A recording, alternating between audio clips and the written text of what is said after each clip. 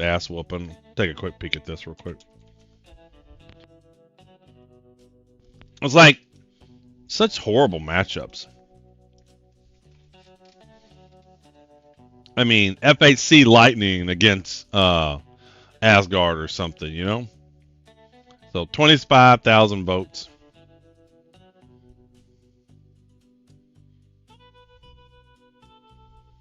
So what are we assuming? The Gladiator is going to win tomorrow, and then there should be a close thing, but I think the Zeus will take it. I just think there's more people that don't do this kind of stuff and will vote the Zeus, and then the Polaris is going to be an absolute curb stomping of the Prowler, and then the Polaris will beat the Zeus, and then the Asgard will beat the Gladiator, and it'll be Asgard and Polaris. I bet Polaris takes it. I bet Polaris takes it. Hey, Pagan. Carbon, welcome in, welcome in. Let's kick off another raffle for everybody. Now I'm everywhere. All right, Iron Drew. Good for you, man. All right. So, frustrating session yesterday. For the exact same reasons I said before. But phase 1, the mobs weren't too bad. I don't think as many people were playing phase 1 as phase 3. And yesterday it was just a shit show trying to get mobs. And then on top of that, not being able to go around and kind of get resources sucks. We'll see. I was thinking I'll get on my stream early today, and see if it's a little bit better. Hopefully some people have spread out some, and then the early US hours, maybe not that many people on.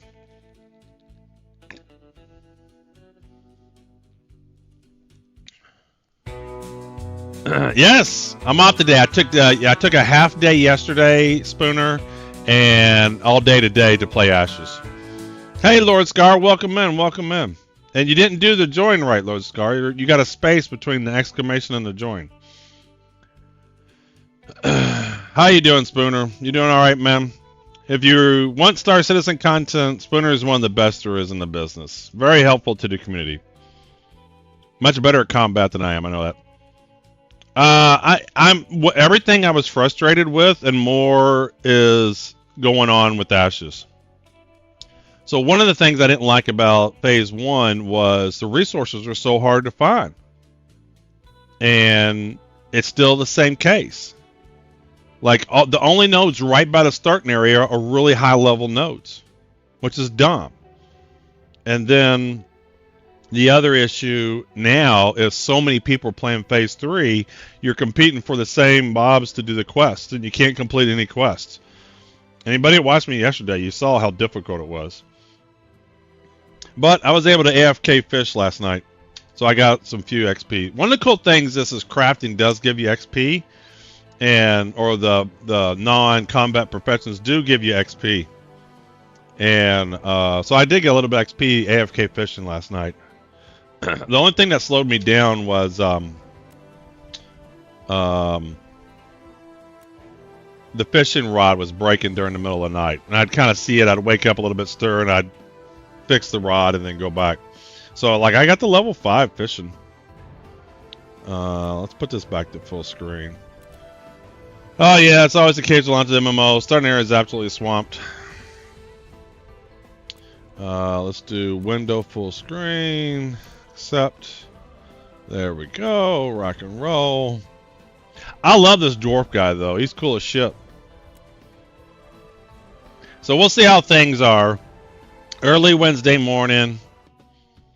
Maybe some people have spread out some. We'll see if we can actually get some stuff accomplished. But yeah, I leveled a whole level AFK fishing last night.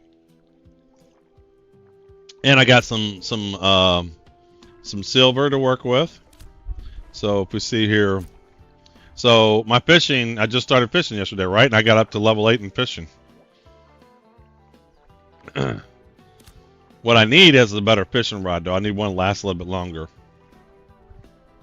And all I did was I would just wake up, I come over to the vendor, I sell the fishes I fished, just to get the money. I guess I could cook some. Let's cook those. We'll cook those. Get our cooking up. Filet, bluegill. Oh, we gotta get some rods. We gotta get some. And then I would repair. I'd repair my fishing rod. So this is what slowed me down. Hey, Chevalier, welcome in. 07s. And here, this is the coolest thing about the dwarf characters in Ashes of Creation. They're athletic as fuck. Look at that.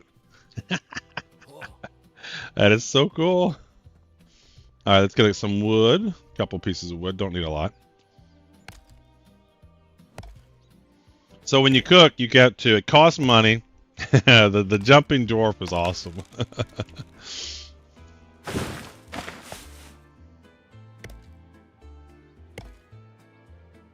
So we'll see if we can get some of those quests completed that was difficult to complete. Alright, that should be enough to get my cooking session going. In fact, I don't know if I can do it, but last night I'd wake up and stir, see my guy needed to do it, and then he'd come over here and he'd do this. Oh! I love that. Alright, let's get our cooking session started. So we're doing a filet, bluegill. Let's do as many as we can. How many we got? We have 21. Let's do 21 bluegills. Well, I might not have enough wood. Let's see how much wood we need. Shift, right click. There we go. We need 21. I don't think I have enough. Oh, yeah, I got enough. There we go. Alright, that's going to take 20 minutes. We're going to sell this. Keep my... Let's sell that. Sell that. Sell that. And sell that. Alright. I did get the Novice Fisherman shirt. I need to get another bag slot. Probably when I'm fishing. Well, I wasn't filling up my bag slots anyway because my fishing rod would break. People try to trail mobs onto folks too. See how I got hurt? Alright, let's call our horse. Where are my quests? Do I have to re-enable them? Or did they go? Track and track. So what was this one? Overrun the lumber mill landing. And this one was parcels on the road. So where's the lumber mill? So, quest 2. Way over there. Alright, so we need to head over there. We need to head back into town anyway, pick up a couple of missions. Pillars Among Beasts, level 9. Nope.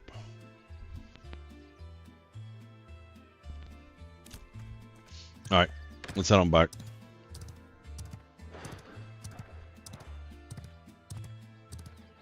And so I need to look out. I got this parcel ones. They're supposed to be along the roadway, but again, because... Oh, there's one!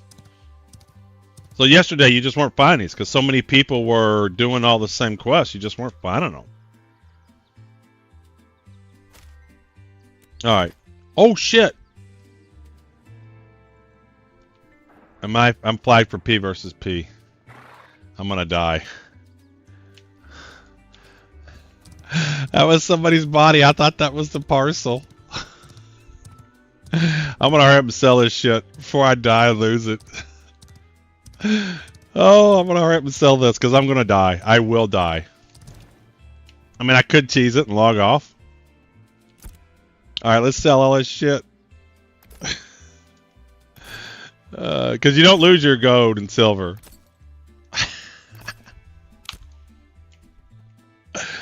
Alright, y'all better ready to watch me get my ass whooped here. I wonder how long this lasts. How long does this last?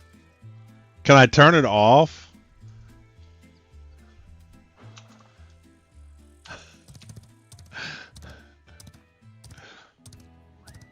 Oh, there it goes. It's maybe it's turning off here.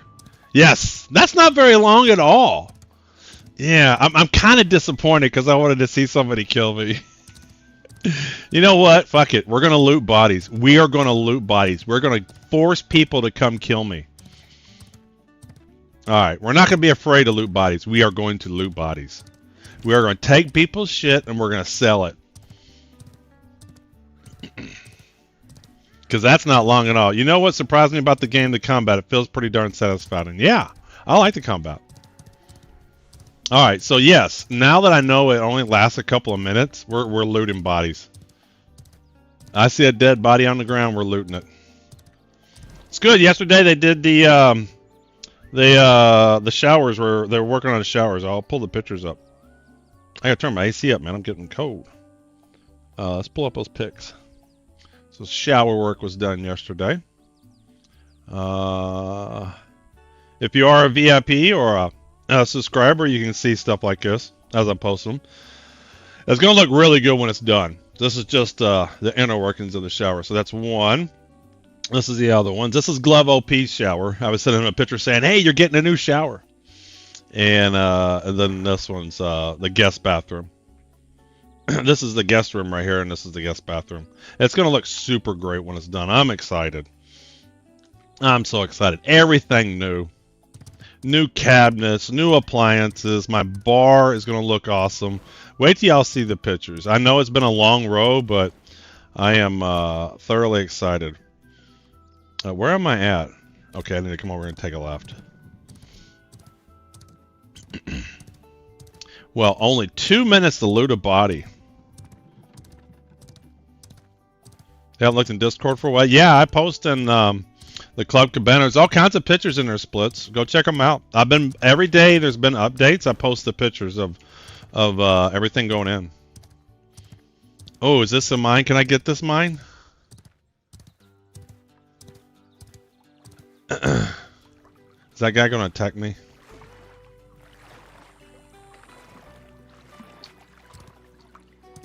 How do I get up here? Am I going to die to this mob? Can I beat you? Leave me alone.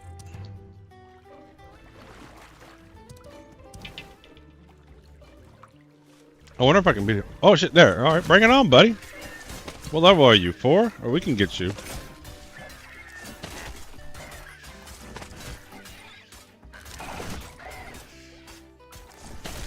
Are they poisoning me? Yeah. How you like them apples? What kind of loot we got? Just some dull glam. Alright, I'm trying to understand kind of hard. What is this over here? I want to see what this is. Is this something I can get?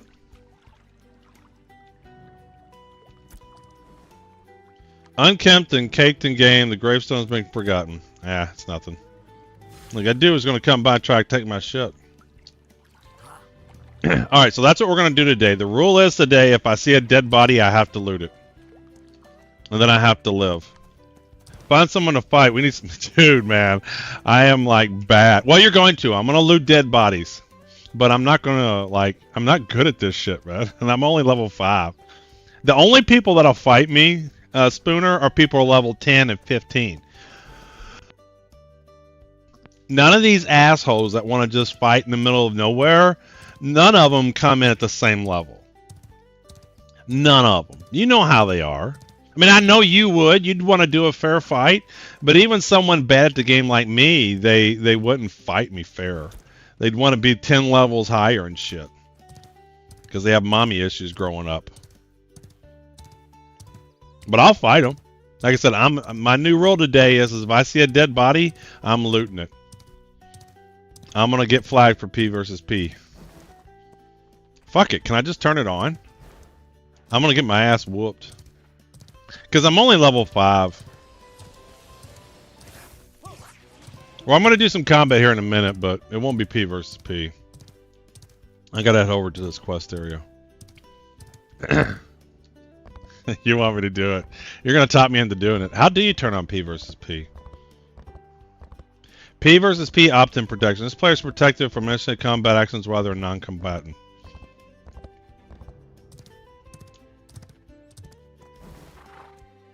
I mean, I would turn it on, but like I said, the only people that attack me will be level 10, 15, and 20. Like, that's not combat. Like, I don't mind losing, but it won't ever be even close to a fair fight. Because I lose all the time.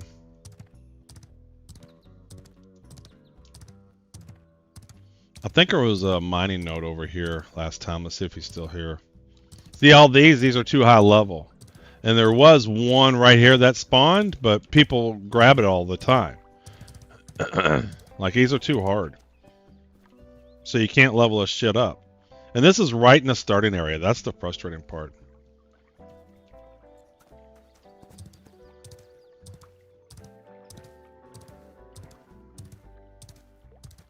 I mean, the thing about this, Spooner, is I could turn P versus P on and I could attack other people. I can go in the middle of town and attack other people.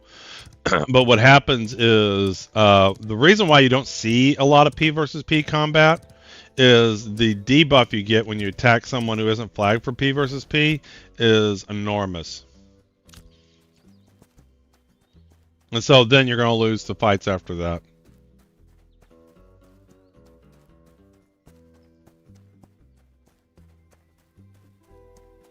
But I assume both parties need... No, you can attack anybody in this game. That's what I was trying to say, Pagda. So I can go and I can attack this guy if I wanted to, whatever level he is. He's level 1. Well, there may be some protections because they don't want you ganking low-level people. But in general, let's just say we're all level 15 and 20. You can attack anybody. It's just if you attack someone that isn't flagged for P versus P, you get a tremendous debuff. And then after that, you will lose fights. It's that bad of a debuff. So that's why you just don't see people coming in and killing low levels all the time. Plus, the other thing is the sweat hards. Since the game just launched yesterday, or Phase 3 launched yesterday, they haven't had a chance to get to level 25, get all the good gear and stuff like that. So they're all busy getting leveling up and stuff, getting all the good gear, so that then they can come into town and win fights for sure. The thing about a lot of MMOs, it isn't all, except for Star Citizen. Star Citizen's one of the few that I like in that you can be a low-level person in the game, but if you got a decent ship and skills, you can win. But a lot of MMOs are just about who has the best armor and who has the best sword. Yeah, with huge advantage if someone doesn't want to do P versus P, yeah. And so that's what they do, is they work really hard to get all the good stuff, and then they're happy to do P versus P when they know they have a distinct advantage. But that's one of the things I really love about Star Citizen is, sure, is an Idris, a powerful ship that can do quite a bit? Yeah. One, but you really need multiple people in that ship. And two, there's still means of boarding it and getting on it and doing things. Alright, let's get a couple more quests up here. Where's that quest board? Oh, what's going on here? Why is everybody over here? Is this guy oh, there's the storage guy. There we go. Now we know where our storage goes. I wasn't finding him yesterday, and some people say he wasn't spawning. Star Citizen is an interesting place since there's no levels right now. Maybe when armor guns and rarity of armor guns, the thing will matter. And it will. It does. But I don't think it will ever be to the degree of... I don't think it'll ever be to the degree of a lot of MMOs. I'm like stuck. One of the things they didn't do too, you used to be able to go up to the guy and talk to him. Now they make you get off the horse, and it just causes a lot of unnecessary friction in the game. All right, so where is the mission board? I missed it.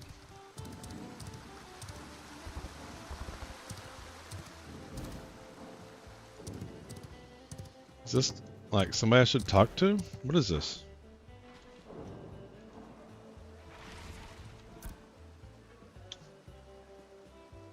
Oh, let's do this. All South Nevada citizens hereby summoned to lend their strength and service to the realm. Sure, why not? What the hell?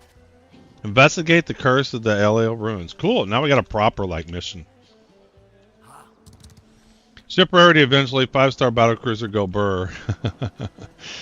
Dory, you're just getting yourself unnecessarily hyped up for the battlecruiser.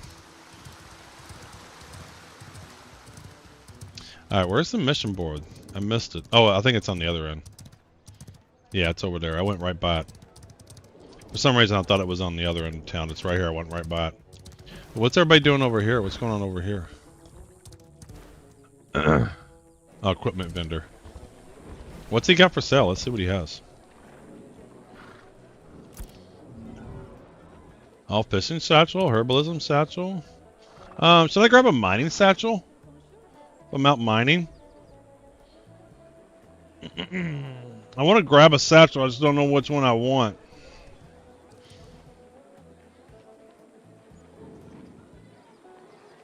Part of me hopes they make it look like the StarCraft battlecruiser. StarCraft battlecruiser.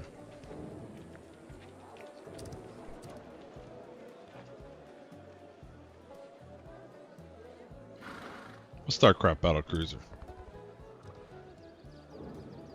Hey, Yuri. This one? God, I haven't played this in so long.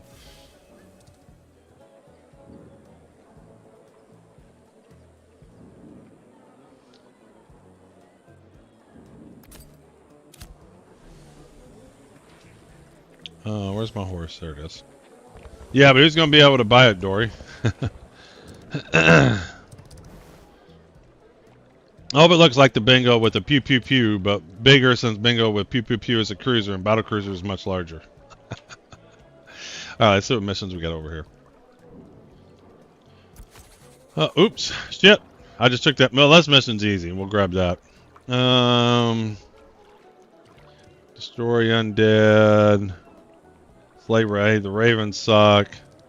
Let's try this. This is level 4. Alright, we got a few missions now. The hell's my horse? I need to get a distinct horse. It looks like everybody else's. Piss girl. I'm gonna buy 1 or 2 depending on price. I know several wells are going as well. Well, but it's gonna be it's gonna be limited purchase, right? So it may be hard to get. Yeah, I don't know if it'll be that hard to get though, because if it's a war bond price, like store credit, sure, but war bond, people aren't gonna be putting down that kind of cash. All right, where do I need to go? Alright, so there's some missions there. Let's see if we can do this bandit one. Let's just see how bad the mobs are. Yeah, but what is your limit? 5k, 10k, 15k for a single ship? Knowing what I know now about Star Citizen, I would be willing to consider the battlecruiser after crafting, after base building, after they have shown they really are on a path to 1.0.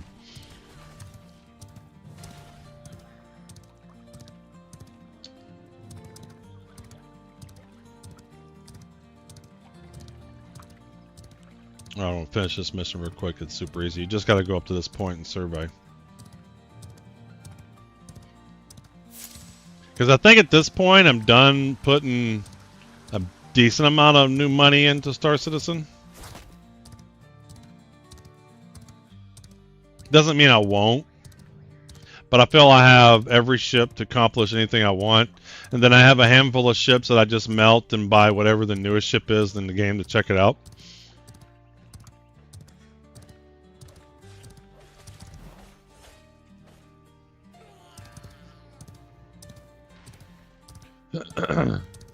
No, there won't be many people. There will be people, but there won't be many people. Now, having said that, could I buy the ship for 15k, limited edition, and then wait for it to not be on sale, and then put it on a black market for 20k? Can I make 5k out of it? Alright, where do I need to go? Slay undead in the Warham garrison. Oh, actually, I wanted to go on this other end. I want to try this mission over here. I still haven't found a package along the road yet. I need to see more game come out before I can see. Yeah, exactly. I'm at this point too. And it's not that I don't want to like buy ships and stuff. Is I feel I have every ship in the game to do any type of game loop, right? have combat ships, I have capital ships, have mining ships, have salvaging ships, have cargo ships, have exploration ships, have cool looking ships. I have every ship type. And since I'm not like the greatest P versus peer, I don't need the latest and greatest uber super ship. Speaking of how it probably ended up having a bunch of goodies because of the price, I see the black market loving that ship. Yeah, exactly. I think now, as an investment to sell it immediately a few months later, maybe. Oh, Fireplay, did you finally get to level 10? So the man who really knows everything about Ashes of Creation is Fireplay. So the correct guy to follow for Ashes of Creation content is Fireplay. Welcome in. You got the level 10, right?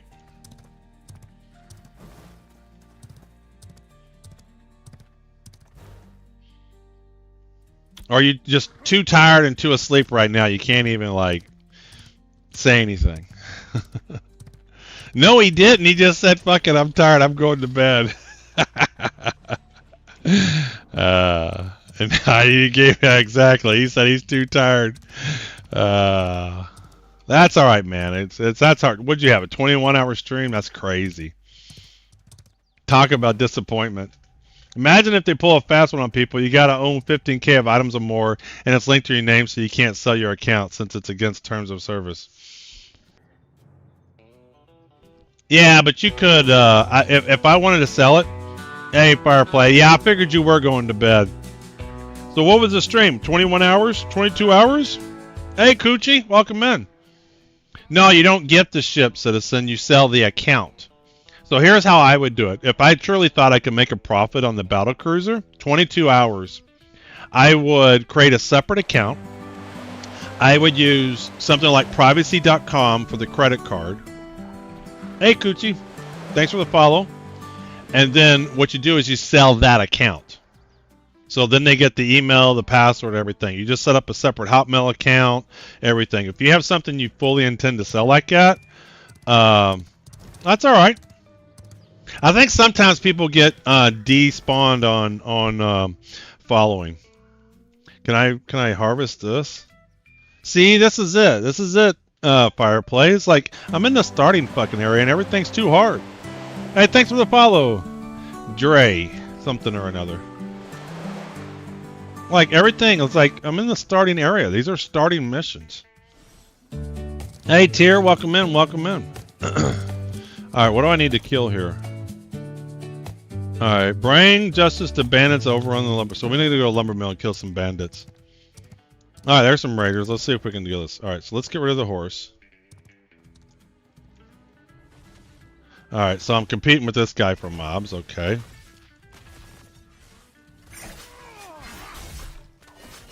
What level are these guys? Are they going to be too hard for me? Am I going to die? Nah, I'm doing good. No loot. Man, the cooldown on the throw sucks.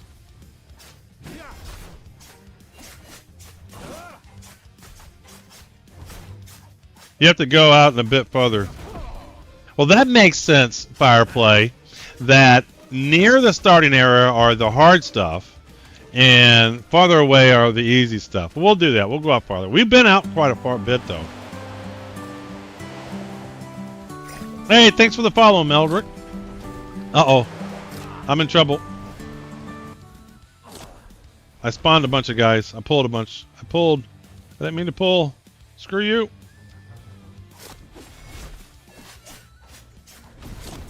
Oh, I'm gonna die.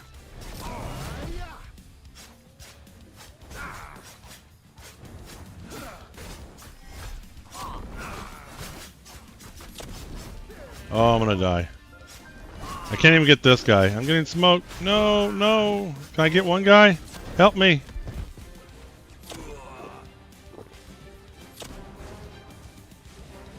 Leave me alone.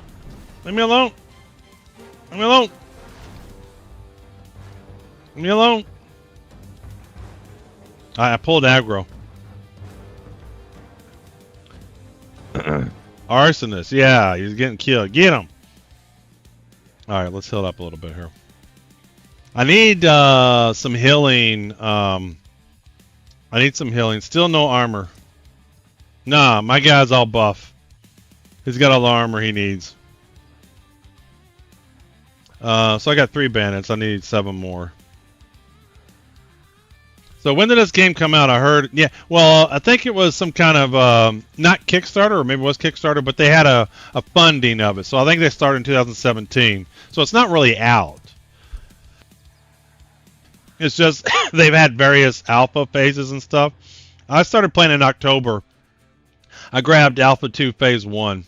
So there was some other closed alpha early on. But there's definitely some cool aspects about this game. It's not even a beta, it's the alpha. There's definitely some cool aspects about this game. I love the concept of working for the village and getting the resources for it, getting it to go up, stuff like that. Oh, that guy's already got him.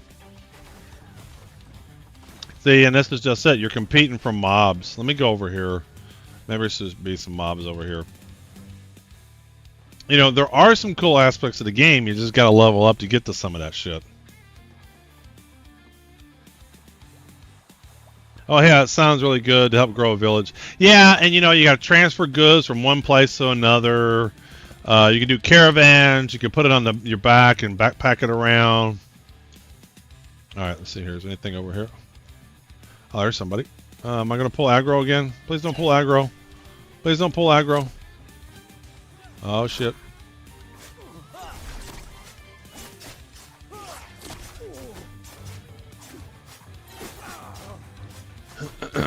Come on.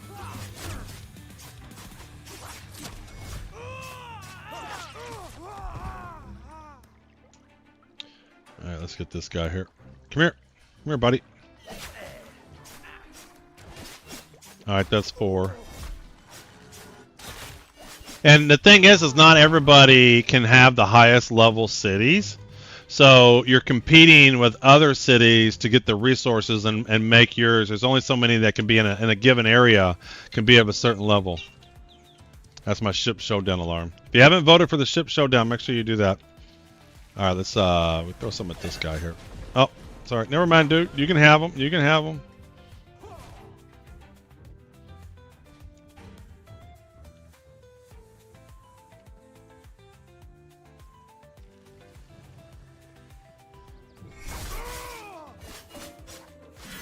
How many more I got there? I got 5 more to do. So this is at least a lot better than it was yesterday. The animation games are pretty solid. You like it? Hey, Texas Horny Toad, welcome in.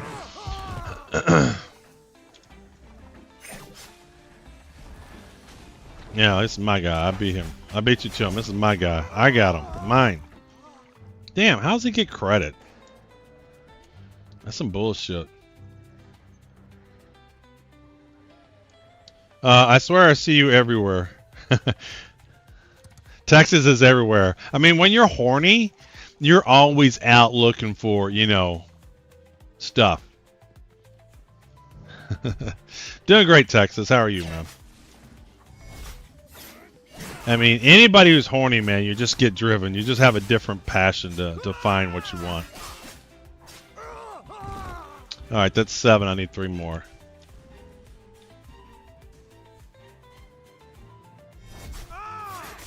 I do have a stealth mode banned. Uh-oh. Why are we banning? Hey, thanks for the follow. Hello, Craig. They got that drive to always be out there. Yeah. All right, that's 8. I need 1 more. Come here.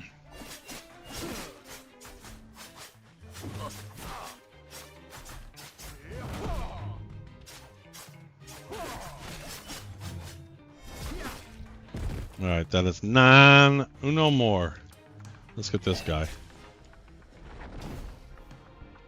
Shit. Arsonist. Fucking fireballs at me.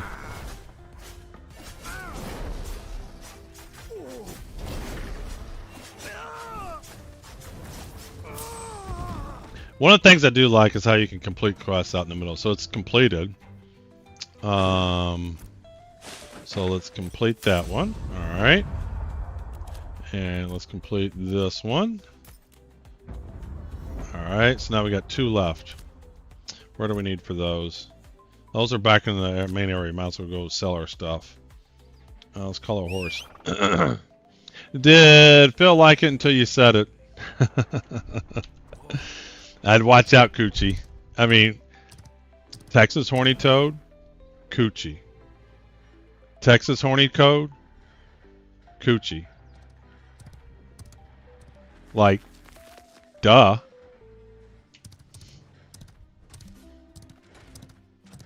I hate to have to spell it out, but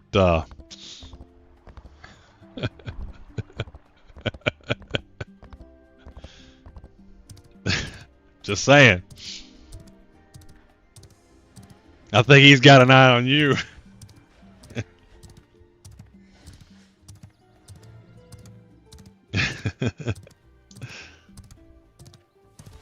Well, this is one of the things we couldn't do yesterday was finish some missions in the starting area because everybody was killing all the mobs. And I don't have a young me 20, 25 years ago, whatever, 20, 30 years ago, I'd been sweating it and competing people and rushing real hard to beat them to stuff. But I just don't have it in me.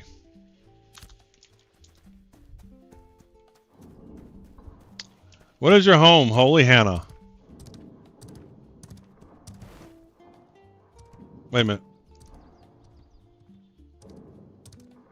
Who said what? Hey, Ray, welcome in. Oh, man, nothing like a homemade double shot latte with local Florida blossom honey. Nice.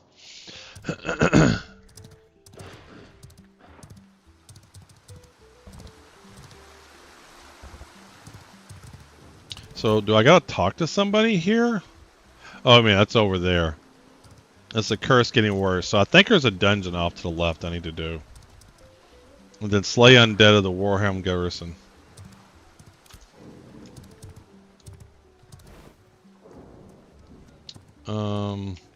Where's a vendor? I need to talk to a vendor.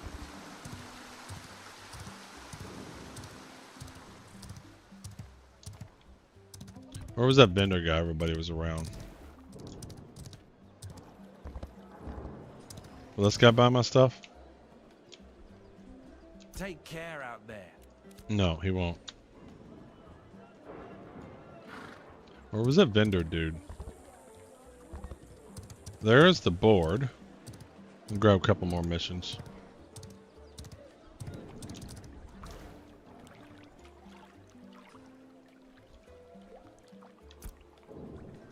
Slay Grim south on Lionhode. I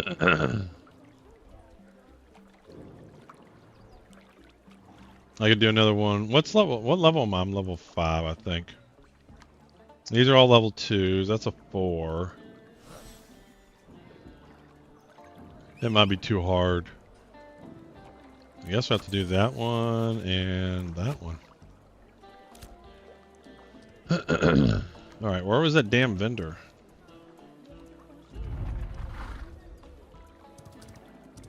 Let me wait a moment to mount again.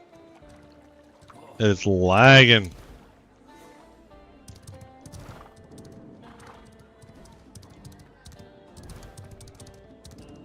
Alright, here's the guy. This is the guy right here. Alright, let's sell our stuff. Sell that. We're up to 23 silver. Ooh, I got some treasure chests. Let's see what's in the treasure chest. Cannot sell. I don't want to sell it.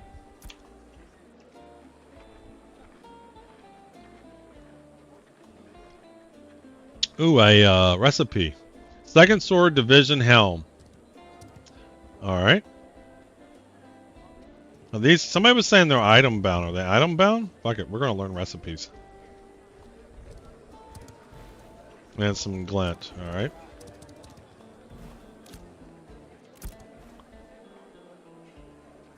So I'll buy some more rations, just have plenty on me. Let's repair. Materials. See, things, items you don't lose if you die. Things that are in the materials section, I think you can lose when you die. Or can you lose stuff in the items? I can't remember. Alright, let's sell the dull glint.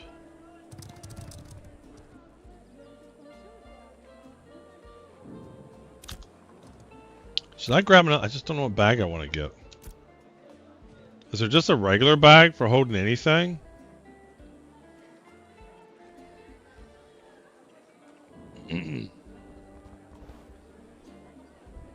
Sales tax 50%. Let's buy some rations. Purchase 10. 8 silver for rations? Jesus. Look, sounds a lot like New World. Never played New World, so I don't know. Damn, that's expensive for how much money I have and how much money I'm getting for quests.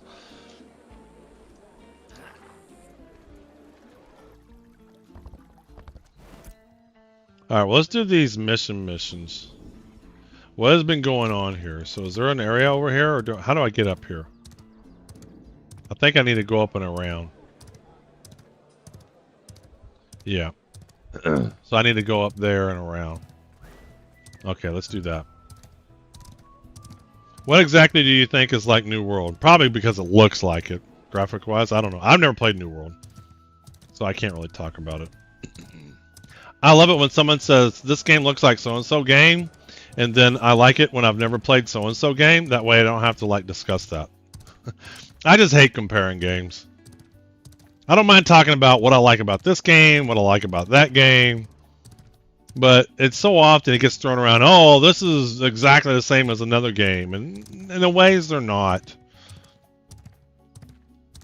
It's an MMO too. The whole align to a city and fight for the city, more or less. Daddy Doc. That's a name right there.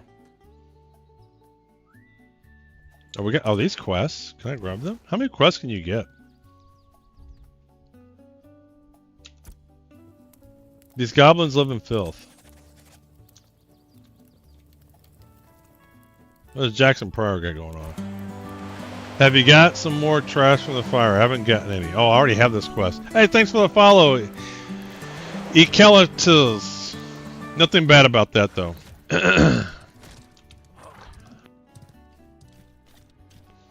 My experience, and I know that's not what you're saying, Keeper, but a lot of people come in, oh, this is just like this other game. Why should I play this? It's like, I play what I have fun with. Am I having fun? I only have one question. Am I having fun? You know, I'll critique a game. What do I need to do here? Gather goblin. I still haven't found in this goddamn refuge. Like, there's so much stuff you're trying to get, and you can't get any of it. Because everybody... Ooh, is that what this is over here? Oh, I thought I saw something.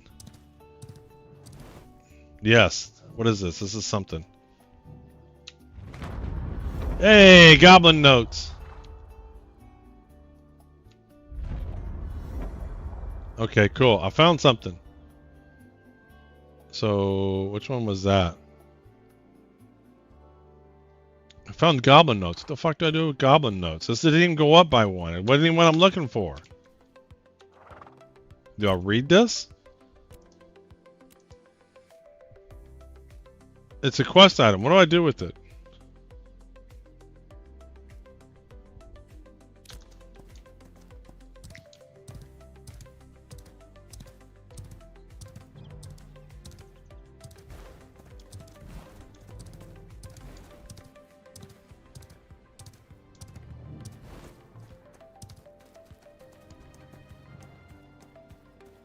Let's kill these guys. See if they drop anything.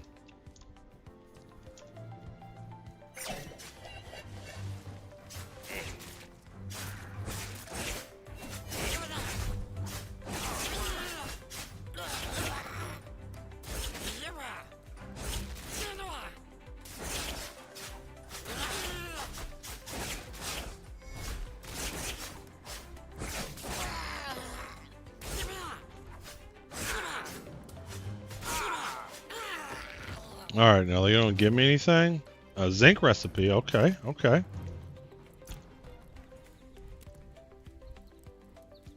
We'll take that. I still haven't gotten Gather Goblin Refuge. I still haven't got any of this. Like, it's frustrating.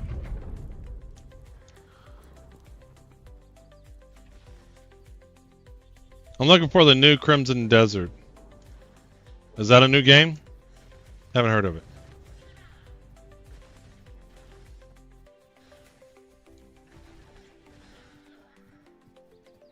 All right, let's call our horse back up.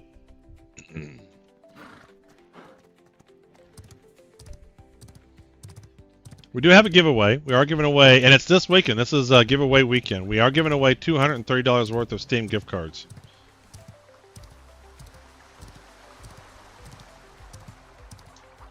And that giveaway will be Sunday. You do not need to be present to win.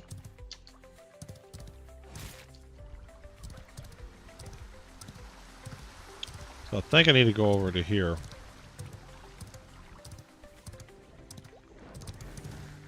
So I think I need to go into here. Let's get rid of this horse.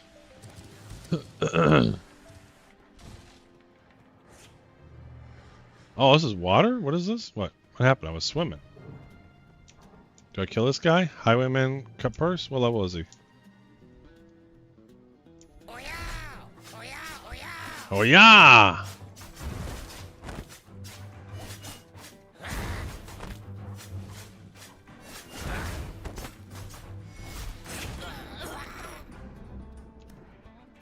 All right, this guy just smoked him. Kayla's 5. Basically, the guys behind Black Desert.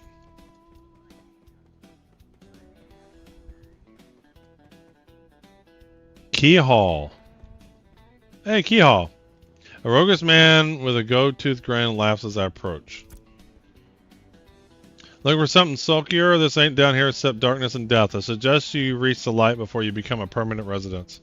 Hey, Imkeeper, thanks for the sub. Appreciate it. Deuce months. And a prime. We love the basil bucks.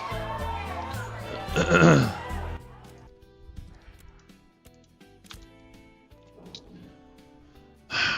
not sure where I need to be going.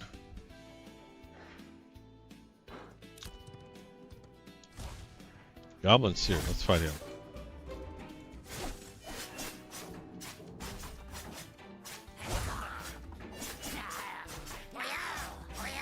Oh yeah! Oh yeah! Oh, what? Come back here, buddy. Floating in the air. Give me stuff. Goblin ooze. Oh, is that it? There we go. So, grave high. Okay, so that guys will drop some stuff. Okay, so I finally got one of those. Is there water here?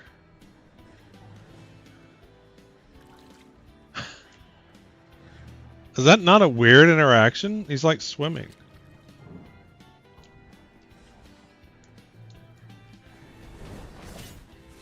Yeah, I tell you, every time you try to fight somebody and they're 2 seconds faster than you. I just want to kill something. I want to get some goblin refuge.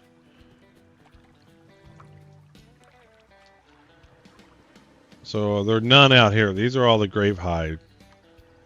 Do these have what I want? Every time I go to fight something. Every time. Are these doors open?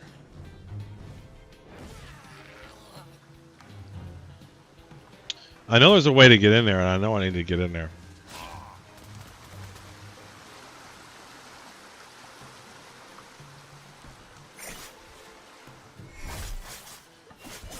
This guy's stuck. He's not fighting at all. He's not even doing any damage to me. Hey, got some more goblin oozing. So those guys are dropping stuff. Okay. Alright. Here we go. I knew there was a way in here.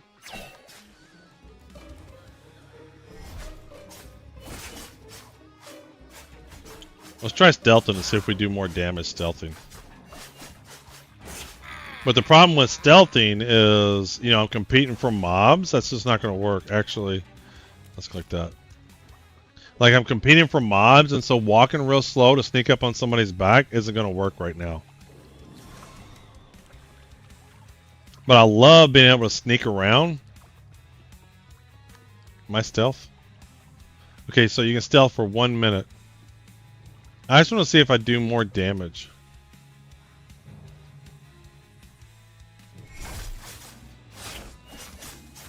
Quite a bit.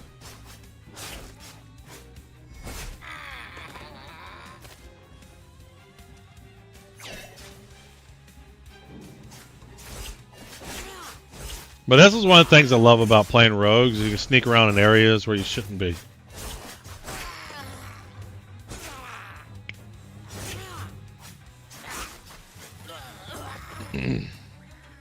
You gotta find that game mechanic that lets you sneak faster. Yeah. Yes.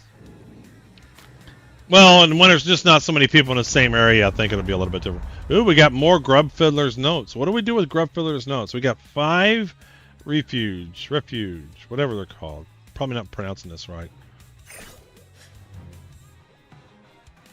How many did I pull? It looks like I pulled quite a bit. Yeah. That's not happening. Leave me alone. I grabbed that whole pack. You know, a minute ago there was 400 fucking people over here. Now I want somebody to come help me.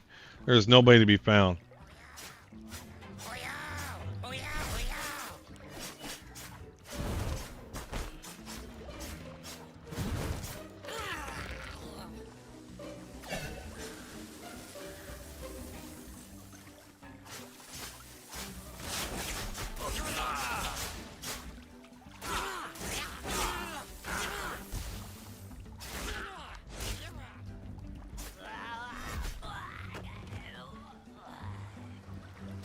Alright, leave me alone.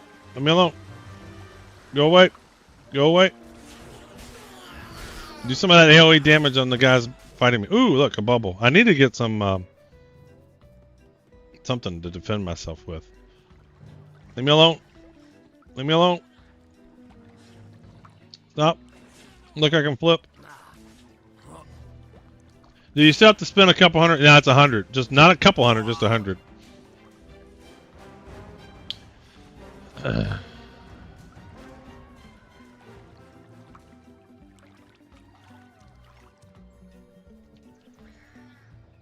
But if you do decide you want to get it, use my referral code. Uh-oh. Shit.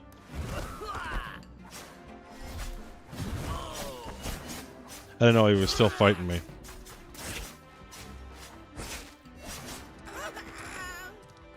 Alright, let's heal up. Hey, Harlequin's Trickster Medallion. Cool.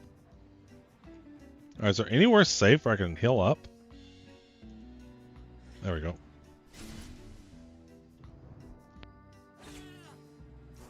Yeah, my understanding this phase is supposed to last about a year. And then even that, you'll have Beta 1 and Beta 2.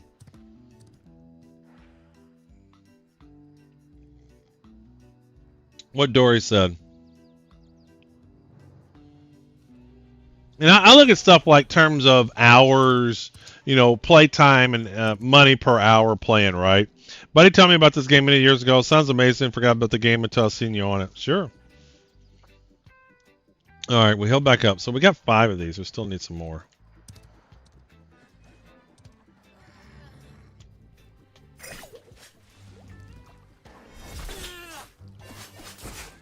Well, I might have some more skills to level up.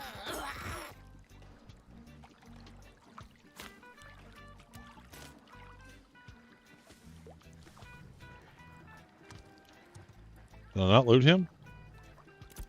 What do I got? Alright, so I do have one more skill point. 90-day return also. That 90-day return, that's pretty generous. So you can play this a ton right now and just return it in and then not worry about it, which would give you enough of time to know whether you like the game or not.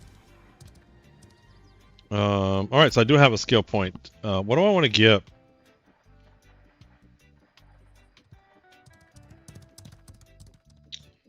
If a throw hits 2 or more targets, no. So level 5. How come I can't get this one?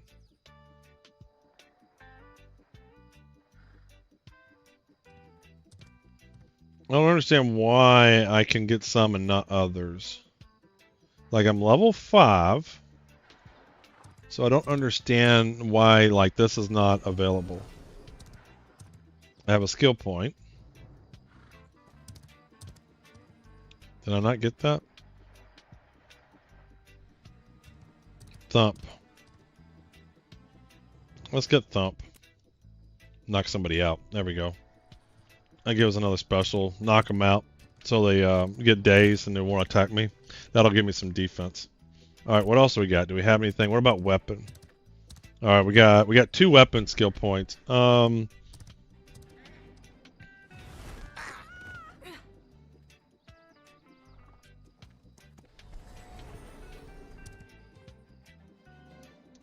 I really don't know what's good. I just don't know what's good. I don't know what's worth getting yet.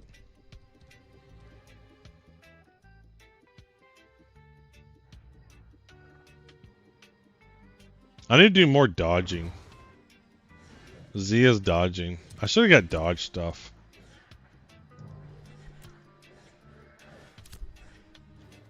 Yeah, I need to do more dodging. Z is dodging.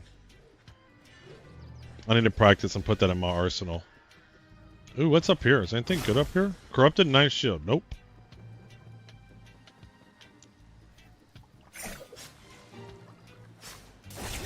Let's do our new ability. Yeah. Knocked his ass out.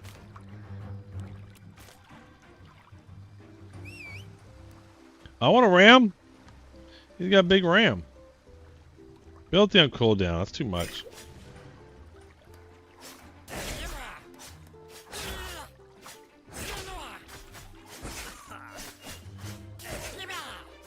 Timmy!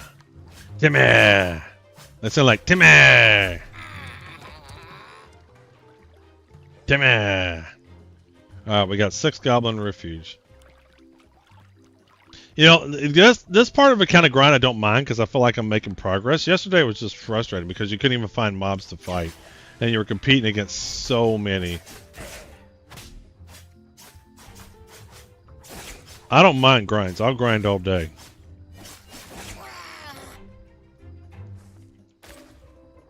Goblin Hilt. Alright, we're up to 7.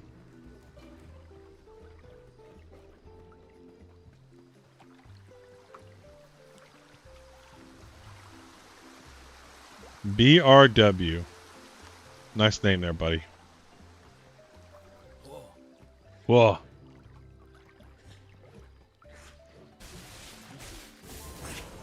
Dude, taking on 3 mobs.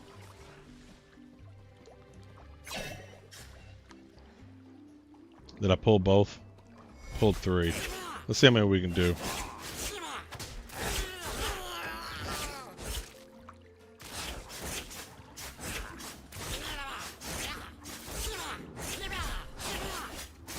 Timmy!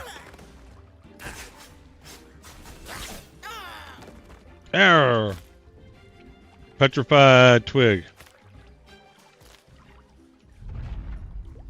We don't have permission. Alright, so last time I attacked one of those, they all came after me. I'll go sneaky sneak. Oh! What is this? Is this something? This dude's the name of the area. This is Ayla's Ruins. This dude named himself Ayla.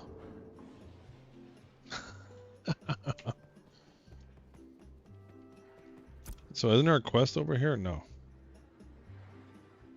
No, there's not. Oh, on that side there is. Alright, just a few more. We got 8. We need 4 more.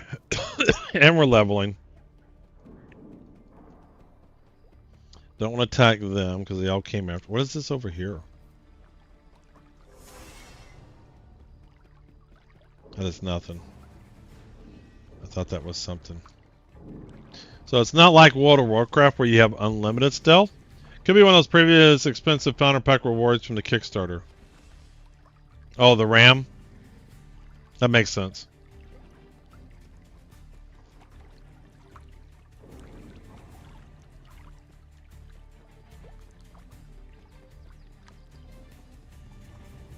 I do like I can freely move along without getting attacked.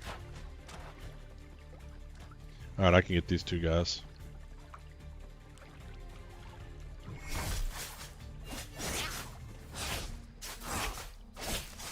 Can you swim or is there underwater adventure?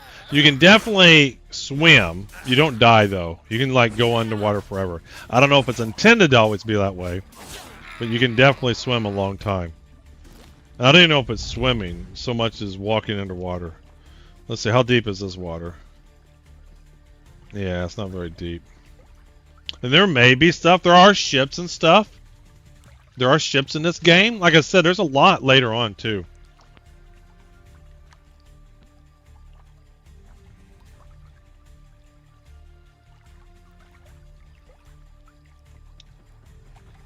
I haven't found a dead body to loot yet since that first one. There's a breath power in deeper water. Okay, I haven't been in really deep water then. There's one I love about Guild Wars 2 is the swimming underwater stuff. Yeah, yep, I agree. I like underwater stuff too.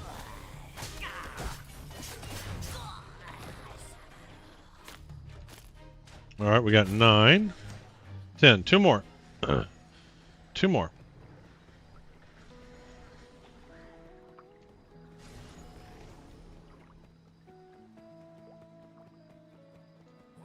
Deuce more. Come here.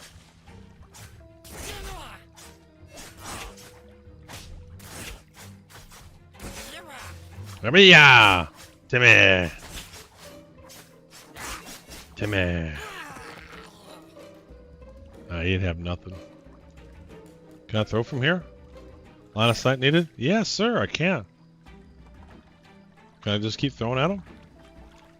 Come here, buddy. Looks like we had some glitching out. Every now and then you get a mob where they don't attack back.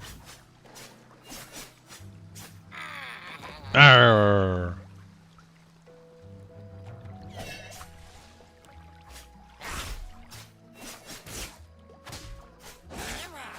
Damn it! Oh, it doesn't get old.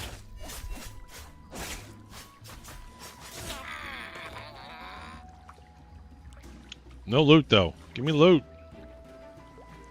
I need loots.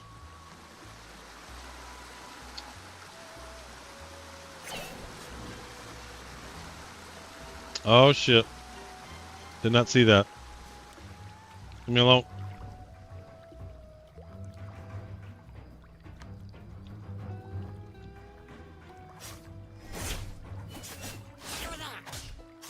You there.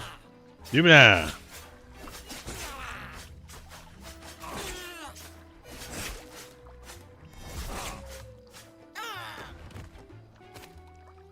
A recipe.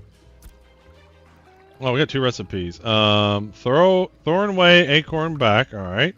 And Harlequin trickster medallion. All right. Mine. Oh, and I got another thing. So I just need one more. Come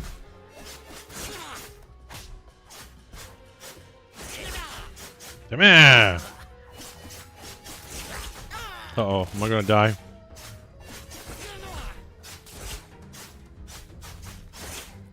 Oh, I need my specials.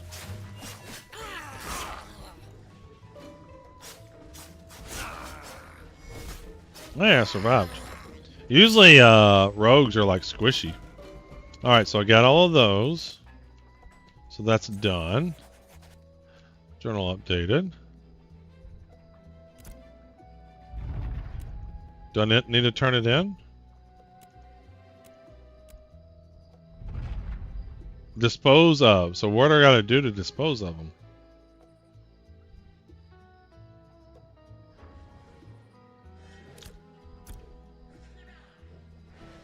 Five. I gotta go over there. Okay. Alright, we can do that. Oh, there's a little trash can over there, I remember.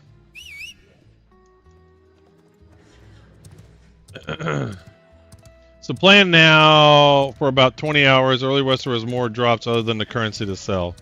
Yeah.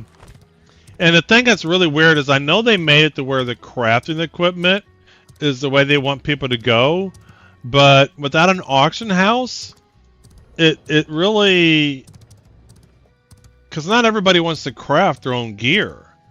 Like they just want to do combat, and some people just want to do crafting. I'm surprised there's not a better way for me to craft equipment to sell to people that don't want to do it. So then you would do missions and kill mobs and get money, and then you use that to buy equipment. So I'll put it in the fire here. That part didn't make sense to me. It's like I understand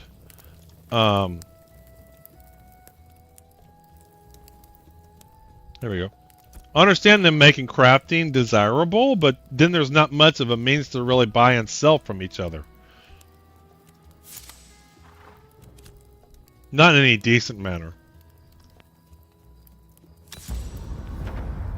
Hey, we did something. Some good XP for that. Alright, so what else we got now? So we have this over here. How do I get here? Is that inside? Oh, that's up top. That's up top, that one area.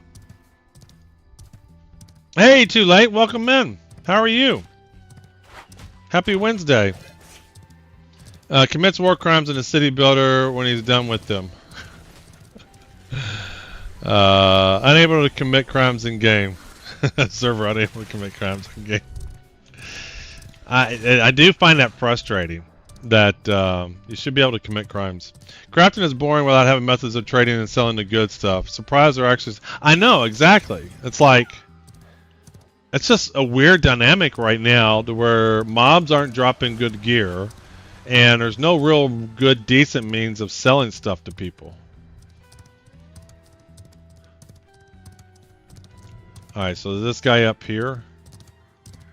Is this going to be too high of a mission for me? What level are these guys? They're level 5. I can beat them. Alright, what do I gotta do here? Slay undead. We gotta do 10 of these. Alright, let's see how we do against these guys.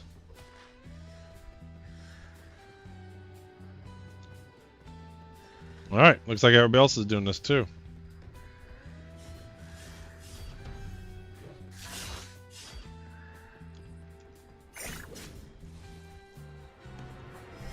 He's level 6.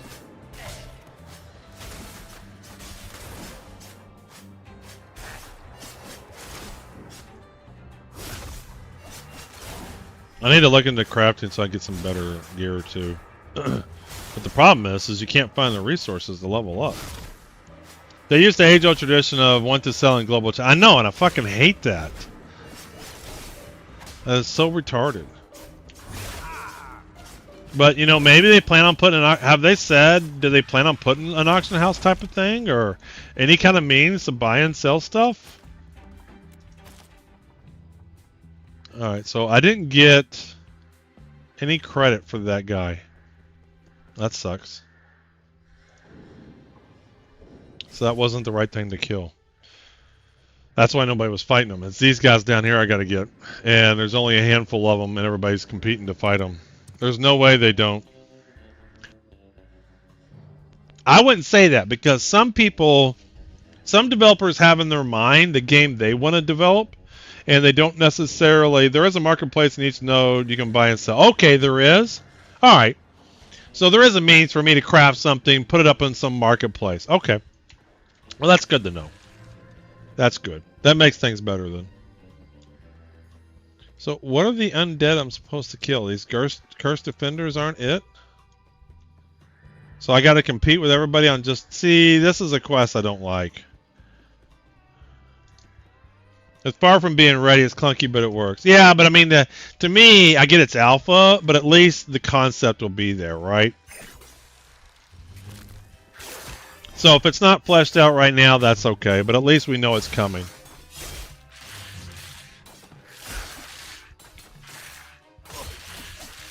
And that makes it better for me.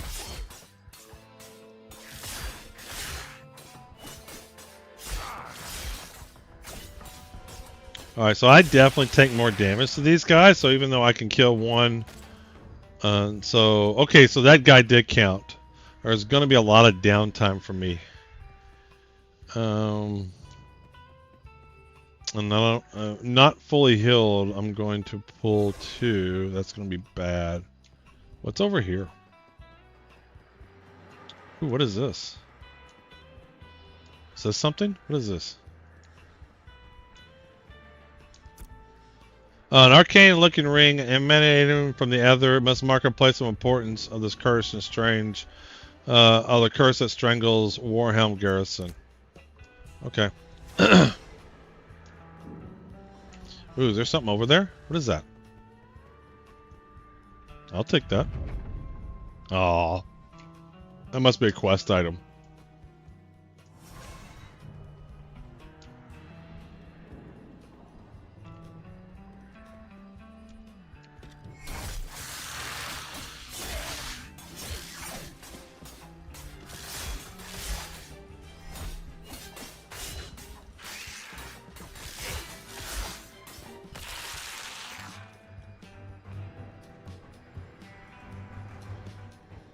You have to actually get into a place where they can't see you to stealth. I like that. It's kind of neat.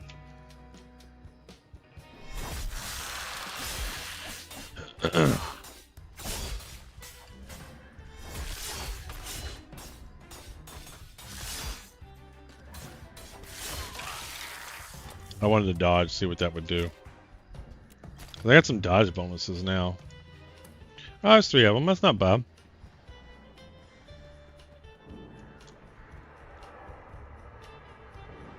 Eat little rations. Get our health back up.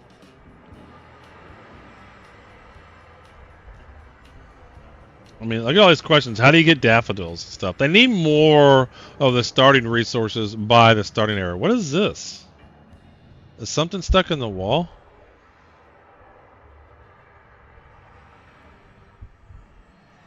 What is that? Oh, it is somebody stuck in the wall. Ooh, did I not get that?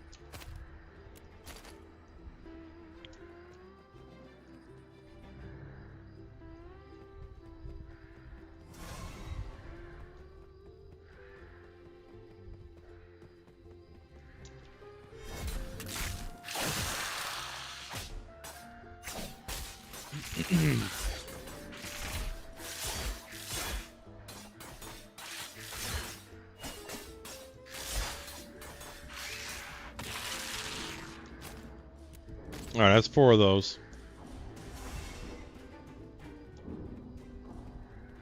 How fast are the spawns?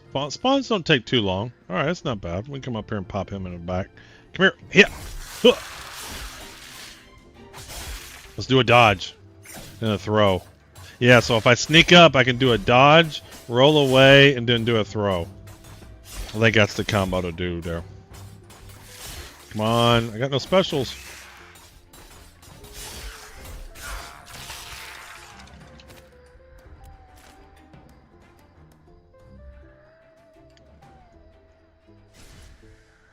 Rations are expensive. Feasting. Yeah, I definitely need to figure out the crafting part.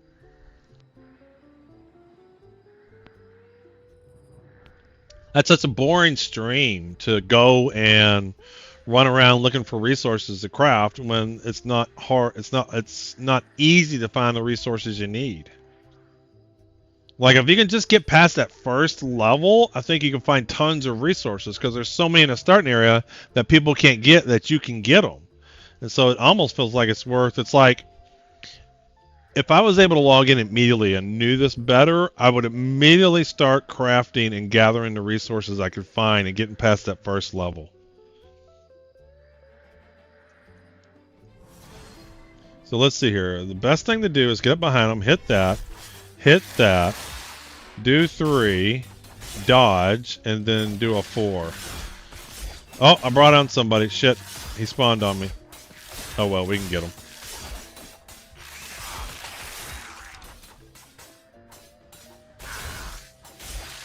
We can get them both.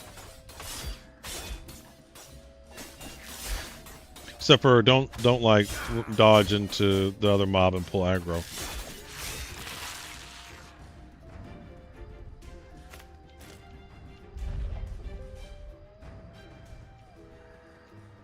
Yeah, a lot of downtime finishing this for me though, because I'm having to heal up.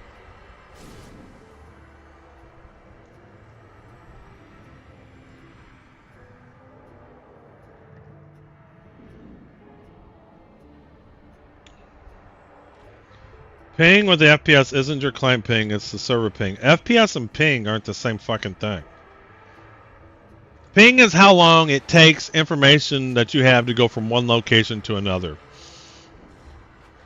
FPS is how many game loops can process, right? It's how fast are you rendering on the client side. It's how fast are you rendering new screens, and then on the server side, it's how fast is the game loop running to process events.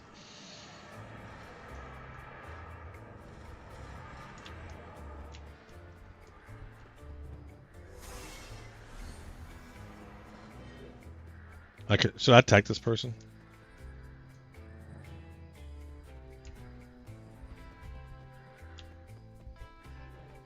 What level is Ruby?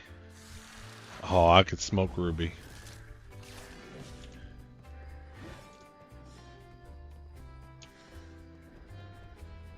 That would be mean.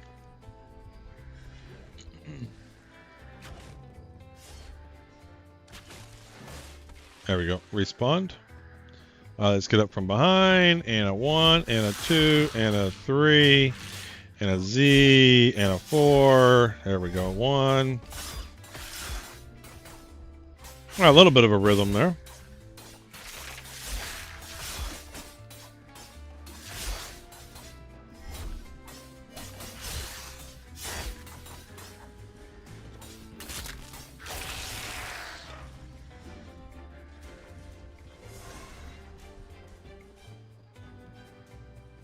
Should be spawning here in just a minute. And 2 more. So these 2 guys spawn on to be all of them right here. Come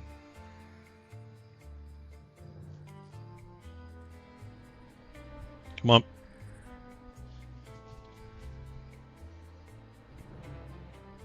Come on, come on, come on, come on. Spawn. It shouldn't be much longer. Oh, there he is. 1, 2, 3, Z, 4. Hey! 00Q underscore stream HUD underscore world. Welcome in. Alright, one more guy. There he is. We'll do the same thing. Get in behind him. 1. Oh, I don't have all my things. This is Z, 4.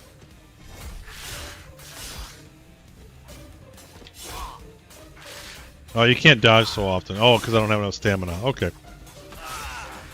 Where is my stamina bar at? Alright, so that's all of them. They're done.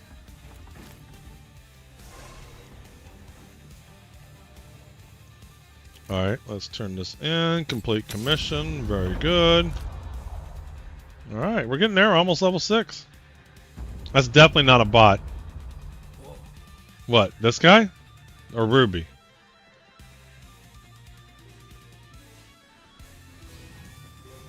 What in the world?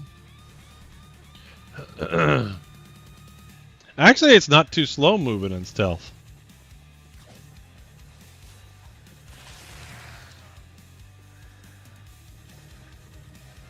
You can't run? No, I can run. I don't think it's as fast as not stealth, but it's not awful.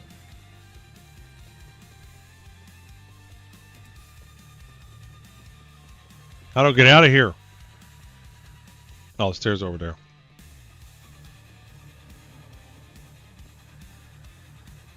That's what I love about stealth. Oh shit! Except for I unstealth. As you can sneak around and not get attacked. Gravehide Seer. Did he attack me? Sure as fuck did. Guess I wasn't very stealth. I guess you can't. I like the stealth. I guess you can't just like walk right in front of them. Like you still have to stick to the shadows.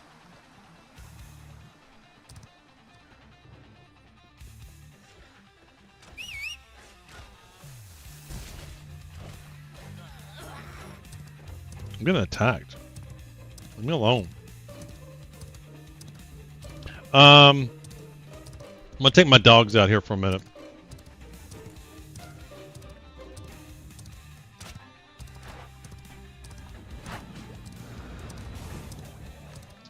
So I'm gonna head over to the fishing area, do some fishing while I'm AFK.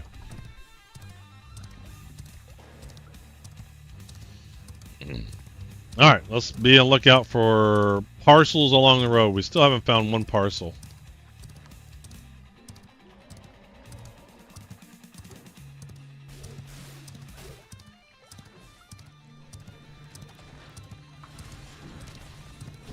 Although I guess I could fish anywhere. I don't have to fish there. Yeah, but I'm going to want to sell stuff, so let's head on over there. And plus we're going to check and we'll do some cooking.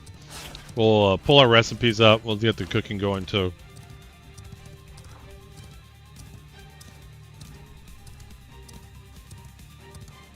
Don't worry, only a few more hours till willow groves are farmed.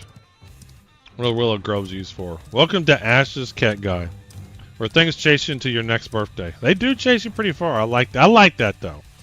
It's too easy to cheese it if you can just walk away a little bit and they quit following you. A trained bork. Ooh, I need to get a pet too. Yes, I was just about to say that. It's time, chat. We must rise up against the lack of raffles. It should be, you know what? Here's the timer. You're just getting bad RNG. Wait a minute. It's supposed to automatically start the raffle timer when I do the bonus codes. See how the bonus codes are showing, but the raffle timer's not. No, I hear you, but it's not going. I can see it's not going. It's supposed to enable the raffle timer. So when I do this, when I run this command, show bonus code, which I did, one of the things it does is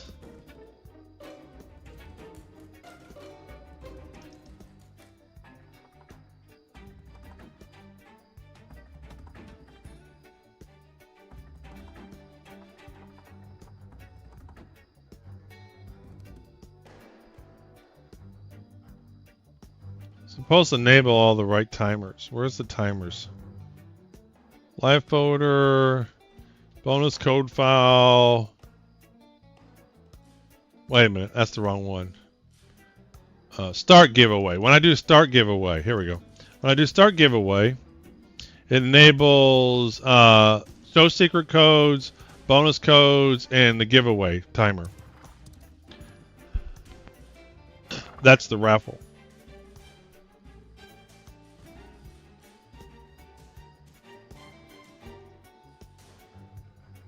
But we'll go ahead and name it. I don't know why it's not enabled. I need to look into that.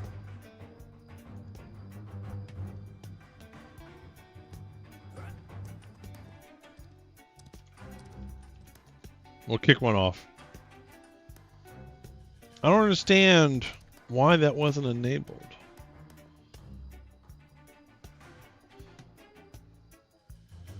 I'm not seeing the raffle timer in my code. Why is it not in my code?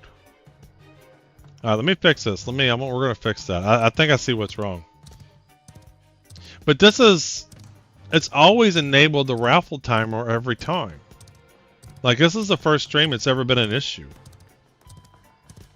Wow, join at the right time. That's right, my deal. You join at the right time. Every time is the right time to join.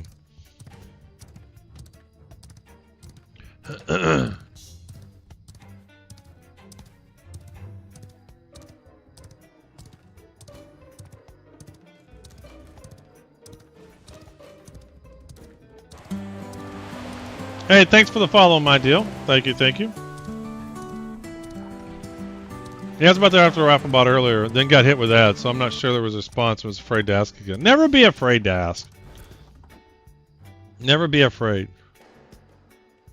This is where I want to go. So I want to turn around.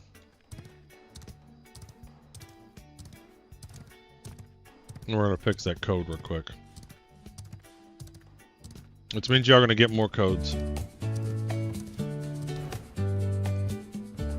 Hey, Six, welcome in, welcome in. We're kind of completing quests today instead of like competing against 4,000 people for the same mob.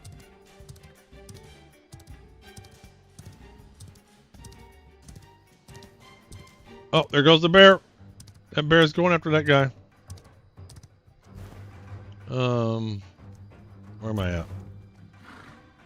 Over here. So this is the farm? What is this? Yeah, this is the farm.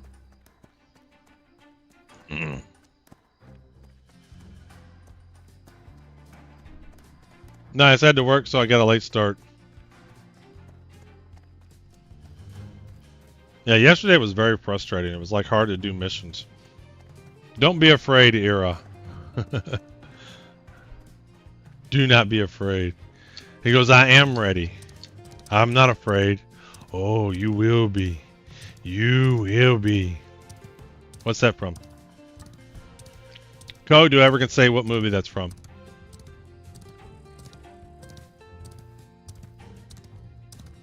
First person to say what movie that's from gets a code. It doesn't matter which chat. No, but you gotta get the movie. That's not good enough. Yep, there we go. Pagla got it.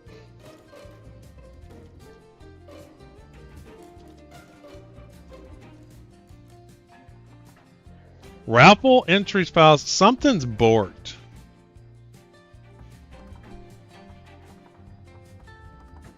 We'll do another one. Now, let me get to the fishing area and we'll fix all this. We'll give out a bunch of codes. That's what I really want to do, but the problem is it'll be too interactive for me. Spooner did it. Spooner did what?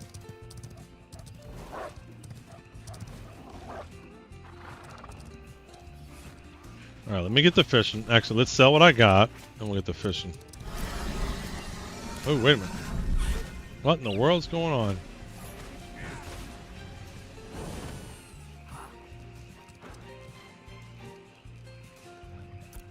Alright, we got a chest. Borked the code. Probably did. Apologies, but apparently I won a giveaway and I don't know what I won. Alright, well, I'll show you. Did you win? Nope, no, it didn't. Didn't say you won. Oh, you did win. I'll show you in just a minute. Let me get the going fishing and I'll show you what you won. Alright. Let me get fishing here.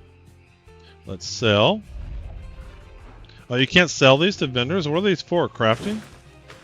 Alright, let's sell all that. Alright, we're getting some money.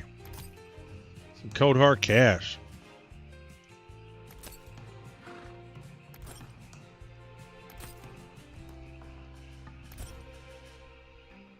Let's get another fishing satchel. I don't need another fishing satchel. I'm not going to be fishing that much. Alright, let's get this. Claim. Send to inventory. Hey, we're chef level 2. And let's just sell all these.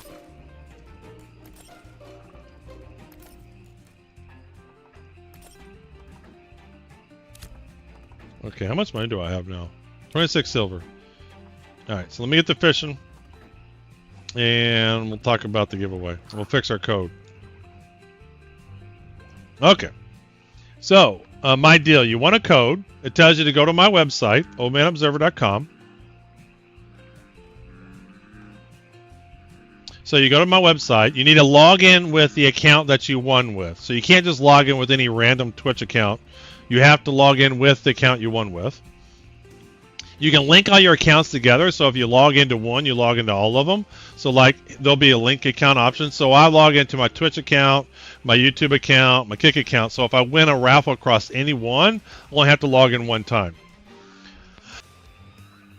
There will be a code here that you can use in the giveaway. Yeah. Hold on. Oh, this is a different timer. That's what's going on. Hold on. This is a different timer. This is when the raffle's running. Hold on.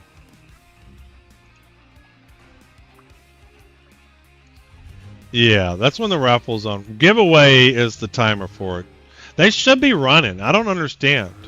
Automated raffles. They're running. It should be running. I think you guys are full of shit. Well, but I have a log file, so we'll see. Alright, so once you get your code, then you go to giveaways. There are 2 giveaways. The Star Citizen Perseus, which is worth, what was it, about $800, $700? And then Steam gift cards and giveaway. You go into the giveaway, you complete the tasks, follow me on Twitch, whatever, and then these will show up. Where it says enter your unique personal code is where you put that code. For the Perseus, it gives you 25 entries into the giveaway. For the gift cards, it gives you 1,000 entries into the giveaway. So basically, you win a code that gives you entries into the giveaway. You get your code, you put it into the giveaway that you want, and you can use it for both if you want. You can use it in both if you want. Now, let's go look at the log files. See if you guys are right or not. Y'all just missing it. And it could be busted on the Twitch side. Are we logged into everybody? So I'm logged into everybody. So we're on Twitch, we're on YouTube, we're on Kick. Everything's connected. Action history. All right, those are running. And let's go look how many giveaways we've had. Raffles have been running.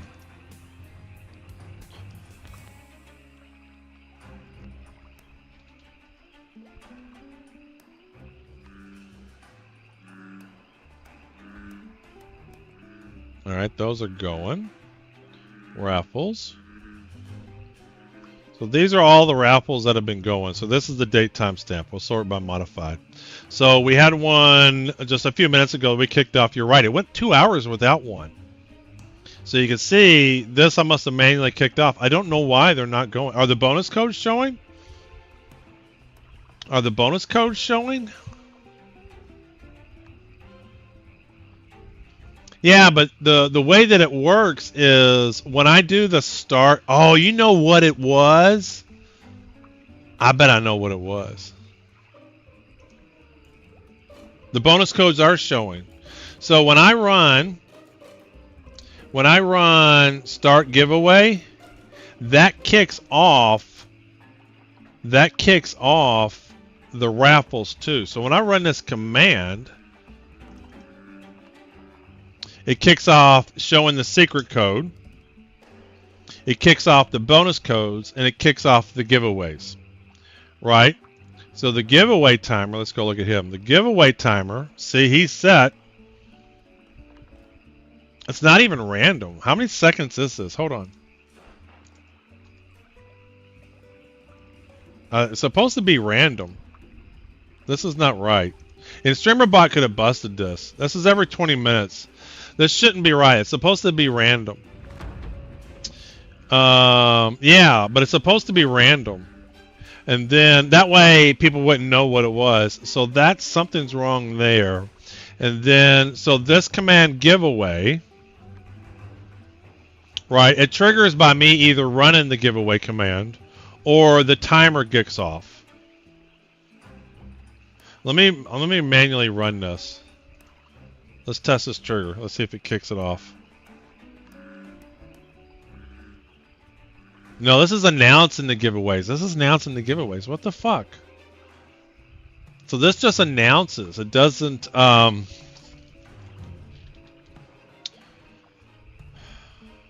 Something's broken and I don't know what it is. It is.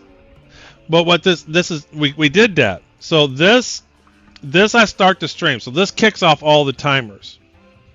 Right? This kicks off the timers. So that one, this one, and this one, it's missing something. Here, hold on. Something's not right. Code's busted. I broke something. I don't know what it is. Hold on. Something is broken.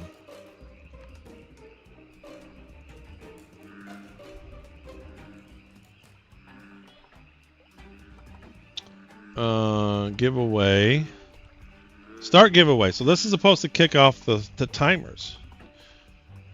Oh, here it is. Here it is. Automated raffles. So this is what does it. Automated raffles. Here it is. Here it is. I see it. There you go. This kicks off the automated raffles. All right, so now we're better. This kicks off the automated raffles. He's running. He will run every 600 seconds to 1800 seconds. So this timer kicks off every 600 to 1800. So that's how often it's supposed to be random. And then this action. Where's the raffles? Where's the raffles section? Here's the raffles section. raffle.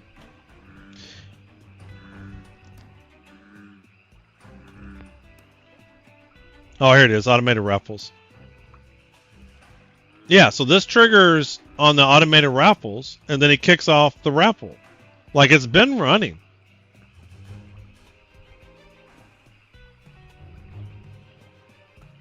I know. So what is how much is 1800 seconds?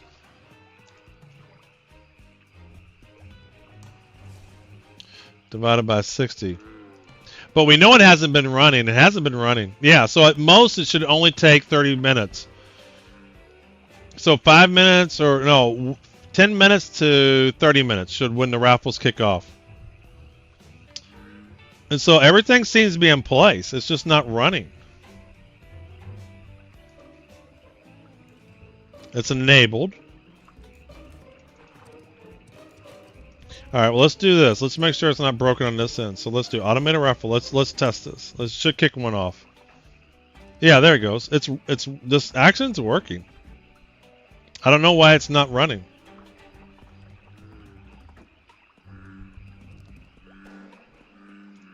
We're gonna go outside in just a minute. I need to take my dogs out here in just a minute.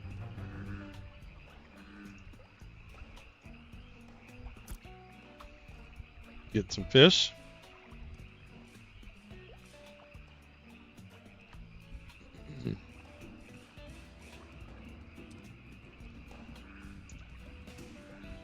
So this is working. The timer's on. Automated raffle. See, it disables the timer while the raffle's going. And then it'll re-enable it when it ends. When the raffle ends, it enables the timer. Somewhere in here. Can't remember where I do that. There it is. And when the raffle ends, it re-enables the timer. Does caps matter for what? You gotta understand, none of this code has changed today. So, this is the first day where it hasn't worked right. Yeah, this is small a. No, this is the timer. That's the timer. You're not looking at the same thing. So the timer has a small a. So we're enabling the timer called automated raffles. This is like an organization of actions. So the name of this, which doesn't matter at all, is got a capital A, but that's not what's run. It's the timer. We're executing the timer. We enable the timer. And you gotta understand, none of this just changed. This should be working. But here's what we're gonna do. All right, so Daft 1, Yuri 1, we're gonna do this. We're gonna stop giveaway. We're just gonna reinitialize it. Yeah. We'll reinitialize it. So you get some more codes. All right, so all the timers are off, which is supposed to be that way. The only ones that are active is the merchandise timer and the referral code timer. So those like display every now and then. So now we're gonna start it off. So y'all get another bonus code here. There's the bonus code. And why is the automated raffles not coming on?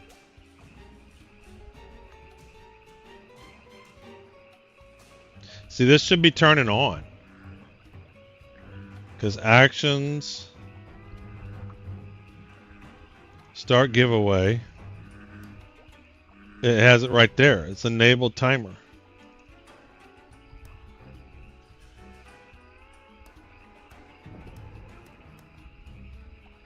Your kit code route, I don't know what that means.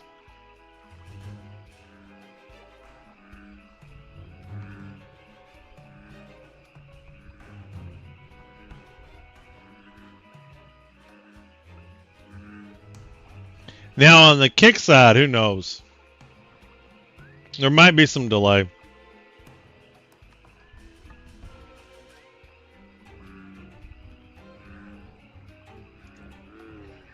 Let me do this.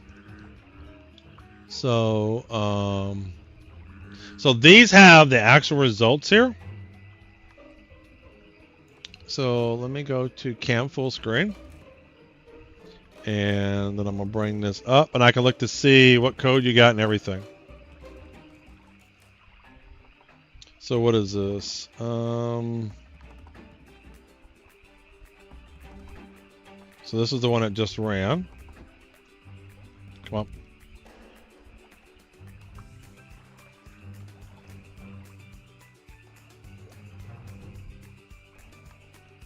Oh shit, that's the wrong thing. Cancel. I'm gonna bring up Visual Studio. There we go.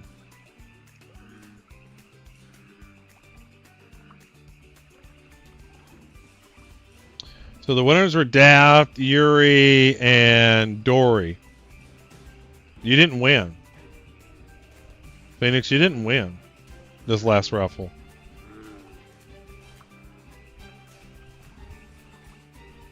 So this last raffle, the winners were Yuri on Kick, and Daft Digital on Twitch, and Dory on YouTube. Yeah, but this last one he didn't win.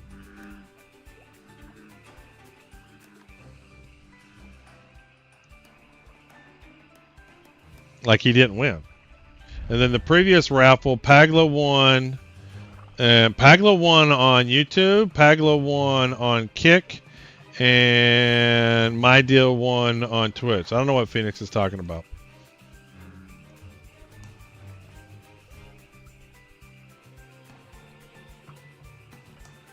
What did it actually say in the text? Yeah, it said Dory won. What is Phoenix talking about? Dory won, though. You didn't win. Dory won.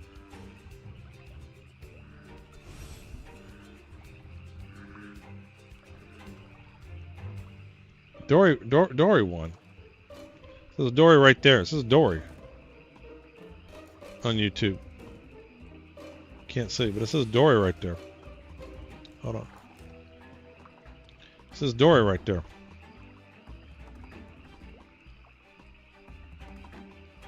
Yeah, but even earlier he didn't win.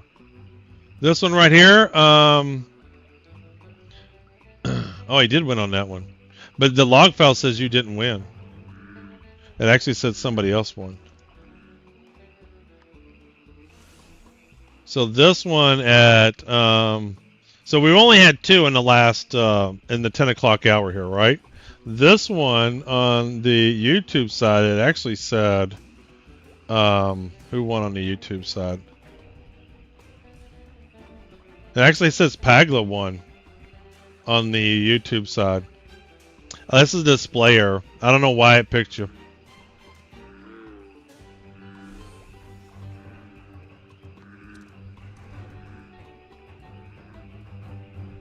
Might be a bug in the code.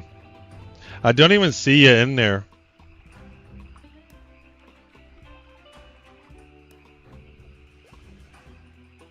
I don't even see you in the logs.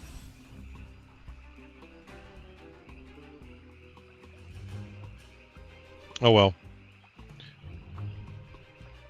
Really weird. Alright, anyway, I need to take my dogs out. Let's move this back over. Shit. There we go. Let's get the Twitch back. And I don't know why. And this could be something going on with StreamerBot. This is new code. Is this a new release? There could be something funky happening.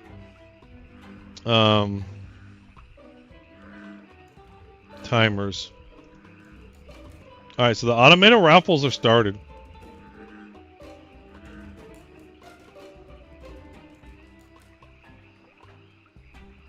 Yeah, but that CSV file, Pagla, was for the raffles, not for the code I gave you. Yeah, I mean, all this shit's been working. I mean, the biggest change, Dory, has been StreamerBot 1.0. And then adding kick support. But those were working the previous streams. It was all working yesterday. They should be running now. Here, I'll tell you what we'll do. We'll change this to, well, I can't make it too low. We'll do it every 5 minutes to, we'll have stuff. We'll have it today. We'll see how that does. So you shouldn't be too terribly long. I was just scanned by YouTube, but even bought a. It was because on the log file it actually says Pagla 1. All right. Well, I need to take my dogs out. We're doing some fishing. I will be right back. I won't be too long, but they need to go outside and do their stuff. And so let's kick off a break.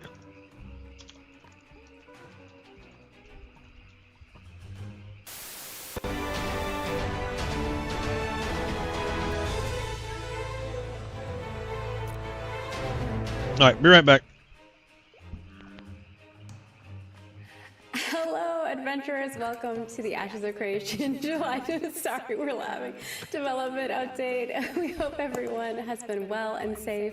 We're laughing because we accidentally thought we thought we were in broadcast mode and we were not. John just messaged. And I was like, I'm anxious. And then Steven's like, don't worry, we do this every month. And then Kyle's like, we were live. Sorry. John just messaged me and he said, babe, y'all are live. Awkward. So that's why we're laughing. If you are joining us and wondering, laugh with us. But of course, I am Margaret Crone, your Director of Communications, and with us, as always, is Stephen Sharif, our Creative Director. We have so much stuff that has happened over this last month. This live stream, we're going to be covering what we've accomplished, what we are focused on as we move forward towards phase 3, and then our feedback loops and QA process. We're actually going to be bringing on our QA manager who's going to be talking over all of that stuff, which will be very exciting. And then we will also be doing a little preview on Towns and Crate system as well in-game, and that will be a live in-game segment. So pray for us all. Yes, and then we'll do a live Q&A after that. And we have a little announcement for this weekend's PTR testing. It's a little contest and ability to win. Not a contest. Or sorry, not a contest. I'm sorry, a surprise and delight where you could potentially get a mount. So it's going to be exciting. We'll talk a little bit about that in the QA process segment, so we hope that you'll stick around with us for all of the fun. Also, we have some other stuff going on, which we'll talk about in the reminder section here. But before we get into all of that, we would like to spotlight our YouTube commenter. And today's YouTube spotlight comment is from Retro64. And if you would like your comment spotlighted, all you have to do is subscribe to us over on YouTube. Make sure your subscription is a public subscription. I don't know why they differentiate those two. And then, of course, leave a comment for us on our development update, the Prime development update video, and you could be selected. So for this one, it says, for me regarding gear to chase, it's dungeons, as it's usually better than anything crafted, but hopefully this can change with AOC.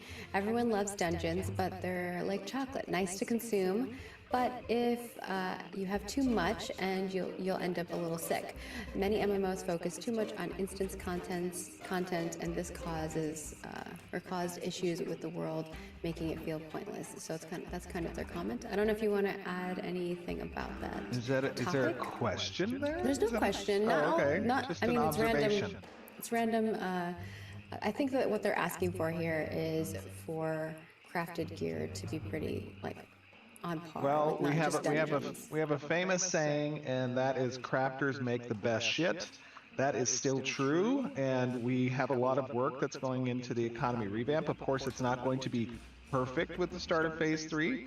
It is going to be thank you. Corey just handed me a awesome hat that I can help to display this truth. That is the crafters wear the best shit hat. Was that crafted? Yeah, this was crafted. Actually, I think that was by Vladis, wasn't it? No, but to answer your question, yes, crafters are going to make the best shit. We're doing a significant amount of work on the economy side. Corey, Mike, Chantel, Rhett, they're doing a great job with that. Of course, it's going to be a first pass on this revision and revamp. We're going to collect data from the start of phase 3 to help inform it, change it, and address issues that are obviously going to come up with that testing. But to kind of answer the point of the comment there, we don't have a lot of instance content, first and foremost.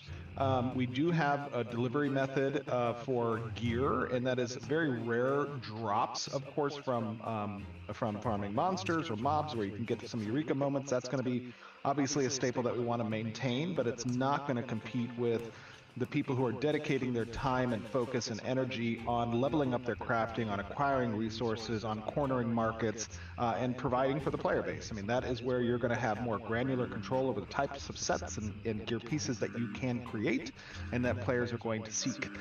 In addition, we're revamping our grade system as well as some of the tiers within each grade and how powers and stats apply to these different types of equipment. And the lowest tier of those are going to be available through the drop system. The best of those are going to be primarily acquired through crafting. So just Your to dreams give will come true. Yes. Yeah, and with that, we're going to switch on over to our reminders. And at the top of that, we have our new Alpha 2 and PTR testing dates. So be sure to check that out. We have an article over on ashesofcreation.com/news. Always make sure you check the latest news article, because obviously, as we have new news, other articles will go out of date. So just make sure that you're checking that. But you can see our schedule. We're actually going to keep the Alpha 2 rooms up until August 4th, and then we'll be back to Thursdays to Mondays, where we're going to be closing at 6 p.m. Pacific instead of 10 p.m. Pacific for those. And then we will also have PTR 24/7. We've been doing a whole bunch of testing over there. We'll be talking about some more of that later as well during the QA segment. But we also have a little thing going on in chat here. We did do a little Gleam giveaway as well for those who have followed us on all of our social platforms. But now, as a little thank you for joining us for today's stream, we are going to be doing a little Alpha 2 access giveaway in chat. So make sure you keep an eye out for that. We'll be asking for some keywords. Make sure that you paste those in there. Just only do it once, otherwise it'll disqualify you. You will only get a DM from our Ashes of Creation channel, so make sure that you're not answering other people's DMs. And we're not actually going to give away a code. It will be through another means. So just making sure that you're really only answered. Like, don't get scammed is what I'm saying. It will only come from the Ashes of Creation official channel. And with that, the other things that we have going on are a dev discussion. So Let's Talk Quests is the current one that's up there. The team is gathering a whole comprehensive sentiment on Quest.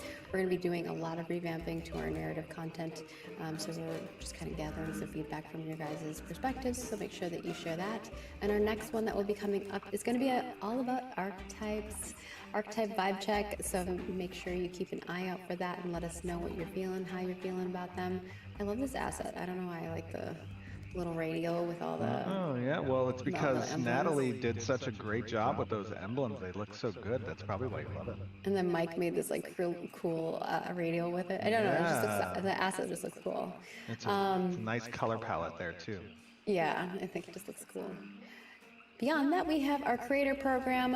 We still are in an application phase. We are going to probably close that for a short period while we do an invite phase, but we're still in an application phase for right now, so make sure that you get your application in now.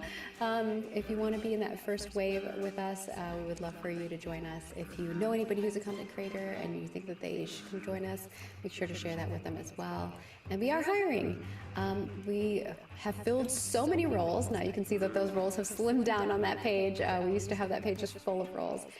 We've definitely filled a lot of roles, and we are pumping and creating, or as some kids call it, cooking.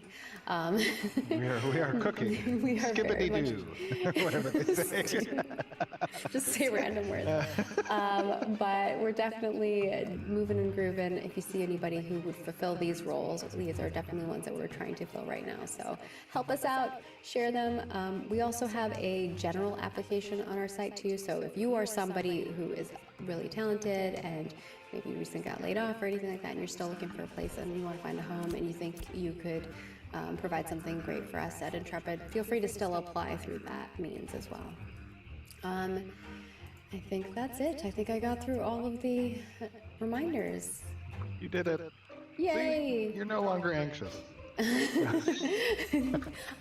My anxiety does go away. I don't know why, but sometimes I just feel like a moment of anxiousness before I go live. I get it. That's why I just parachute in, right? You do the run of show stuff, and then I just come in the last 5 minutes. I don't even have time to get anxious. It's just like, throw me in, coach. But then I get anxious because you go off script. So it's a roller coaster for me. But with that, we're going to move into what we've accomplished. But in order to do that, we feel like we need to bring on Zachary Strange. So we're going to take a quick break while we bring him over, because obviously we've made some big feats on the engineering side, and we would like them to speak for themselves. So we'll be right back in a quick moment.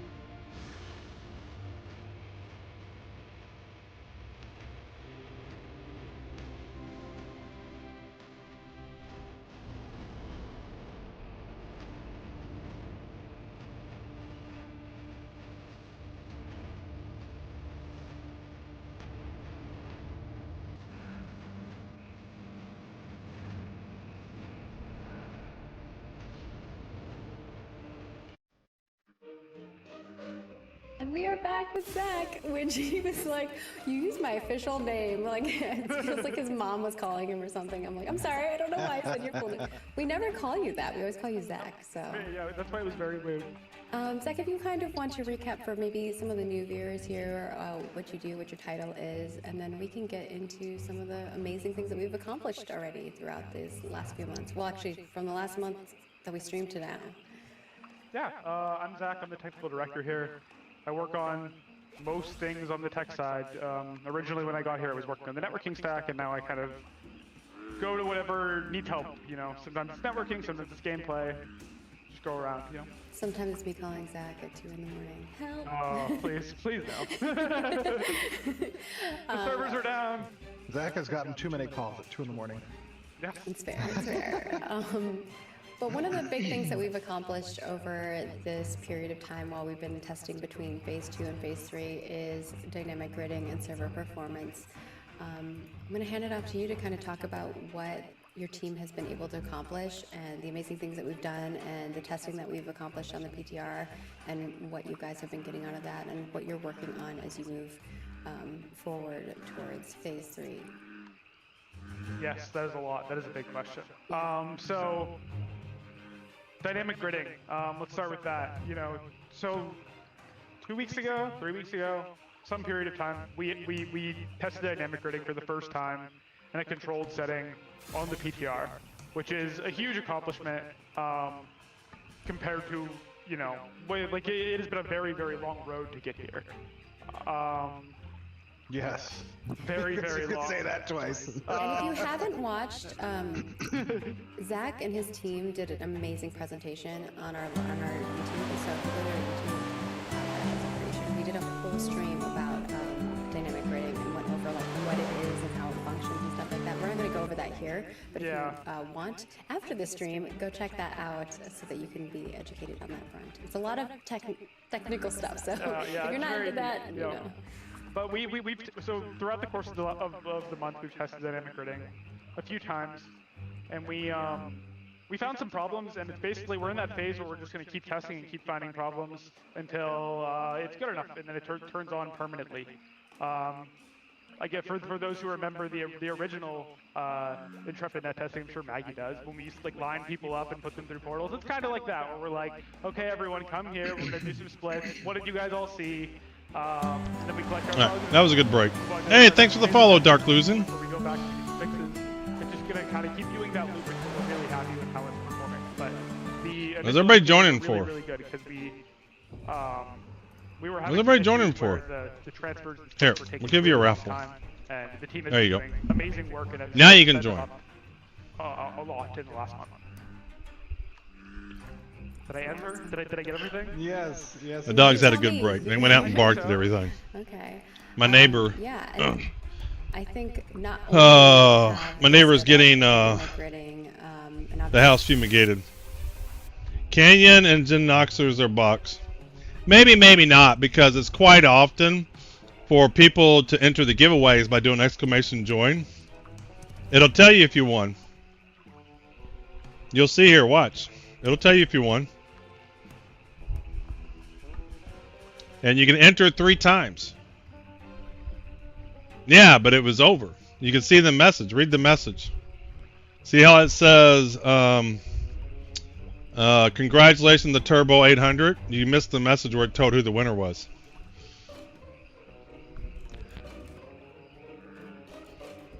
No, I'm just saying hello. You didn't win. That's okay. If they are, I'll know it. I'll go through it.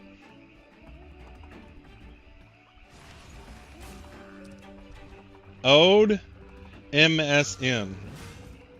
What's up, Stormy Payne? Oh, look. We got people trying to kill fishermen. See, what people try to do is they try to drag mobs. They try to drag mobs to everybody AFK fishing to get them killed.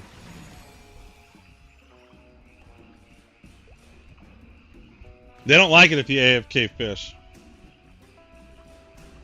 Good fat fingers. That's the irony.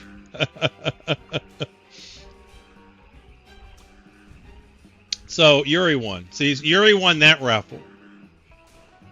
Yuri won that raffle. Oh, I wasn't showing. Yeah, someone was trying to kill the AFK bots. Oh, you want to do another raffle? Let's do another raffle. So now, I don't know if everybody knows this. So now that there's raffles on Twitch, YouTube, and Kick, so there's 3 times as many raffles, it was just going to be very painful for me to keep up with the codes.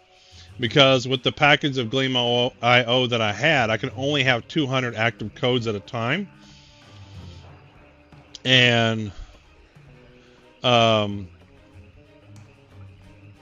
went and upgraded the package, so now I can have 20,000 codes. So right now I see the giveaway, I see the raffle and the bonus codes to about 5,000. So I have plenty. And I won't have to do it as often. So the giveaways, you can go to my website and you can see the active giveaways. So I have 2 active giveaways. One, I kind of actually have 3 or 4 active giveaways, but 3 of them are official ones that anybody can enter. A Perseus for Star Citizen, which I think, how much does the Perseus go for? Star Citizen Perseus, which I'm sure you could sell it to somebody if you want it. It's worth, how much does that go for?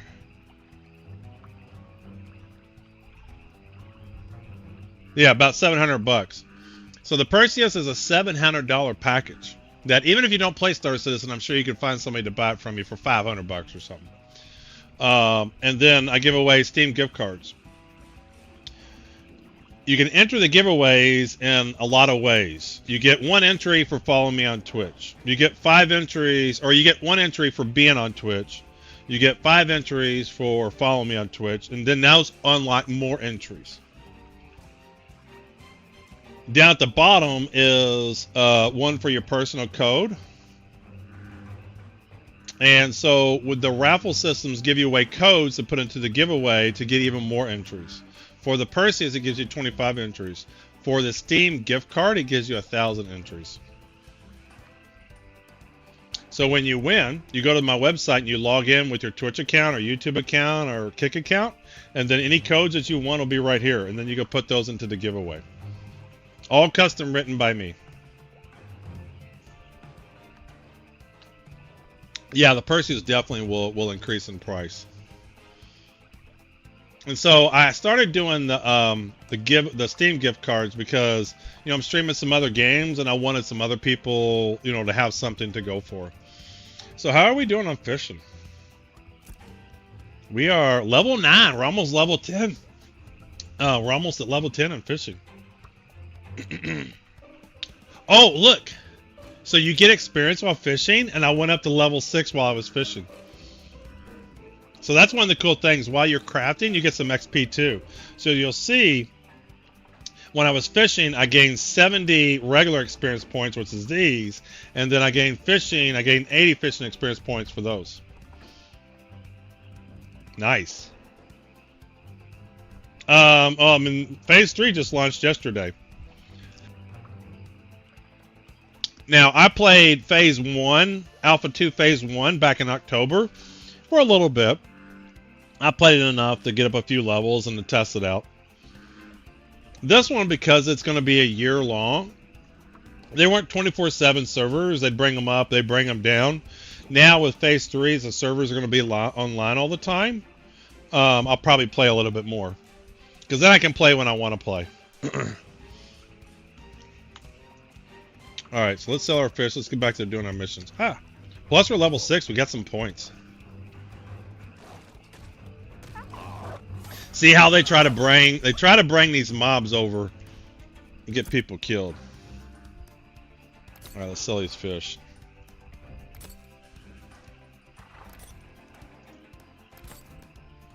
Oh, I should have crafted some. I should have dropped some for crafting. Oh well. Let's repair. Wrong chat. Second one is definitely considerably better than the first and than where we are now. Definitely wrong chat, Liquid. That's alright. We'll forgive you. Hey, Marcus, good day. So let me check. I should have some skill points. So while I'm looking at my skill points, let's do a little fishing. Alright, so I should, since I went up a level, I should have a skill point. Yes, I do have a new skill point. What am I going to purchase it? What am I going to get? I think I'm going to stamina. I'm starting to go down here because I'm starting to dodge more. I wish I should respec those. Can I respec this? I'm going to do... Alright, so let's grab this. Let's grab that. Let's grab that.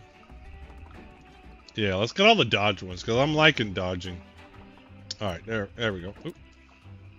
So we grabbed all the dodge ones. Yeah, I started the update before I left work today. Hopefully it's done by the time I get home. Haven't played like 3 or 4 months. Yeah. Yeah, I had to download it fresh yesterday too. Hey, Ubu. It's interesting. It's definitely, you know, there's some concepts I'm liking. Alright, so now I have none of those. So I have one more skill point here. So what should I get? Trounce. After you consume advantage, gain trounce. Thrash.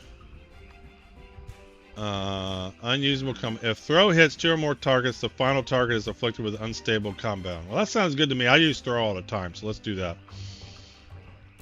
Shit, nope. Confirm. Alright, cool. So we got another level. So I literally got a level while AFK fishing. The only other reason I know of this game is besides Ozman is the PS drama. Yeah, I remember that too, but I remember, I don't know, when Asmongold logged in, everybody kept killing him. He can't play. The thing that sucks about being Asmongold is he can't play games like this. You know, unless he plays it off stream in an account that nobody knows what it is. Alright, so what we got mission wise? Alright, let's sell what we got. We'll sell that. Let's repair.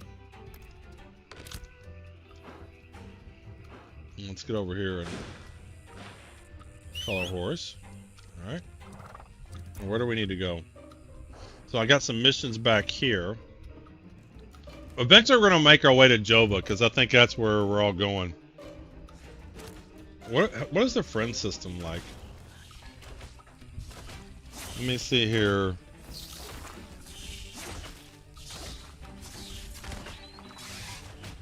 Need to get a guild invite too.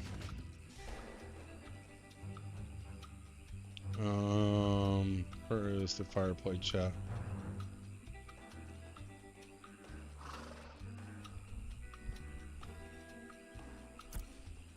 Uh-oh. Carbon!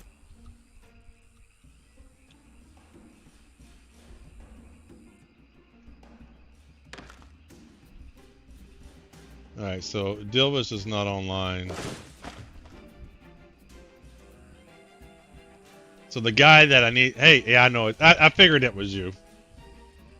I really don't hate negative death tax XP. Maybe one reason I don't play in the future is if they don't plan on changing it. Yeah, I mean, I can see it, but, you know, I like when there's some consequences to some of these things.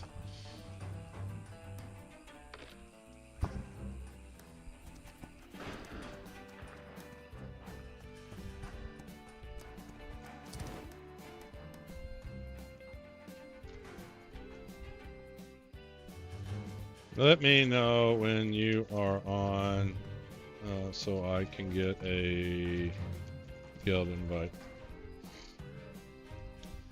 I really like the shipwreck folks. The problem is they end up playing in a different time zone than me. You know, they do really good in the Aussie hours because Fireplay is in Australia. But then, you know, all the dungeon runs and guild runs are all at my time, 12 p.m. midnight, and I'm just not a night guy anymore. I'm a morning guy.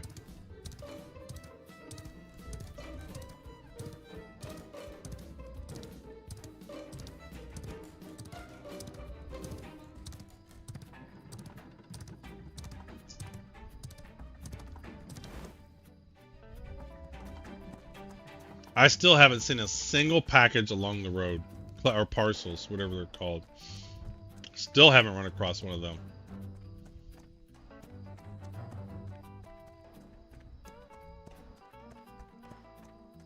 They definitely need more parcels.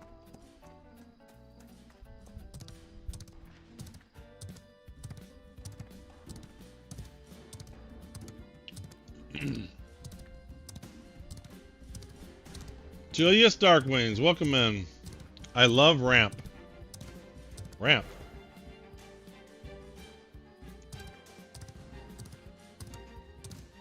Was ramp like log? Can I tame that deer? Alright, we're looking out for parcels or resources we can mine.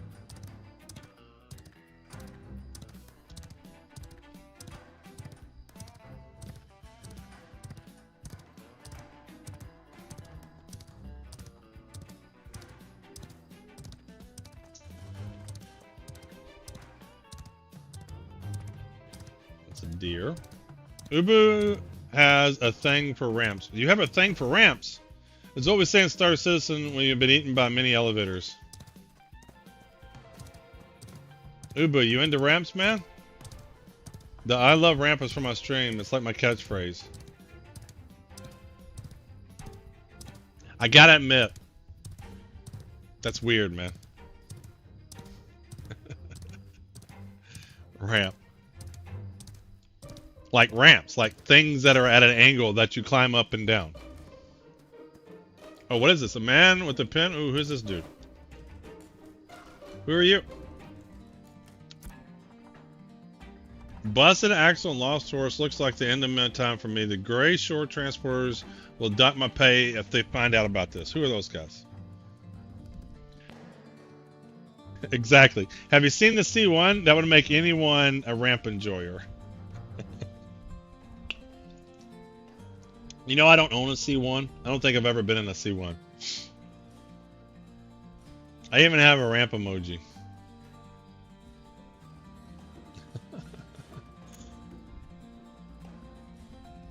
Alright, I will get another quest. Retrieve a wagon wheel, a wagon spanner, a wagon track. Who knows where they're at, though?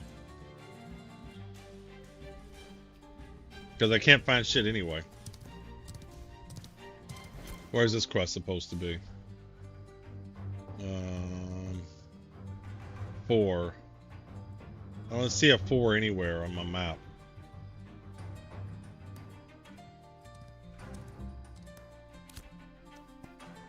You need to get a song, Ubu, that instead of log, it's ramp. Okay.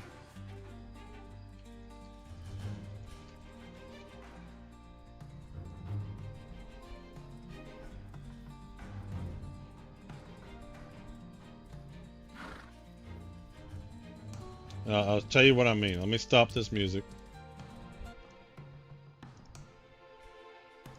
You need a ramp, a song that plays just like this. But instead of log, you need ramp.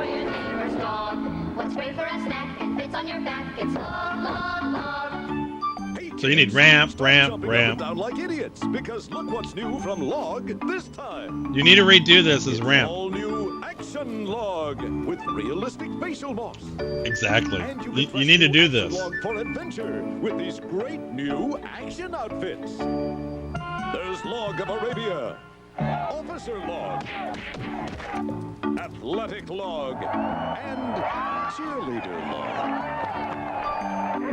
You can explore uncharted Arctic terrain with Sergeant Log of the Yukon. And get set for super secret spy action with Agent 00 Log. And how about the all-new Log Lion Tamer playset?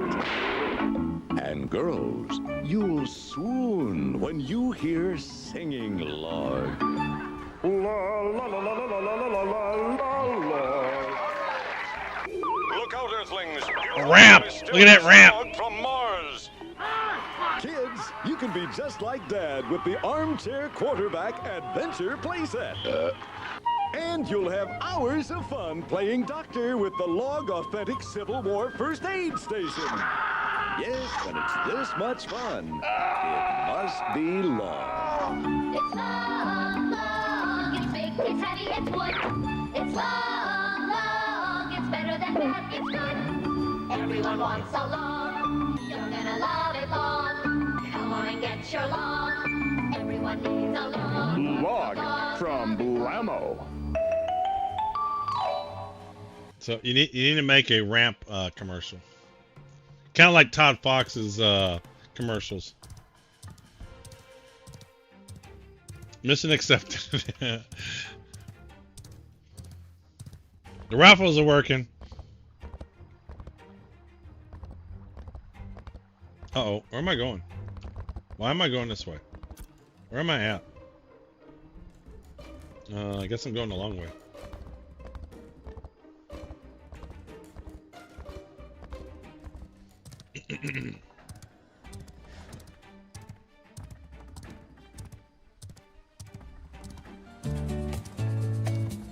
Hey, Doc. Welcome in, welcome in. Let's see here. Sometimes there's been a mine back here, a granite stone I can get. Man, these are all been harvested. There's high level stuff here too. They've all been harvested. So people are starting to get higher level now.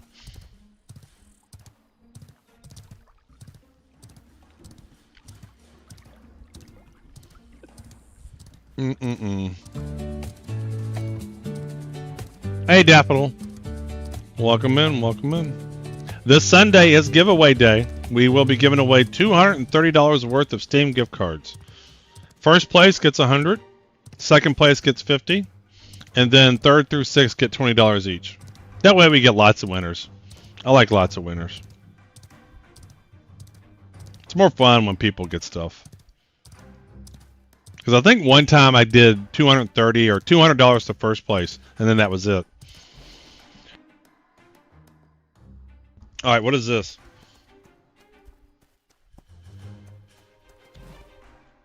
Is this a parcel? Is this finally a parcel? Have I found the parcel? Yes, I found one. I finally found the parcel. Now I need 5 more of those. Yeah, I enjoy it. It's more fun when there's more opportunities to win. Yes, I agree. Let's go out and about, a little bit farther out, see if the resource is a little bit different out and about. Maybe we can find some. What is this? Is it another one? Uh-oh. We're on a roll, everybody. So it must be people are getting past this mission. That's 2. Didn't see him anywhere all day yesterday. Hell, didn't see him this morning.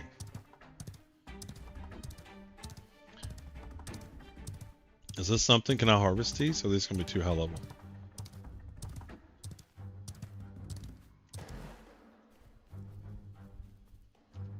Ah. What is this over here?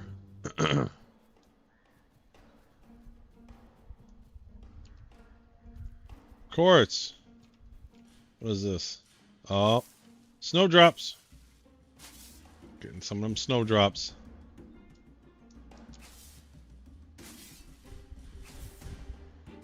Grabba this butt. This guy's name is Grabba the Butt. Like the Huts with 2 T's. Hey!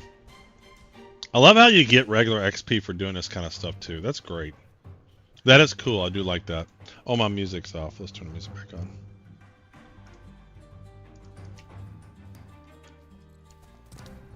Alright, which way was I going? Let's head this way.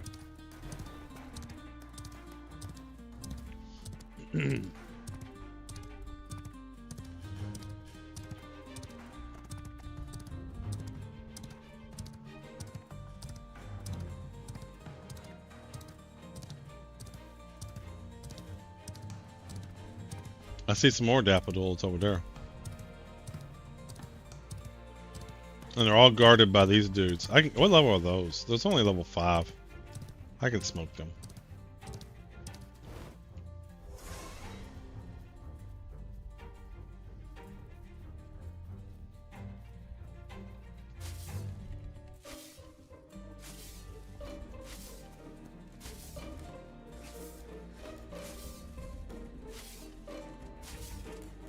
That guy starts attacking me.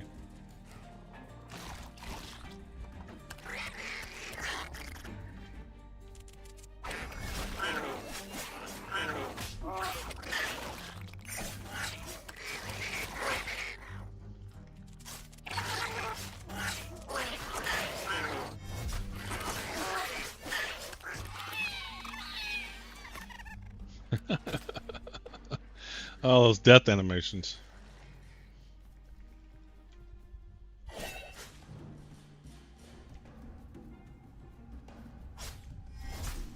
Is this guy, he's not doing anything.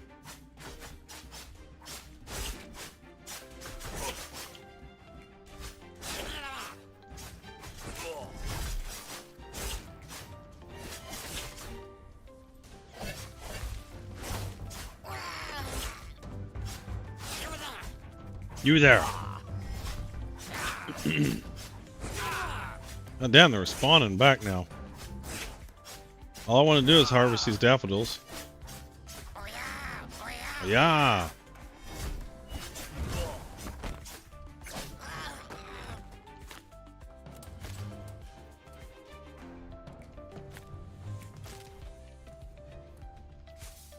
Just want to harvest the daffodils. All these snowdrops, actually.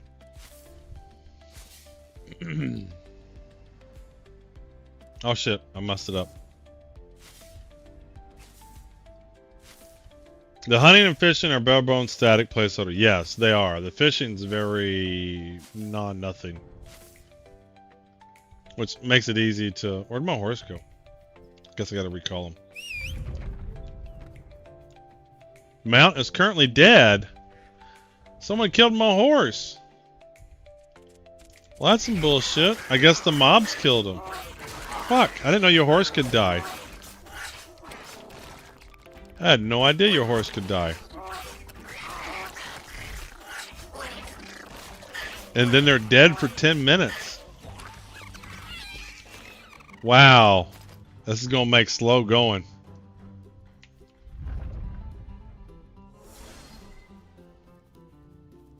That sucks. Is there a timer on my horse somewhere? There should be a timer. They should put a timer on this. There it is. 8 minutes and 40 seconds. That sucks.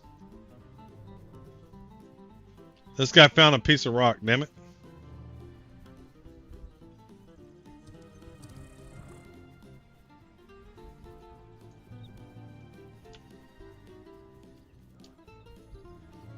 Boy, that's gonna be slow going.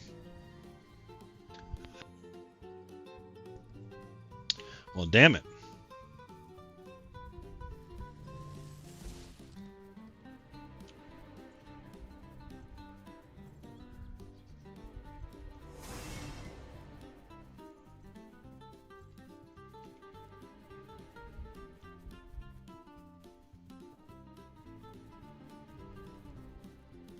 Are these anything? Are these bushes anything?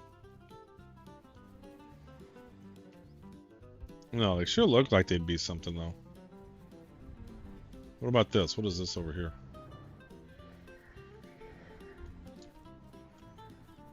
That is something just too high level.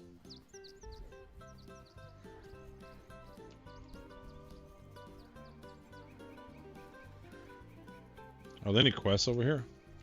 What station's this? This is an armor smithing station. So what can we make here? Metal gauges. And marketplace vendors.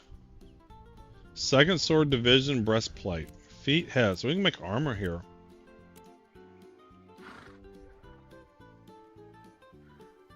So this is for level 1 to 9. It's like, but it's like so hard to find these things to mine.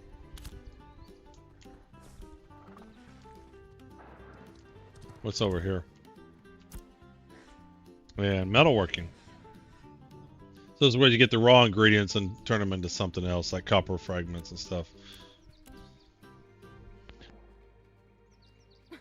This is sand!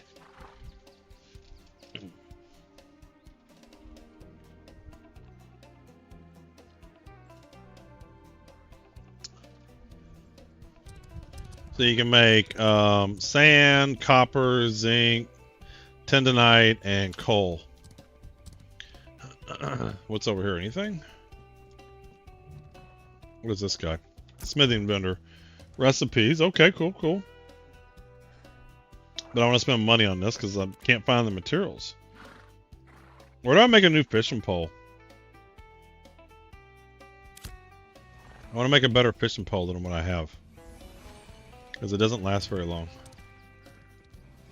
Can I sell stuff? I need to sell stuff to him. Alright, let's sell that. Sell that. What is this? Crushed monocle. An arcane engineer might make use of this. Well, for today, I'm selling it. I still don't know what I'm doing with these cursed bone fragments. The horse is reviving. Man, how much longer we got on the horse? 5 minutes. That's not too bad.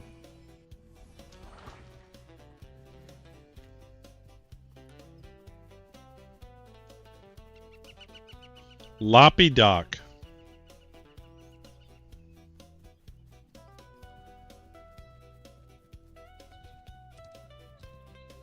No drops.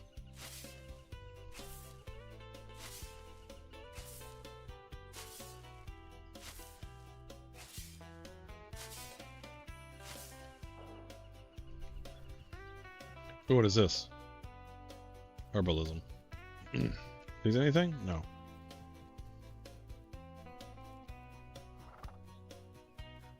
What's this guy selling?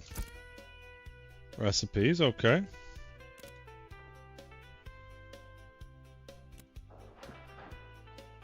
Hands, feet. What do you need? I wish it would show you what you needed to craft these. Like, let's buy one. Why not buy all these? Wait a minute. It says 30. Why is it 14 silver now? Oh shit, 49 of it. Cancel.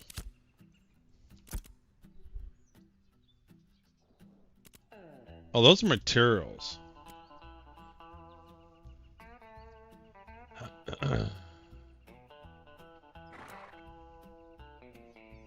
So what do we have to skin animals to make these probably? Let's see if we can make something like a cloak. I just want one. Alright, let's buy one. Let's learn it. Let's go see what we need to make it. Since obviously we got to figure this shit out eventually. Yeah, we need to skin these animals. You don't buy those to craft the relative armor pieces. Yeah. I get it now. I caught up. Thanks, George. The George Washington. So we need to skin Grims.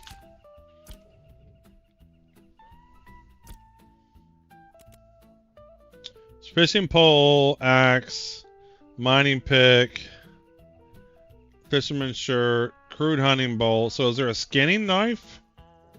Or how do you skin? Here for the people, yes. I mean, that's what I expect from the George Washington. All right. So I would love to be able to craft one of these. So I need to get a Grim carcass. So do I kill them or do I have to like do something to get them? Ashes of Creation, Grim carcass, or Grim skin carcass.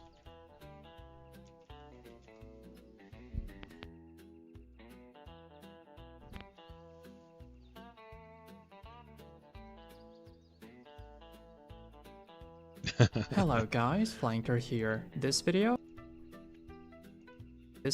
is a hunting guide where I will share tips and tricks for farming grams in the most efficient way I've discovered so far. By processing gram... So can you skin them when you kill them? Are you old or is it a filter? A filter? carcasses, players can obtain gram skin, which is an important tier 1 resource. Before we begin, please consider leaving a like and subscribing to the channel. I would be really grateful for that. And of course, special thanks to my Twitch subs and YouTube sponsors. It's a filter, man. I'm a 14-year-old high schooler. You need to find the grims with the crosshairs above them. Tanning and to obtain gram skin, animal fat, and gram bones. Those who watched my previous crafting guide video know that gram skin is the main bottleneck for leveling leatherworking and tailoring. Animal fat. Of course. Why would I expect there to not be a bottleneck in this game? It is used in stonemasonry to produce various types of clay. Gram bones are currently not very useful as they are only used to craft a few beginner weapons, but they can always be sold to a vendor. Obviously, gram skin is the most valuable resource of the three. Processing each gram carcass yields 5 gram skin. It's not a baby face, it's from drinking too much alcohol and it makes it rounder. 1 animal fat and 1 gram bone. Now, let me show you the best location to farm grams. Basically, you just need to leave Lion Hole through the southern gate, and you're there. Here are their main respawn points. Oh, there's like 400 people here. If only the game looked like this. If only it was like this. If I go there, there's going to be 1 billion people right there.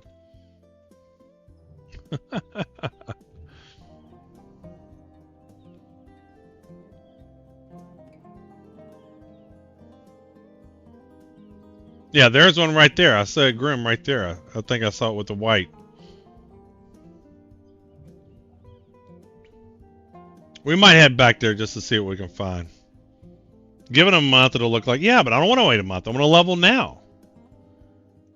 I'm going to farm them for 30 minutes, and at the end of the session, I'll show you how many gram carcasses I managed to gather. In the meantime, I will share he's just all the killing tips and tricks I've learned so far. The grams that spawn here are Look at that. 1 to 3, and their respawn time is only 60 seconds. When you kill them, I'm going to wait out the rush. Respawn as a huntable gram. Therefore, you should prioritize killing them as quickly as possible to reset their respawn timer and maximize the number of grams you can kill. Ideally, you should farm them with a high-level character that kills them instantly. Oh, okay, sure.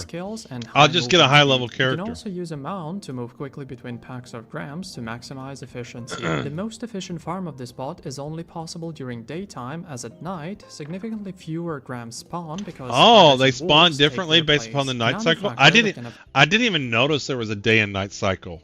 Factor efficiency is the presence of competitors. In this case, you have a couple of options. You can try farming despite their presence, or simply ask when they plan to leave so you can return when the spot is free. Additionally, since the mobs here are low level and the spot is right next to Lionhold, it's common to see low level players passing through. Usually, they leave quickly because it's hard for them to farm when you can clear the entire area with a single skill. Alternatively, you can ask them to leave. Oh, so you're the dick killing everybody. Kill the mobs. Another important tip: prioritize killing ordinary grams first. For example, if there is a pack of 10 grams and one of them is huntable, kill the ordinary grams first and then hunt the remaining one. The sooner they die, the sooner they respawn, increasing the chances of new huntable grams appearing. Obviously, this strategy only makes sense if there are no other competitors around who might steal your grams. During all the time I spent farming here, I only obtained common, uncommon, and a few rare gram carcasses. The situation didn't change even after I became a journeyman level hunter with a rare hunting bow, journeyman hunter's gear, and a food buff. Yeah, I mean, they're going to be everywhere here. I mean, there's going to be people hunting. Working as intended because I've gathered a lot of resources of heroic tier and higher while engaging in other gathering skills. So, just in case, I've submitted a report to Intrepid and shared these observations. Overall, this... It just sounds like it's going to be awful. I'm gonna go over there, and everybody and the grandmother is gonna be there fighting them. All right, is my horse back yet? Yes. We'll go take a peek.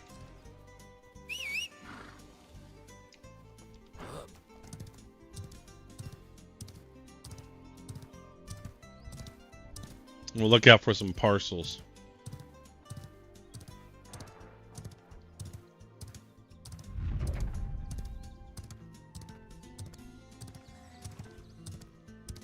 Am I going the right way? No. Which way do I need to go? Where am I at? Yeah, I need to head over to there.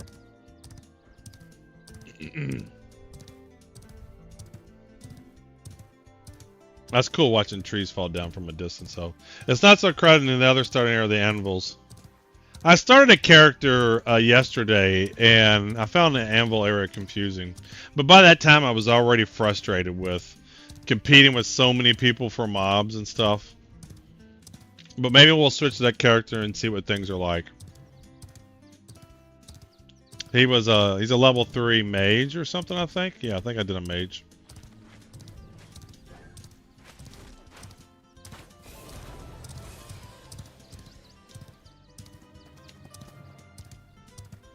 Is that mineable?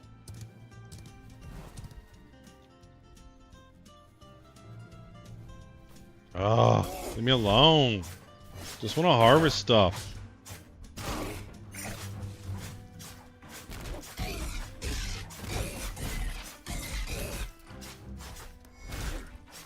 Hey, Radburn, welcome in, welcome in.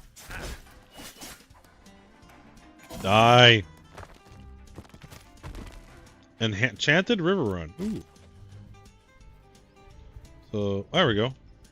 Hey, I can mine that.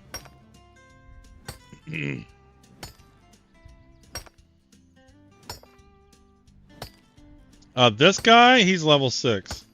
Right there in the corner at the bottom, it should say, it's hard to see.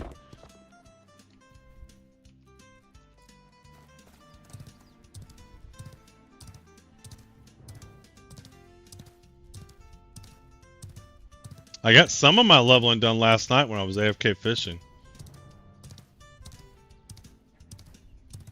So we'll do the Justice one, because that'll take us over towards the Grim area anyway.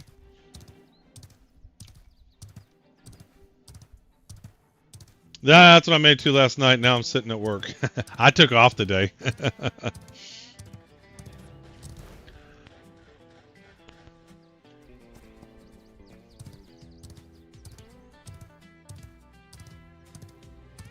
Actually, I didn't go around the way I wanted to go. Oh well.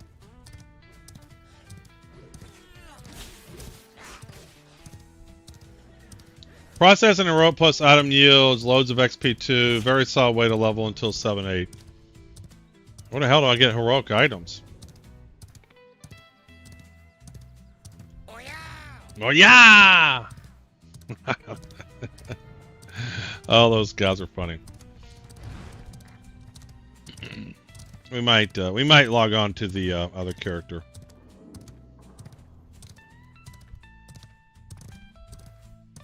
I can't afford to take off, but I got plenty of time to play. Well, there you go. I mean, I have vacation hours. I get tons of vacation hours. I can take off quite a bit. Tanks Jugs. I love the name. Do I have anything on me? Yeah, we can sell some of this stuff. I think he was over here.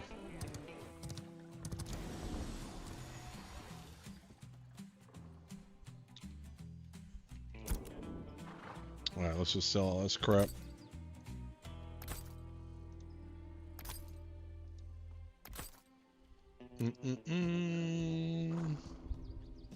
Let's repair while we're here.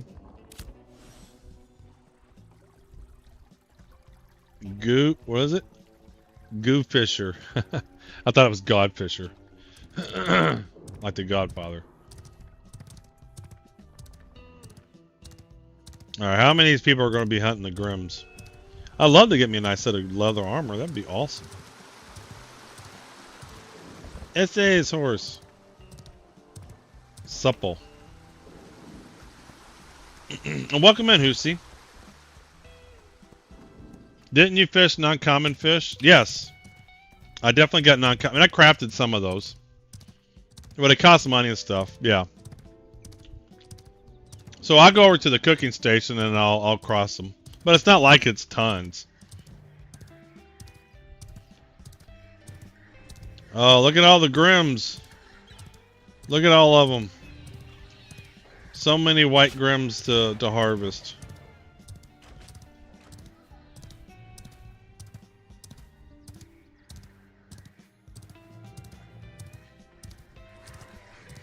To me, that isn't fun. It just is not fun competing against 400 people for these resources. I mean, look how many people are there. There's a raven. Can I get him? That's something.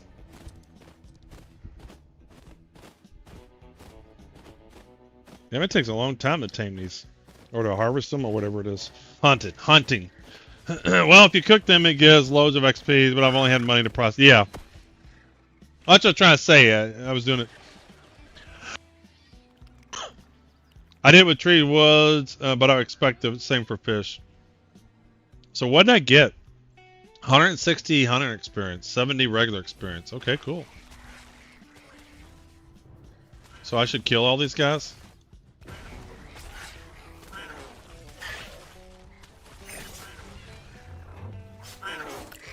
We'll do a little hunting. Just to see what we get. Yeah, we'll run across stuff.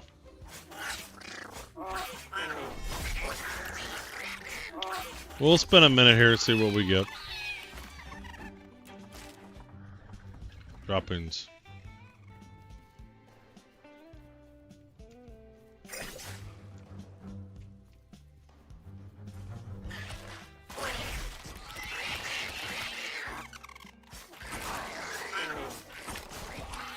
How much XP are we getting out of them? We're getting XP too. Not awful.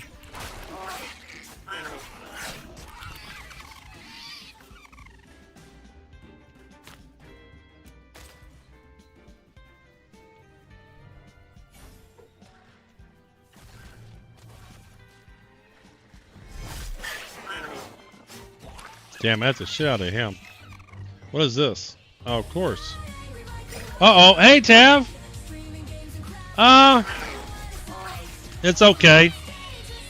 The same things I was frustrated about in Phase 1 is the same things to be frustrated about in Phase 2. You know how there's a new server in World of Warcraft? And everybody's competing for the same mobs when it first starts? So that's what's happening right now. It's hard to level some of the crafting resources because you're competing with everybody to get what you need. So that's one thing. It kind of sucks. That'll obviously clear out after a while. But the other one is, but that's pretty much it. The resources are hard to come by. So all the low-level resources are hard to get to level up any of the things you want to level up. What sucks. And if you're not following Tav, you should follow Tav. Especially if you like Doom. But he plays some World of Warcraft too. But definitely one of the better streamers to watch for Dune. But we're going to play today. We're going to play a lot today. We're going to power through it.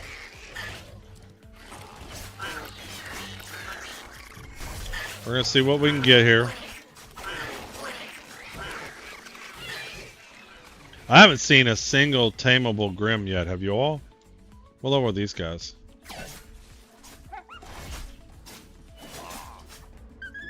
I used to like WoW before they banned me for hacking. Imagine me being smart enough to hack. Yeah, okay. You're one of those hackers, huh? I didn't know you were one of those hackers. I still haven't seen a huntable Grim yet.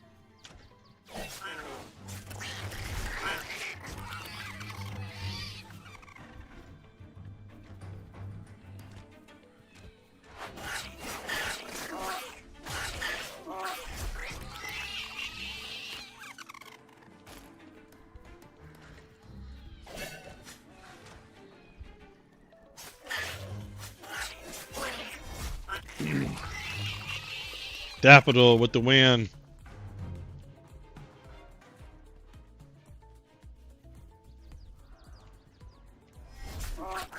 I haven't missed them, right? I haven't seen one that's huntable.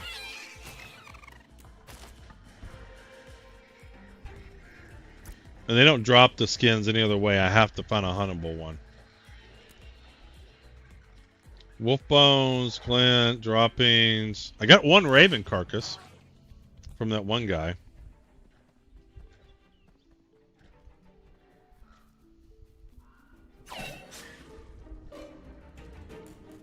Yeah, there's just... It's like probably as soon as one's huntable, then everybody else grabs them. Like if you want, I multi-boxed with 8 hunters and WoW Seasons of Discovery and pissed off several large streamers.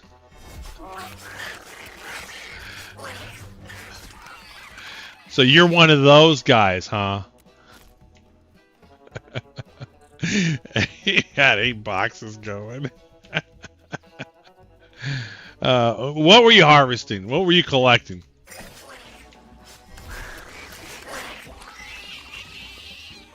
Yes, multi-box is now allowed in WoW. It's against the TLS. You mean not allowed?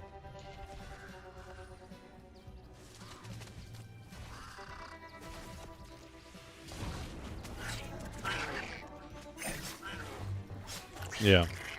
They're souls.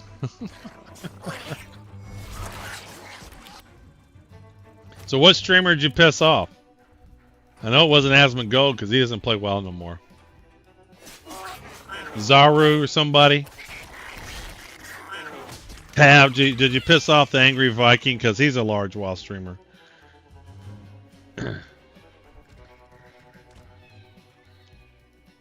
How is Dune coming along, by the way?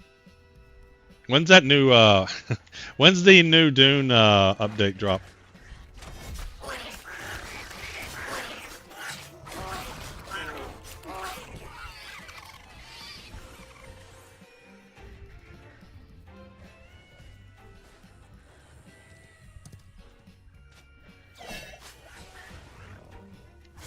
Chapter 2, September 10th. Okay, so in a couple weeks.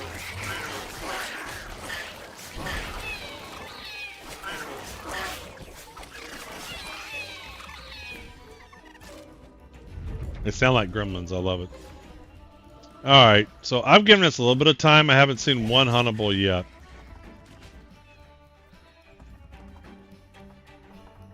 And that's just not fun. I mean, they need to increase the drop of that. What am I looking at here? Support articles. Is multi-boxing allowed? Multi-boxing or playing World of Warcraft at once is not a violation of the end-user agreement. That makes sense because each one's paid. If you use software to code and control. Well, yeah, so what's against the rules is not multi-boxing. What against the rule is body. So it's not that you had multiple characters logged on. It's the body that's the problem.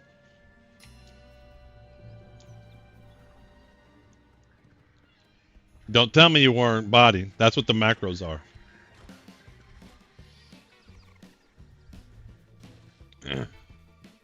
Alright, I'm going to give up on this. This is not fun. Oh, there's one.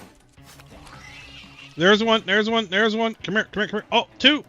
Oh, if he starts fighting me, I'm going to be pissed.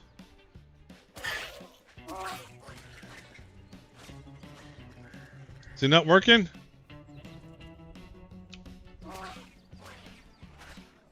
How does this work? Do I keep pressing F? Hey, I got one. I got a Grim Carcass. So I can make one of the pieces now. Okay, that's not awful.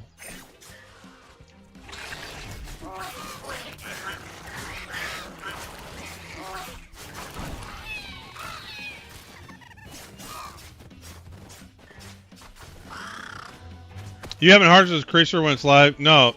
Well, yes, and I know. It's really weird. So there's 2 types of spawns. There's one that you have to fight, and then the ones that have the white on them, you hunt them. I don't know how many I need. I thought it was just 1. Do I need 20?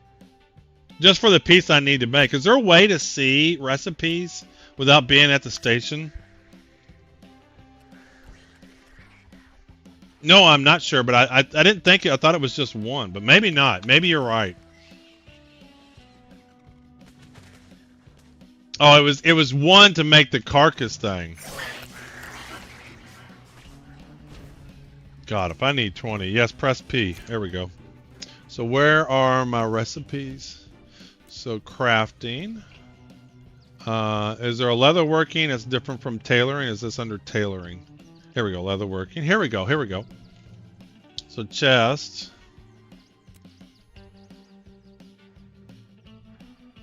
Hawk. Yeah, you need 28 hawk feathers. This one needs 9 hawk skins. I need 28. 28. By the time I get those 28, I'm going to be level 10. Yeah, that's odd. To quote those people, I love saying it's all the time. Sounds like hunt is just artificial way to inflate the player playtime. Nah, but that's the skill. So it's the skills called hunting. So there's 2 types of these grims that'll spawn, Tav. This one you just kill. Right? You just fight it. And it doesn't drop the carcass or anything. It's not like World of Warcraft where every kill you can skin it, which would make this a lot easier.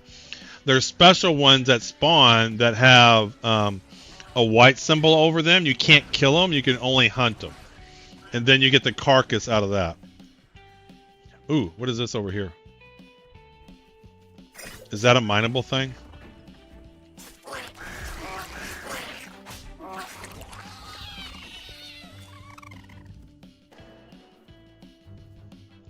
It is. God, I got 28 of those just to get 1 leather piece. If only there was an auction house where you could buy shit. Yeah, let's be honest. There's a lot making this game suck right now. And yeah, yes. So the reason why people are killing these grims is they share the same spawn when the hunting versions. So you want to kill these so that you get a chance to get a huntable one to spawn.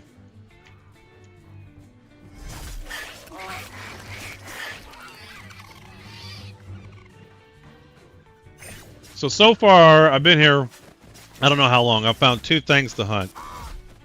1 raven and 1 grim.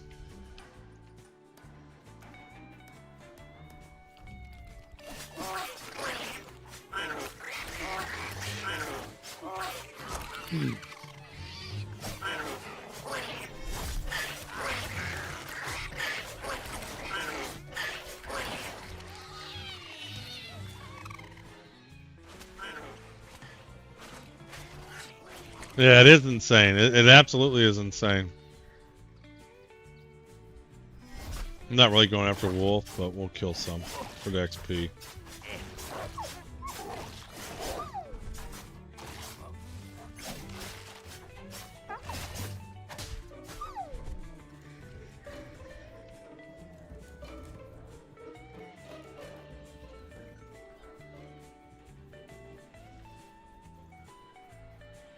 Yeah, it's just nothing here.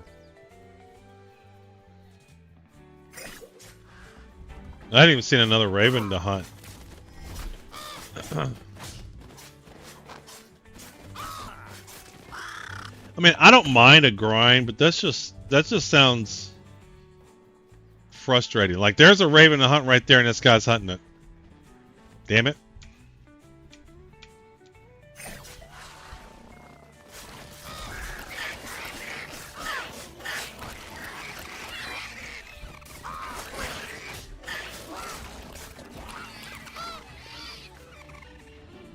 The hell? Why are you fighting him?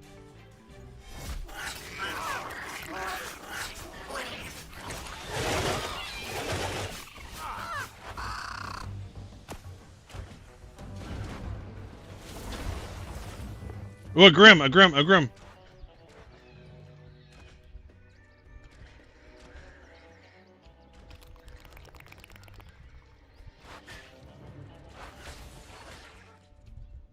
Oh, I had to start over. Shit, I pressed the wrong button. I don't understand this. Do I just keep pressing F?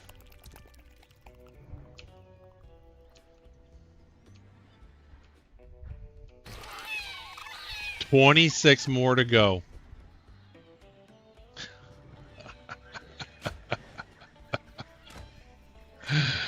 Yeah.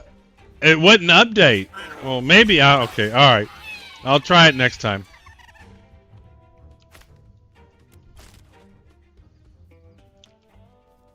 Oh, he's getting a Grim. Damn it, he got one too.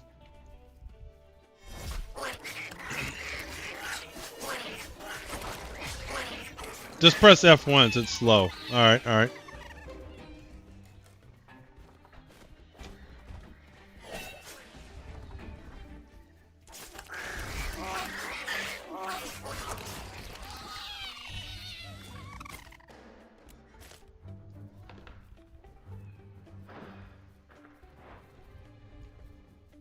Oh, there's one.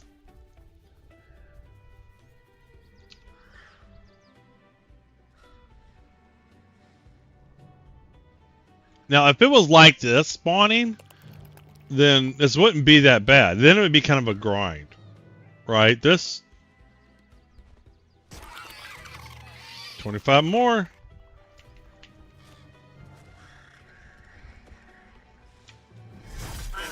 Look at you hunting Grims.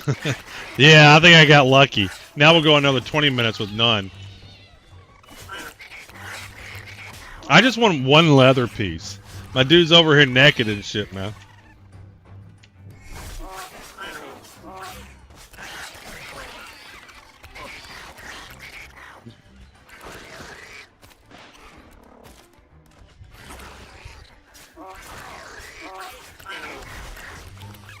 Oh, what'd I do?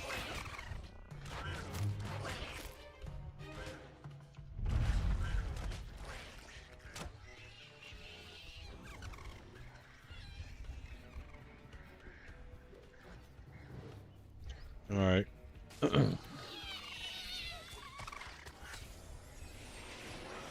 really don't care to fight them.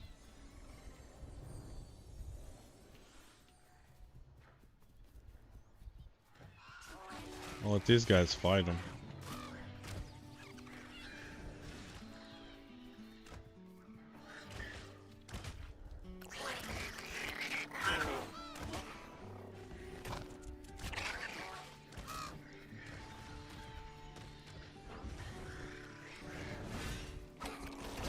Oh, these guys just sitting there waiting for them to spawn. Are these guys AFK? Those guys are AFK, aren't they? Interesting. One of my codes is too long for the Steam cards, but fine for the... Nah, that's just a Gleam problem. I have tested Gleam. I have added very large numbers onto them. Usually if it's not broken, it either did accept it, or you just need to refresh and wait or whatever. It's a problem on Gleam's end. I have tested very long codes to see what the limit is.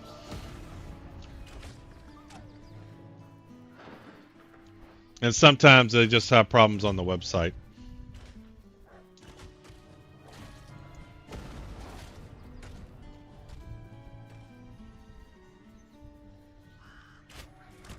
Is it wrong of me to let them be busy killing them and I'm just looking out for when the huntable ones spawn? I mean, there's plenty of guys killing them. We definitely had some long ones. Yeah, we do. Like I said, I tested this because there was one day Gleam was having problems and everybody kept saying there was a character limit. It was just Gleam was having problems that day.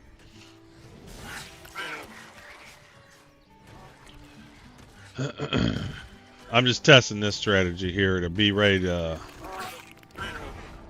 Alright, refresh worked. Epic piece of software.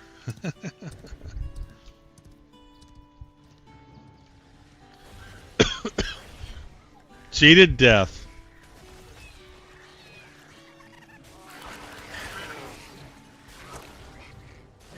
Oh, there's one. There's one.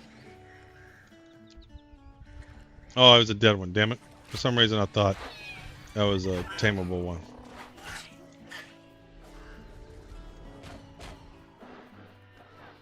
Come on.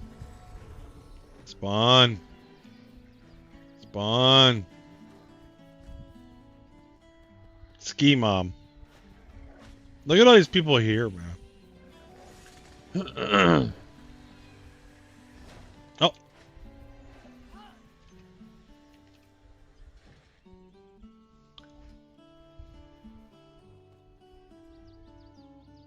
Oh, another one just spawned too. Shit. Leave my guy alone. That's mine.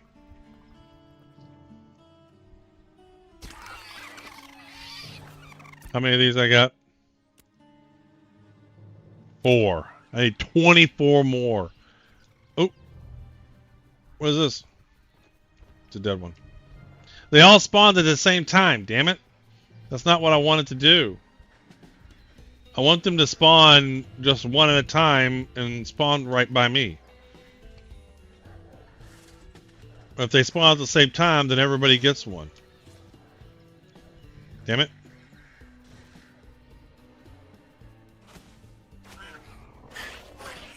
And tomorrow at this time, we'll all try our hands on probably one of the worst F5 wars ever. I'm not. I already have an Idris. I have 2 Idrises. The only reason I have 2 Idrises is because one's a Javelin loner. But I will not be F5 in it. Like I said, I have all the ships I want at this point. Do I want a battle cruiser? Sure. But I don't want to put much more money into that game until I see crafting and base building and stuff like that. I just don't. So I've gotten 4. How long have I been here? About an hour? Maybe just under? What is this? Oh, is this somebody's dead body? I said I was going to interact. I was going to steal everybody's dead stuff. If he had any Grim... If he had any Grim, I would steal it. If he had Grim skins, they would be mine. I would have got on my horse and ran out of here and went right to the... Oh shit, there's one right there. Oh, that's a dead one. What is this?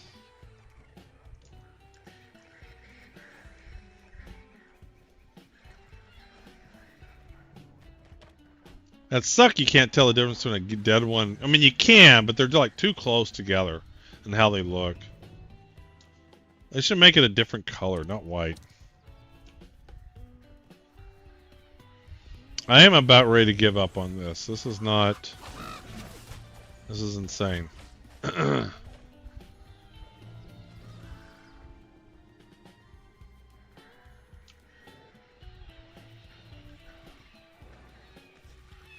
Like,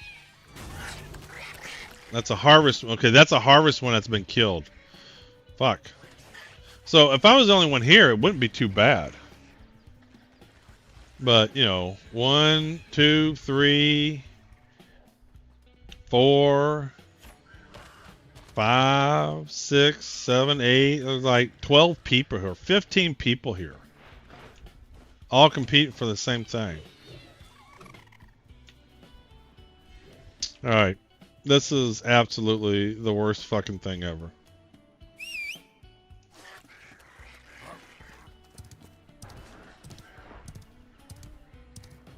At least we know what we need to do, though.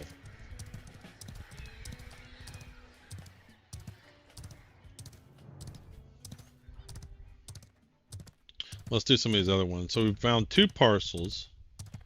We can do this lumber one. I don't know where those wagon wheels are.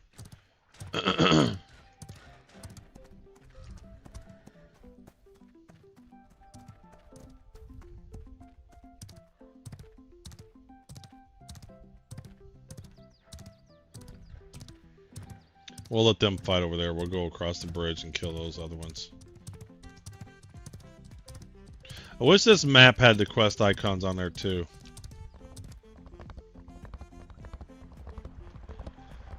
Alright,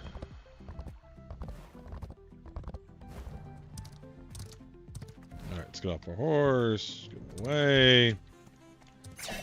Shit. Right when I wanted to attack somebody.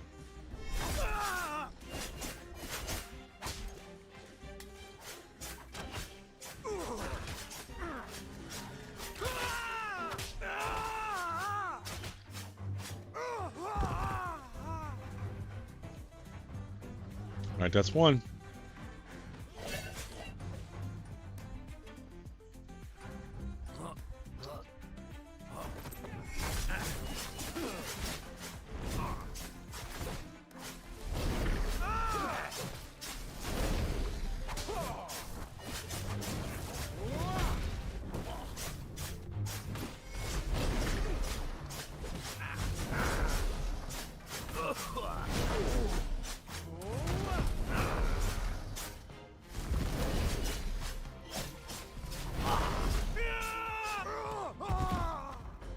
Well, I can take on two, but then I lose a lot of health. Ooh, a butcher bear.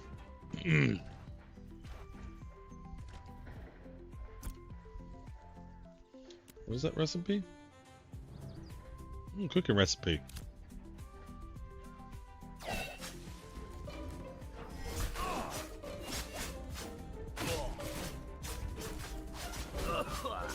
Now we killed 3. We need 7 more. Deuce. Come on. Bird dance yoke emblem. Alright, let's heal up a little bit here so we don't get in trouble.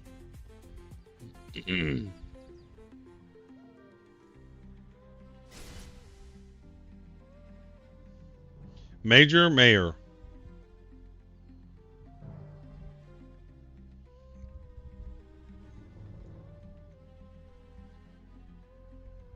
He's feasting.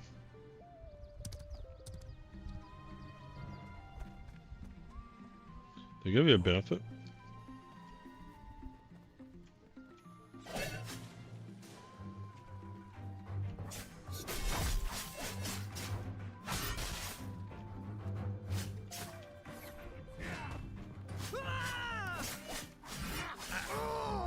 So I guess if you see their major attack, you can avoid it.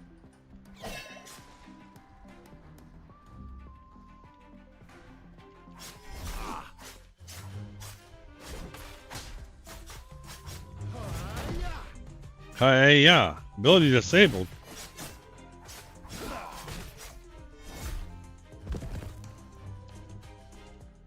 Alright, 4 more. Come here, buddy.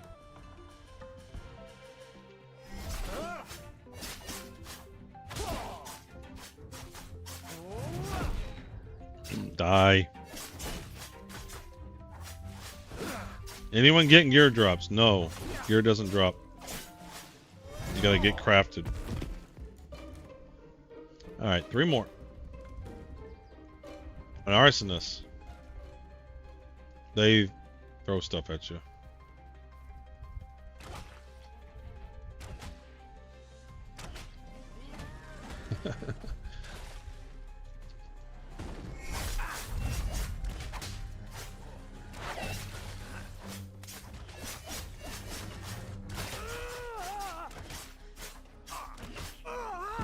In 15 minutes, our team will be coming down from maintenance. Downtime will be up to 4 hours long.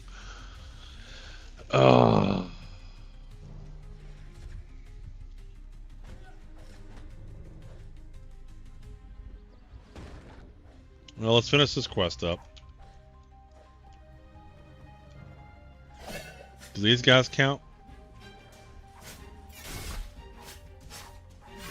I wonder what they're fixing.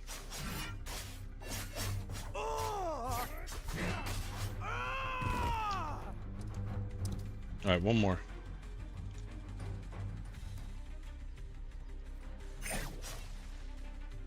Ooh, I got 2 of them.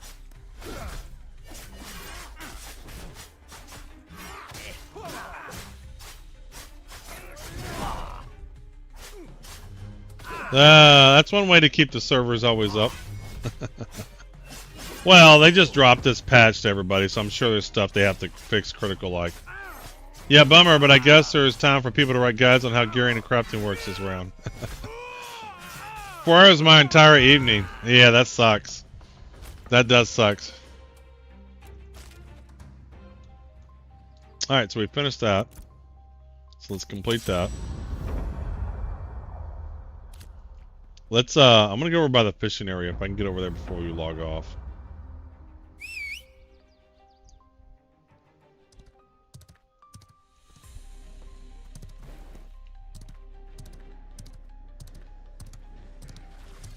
But at least we get a nice stream like this to watch when not gaming.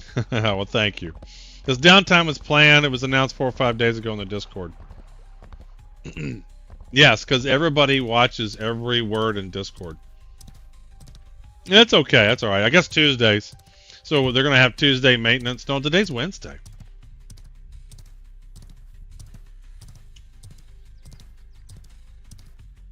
It's like that scene in The Hitchhiker's Guide to the Galaxy where it says the plans to demolish Earth was posted. At wherever they said it was posted. Is this something I can mine? No, it's not. That's just the edge. What about that? Oh, this guy's beating me to it. No, he was checking to see. Oh, it is something. What is this?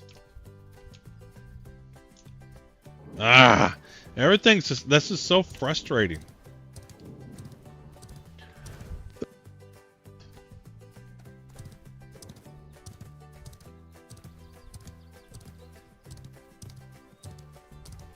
Like in World of Warcraft, you knew in a certain zone, everything was going to be of a certain type. I'm going to get one. Ah, damn it, I thought that was a regular rock.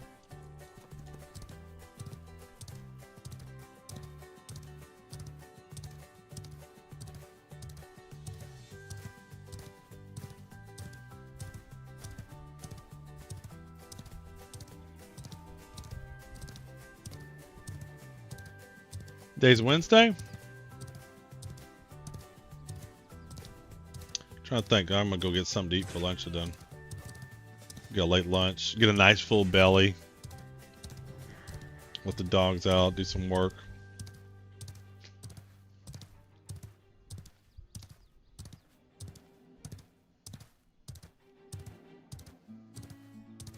We can only hope it includes some nice fixes then.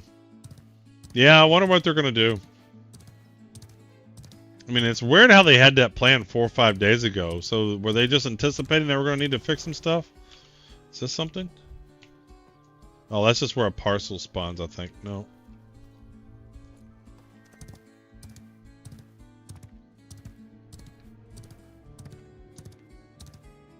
I've only found 2 parcels.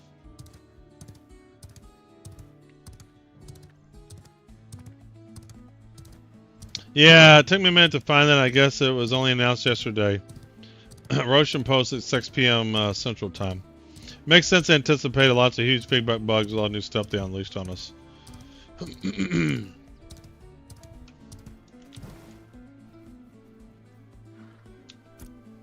Yes, 3 parcels, halfway there.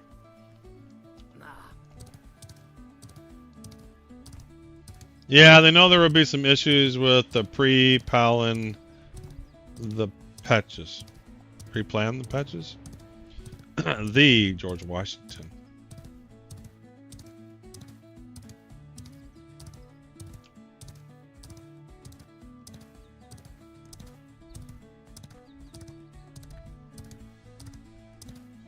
Sorry, tanking while typing.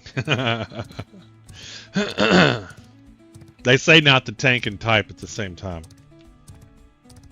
Friends don't let friends tank and type.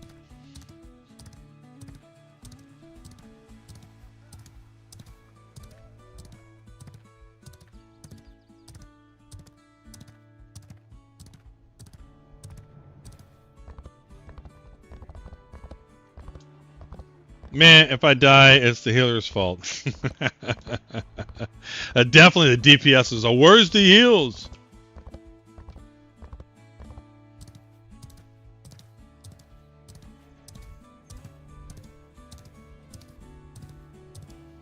Trying to think. So I got 2 options. I can stop streaming and take a decent break and then stream later this evening. Or just stay online and check out Ashes of Creation content. Read the codex. Is anyone able to bind the mouse wheel or back or forward buttons in this phase? I swear I had bound it last phase. I haven't tried. You want to bind the mouse wheel to back or forwards. Also moving backwards and forwards. Okay, I can see that. I haven't tried. I don't want to do that because I don't want to mess up my my settings.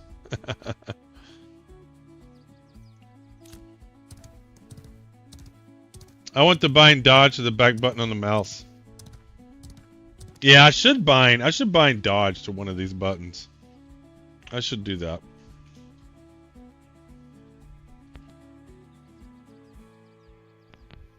Mess it up. I am not going to mess mine up. Adding a key to does not work for me.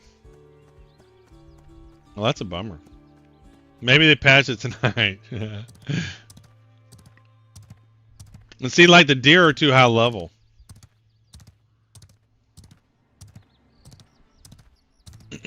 Oh, what is this? Slate. Damn it.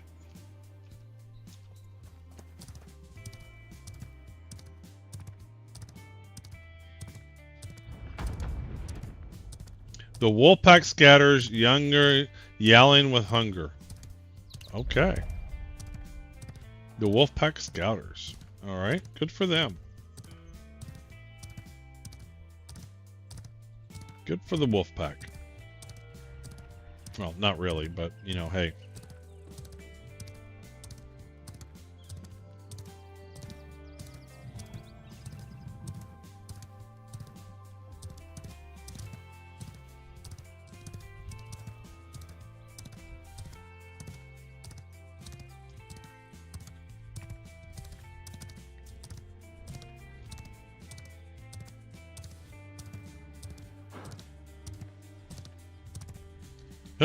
That was it. That was bugging me all day.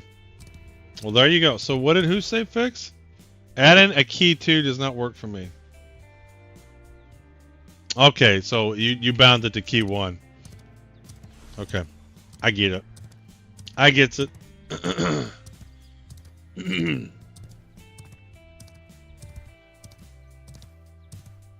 So you were getting 1,000 XP for every legend craft? I think all I was getting in commons and uncommons. I wasn't getting anything better than uncommon for fishing. And I fished all night. My fishing's up to 9. Like, I fished a ton. Yeah, my fishing's at 9. Ooh, I got a treasure chest.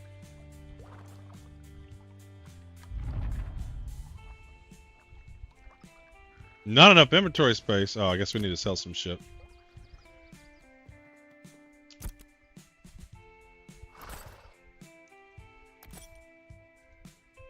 Oh, I should have put, so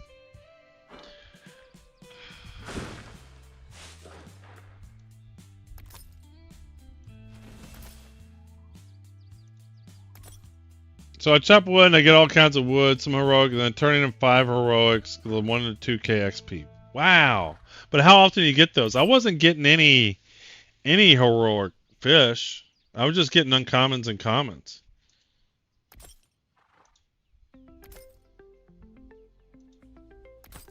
I should have put these in storage.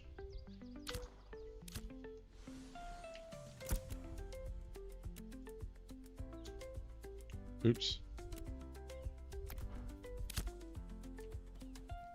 See, there's somebody's dead body.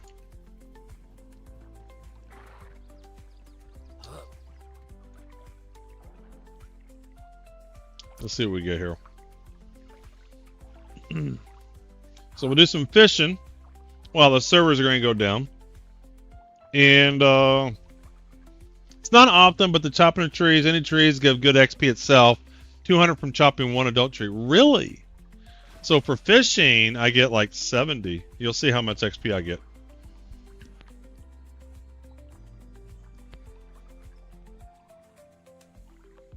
Of course, I got to catch something. I didn't catch anything. Is that why everybody's chopping trees? Is that's the best XP? Yeah, see, I get 70 XP. I mean, 80 fishing, but 70 regular XP.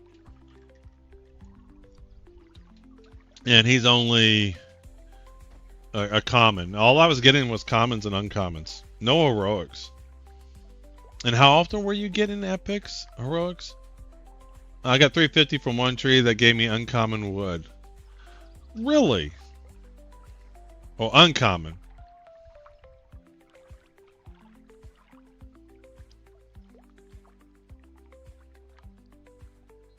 Yeah, the common largemouth are giving me 70.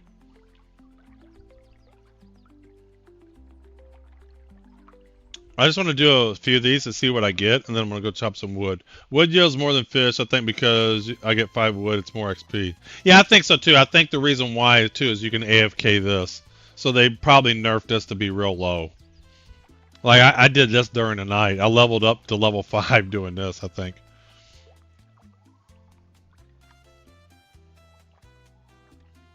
Alright, so what we get here? This one was a bluegill common.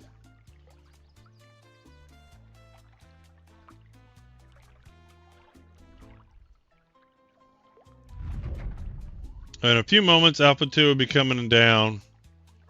This downtime is expected to last 4 hours. Yeah, that's a long time. If it was an hour, I'd probably stay online. If it's 2 hours, I might stay online. But that's 12 o'clock. 1, 2, 3, 4. It'll be online at 4-ish.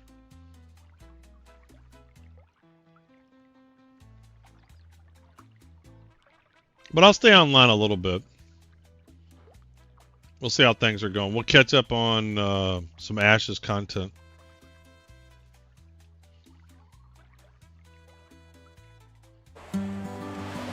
Hey, thanks for the follow, Aid Rodimus. Alright, let me see something. So I'm going to chop a couple of trees. I want to see something.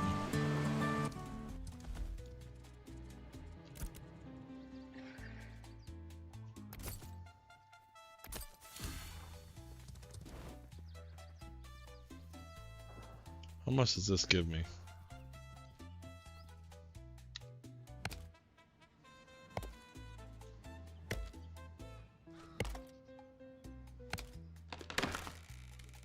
So that gives me 70 and 2 oak woods.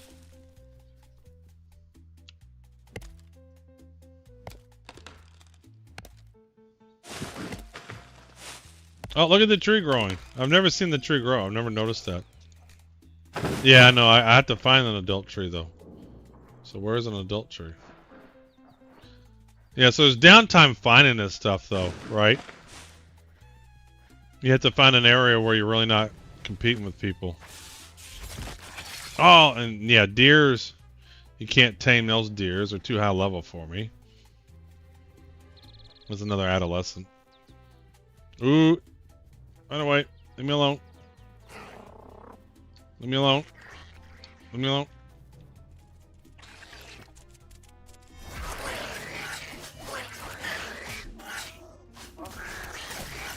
Yeah, but I'm not finding adult trees. I mean, this little bitty area here.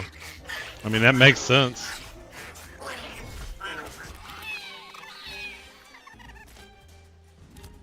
But I guess I'd want to, like, what is this, an adult tree? Can I chop this? What is this? River Dance Otter.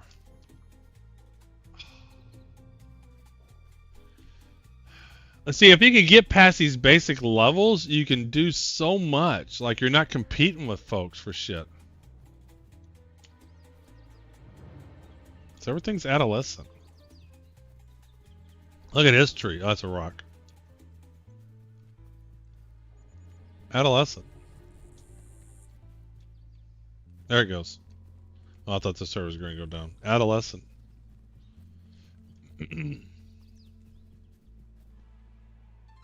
Adolescent. And of course, like, nothing.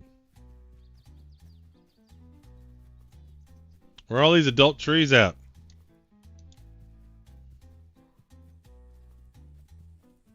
And it's not like I'm right by the starting area. Ooh, is this something I can get? What is this? Hey! It's like you find something you can harvest. It's like, oh, hallelujah.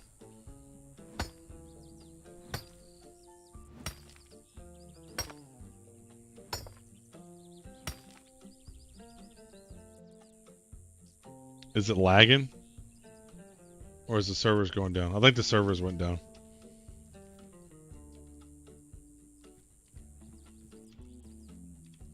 Especially mine stuff is really hard to find. Yeah, I know. I think the server's off. Alright. We're gonna exit there. I think the server wasn't working. So what did they post? I think the servers dropped. Yeah, same thing. I do too. That's why I went ahead and logged off. So what's going on in the Discord?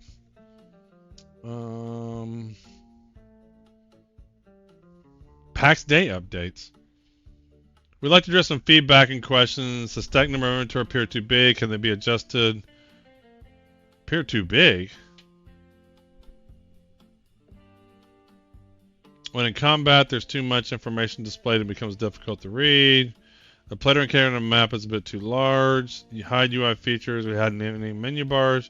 Regarding display of premium bones, can it be toned down? Oh, like the least important things to worry about in that game.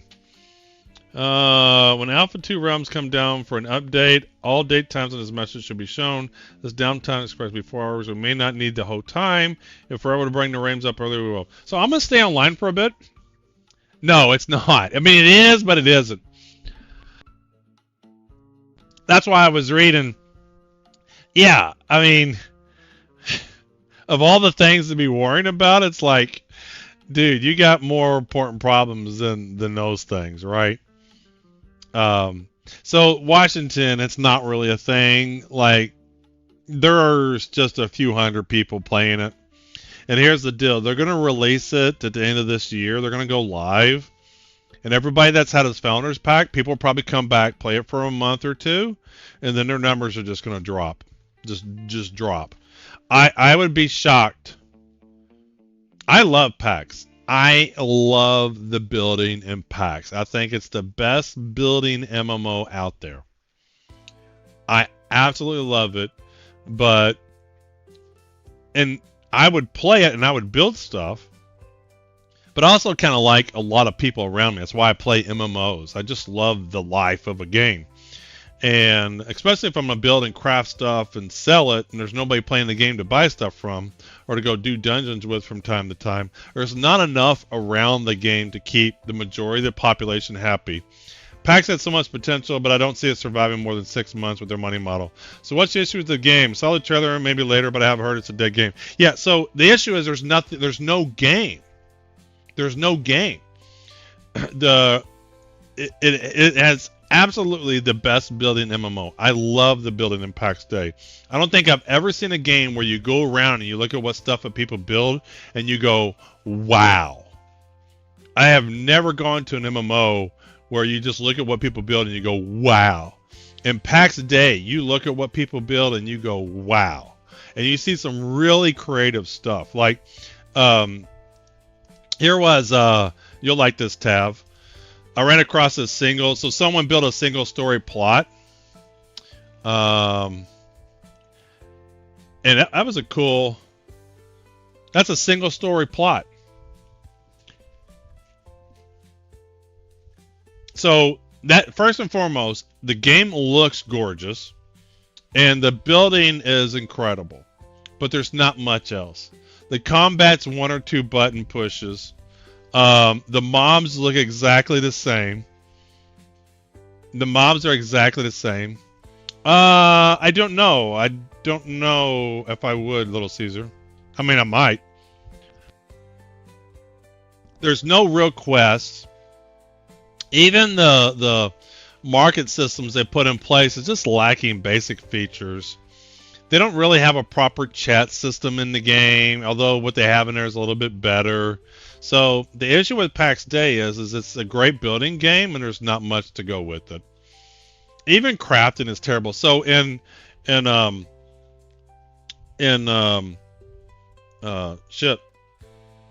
What am I playing? In Ashes of Creation, you put all your resources in the crafting station and you go play the game. Well, if you have 20 minutes of materials to craft, you have to stay at the crafting station those 20 minutes. You can't do anything else. Yeah, I'm sad the game's going to die. Hopefully they can sell the idea and the tech company can make it. Yeah, if somebody picks up PAX Day that actually have developers and they put questing and NPCs and shit to it, man, if you put a story in there, you got a game. Like, and then if they did stuff like, if you actually build a room with walls in it to it and you got a cooking hearth, there's cooking bonus or something, like encourage you to build stuff. But it's an absolutely gorgeous game. There's just not much to it other than the building. And the crafting's cool. I like the crafting, except for you're locked to the crafting station while you're crafting. There are some stuff you can build asynchronously, but most of it's not. And this is nothing. I mean, obviously this looks really cool for a single plot build, but there's just gorgeous buildings in this game. PAX was super fun at first, gathering, crafting, building, but then you're like, there's nothing. That's just it.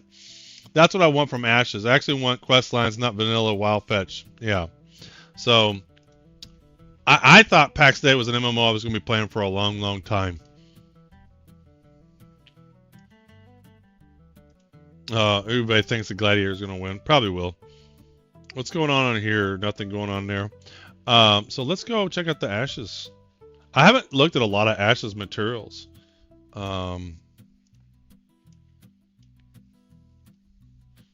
Star Citizen. Shit.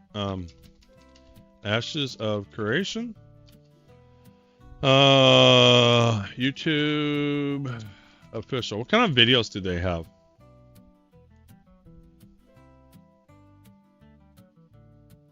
Videos. So we watched this one.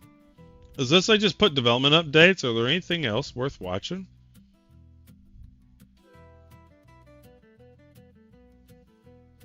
Is that a dragon?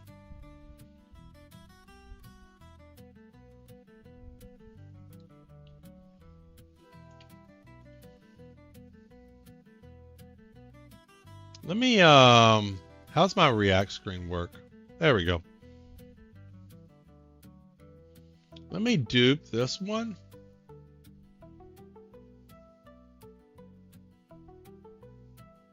Trying to think what I want to do. I just want to take a quick break. Yeah, what I want is that one. All right, let's do this. Let's duplicate 2. And then controls. Give me just a second here. And cam. Hide that. I'm just going to take a quick break. Nope, that's not it. Where's my camera? Just going to take a quick break. And I will put some videos up. I'll be right back. I'm just going to take a quick break. I'll be right back. We'll do some more Ashes.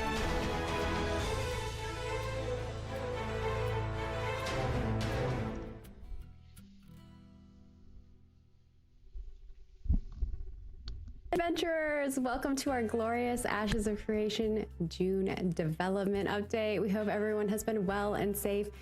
Woo! I keep always saying this every month. It is crazy how quickly everything goes by. We're almost halfway through the year. We only like a month away from phase 3, so it is a wild time for us here over at Intrepid. But of course, I am Margaret Crone, your Director of Communications. And with me, as always, is Stephen Sharif, our Creative Director. How are you feeling today, Stephen? I am ready to go. I parachuted into this call 30 seconds before we went live. Kyle was sweating. He's like, you guys see him? You know where he's at? It has been a busy month. I will say that. Extremely busy. Stephen and I were up late chatting about things. So definitely a busy one for us. Of course, as per usual, down below you can see our wonderful run of show. We are going to be going over some reminders, expectations leading up to phase 3. There's some changes that are coming, which we're going to talk about here. And then we're also going to go into the anvils and population, new races, and econ and stat changes, as well as a new crate system and node PvP and guild systems. So it's a lot. It's gonna be jam-packed. This is gonna be a long live stream. Buckle in, strap yourselves, get yourself some snacks, or make yourself mobile so you can snack and use the porcelain throne at the same time while listening to us, whatever works for you. And then we'll do a little live Q&A. Hey, don't tell me you have not listened to something while on on the toilet. I Don't would even. Never. But of course, we have so much to talk about, so we'll just get right into it.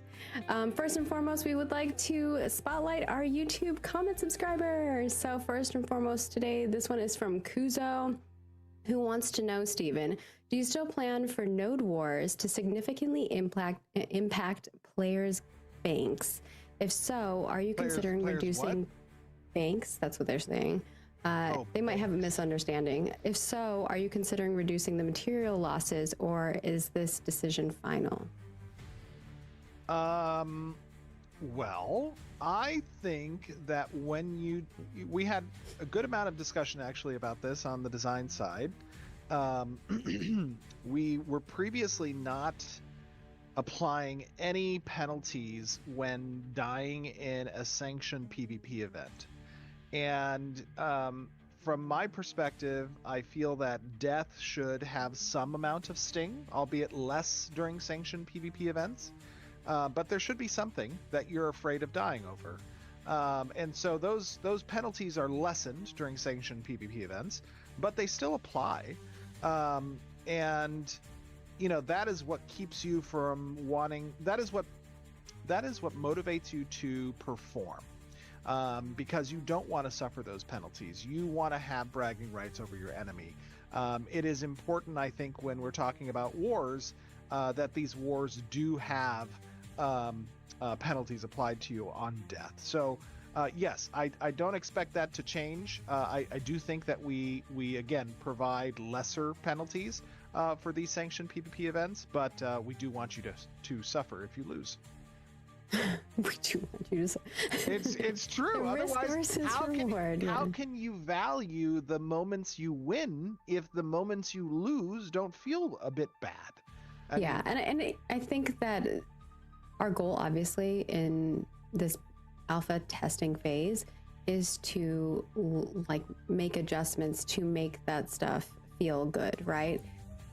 It's never going to be feeling good to lose stuff, but at least you need to be able to know, like, hey, I had the opportunity to protect my node, you know, to ensure that my stuff wasn't going to get lost. So I think like a big thing is node identity, feeling like you're part of your node. We're going to talk a little bit about that today with some changes that are coming. And obviously, as we progress through post phase 3, you'll see more of those updates coming. And I see a lot of people saying, make PvP great again. We're going to talk about PvP later, so just hold on. It's towards the end, as you can see in there, run a show. We have some stuff coming. And I think you're going to be happy. You're going to be happy about the changes. Well, if you're a PvP lover, so. Well, even if you're not a PvP lover, if you're a PvX lover, I think that you will still value the opportunities that these open battlegrounds have to provide. But yeah, I mean, just fundamentally though, I do want to reiterate that not everybody will get a trophy. That is a central tenet in the design. Losing should feel like there is a repercussion.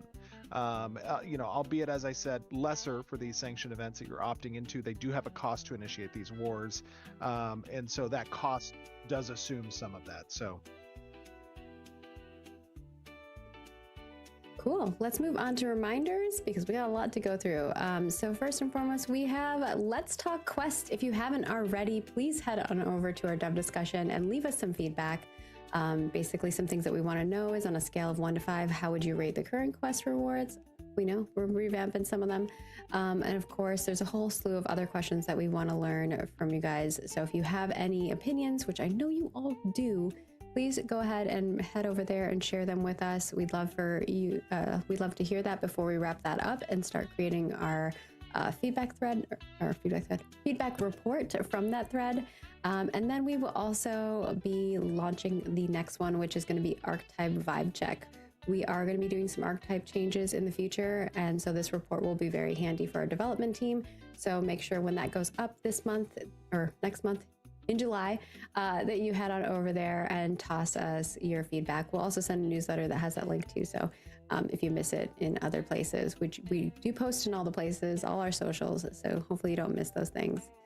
Just another reminder that our creator program, we will be pausing the application phase soon.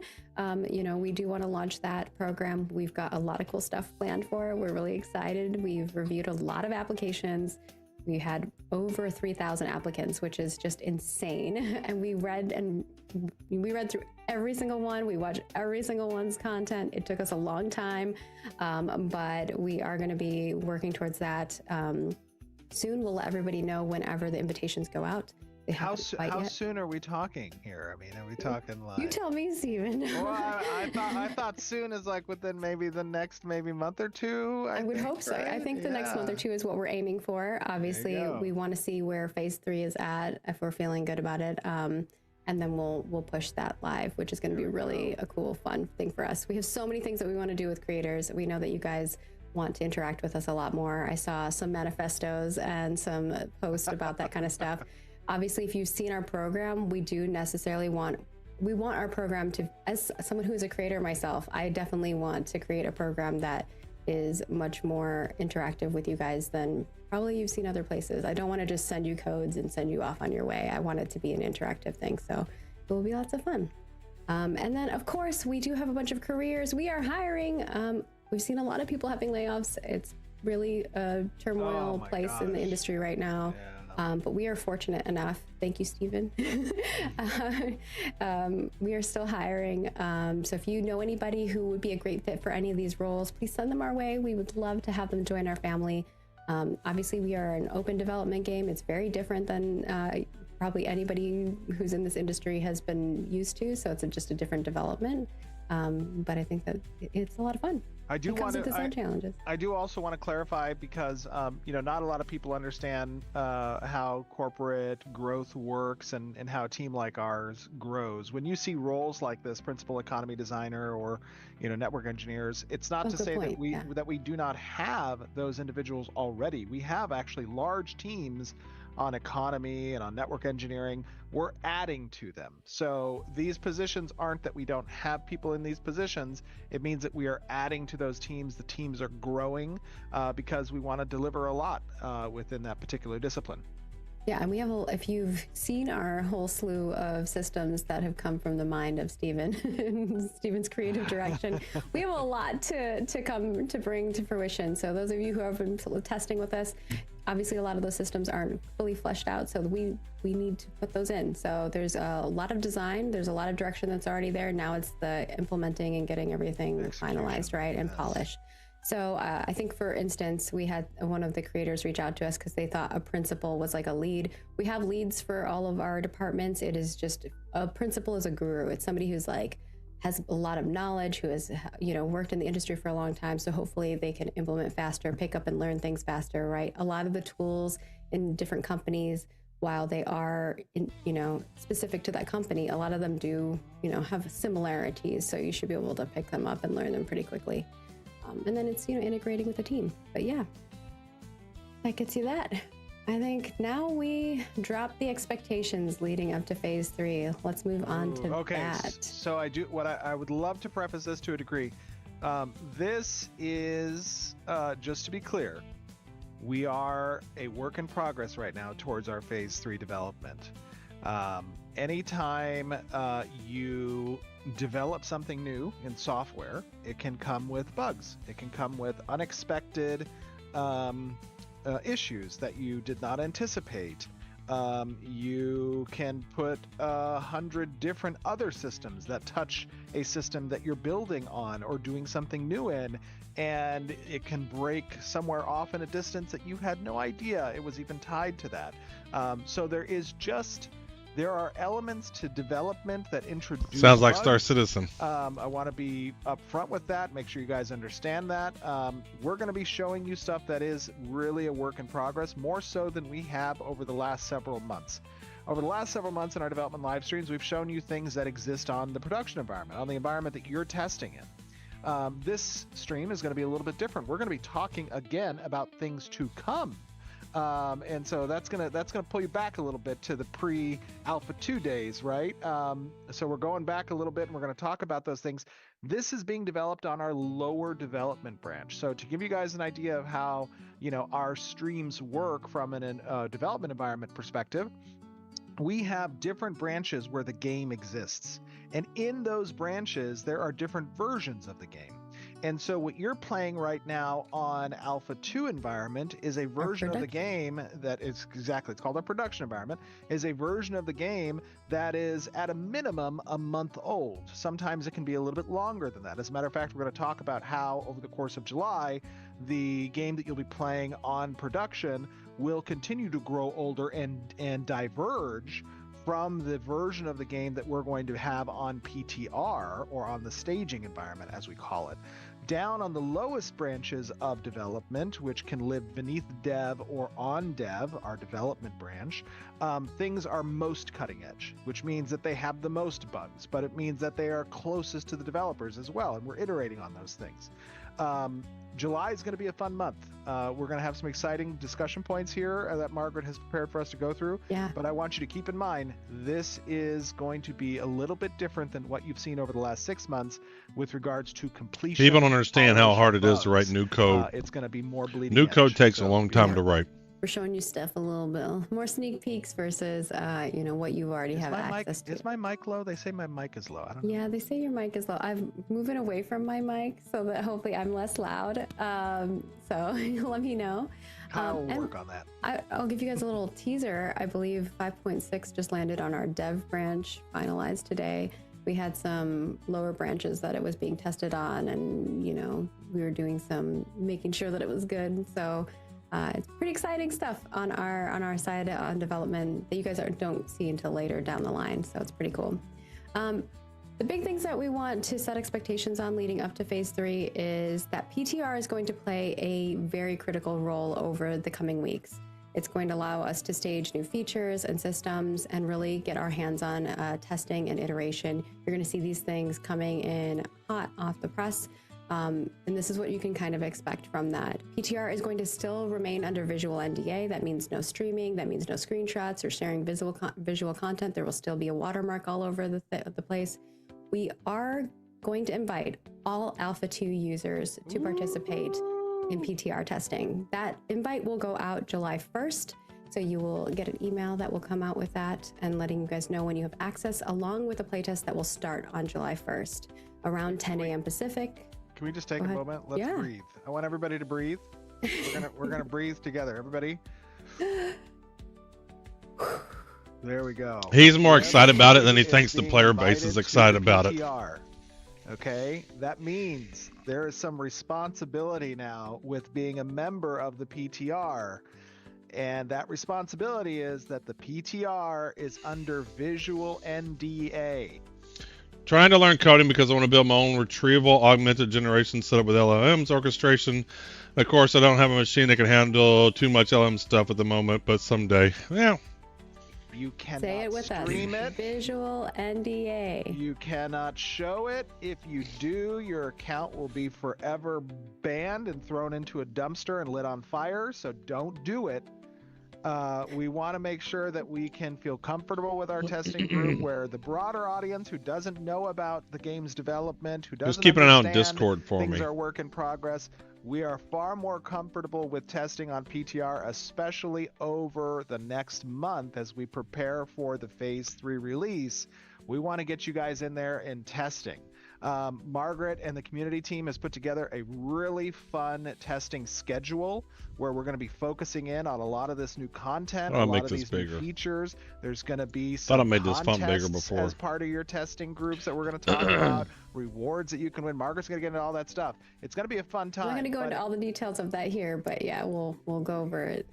I do have it as a segment. Steven's skipping ahead. Oh, I'm so sorry. I just want to make sure that He's getting excited. There's a lot of fun shit. Don't fuck it up, okay? Make sure you do not And we're not. Yeah, Yes. I'll go into the event stuff a little later in here, but those will be for both for the Alpha 2 Shoal realm as well. We're going to do some stuff over there as well as PTR. So whether you're playing on either, we will be doing those. But I'll go into that in a little bit here. From July 1st through July 11th on the PTR, we'll have very specific days that things will be open and during specific hours. So we will let you know what we're testing, what we're looking for during the periods of time. From July 14th through August 3rd, the PTR will be up 24/7 other than when we have downtime. This is to prepare us for our 24/7. It'll be up except for when it's not up. and it's going to allow us to get in some soak testing that we need. It's going to be a big thing for us. So again, like Steven said, with great power comes great responsibility. That's right. So please don't make us regret it. But we do feel that it's going to allow us to have the Set best alarm for chance of making 3:30. That phase way three we a know really when it's big, getting a little bit impactful close. moment. And your experience on PTR is going 1, to 2, be 3, 4, closer yeah. to the experience of a tester than Alpha 2 has been historically. So Alpha 2 has been a persistent environment where you get to work on your character over a period of time. It emulates. Obviously, very much work in progress. It's quite beautiful, though. It is a big work in progress. You Yes. guys are seeing obviously the verticality here, but there is a lot left to do within this zone over the coming month. And really during that period of time is when a lot of the polish and a lot of the visual upgrade happens. This is probably as close as you'll ever see to our version of a gray box. Still, it's not a gray box, but There are some gray box assets that you're really? going to Are see there? in the Okay. in the concept. So Behold the concepts, power. And then there's the like. What level are you? grayscale, Level 3. Assets that are being models that are being Whoa. created, and then you'll see some of them in. I'll be honest, that's Stream Elements or somebody's system, and I've never done anything with it. I do plan on doing something similar like that eventually. I do plan on doing it to when you join a raffle, if you do !join, you get 1 entry into the raffle, but then you can spend points to have more entries into the raffle. Early screenshots of like some of the under cave oriented assets as well. So you'll see a little bit of everything there. Yes. But it is definitely, while we're talking over this, you're going to be seeing those. So hopefully you enjoy the assets.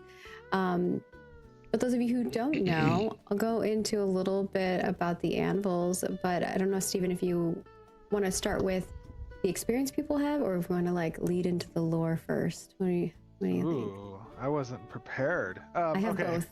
Okay, I have good. the lores first, but I want to know how you're feeling about it. Let's do the lore first. Let's do that. Okay, so there are quite a few things here in the anvils. The stone. It is. We the could have been stone rich this whole homeland, time. The ancestral stronghold of the Dunsinkel, a nation hallowed from the bones of a mountain range, where stone obeyed will and history runs deep. So this is pretty much a mountainous area. Obviously, we don't have all the mountains created, so we couldn't show you all of the imagery of that. It's very mountainous. So I know actually, right now it looks like the Riverlands, but it is not. That's why Yes. Stephen was like, "This isn't done." We wanted to plaster work in progress there. Just to be clear, we have Vu, one of our glorious artists, working on our mountains. And actually, those mountains are not just going to be placed within the anvils that you're not seeing right now. You saw one mountain there, but it is actually not painted yet. You probably saw a giant green mountain. But we actually are going to be replacing the mountains along the perimeter of the Riverlands area, which were only temporary to begin with. And so as part of phase 3, you will actually see real beautiful mountains along the all I've been is underneath the mountain. I haven't seen the other mountains. zones, and I've been through the especially mountains. within the anvils. I haven't gone Of out course, yet. Being the ancient home of the Dunsinkel dwarves, as Margaret said, there is a lot of space that is in the interior of these mountains. So even in the starting areas, when you log into the anvils, actually one big thing that's going to be coming as part of phase 3 is you will have now access to 2 starting locations. So the character creator flow is going to be a little bit different. You're going to have a background section when you make your character, and that background section is going to take into account Ursa got a little massacred bit in a of vote, your yes. character development arc. So you'll talk about like what your character did. You'll make some selections there on Sanctus, and then you will choose a starting portal that will either be in the anvils or in the Riverlands, and that will set your starting location. In the anvils, that interior that starting portal is within the mountain. So you're going to start out in that mountain, and it's going to be this vast cavernous space that all the players are going to be within. There's going to still be the 2 options for you to choose. One path that leads. Do you have the names of them? I know they recently actually changed them.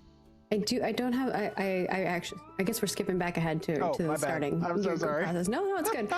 So yeah, there'll be two kind of different starting. quest She lines, wants to which is stay really on cool that you can pace embark on, and and to the it's just gonna take you schedule, through, and like, a the new Steven's player all over the experience. place. Obviously, we want to kind of change the new player experience and the line hold experience as well. But this is, you're going to see like the real changes here as like a start in the anvils. They are going to take you through receiving a crafting tutorial, node tutorial, and you'll meet a variety of new NPCs from Gatewatcher Stonebeard and Nahatu.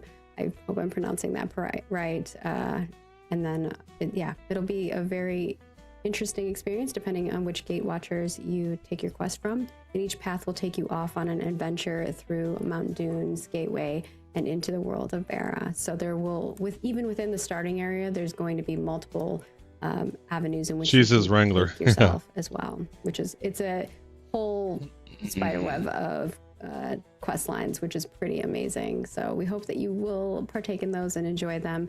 I believe there's about 28 quests and 16 events. Dwarves and 10 mountains. dungeons. Name a It's more gonna be iconic wild. There's duo. gonna be a lot of content to follow through and level I up think with. actually, I'm sorry.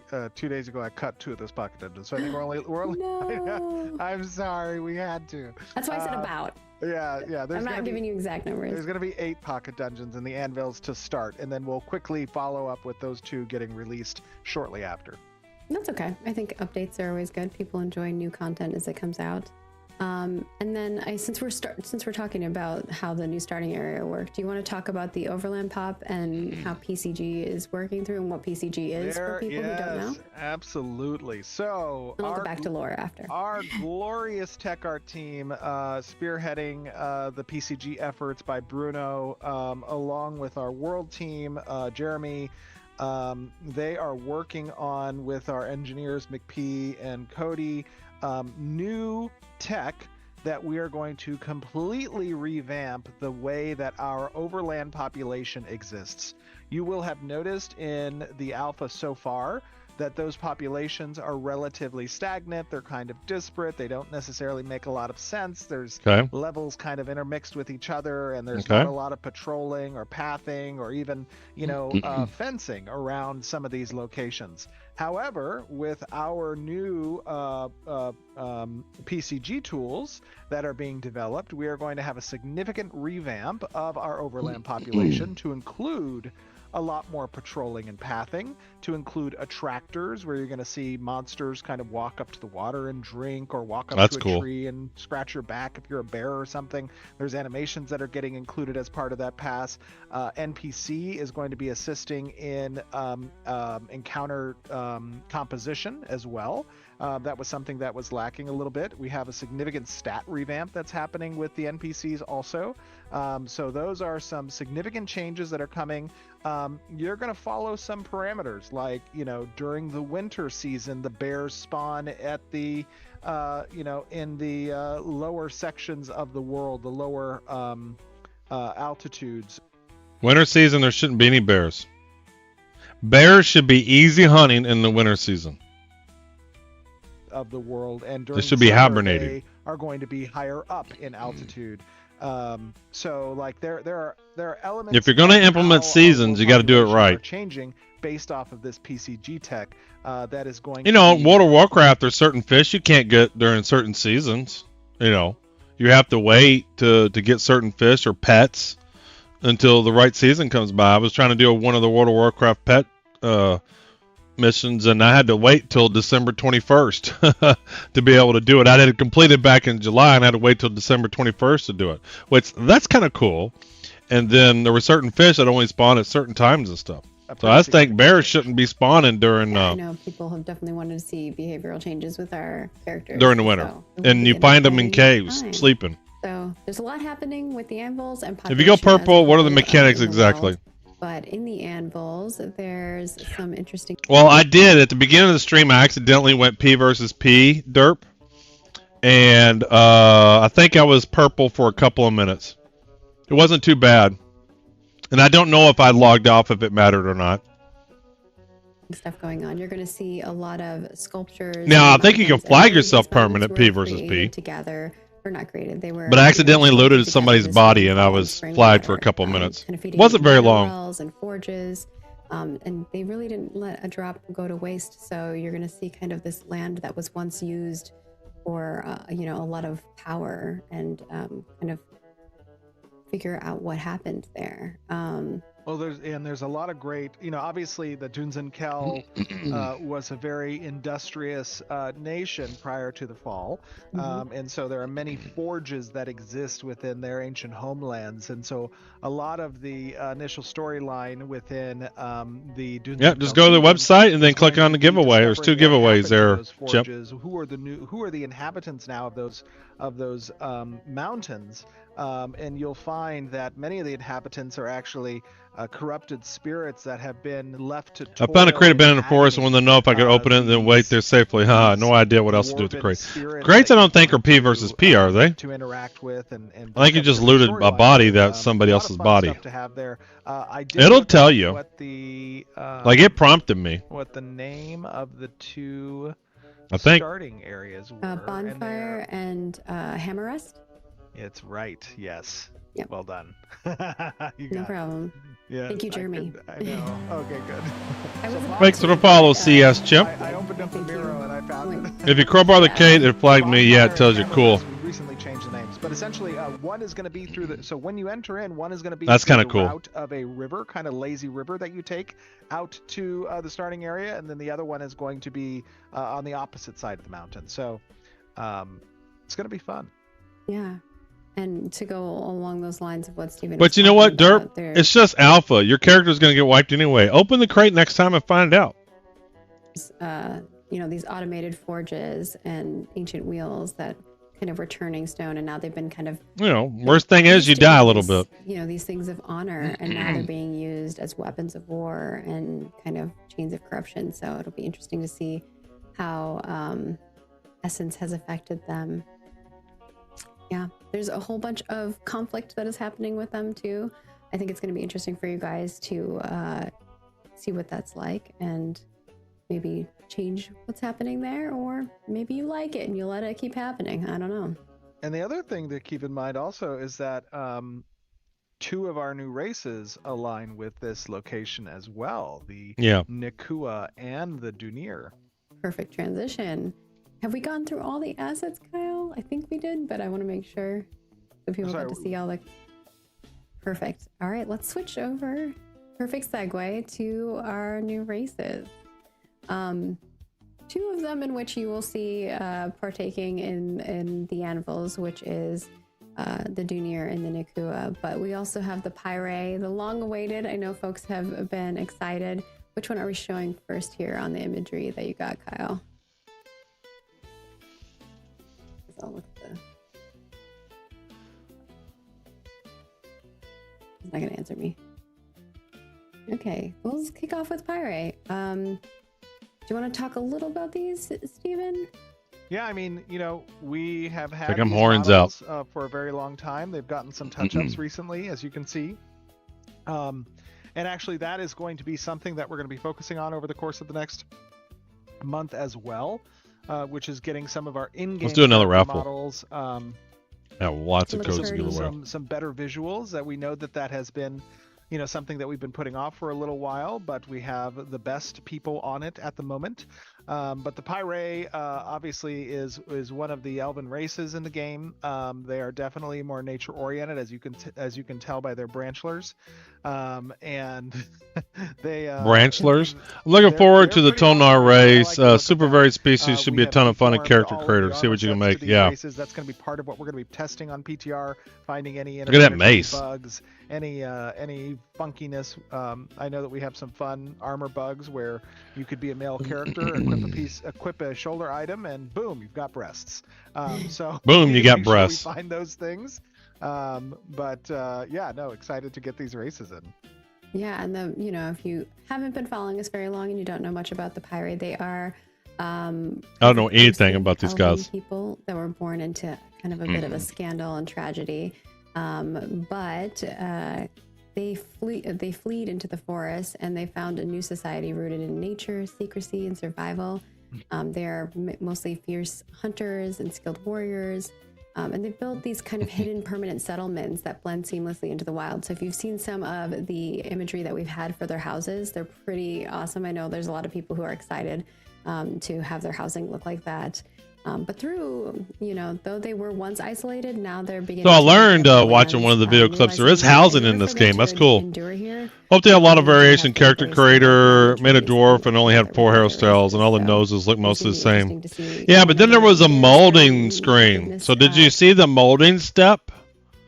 There's a molding step where you kind of refine things. Like, I think basically create anything you want.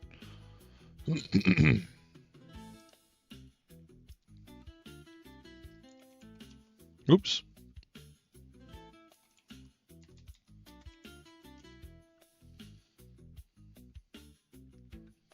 Let's go. Where am I? Where's day 1? Playlist.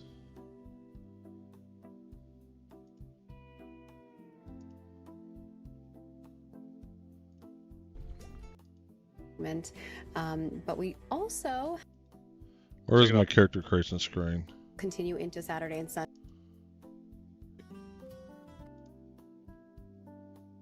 He's hammering with his sword. Okay, hey, where's my whip? The set dress. I think I'm gonna do the Riverland. I don't know if I'm gonna change. Yeah, that's sculpt step.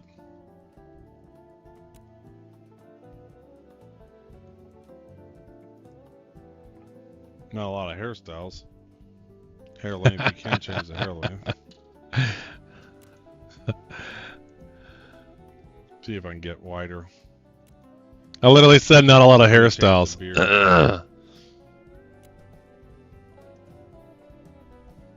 I need to sit up so I can be in the right spot. There we go. Wait. Yeah, but do they have a mount as big as a Starfire? I need a gas refining refueling mount in AOC.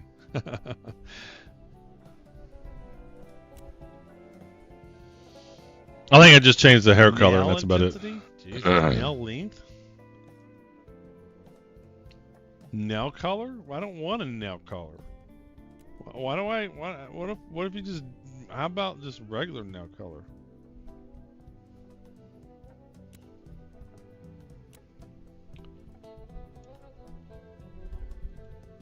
So where's this even showing? I do, don't I? I don't see anything changing. There's a hydrate. We'll do the turtle. Yeah, I think I get rid of. There's a hydrate one. I think I get rid of all those lame ones. What do you do like that? I don't understand. Click and drag the markings. Oh, I see. Yeah. Throw a little turtle there. There we go. Yeah, pretty cool. All right.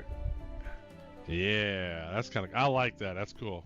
I could see him in a Hawaiian shirt. Yes, absolutely. He looks like he's been surfing his entire life. And he's got a crab and a turtle and a slash across his face. All right, that's good enough for government work. Please select the section to morph. Yeah, so you can, at this point, you can start, obviously the hair colors are what they are, but I think you could change the nose and everything.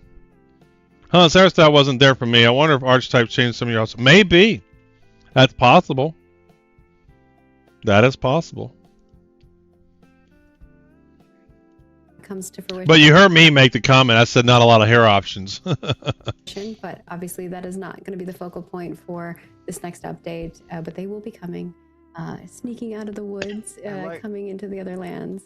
I liked seeing a few people in chat say, "Don't fix that bug." It's kind of a hidden Easter egg for some folks. Oh no.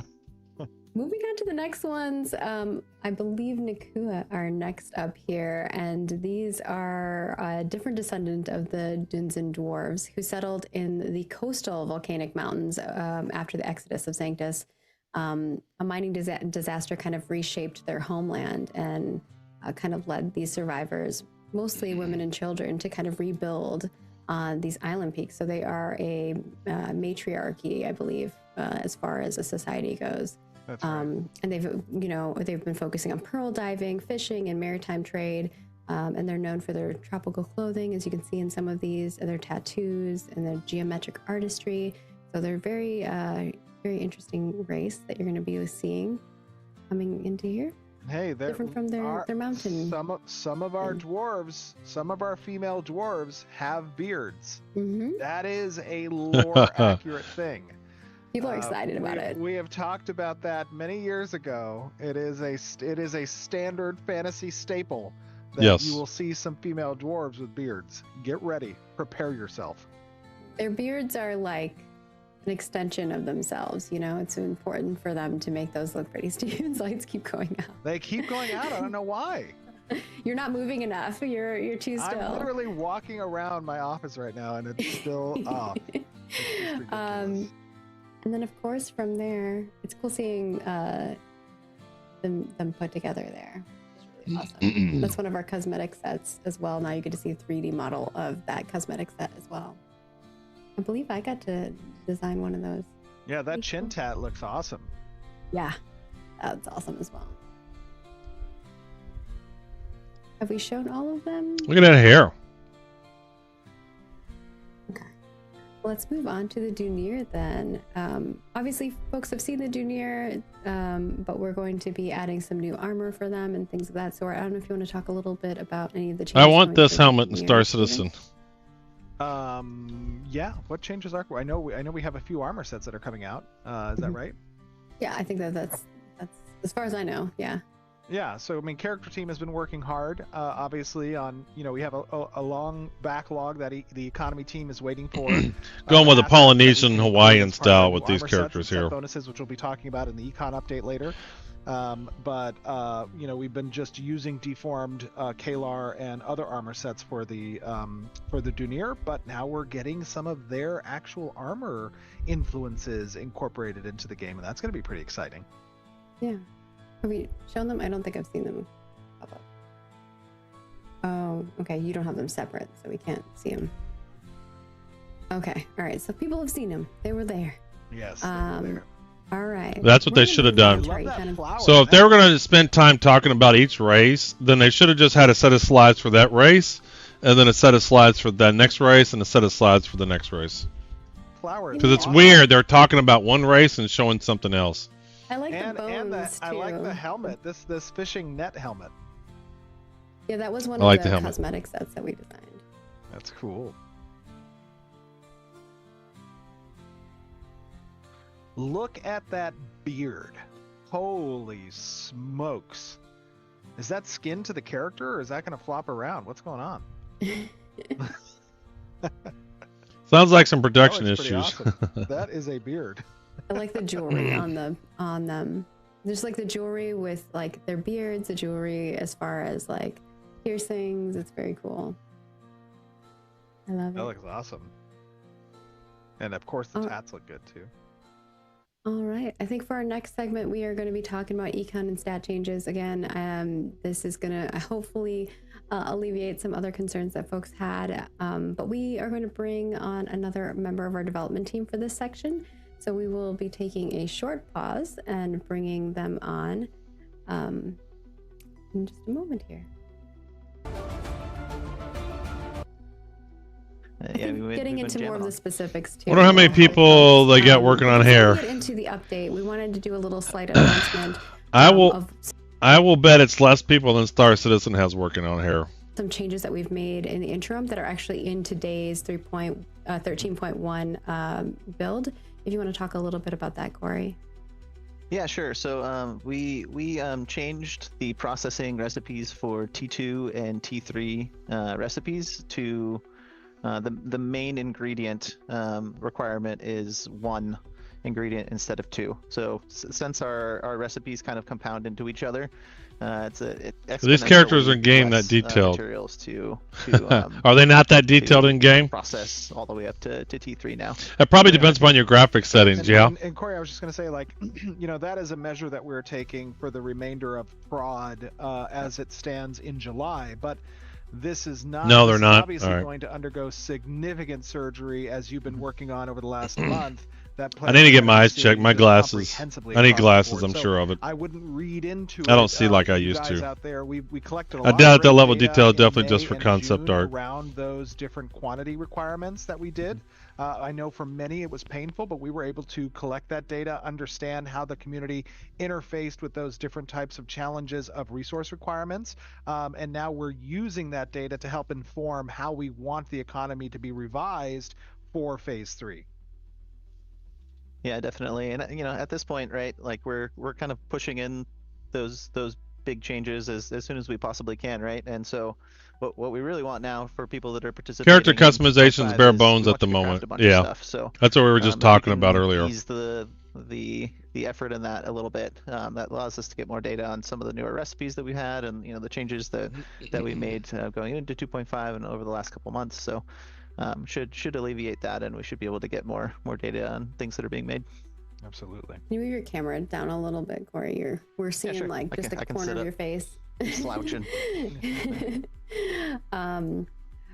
But of Those course, tats. He's let's got get some into all the tats. Things like Stephen had mentioned before. Got some tats right here. We've been utilizing a lot of the data that we've learned through the earlier phases of Alpha 2, and now we're going to be making some changes. So let's first talk over the crafting and recipe overhauls. If you want to talk about the pieces that we're going to be changing over that.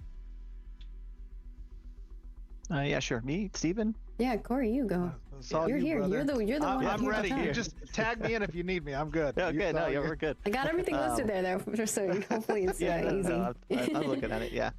So the first thing that we're doing is we've added tiers of gear within our grades. So to be Tiers of more gear. Specific about that, from level 1 and beyond, the standard gear recipes will use plentiful, accessible resources, and so players will always be able to gear themselves. So what that means is Players will always be able to gear themselves. Plentiful, accessible resources.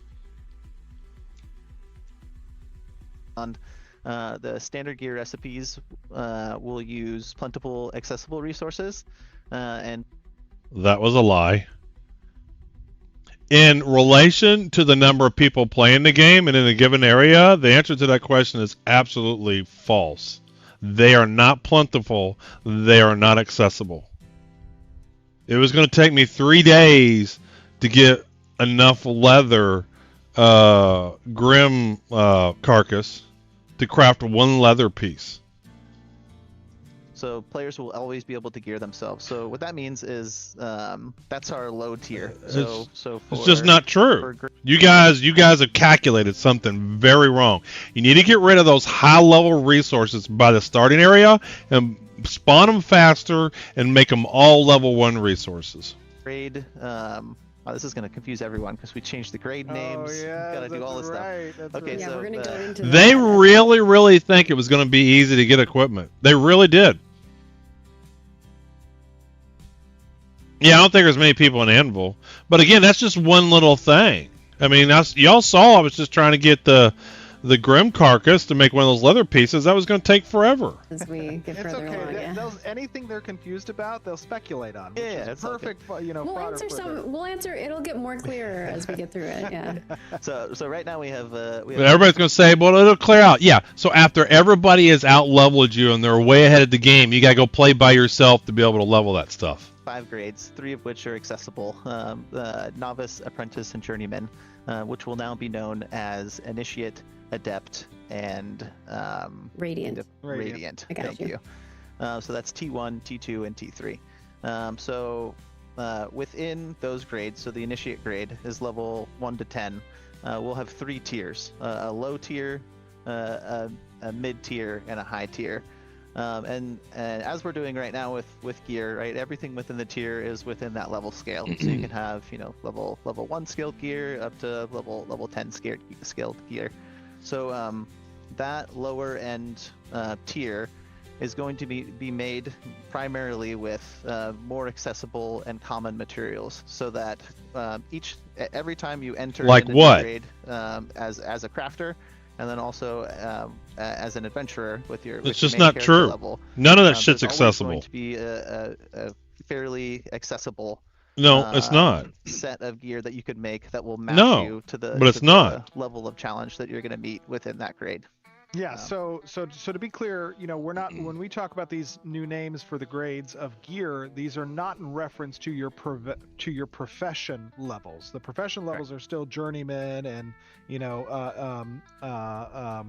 the existing names that we Yeah, have. heaven forbid y'all make those With the the same gear name. grades, what we have is a distinguishment, as you said, between low, mid, and high tier types of gear within the grade. So each grade, level 1 through 10 or level 11 through 20, will have low, mid, and high tier items.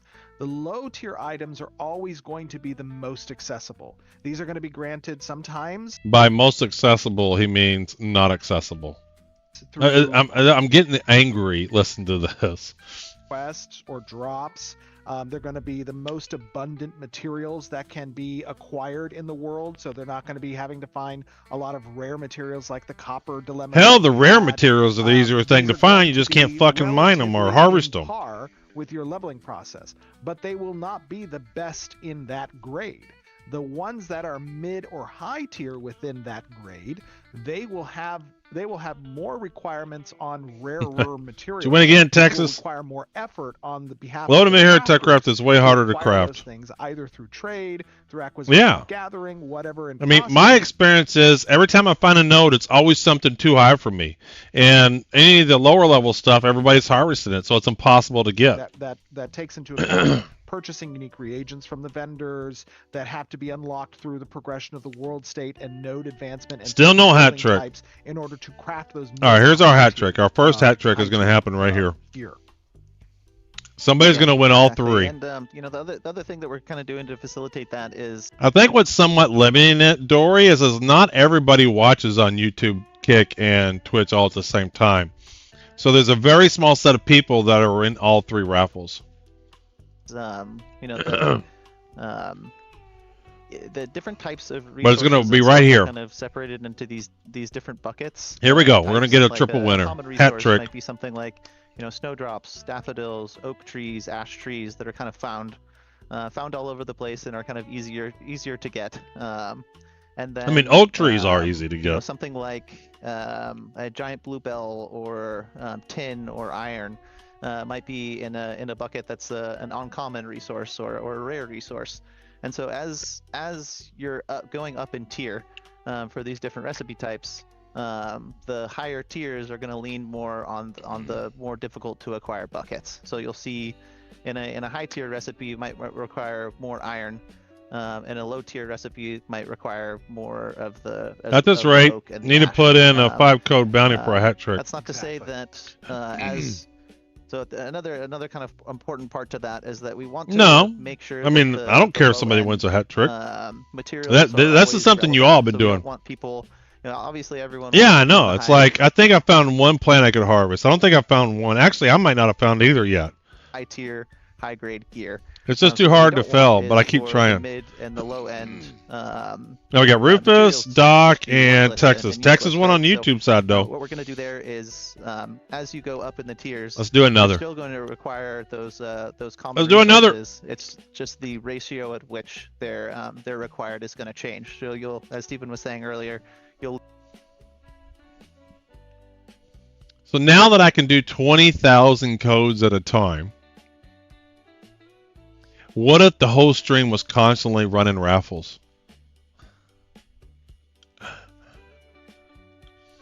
Constantly running raffles. Lean much more into needing the iron or the tin or the rubidium, and less like 30 sequences between them. The snowdrops still will be a requirement. My whole stream chat would be join. People that are going and just like harvesting a whole bunch of flowers, and people that are going out and just searching for that legendary rubidium. What if I changed it so that as long as you joined once, you don't have to keep joining. You just have to be active in chat.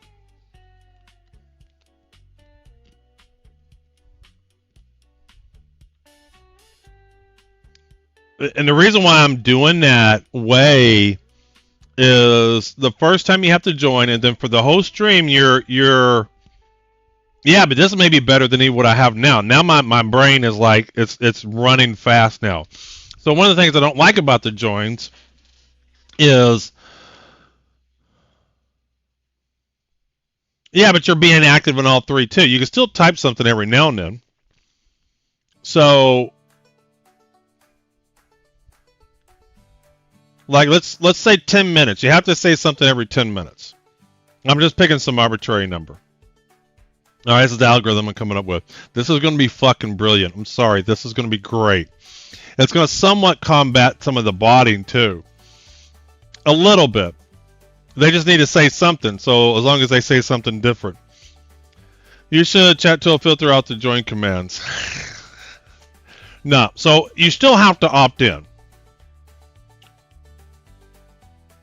Yeah, I know, but Brash, you still come by and type in join. Right? So, like, what's the difference between typing in join and just saying, I don't know, anything? Like, you still type join if you want to do the raffles. Let's work through it. Well, that's what I'm going to do, auto join. So here we go.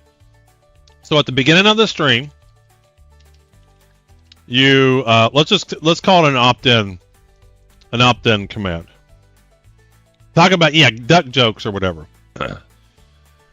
And then raffles silently kick off every, X to XY minutes, like I have now. Okay? So when a raffle kicks off silently, you don't know, then anybody that has opt-in and has said something in the last, I don't know, 10, 15 minutes. We'll just pick some number. I'll have to get remembered by the stars of the raffle. Let me brainstorm and then we'll talk about it. And then anybody that's opt-in, so you don't have to type opt-in anymore, whenever you get in. And if as long as you said something the last 10 to 15 minutes,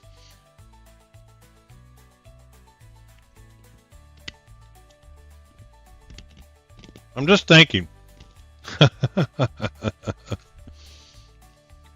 I'm brainstorming here, Mr. Welfares. Welcome in, welcome in. What I like about this, it gets rid of the spam chat. And I'm just brainstorming my raffle system. Hey, Julius. Here, I'll kick one off. We'll kick a raffle off right now. So this is what happens right now. Raffle gets started. Everybody types an exclamation join. It's a lot of spam chat, right? And then you have bots that are listening for the command, and then they type in join. But in join nomadic setup where you log in and you put in a random raffles only for the like 30 to 40 minutes since the last time you did log in. He gets tickets per login, and the login has 15-minute cooldown. Yeah, it's kind of like that. But this one you just naturally say anything. It doesn't even have to be log in. Because my raffles isn't the actual giveaway, it's just more entries into the giveaway. So even if you win, it's not a big deal if you don't want to like put it into one of the giveaways. Because all you do is you get a code. So I'm going to think about this. Let me save this. Let's do documents. Omen Observer 2025 giveaway. Brainstorming notes. Because one of the things I'm doing too, one of the things I'm thinking about doing, but I'm mainly write on Twitch. I would only write something on Kick and YouTube. Yeah, I know, but then you just write something there every now and then. I mean, right now you have to write something every now and then anyway. Something else I'm thinking about doing is having, if I'm live, kind of a mini box of the streams. And so this is kind of answering your question, Doc, is I want to do something to facilitate being in all of the streams. Thanks for the follow, Focus. So many boxes of stream, maybe a combined chat on the website. I'm thinking about a combined chat on the website. Yes, less spam, more random chats, but at least, you know, something. So imagine the website showed a combined chat. And then you had a box here. So when you log in, so in the portal, you log in. All right, hear me out. Hear me out. This is going to be cool. In the portal, you can also view my streams in one combined chat. Okay? And then you could say, send message to YouTube, Twitch, and Kick. So you type in the message once, but it goes to all three. Yeah, something like that, but I have control over it. So regardless of what platform you're on, you see all the chat, and you type it once, and it goes to all three. Oh my God, that's it right there.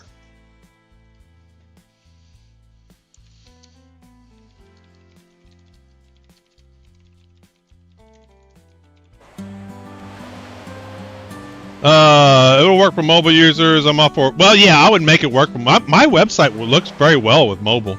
Hey, thanks for the follow. Amy, will a login time might be increased? Well, yeah, I would bump that up. I would, because you would be active. You would be active. Amy Talix, thank you. 07s. Select which chats to communicate. Send a message once. Goes to all of the selected platforms. This is fucking brilliant. Nah, you're logged in. You'll be logged in. It'll be the actual chat. It'll be the actual chat stuff. I'm going to look into it, research it, but that's basically the idea.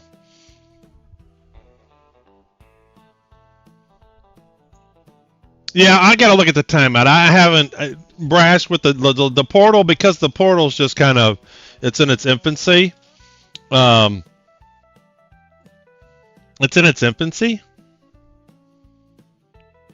So, I haven't looked at stuff like the timeouts for the logins or anything. I think it was like 60 minutes or something like that. The auto timeout. Yeah, I heard some stuff about sync issues when using combined chats and YouTube. No, it is. So, Doc, one of the problems is you can't really show on a Twitch stream. You can't show YouTube and Kick chats and stuff like that. So my idea is I'm still not going to. Cron 0 **** join raffle all platforms. Yes. But if I let you kind of log in and manage it, I don't want to say I'm gonna brainstorm, but that's kind of the idea. So then you can be on all the streams, see the chat from all the streams, but still only have to manage the chat from one location. That's the idea. So I'm gonna play with that. I'm gonna brainstorm that. I'm digging that. I'll have to research stuff. Both of them will have kind of their own individual markets that support through all of our recipes. So. Absolutely. And of course, you know, this is obviously a discussion that we're having. We don't have visual aids here, but we will be testing this with you on PTR. I'm excited about that. If that works, it would be fun. Yeah. PTR testing is I think over time my portal is going to evolve. I may be able to sell those features. Changes. Or make it free with whatever or something. That Corey and Mike and Chantel and Rhett have been working on. Because it is a comprehensive overhaul. It is a very big iteration on the previous paradigm of the economy and crafting as a whole. Yep. Yeah. Yeah, cool.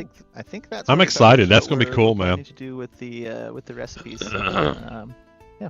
Yeah, I think especially when we talk about the intersection of how also we're tying in some of the changes around nodes and the construction of buildings and the access to these stations and the requirements of the recipes, and that intersection between player achievement, which is materials and recipe, and community achievement, which is construction of buildings and advancement of nodes.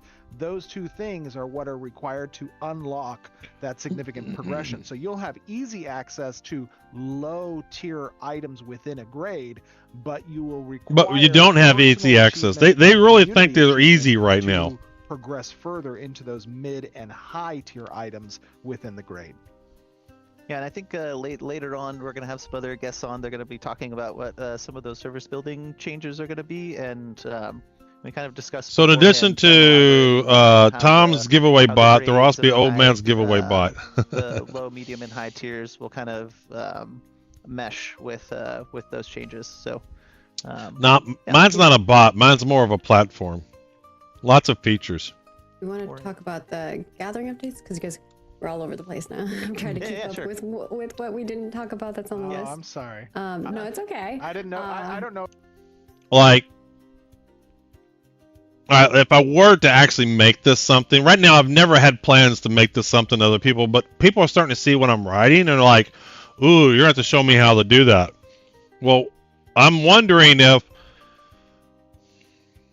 what I began to work on is a streamer site. Giveaway Old Man's platform. Yeah, a streamer site. A hosting site designed specifically for streamers. I think that's why it's getting confusing too, as we're talking about it all. Like, well, I'm just off the cuff. Is there something? There's a whole run of shows, Stephen, that I've written. Yeah, I'm trying to read the this. I write one every single time. Do you follow it? I don't know. So sorry. I don't do well following. No, it's okay. It's just I think it's. What's next? Add Discord connection to it so that all the chats. We will also be ready. I mean, I do plan on having Discord integration. What I plan on doing is I plan on letting people link their accounts on different platforms so that they can coordinate their activity across all of them. Yeah. About this. I don't know if that. I mean, it's just coming up with ideas there, Tier. These updates come out. We'll have some visual aids with those too, so hopefully it'll make. Sometimes the coding part's not the hard part. Coding is difficult, don't get me wrong. But sometimes coming up with the right idea for the need. Makes it a little bit more clear, but we're going to have the article launch when... Penguin plays Wada Bot's close to release 2, and it's open source if you don't need a bot. To follow along with. Yeah, we'll see. So far I haven't found other people's stuff to be stuff I want. How those spawns change? Do you want to talk a little bit about that? Yeah, whether they cost money or they don't do what I wanted to do. In some of the previous live streams, but we've been working on a system where we can kind of tag up areas of our world and make those areas have a higher weight or a higher influence to spawn certain stuff. So but I haven't looked at his bot, so I don't know what it does. And one of them was like a tool that allowed us to even kind of like do what we wanted to do in the world. And it was like the tagging stuff that we had talked about previously, right? Yeah, exactly. Yeah. So, the example of that is like now we could make, metal and gems spawn in caves more often, and we can do the thing where, we want Weeping Willow to be, closer to fresh water. Doesn't have his GitHub anymore. High elevation trees to spawn more often on high elevation trees. So, you won't be seeing a random western larch in the center of Lionhold anymore, right? So this is, it's making our environment artists super happy because we can kind of respect the rules and the look of the world that we're trying to create. And it should also, be helpful for... I want to start chairman and do giveaways, but to be paranoid about bots trying to steal the giveaways from community members, yeah. And, learning stuff about the world. They can learn things from NPCs, where, they can, either through quest or paying attention to some dialogue from an NPC, kind of figure out where things are more likely to be. That should drive traffic to specific areas and a little bit of conflict and friction. So we're pretty excited about that actually coming to fruition. So yeah, I know that's something that even on the econ design side, actually that's not bad. He's just paying for the hosting areas across the world, so that with the PCG tech, that there's going to be now a lot more rhyme and reason to where these resources are placed. So what does this do? And how players engage with them. I've never looked at this. That's going to feel more natural, and is going to make more sense, I think, and that's going to be a lot of fun. Yeah, big. It Big doesn't even have thanks to picture sites. Trevor and Alex, and they've been working on that tool really, really hard. It was kind of one of those things where it was going to be a huge undertaking. We have a really big world. You can imagine people that have been running around. How many caves do we have? How many rivers and lakes do we have? And we had to figure out a way to go and touch up all those areas to make sure that they're included in these spawn sections. So Looks like just another thing like StreamerBot. Do it quickly and keep up with the rate of which. I don't need something that does what StreamerBot does. Have stuff feel really precise and special. So thank you to them. It's been a lot of hard work and iteration to get there. So. Awesome. Yeah, and making every biome feel like really distinct and meaningful through all these different types of resources that you can gather from them. And then those feeding into the crafting and recipes, which we talked about earlier, to make it more Like, what clear, platforms do they support? Like the lower tier things being a little bit easier to get because those resources are plentiful in a lot of spaces. And then the more powerful those things are, the harder it is to attain those items or those resources, whether that's through creatures or gatherables. See, one of the things I've done different is I've managed the site to be free. Everything that I built doesn't cost any money. The only thing that cost money was the DNS registration for the domain name. It uses Cloudflare. It uses their free tier version. It's very lightweight. This is already getting to heavy. This is what we do in my job at work. So this is already getting to heavy development. I'm sure it's great, but I'm not too sure this is any different than StreamerBot. And then the other side of it is there may also be vendor reagents or drops from specific mobs and items found only in certain regions. It's a huge issue with Kick. What's a huge issue with Kick? Kick? A recap of what we talked about earlier, but in a more simplified means. Thank you. No problem. I think it got really confusing really fast there.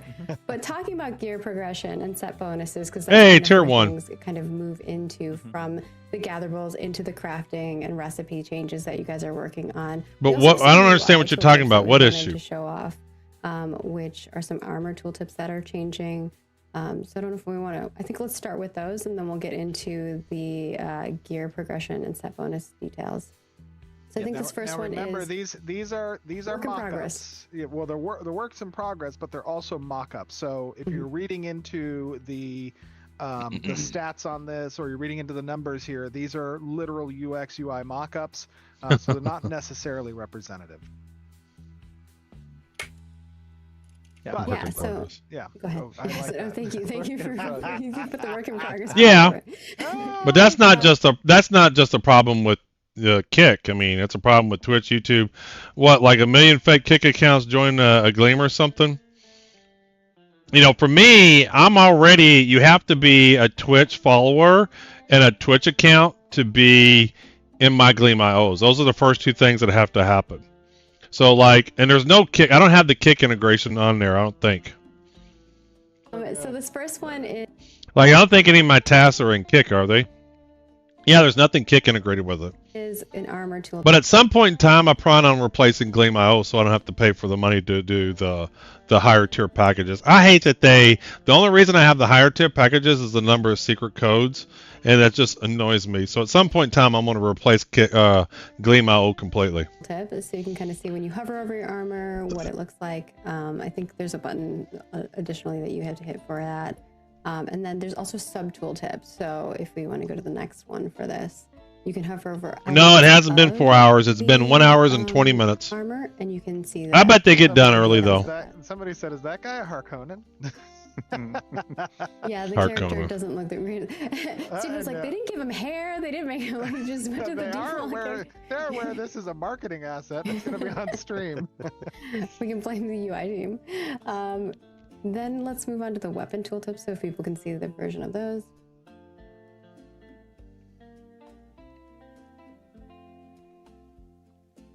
And so you'll see those got a revamp, a little bit more of changes, and then there's even sub-tooltips for weapons as well.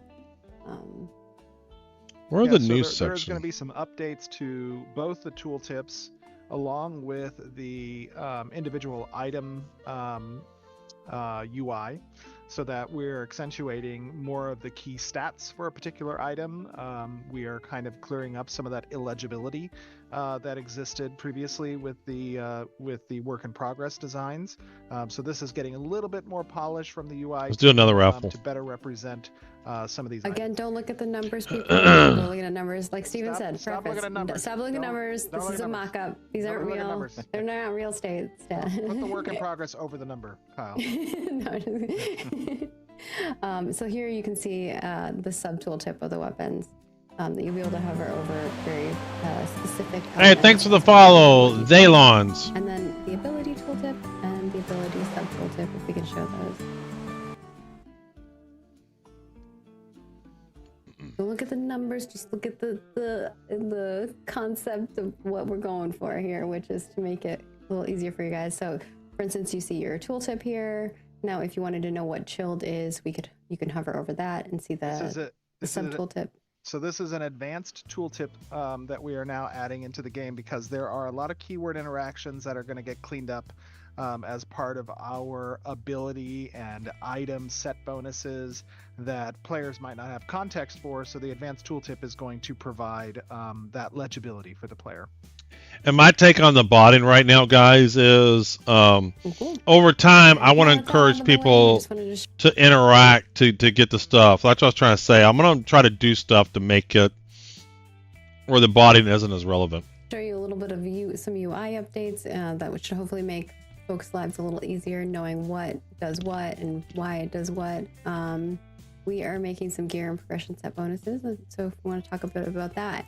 We already talked about the gear is now being organized into different grades, so that'll be Initiate, which is level 1 through 9, Adept, which is 10 plus, and the Radiant, which is 20 plus.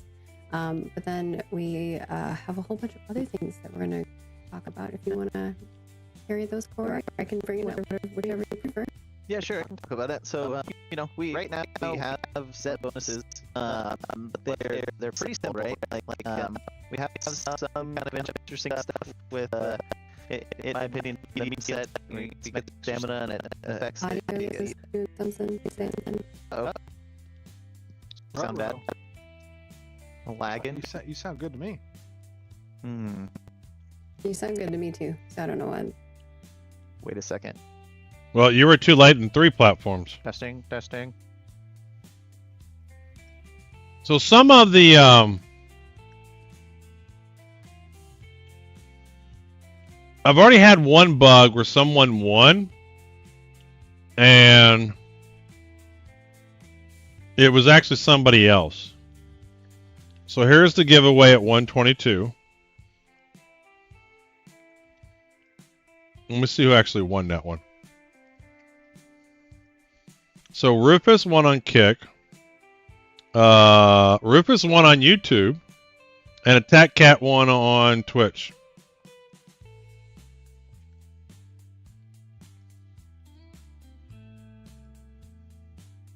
Here's what the code ended up being.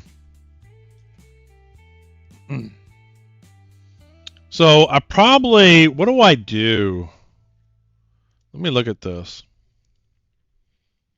So what do I do? I probably need some robust failure code to like try it 2 or 3 times. So let's say there's an API call problem to my website.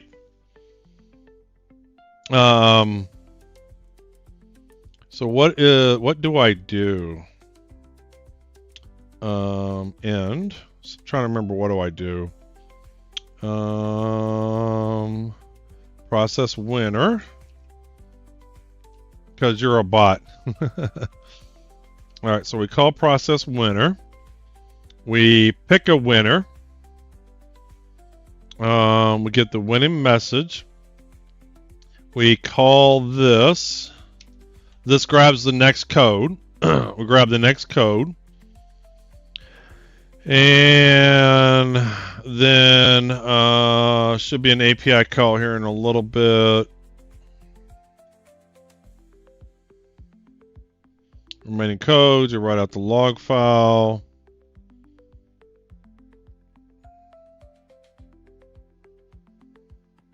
Oh, this just picks the next code. And then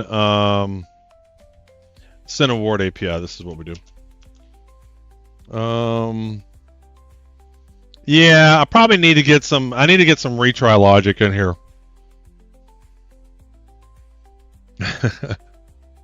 So I need to get some retry logic to do add retry logic to sending the awards.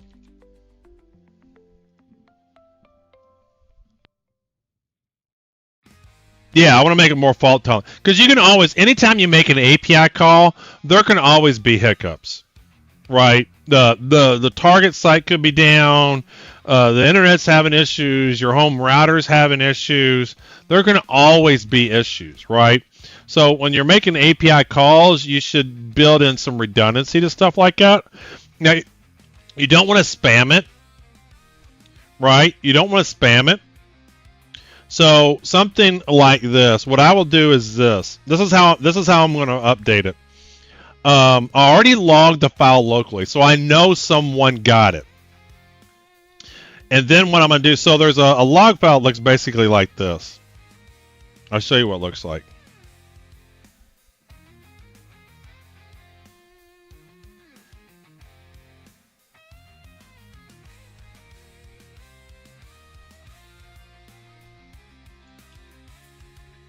And I'm going to change a couple of things here so you can't see it. Actually, let me get a winning entry. Let me get a winning entry too. I just want to change some IDs. 1, 2, 3, 4, 5, 6. So this is what my log file looks like. It has what platform.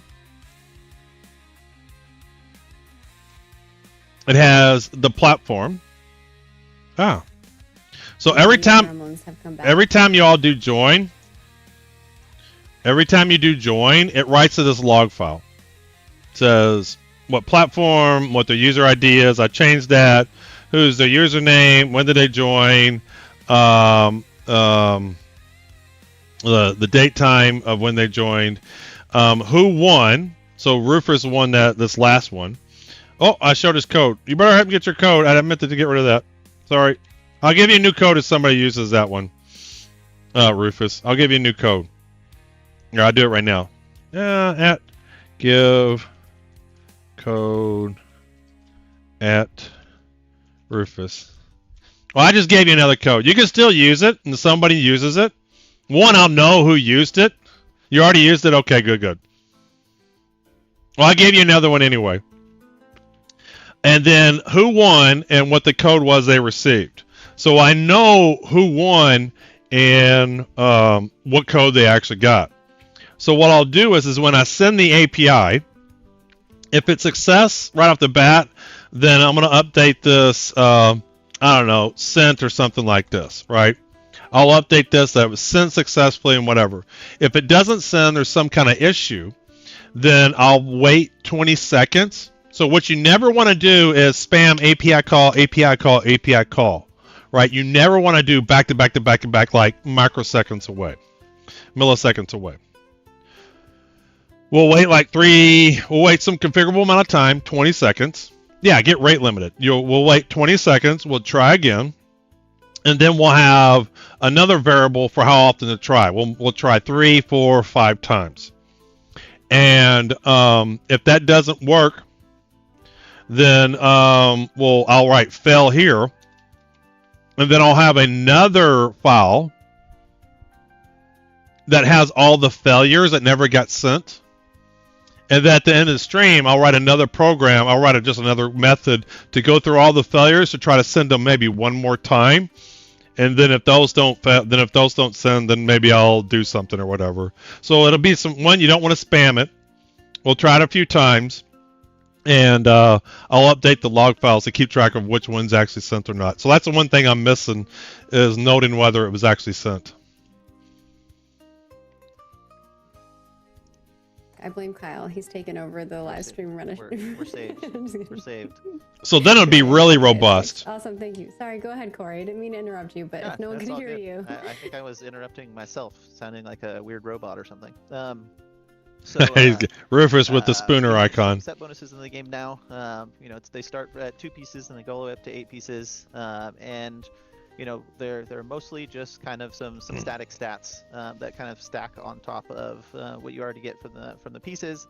And you know, as the rarity goes up, you know, those stats gets better. And that's something that we like, but we don't think that it's good enough. So you know, we're working towards being able to have you know, stat buffs, active effects like abilities and procs. You know, something that players are more accustomed to from our set bonuses that can make those you know, the Carfin set and the, you know, Those we've got ads coming up. I'm gonna step away for just a minute. I'll be right back. I'm not going anywhere. Various biomes feel like they're doing something that's actually gonna, you know, affect your build and your play style. So And obviously, the higher the tier of the set, the better, like the more powerful that set bonus is going to be. If it's like a lower tier set, then it's probably not going to be as much. And the set bonuses can build from like 2 pieces all the way up to 8 pieces. So there's going to be a lot of variety in what options you have based on the amount of items you have. Well, we're also going to be bringing in some designs that now utilize active effects and proc effects as well as part of those set bonuses. And I think that's going to be a key distinguisher between the stat benefits you get from the piece of gear and the bonuses you get from the set itself. That's going to make those sets distinct. And those active effects or proc effects are going to relate to the theme of the set as well. Right, so you may have like a fire themed set that's going to have proc effects that relate to some type of fire effect or an active ability that relate to that, to give a bit more identity to the set as well. All right. Okay. And I think that covers kind of the gear and progression goodness.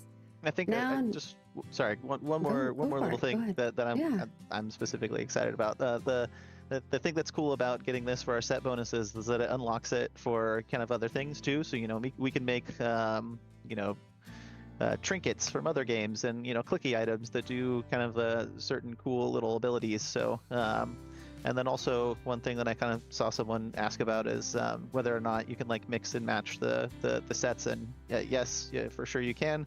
That's sort of intended, right? Like 2-piece from one set and a 4-piece from another, and you just won't get all the benefits. You'll only get the 2 set bonus.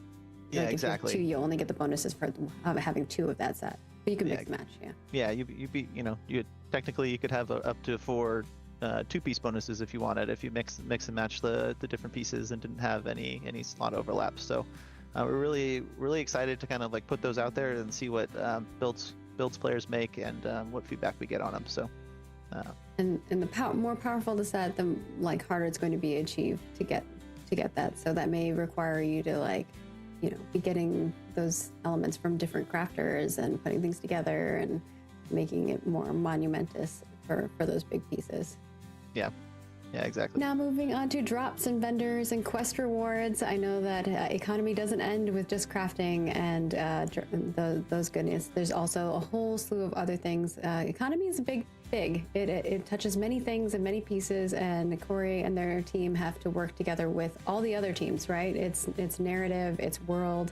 It's not just, you know, them creating a bunch of items and placing it in the world and hoping it works. So do you want to talk about a little bit over what changes are happening with drops and vendors and quest rewards, Corey? Yeah, sure. So our mobs, we kind of did some different tuning knobs with the rate of drops for mobs, right? They're significantly lower when the phase 2.5 started, and we've kind of like tuned them up and tuned them back down again. And you know, we're starting to get to a place where we feel like we know what's feeling good, and we're also starting to feel like with the low, medium, and high tier, we know what type of challenging content we want players to be doing to try and get that gear. So, you know, it might be drops being a little bit more plentiful with the low tier of a grade, so that players kind of have an intro to that level band within the grade, and they can kind of keep up with the power level demanded by the things that they're fighting and the content that they're doing, and kind of let that build them into the mid tier and then the high tier.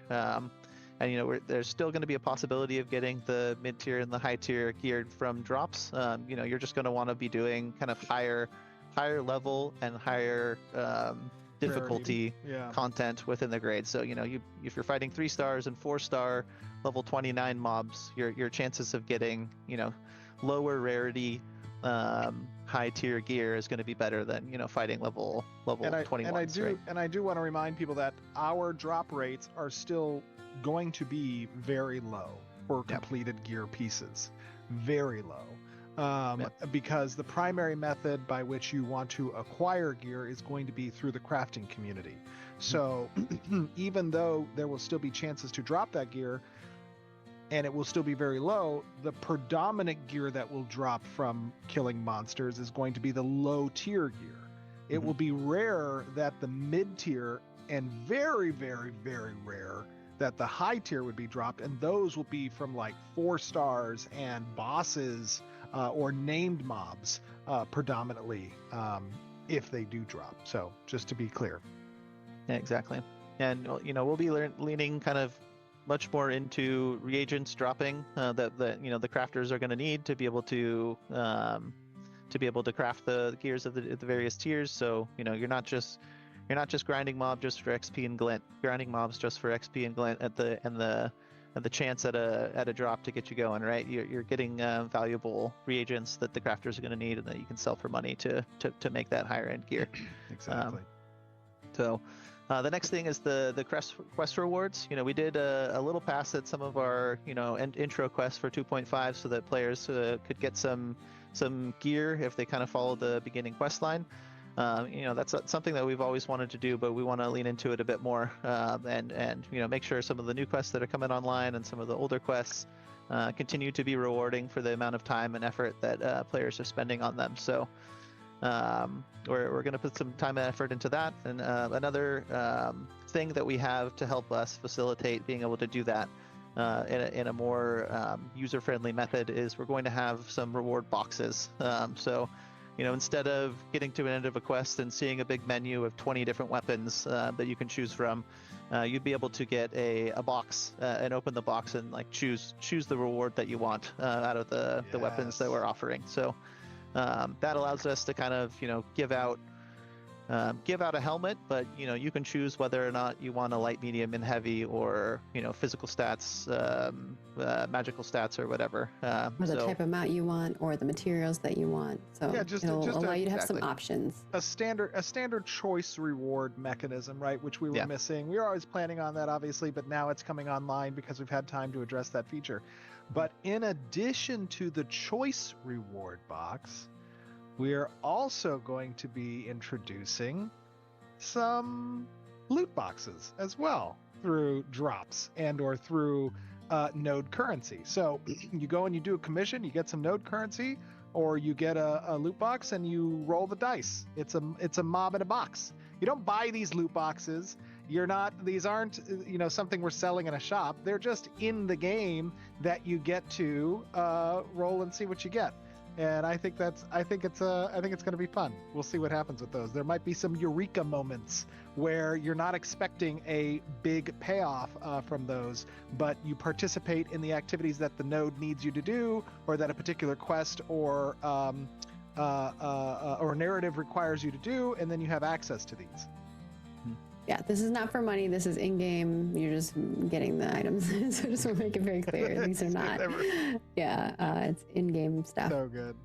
You just want to make sure that some of the rewards are more exciting, right? And gambling can be exciting.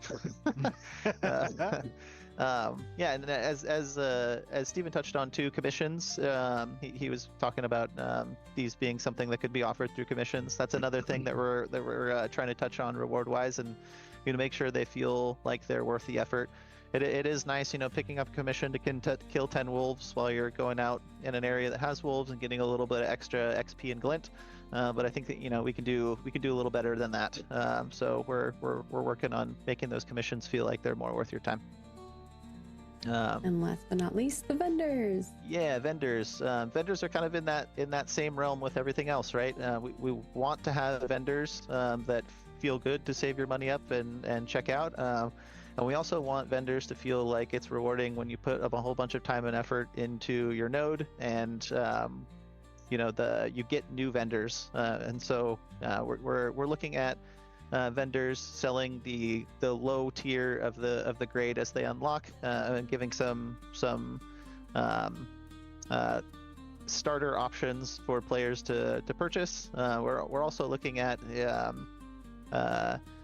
vendors offering special stuff for citizens, and for players that are engaging with citizen and node activities, getting that node currency, and having way more rewarding options for players to spend that currency, and rewards for participating in node activities, so that people go ahead.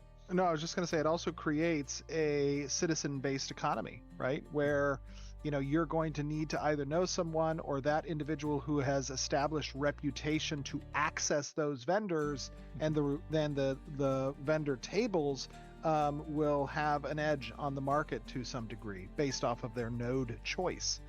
So it makes that node choice a little bit more relevant.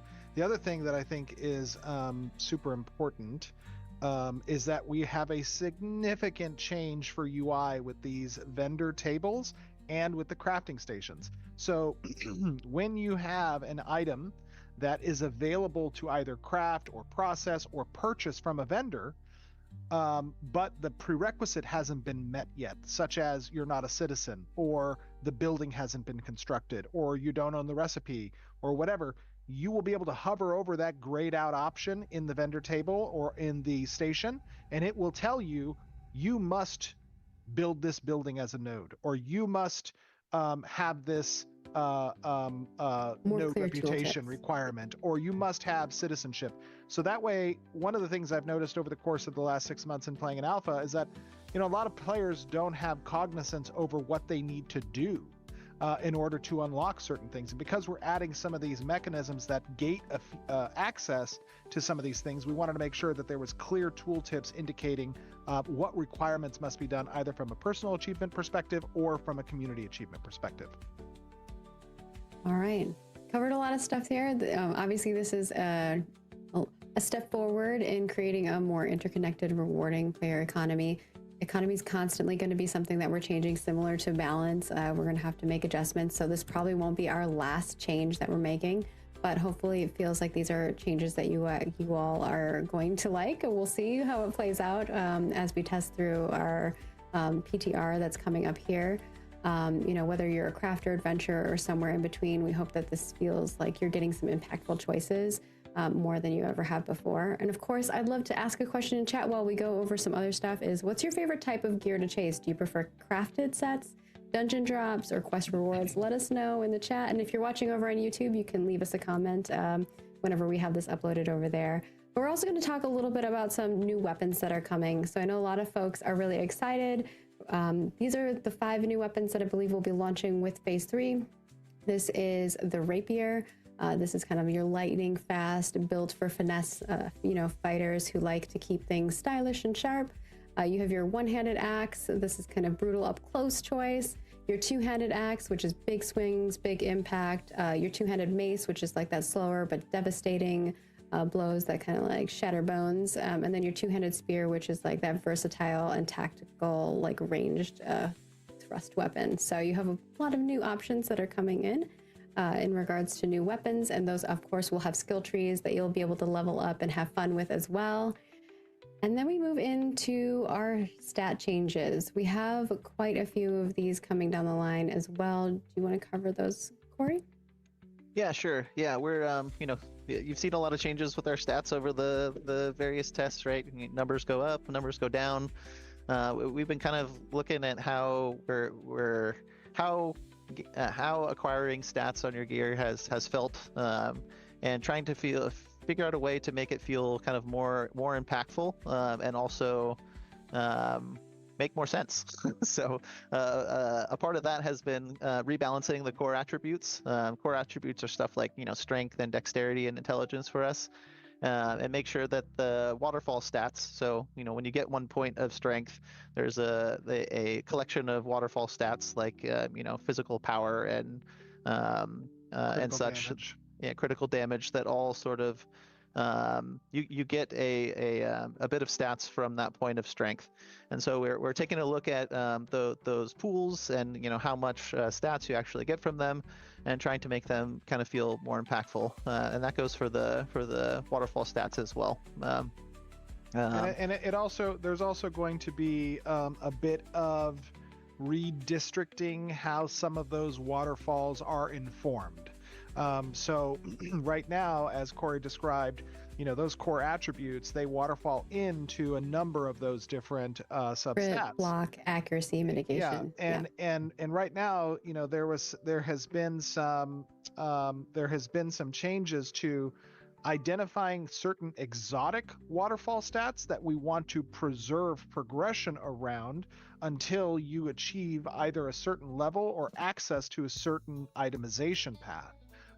When previously they were, predominantly informed and by just leveling itself. So we're going to be changing a little bit of the ratio there, and that leads into, I think, the stat coefficients as well. Corey, if you want to chat about that. Yeah, sure. Yeah, so we're going to be updating the combat stat coefficients. So, that's something. Example of that is, per point of armor. How much does that actually affect your mitigation? That has to do with our DR breakpoints. So once you have 1,000 armor, what's the DR for every point of armor after that, and how does that relate to your current level or the level of the target that you're fighting? There's there's a couple places where we feel like we really need some attention, like penetration and crit, taking a look at the mitigation and block, and really making sure that the stats that you're getting feel impactful, and then also people aren't like hitting those DRs super quickly and are forced to start statting in other pools, and if that's kind of the result by the time you're hitting endgame, I guess DR is diminishing returns. The stats end up being a little bit homogenous, right? So messing with those coefficients and trying to get that feeling better, I think, is going to help open up other builds. There's also going to be a bit of work done to visualize stats on the character paper doll as well. There's just right now kind of this, blob of a bunch of stats. Some of them have percentages, some of them have ratings applied. We want to make sure that players are aware that we have a very opposed stat paradigm when it comes to how combat works in the game. So we're going to be showing what those stats are opposed by now on the stat profile page from a UI UX perspective, and then you'll be able to see the ratings against those opposed stats on your character, so that you get a feeling for the types of ratings that yield certain percentages on those stats, and you'll be able to hover over it and see what one rating opposed to another creates from a percentile perspective. So that will, I think, help a bit for players to understand what itemization and progression looks like for them. Yeah, and then last but not least, we're going to be taking a look at ability costs. Things like how much mana does this thing cost, stamina, what's the cooldown, how much power the ability should do, and really make sure that they reflect like how you're building, the stats that you're making, and the tier of your gear. So if you have a full set, tier of my gear doesn't exist. Low tier, because I can't get my gear, and then you put the time and effort to getting a mid or high tier set that's like all epic, right? That you're really feeling that effort in the return of. I'm feeling the effort right now, but I ain't getting no returns. There's some gaps right now of being okay. Having a common and not really feeling like. But the thing is, at least I'm not struggling to kill mobs at my level. You're only getting. If I was struggling to kill mobs at my level, I'd be really unhappy. Why should I push to put that extra effort to craft that thing? So That's not something. But I we could want. be We killing want- them we want, faster that effort to be and moving rewarded. So along we're gonna- faster we're on gonna what I work need on to it. do. And, there's a lot of interconnected things attached to that, right? If you never run out of mana from pushing, one button from your your leeching potion on a rogue or your song on a bard, and so you never need the mana regen stat, then why do we have it, right? Why does it exist? Yeah. So those are all things that we're taking a look at, and we're going to kind of bounce around to make them relevant. So. And the overall goal here is to support a wider range of variable play styles while also still ensuring that your stats improve. You feel it, whether you're crafting your build for PvP or PvE or something in between. We want to make sure that you're being able to make decisions that feel impactful for what you're trying to do, and that those have some kind of strategy to them, right? Versus it's like, this is the only viable build, right? So thank you, Corey. That's hard to do. We went over a lot of stuff. That's hard to do. There always end up being meta builds. Corey, you're coming on That's more often. so hard to I do. can sit back and listen to you, and you can chat about all the econ stuff. I'm happy to do that. Let's do it. Sounds The good. last thing that I want to wrap this up with is our new entitlement system, which I know Corey's team is helping part of. There's also web and ICS that are all, this is like many moving pieces that are working together to make this come to fruition. But what is the entitlement system? This is basically the early development implementation for cosmetics. So a lot of you have purchased cosmetics through either Kickstarter or through I haven't purchased a single cosmetic. You've seen some of these creatures and things. Can you buy anything right now? Removing those as in-game items so people won't be able to attain them. You'll still see them as mobs and things like that in the world. That was the whole point of the process, was for us to be able to create creatures and things like that, but also still give the people who are supporting us in this development phase a little bit of that love as well. So what you can expect is there's going to be a selection of mounts and costumes to start us off. So this is mount cosmetics and costume cosmetics that will be available at the kickoff. Not all of them, just some of them. A lot of the ones. So all you can do is buy this stuff. The ones that you are going to see. These are any exclusive variants for Kickstarters, package add-ons, etc. And these will be removed as in-game achievables. But again, like I said, you'll still see them as creatures and NPCs. You'll see the costumes on NPCs in the world and things like that. These items will be delivered just directly cash to up your currency via in-game mail. They are soulbound, meaning that you cannot trade them. While the long-term plan is that you will select and choose which character receives your cosmetics, for now, all your characters will have them upon creation. So when you create your character, you will immediately have all of these items in-game in your mail. These will be cosmetics, so you will have to attain the item to be able to put the cosmetic on the cosmetic Who will have the better store, CIG or Intrepid Studios? slot. The cosmetic slot will be in your character sheet. You'll see these two new. Should, hold on a minute.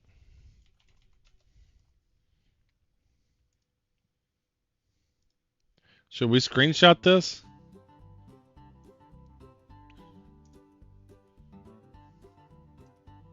Should we screenshot no pay to win?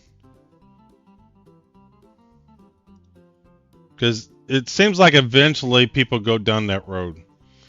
Like, what's pay to win? Does it make me level faster or do something? Does it give me some advantage in game? People consider any kind of advantage in game is considered pay to win.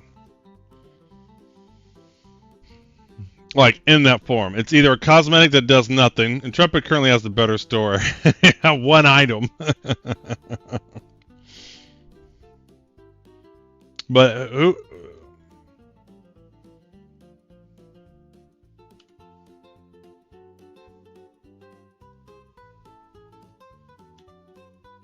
I'll grab this. Let me get the full window.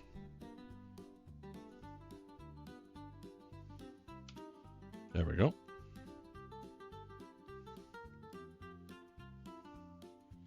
Put that in Discord for archiving purposes. That's just a creation. No pay to win. All right. We've archived up. New cosmetic slots. There'll be one for a costume that will override your look, and there will be one for your mount that will override the look of your mount. So you still have to get the mount. More entitlements over the phase of 3, over the course of phase 3. Who can't talk? So kind of keep an eye out. We'll let you guys know as So they're those gonna start things are putting coming entitlements to in phase 3. fruition. Nice. We really I love appreciate your buying patience. shit off the Obviously, cash those store. things have helped create the world of No Vera. pay You've to seen win. those creatures kind of bring life to the world. You've seen those costumes. To my done. longtime viewers, this may be a shock, but I love buying shit for games. You give me a cool cat to buy, a cool mount to buy, I'm all for it. PCs especially as well.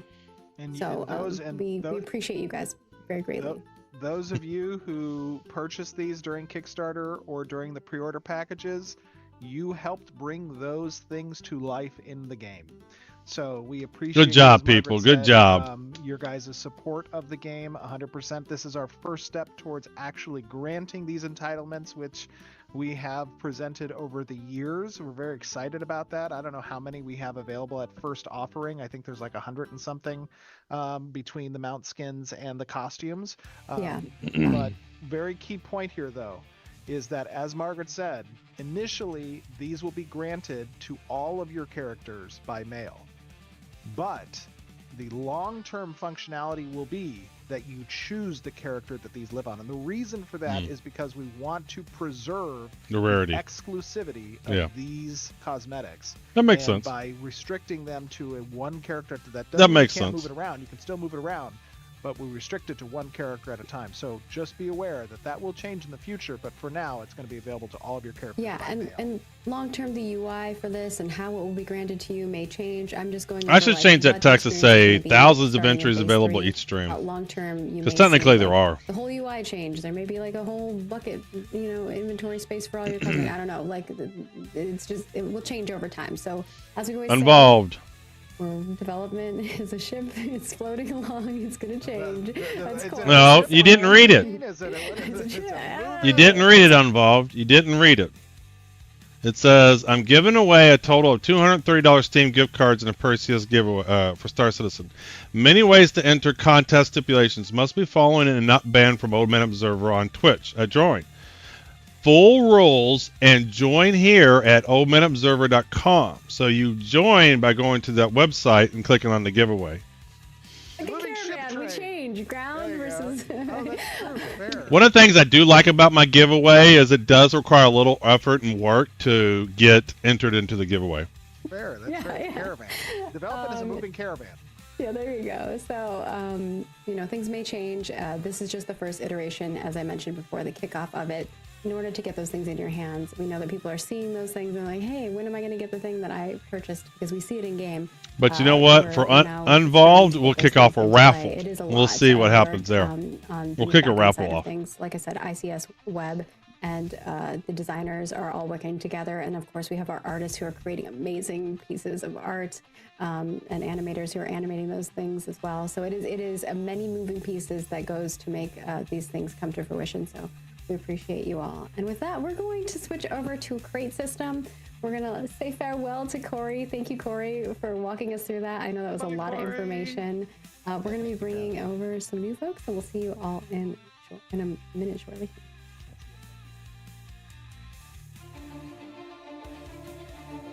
The Crate System. Yeah, and the Perseus is supposedly coming out at IAE this year. So it'll be available at the end of the year.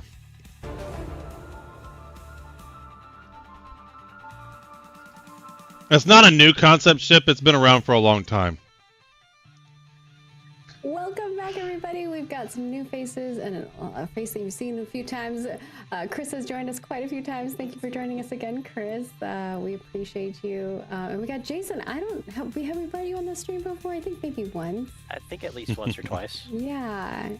So welcome back. Either way, I'll get one. These are our wonderful. You might get this one. Bring to life the Crate I bought the System. Merchant Man a long time ago. Still waiting for that. And you're still going to be waiting for that. Stuff for you again, like Stephen prefaced. Well, and just to give. I have a Merchant Man too, but I didn't bought it a long time ago. I bought it last year. One of our senior technical designers, and Chris is one of our lead systems designers. So welcome to both of you. Obviously, Look at those crates. They are an integral component of, on Jason's side, both the NPCs that you guys face. You're gonna be waiting another 4 years or on the more. system side, all things Node, and I all feel the like I fun talk stuff to there. Chris all the time. I feel so bad for Chris. I'm so sorry.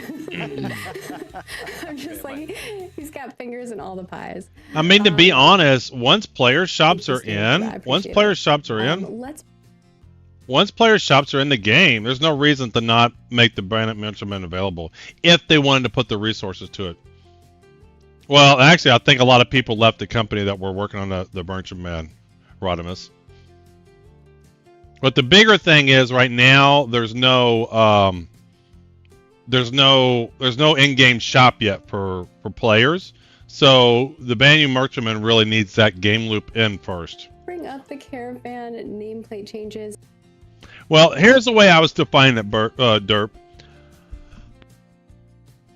I mean, there's clear pay to win. You buy a gun in the store and it does 1 million more damage than all the other guns, right? So that's the clear line. But I think a lot of people, you can find a lot of people, anything that gives you an advantage in the game will be considered pay to win. Right. So some people can definitely consider Star Citizen, like even just having the ships available to buy in the game, is that now that person doesn't have to work to get that ship. I'm already behind that person. Yeah, and that's the Kraken Privateer is the one that I have.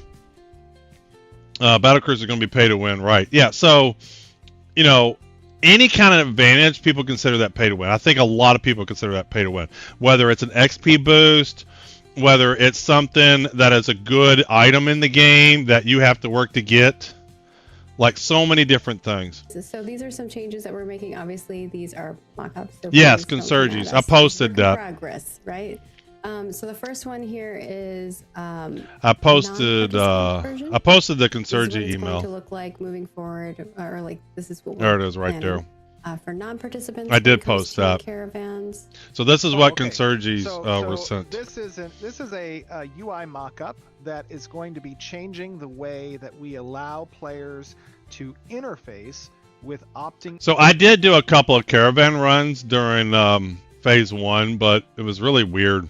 Into This is neat in that everybody can carry individual ones if they want to. caravans, both from an attacker or defender's perspective. Previously, as you guys know who've been playing, we've had a relatively bulky UI that sometimes gets a little bit unruly when you're. No, the Idris-M wasn't available before.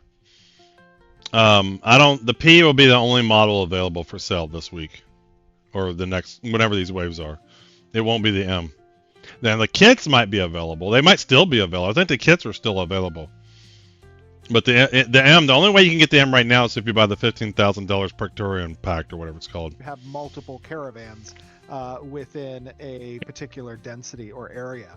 And so what we've decided to do is move that complexity entirely to the nameplate. Yeah, I don't think so the M each will. caravan here, you're The seeing M may a never go where for you sale, have this kind of balance except for the icon. rarest occasions. And those caravans can exist within a convoy where they are in the same party or in the same raid. And when you right-click on that balance icon, you will then choose to enter in as an attacker or a defender. And there will not be that bulky UI in the top right of the screen. Yeah, Kyle, if you can switch us to the right middle mouse button menu.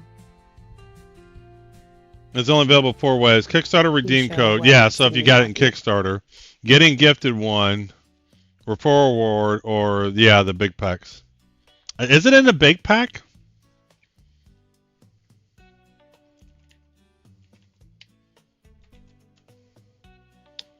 Because I found that big pack doesn't have everything. It doesn't have some of the newer ships.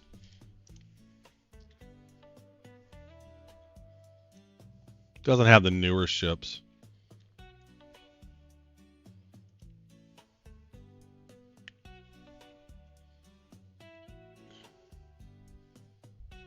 Game packages. Yeah, they sorted this weird. They put this one over here. Is it in this pack? 188 vehicles. Yes, both of them. There's some ships in here that you can't get any other way. At least right now.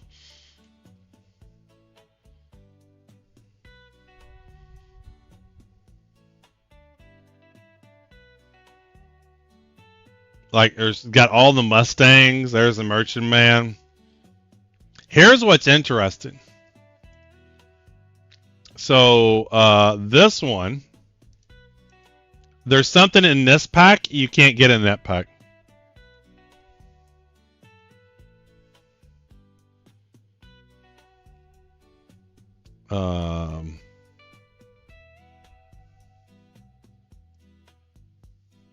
I don't know where they would have put add-ons. Here we go.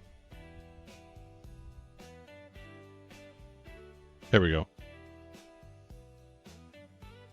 See this? This right here.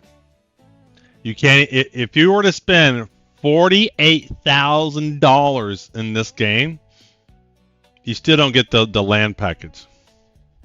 It's not in there.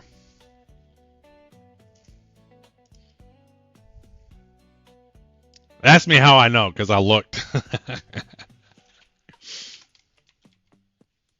Yeah, there's no land. You don't get the land package. Is that not crazy? I think a lot of people just consider if you get any kind of advantage in game, it's pay to win. Out there. And so, yeah, there you go. Go ahead, Perfect. Stephen. Yeah, no. It's yeah, everybody has their own select definition as of an pay to attacker or win. defender. It's going to affiliate you as normal, and you will eventually have this. I don't know if the convoy is actually planned for the start of phase 3. I think we might have delayed that. Is the convoy feature? I don't remember. I think the convoy feature might be shortly after phase 3, but that's where you can kind of merge different caravans into one group together. But it's going to be driven through the nameplate. So we're really excited about this because it's going to clear up a lot of that. If it's anything except the bright color for cosmetic, it's pay to win. If we can show the participant once you select. Well, that's what I'm trying to say. Anything that gives you something in the game that a boost, a weapon, anything, a lot of people consider that pay to win. Oh, nice. We're attacking. Yeah, even pay for convenience, people consider that pay to win. Now you can see that you are defending this. Because there's like, oh, well, I wasn't able to do that. I got to do it the slow way. Perfect. So hopefully that helps. Now we'll go switch back over. Now that we're going to talk about crates. Moose tactics. And while yes, crates can apply to caravans, today's focus is not going to be the ones that are on caravans. But we'll talk first about construction, or kind of what is coming to phase 3 in regards to crates. There Weren't free to play the stash tab microtransactions will be definitely seen as outrageous. Yes. Man, that's just splitting hairs at this point. No, I'm just saying a lot of people consider that though, because the thing is, again, it's like I didn't pay anything. I had to work extra hard. And I think some of it has to do with whether the game's free or not. If I paid for the game and then somebody can get a boost or somehow they consider that pay to win. So I want to tell you a little story though. In World of Warcraft, I was helping my son go through what that dungeon down in at the bottom. One of the very first dungeons you do in World of Warcraft. Anyway, I was running him through that dungeon to get the leather chest piece, and I ran him all day. And we eventually got the piece. And then I came down, and so he's about level 20, 22, dead mines, level 22 or so. I come down, and I walk by his computer, and I'm just watching him play, and I see the character, and I'm sitting there drinking my coffee. And the character's level 60. I said, what the hell is this shit? I went and leveled him, got him all that stuff, and then he boosted his character to 60. I was like, you son of a bitch. He boosted his character to 60. The Spectral Tiger Mount, that was around 600 in the gray market. Yeah. As joining the slew of crates, which will be the Who knows, Code, if you can tell me what one of the first, what's considered the first, what started a whole microtransaction genre. Code, whoever can say that. What was the first major product that had to added microtransactions? Horse armor to what? I'm gonna give it to him because I know what you're talking about.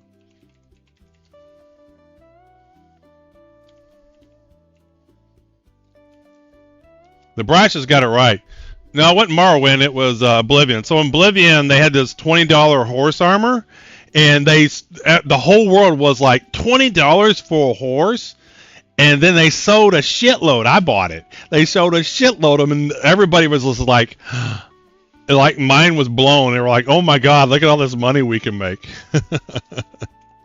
Will join us post phase 3, which is the resource caches. And some updates in regards to the commodity crates. These will now be crafted rather than purchased from the hunting lodge vendor.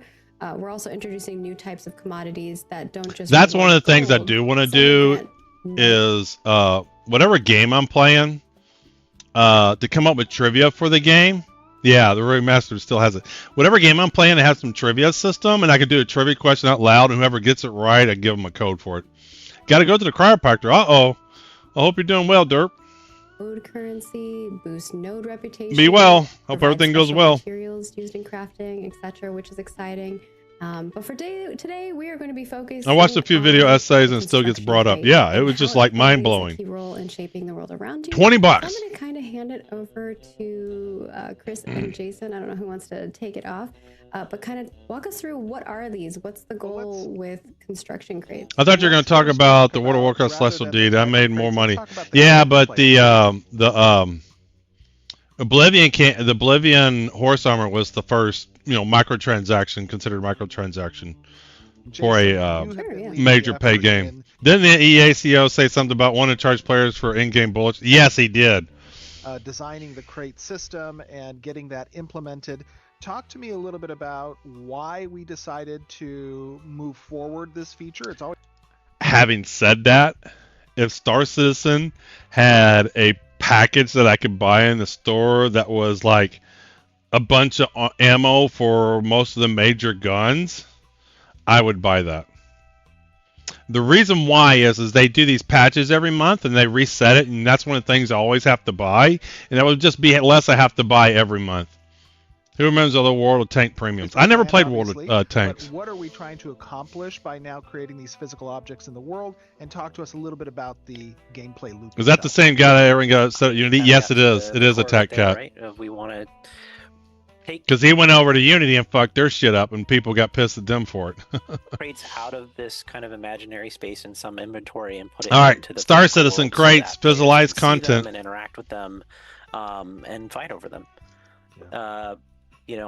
We've been working lately on making it so that when you craft these crates that they go directly on your back, so close. You physically carry them. They do.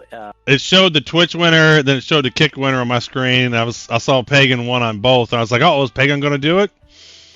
You're literally shooting dollars at the enemy. Yeah, the Unity changes would have bankrupt many smaller developers. Yeah. They do convey like a movement penalty, but you can still. Hey, thanks for the follow, Bloop. I'm a fishy. All these things to move through the world. At the same time, players will be able to. There's a lot of double winners today. And see that you're carrying something, and be able to identify like, oh, they're carrying this kind of crate, or oh, it came from this, this one node over here, and make a choice about that. And that's different, not only for that threat assessment on players at a distance, but it takes it out of this. Don't mind us. We're just going to retroact the ticket cut in your mobile games. Like the like sanctioned PvP that we have for like caravans and stuff like that, right? So all flagging rules apply. If you are carrying a crate, you are normal. You're not a combatant or anything. If somebody attacks you, they will flag. If they kill you, they will get corruption. Yep, it's more opportunistic. Martin, yeah. This activity, as opposed to it living within the UI space, they're going to see your character with this crate. And Chris, on the crate type side, there's going to be different types of crates that are going to be visualized by the crate mesh that's on the back, so that you can distinguish whether or not this is a commodity. Yeah, I still think he did nothing wrong. Or personal or relic or the resource cache, as Margaret mentioned. Talk to us a little bit about these different types and how they interface with the systems.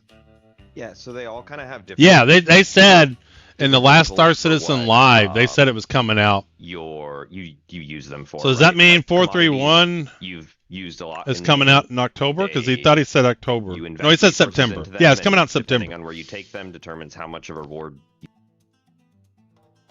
Because that last Star Citizen Live, they kept saying September. you get for it. But construction crates are a new type of crate that is going to interface with node progression, where you're going to use them to build buildings. You're going to use them to build these XP progression projects that we've been working on. The relics, as you know, they are a type of crate. They kind of always have been. But we Tentative. have always Tentative. wanted some that you can put on your back. We've seen and stuff back to the tentative not node, make it. You know, be a. But yeah, they pretty much said the Apollo's because you coming in have this September. really rare thing I stopped that playing because of that. It was so people want annoying from having the tank normal shells that craft have supply damage and there. penetration for spending dollars. Uh, That's pay to win, And then Dory. personal crates. That's also a definitely thing that pay have to win. existed in the game, you know, where you Follow pack your Medvac. own resources into them to transit them via caravan. They give you more space than an inventory would, and they're more for the player-to-player moving mass amounts of materials. Yeah, and so some of the things that are going to come different with the way that players have been interacting with the caravans and with depositing into their warehouses or constructing buildings is now they're going to have to directly create these crates, travel with them, and commit them to these buildings. Talk to me a little bit about what that's going to look like physically in the game. I make this crate, I get up to the building, what do I do? Yeah, so you're going to make the crate. You're going to go up to a building. There will be, you know, scaffolding and tarps around the building or around the thing that you're trying to construct. And they got better tanks, yeah. And then you're going to go to it. You're going to get the opportunity to view, like, you're going to choose when you interact whether you want to view the, like, progress of the construction, right? How money of everything has been donated, what things need to be donated, so on and so forth. And then you can also choose to just contribute your crate directly, right? And that's going to be an animation of you actually working on the building. To contribute your crate. It'll take a channel duration, and then you will, you know, it'll pop off your back and you'll have contributed to it, and you'll get some amount of node currency and rewards for that. Now talk to me a little bit about where these construction crates can be made initially and how nodes can make themselves available to extend that out a little bit more. I mean, obviously leading out of the portal and the supplies that are coming from Sanctus to help build up Vera. Talk to me a little bit about that process. Yeah, so on a fresh server, these things will be craftable at the artisanship POIs. So there's going to be a construction crate for each of the gathering and processing professions. And you will have to transit those things to nodes to contribute to these as they kind of grow. As I kind of mentioned, there's going to be these XP construction projects in nodes that will give you a boost of experience, of node XP experience when those projects are completed, as like an alternate avenue to level up nodes than just grinding. Once the node reaches level 3, you'll be able to build a construction house, which is a type of building that allows you to craft these construction crates at a node, right? So obviously that node is going to be able to do construction a lot more efficiently than other nodes, but also can become a centerpiece for their zone or nearby nodes to get their stuff more conveniently. Now, those construction buildings, they require support buildings in order to complete. Those support buildings are going to provide benefits for the node as well, correct? Correct, yeah. So kind of similar to how service buildings work right now, right? When you want to expand it and upgrade it, it's going to cost you the service building like points that we have. There's vocational, fabrication, civic, and 2 other ones that I can't remember the name of off the top of my head. But industry or industrious. Now, the first game comes to mind of pay to win is Archage. I never played Archage. So you will use these. You know, you'll need these points. What happened to me was I played Ultima Online. I played Star Wars Galaxies. I played a couple of MMOs like Earth and Beyond, that Car Wars one, City of the Heroes. And then my kids started getting old enough they were playing Travel Ball and stuff like that. And so from 2005-ish till 2018, 2020, I was on some ball field somewhere every weekend, or taking them to practice or whatnot. So I didn't play a lot of games. I just played quick and fast games in that 15-year period. It's why I just don't have some of the history other people have.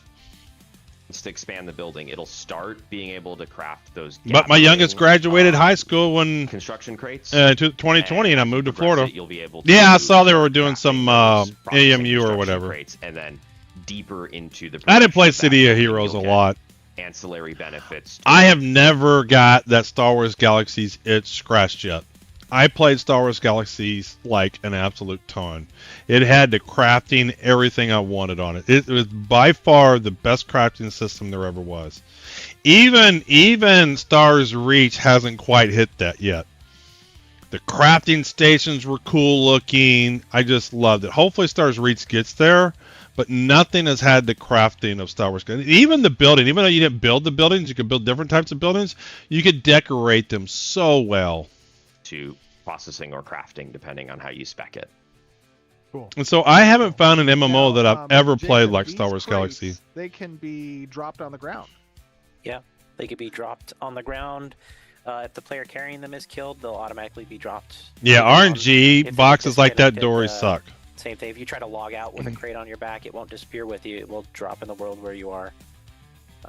If you see a crate or you kill a person and they drop it on the ground, and there are many ways to kill a person. You don't have to interact necessarily with the flagging system.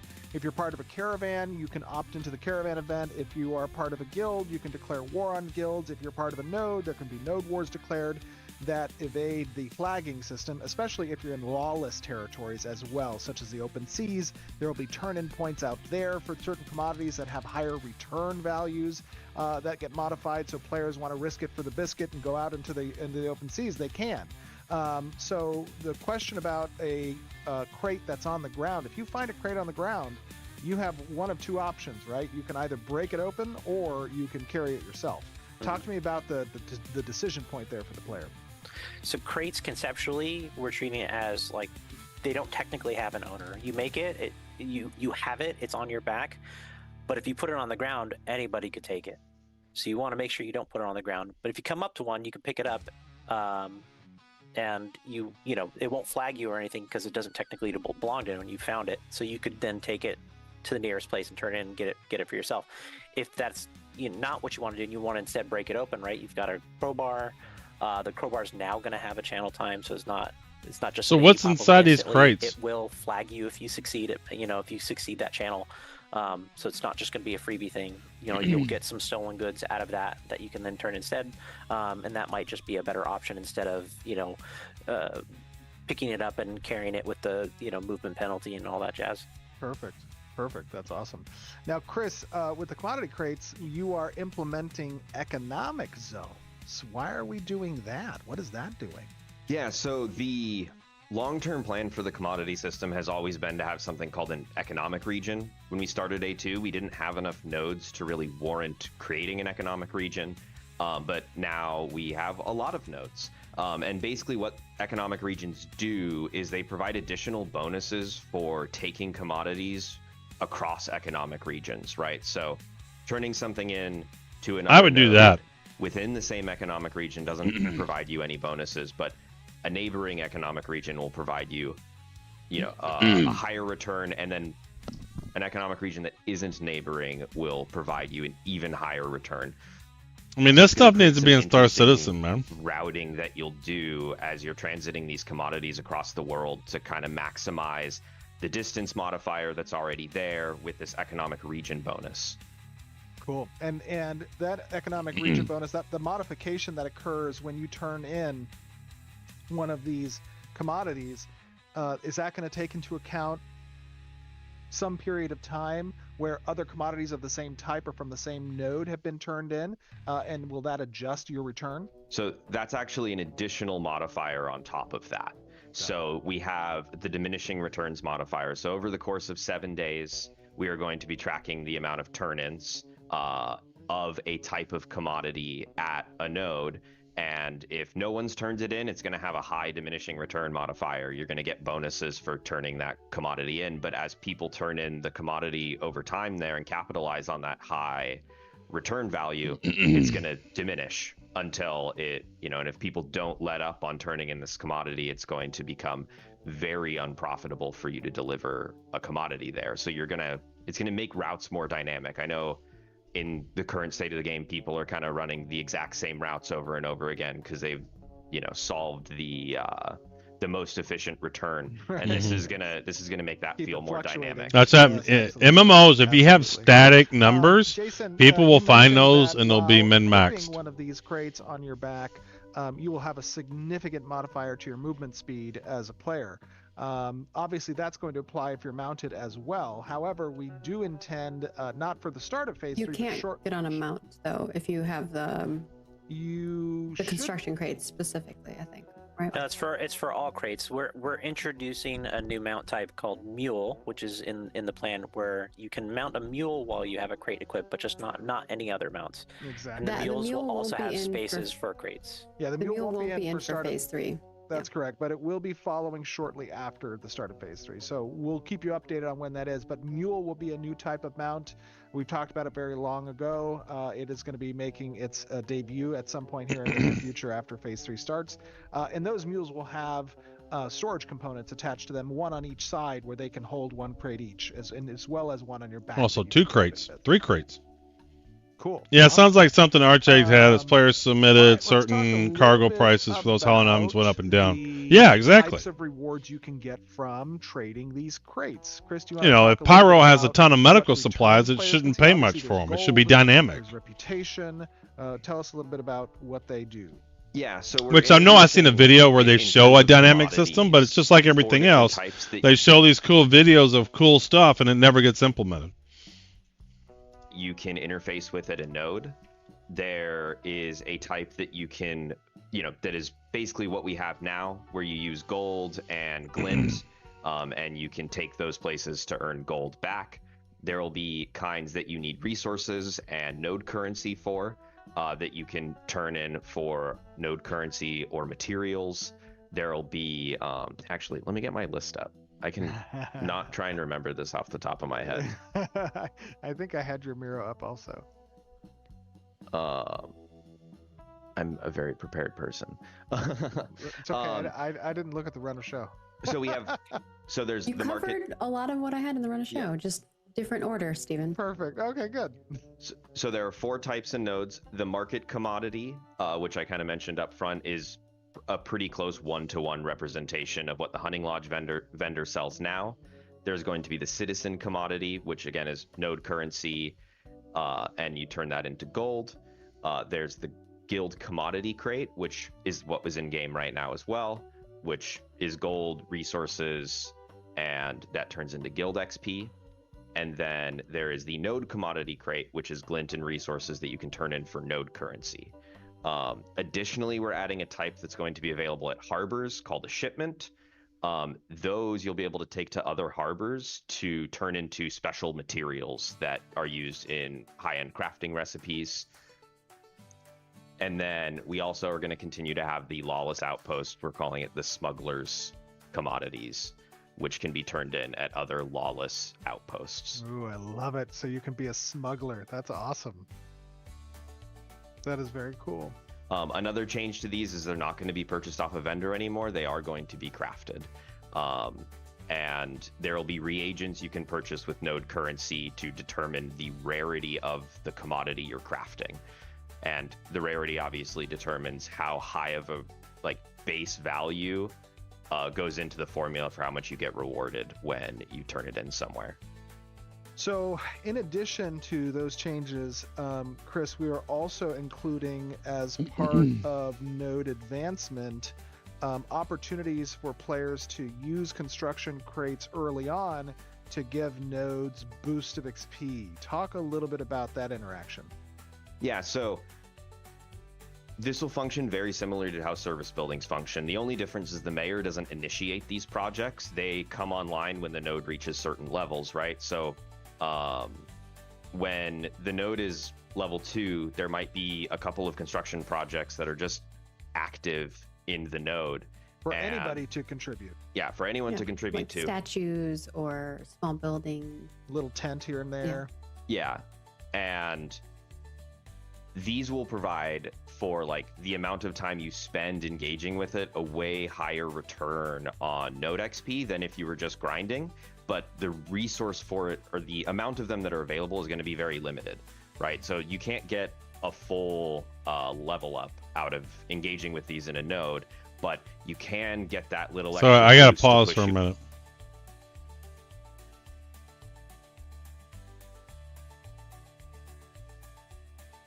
This was just posted.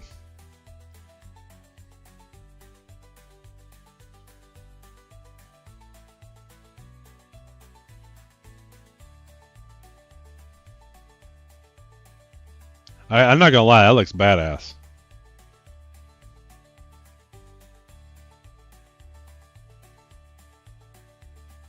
I'm not gonna lie, that looks sweet. Like, just even as a vehicle to fly. They're making all the RSI vehicles look good. Look at them guns.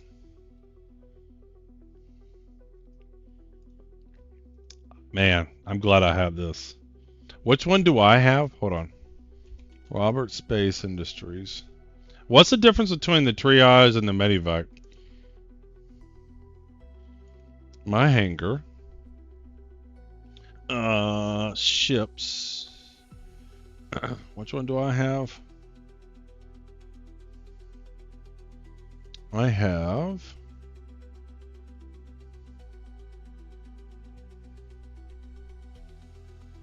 I have the Medivac. What's the difference between the two? Medivac has more armors and missile, and slightly slower, apparently, missile racks. That's the one you want. I mean, I already have one. I mean, I have this one. I have the Medivac. Got the Arista too, the Mantis. I'm surprised I still have this. I'm probably gonna melt this. I don't want this. Oh, I got both. Wait, do I have two? Oh, that's the Ursa Medivac. Never mind. Shit, I can't read.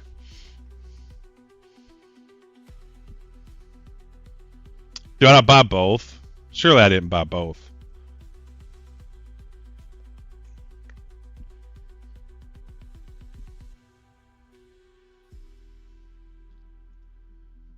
All right, yeah. So I just have. Okay, I have the Medivac.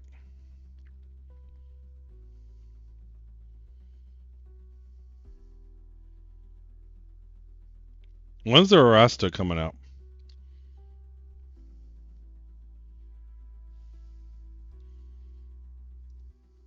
That looks cool. I love it. I love it. Be my daily. It's gonna be my daily. It's my daily now. I love this ship. It looks great.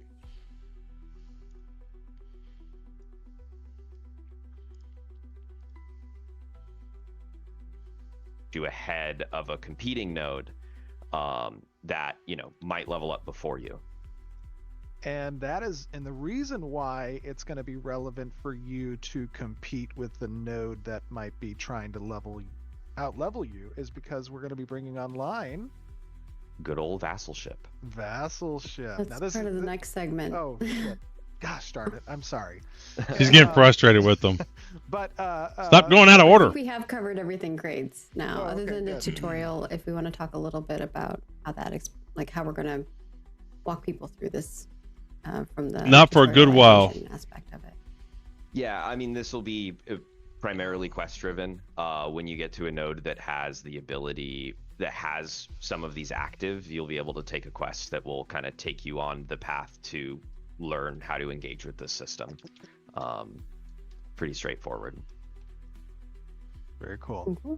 I gotta say that for phase 3, this is the most exciting system in my opinion. It is going. It looks cool. I like to get to the point where I can do some of this. Game. Check this out. I think I might play this more than just something we've always these 2 days. for, I might make this my main game here for a little bit. Jason, Chris, you guys Next large ships are to be the Perseus, Pioneer, and the Ironclad or Ironclad. It looks great already. I know that we're not showing some examples of the gameplay. Yeah, I might man this for a few weeks here. Experiencing this very soon. Maybe until 431 comes out. August 4th. And the Apollo. I might main this for a bit here, guys. With that, we are going to swap over to talk about nodes, PvP, and guild systems. We've got a lot more information. He knows what he said, and I knew you typed that on purpose. Joining us, we're going to take a short break, let Jason part ways, and then we will head on into the next segment. All right, what's the next one? Nodes, PvP, and guild systems.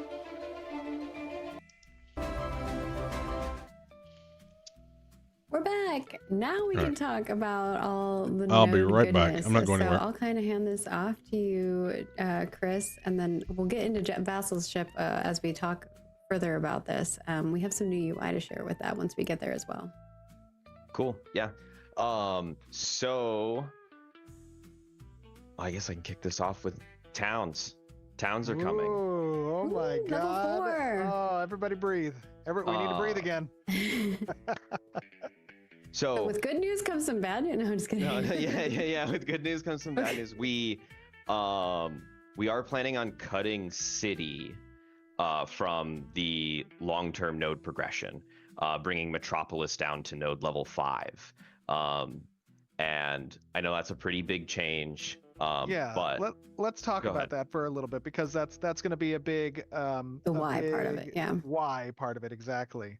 Obviously, as we have experienced Alpha 2 and gone through the different advancements of the nodes and seen it at village stage, and we're architecting out the building infrastructures and the specializations that we saw, it started to make more and more sense that the city stage was really just an unglorified Metropolis stage. And it didn't quite fit well. And early on, when we designed the game, we somewhat arbitrarily decided on those 6 stages. And as we began to develop the assets and as we began to develop the systems, it made more and more sense that we would cut a level from the node progression.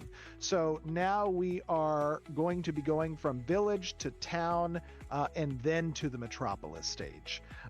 Chris, do you want to add to that a little bit? Yeah, cutting city gives us the opportunity to make each node level feel a little more impactful as well, right? So part of this is we're changing the distribution of construction plots in the nodes. We're changing how vassalship is impacted.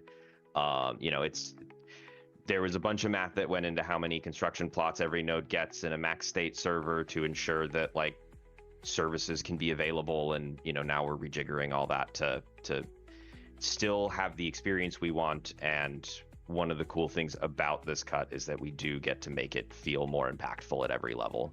Can you talk more about the vassalship changes, and then we'll also show the UI after you kind of talk a little bit more about how that's changing? Yeah, the changes are mostly to the network. I know we've talked about vassalship pretty in depth in the past, where you kind of have a fixed number of nodes. Thanks for the follow, No Life. Can end up owning. No Lifey. And we went through a bunch of iterations. Honest question: there is no way the Perseus doesn't win BIS for next year, right? And the services we want available. So the big. It depends upon how many people buy one. They're not cheap. Going to own 2 towns now instead of previously they owned 2 cities. Like the Polaris has been useful for lots of things, right? Cargo hauling, it's an incredibly functional ship in many game loops.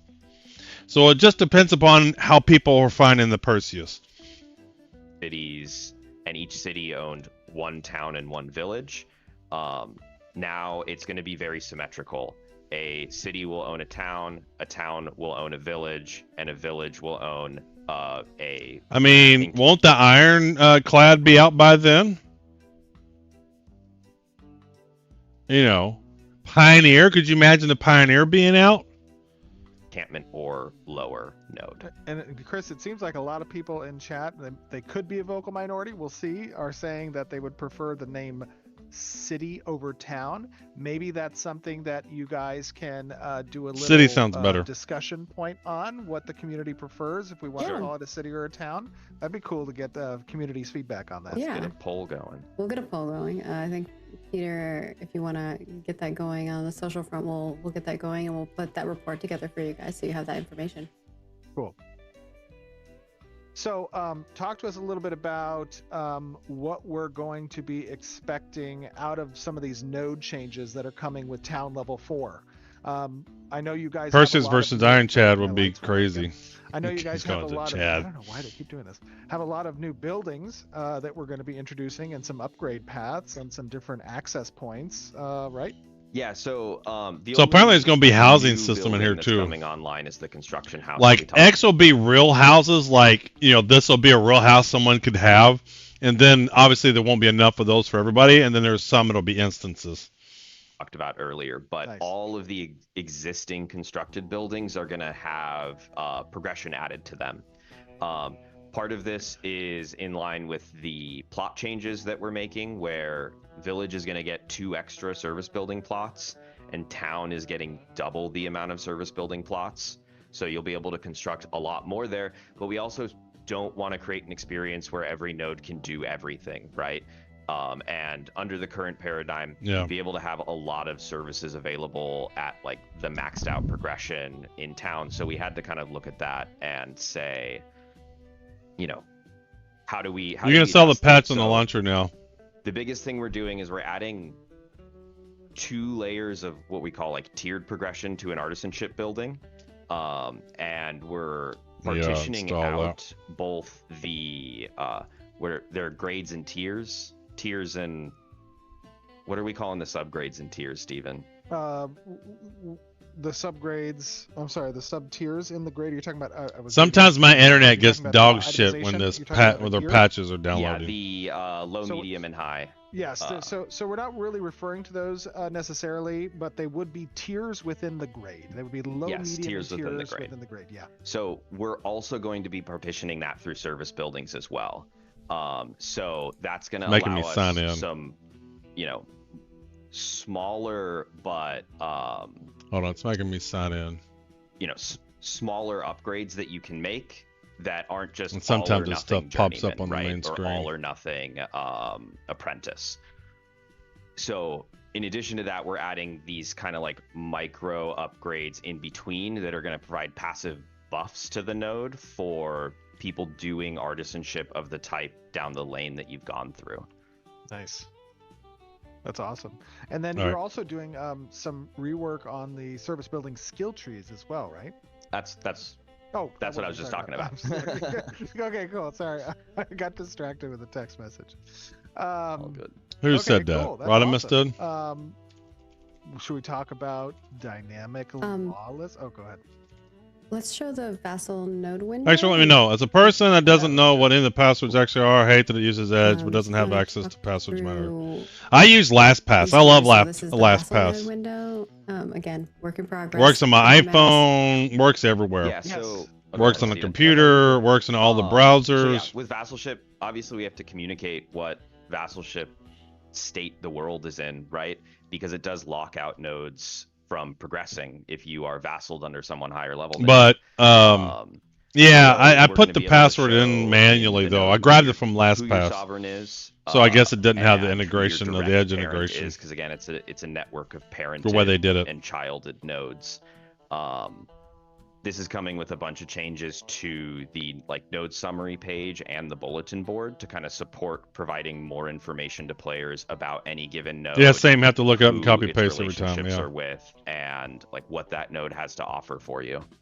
And we do want to be clear that with systems like hopefully they get ready here sooner. I bet 3 hours. Tendrils for content and functionality that's not all going to be present. When They're we probably go making into the client available, Remember, we got to keep it. and then they'll be able to log in, and context they're going to do some that testing, these and then we'll open features it are up to coming out everybody. As a work in progress. These are the initial And what I should have did is I should have logged out right where those to Grim be dudes fleshed were, out with so additional that I can features grab and all the ones that long-term are intent. available. So keep that in mind when Phase 3 Day 1 hits, that these are going to be very MVP versions of those features so that we get them stood up.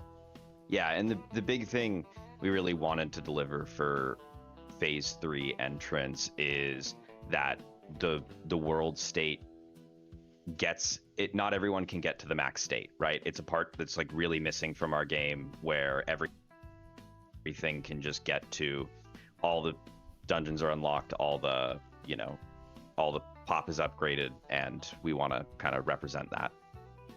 Right, and then let's show the sovereign world map, and then if you want to talk over the details of that, Chris. Sure. Yeah, so basically, again, we want this information to be readily available to players. So when you hover over a node, it's going to show you what that network actually looks like, going from the sovereign to all of its children and its children's children. Should be a pretty simple interface to engage with.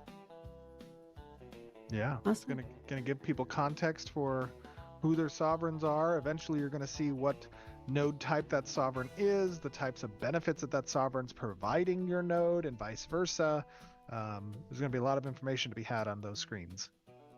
Need help with come kill 100 of these things. Ping me if you're available. These are all mock-up. It's so funny. Yells Bob. Now, Steven, we can move on over to the dynamic lawless POIs.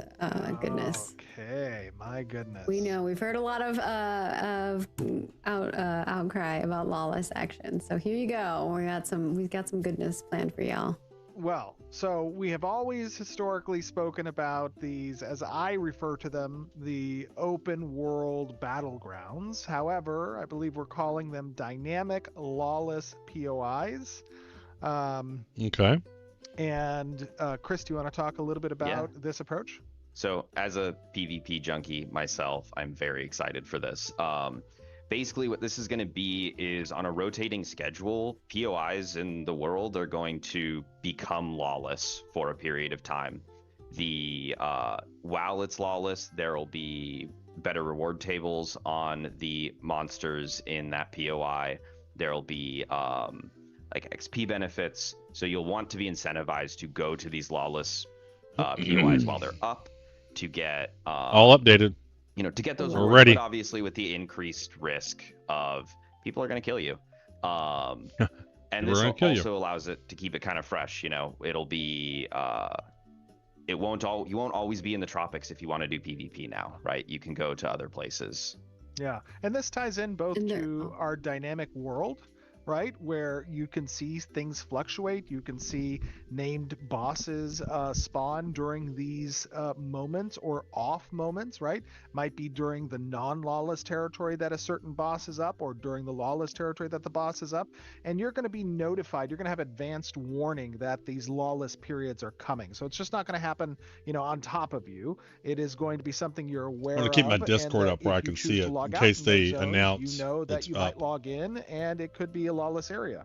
Yeah, the plan right now. There'll be a global announcement that will let you know. Yeah, exactly.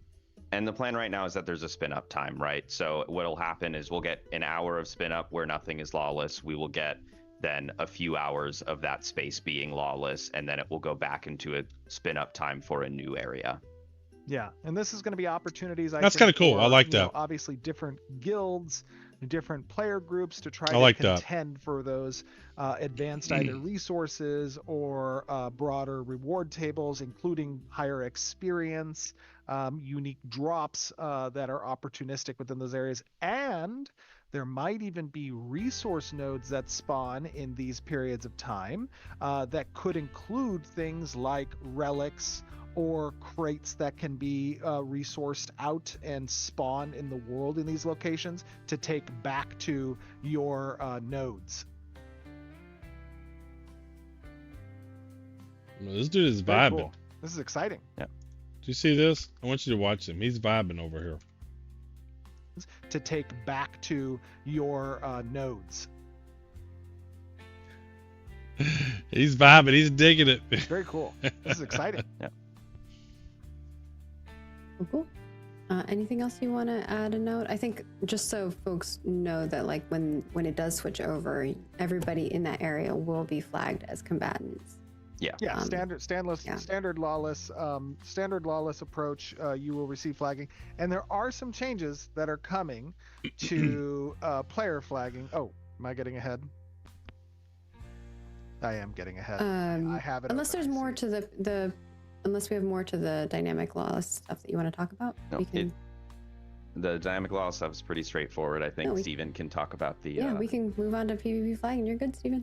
No, I don't want to steal the show. You got it, Chris. Talk to us a little bit about PvP flagging and corruption. I think I was going to cover this part. Oh, my bad. Go ahead. No, so the corruption is the thing. That's that really bad debuff when you attack somebody who isn't flagged for P versus P. We have met and we've chatted a little bit about some of the friction that occurs from the control schema with our PvP and flagging.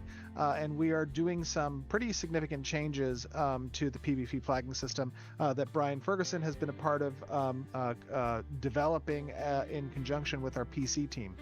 So the flagging controls are going to be a little bit more intuitive now, especially by default. It's going to hopefully diminish corruption baiting as a result of that, or flag baiting. This is going to include things like if you have a flagged player and you are targeting them, you will not need to, by default, have Alt F or Alt held in order to interact with them. That will be a setting that you can enable, but by default, if you target them with an ability and they are flagged, you will not have that abrasion there. So that will be a big win, I think, in creating some of the friction that we've seen with that control schema.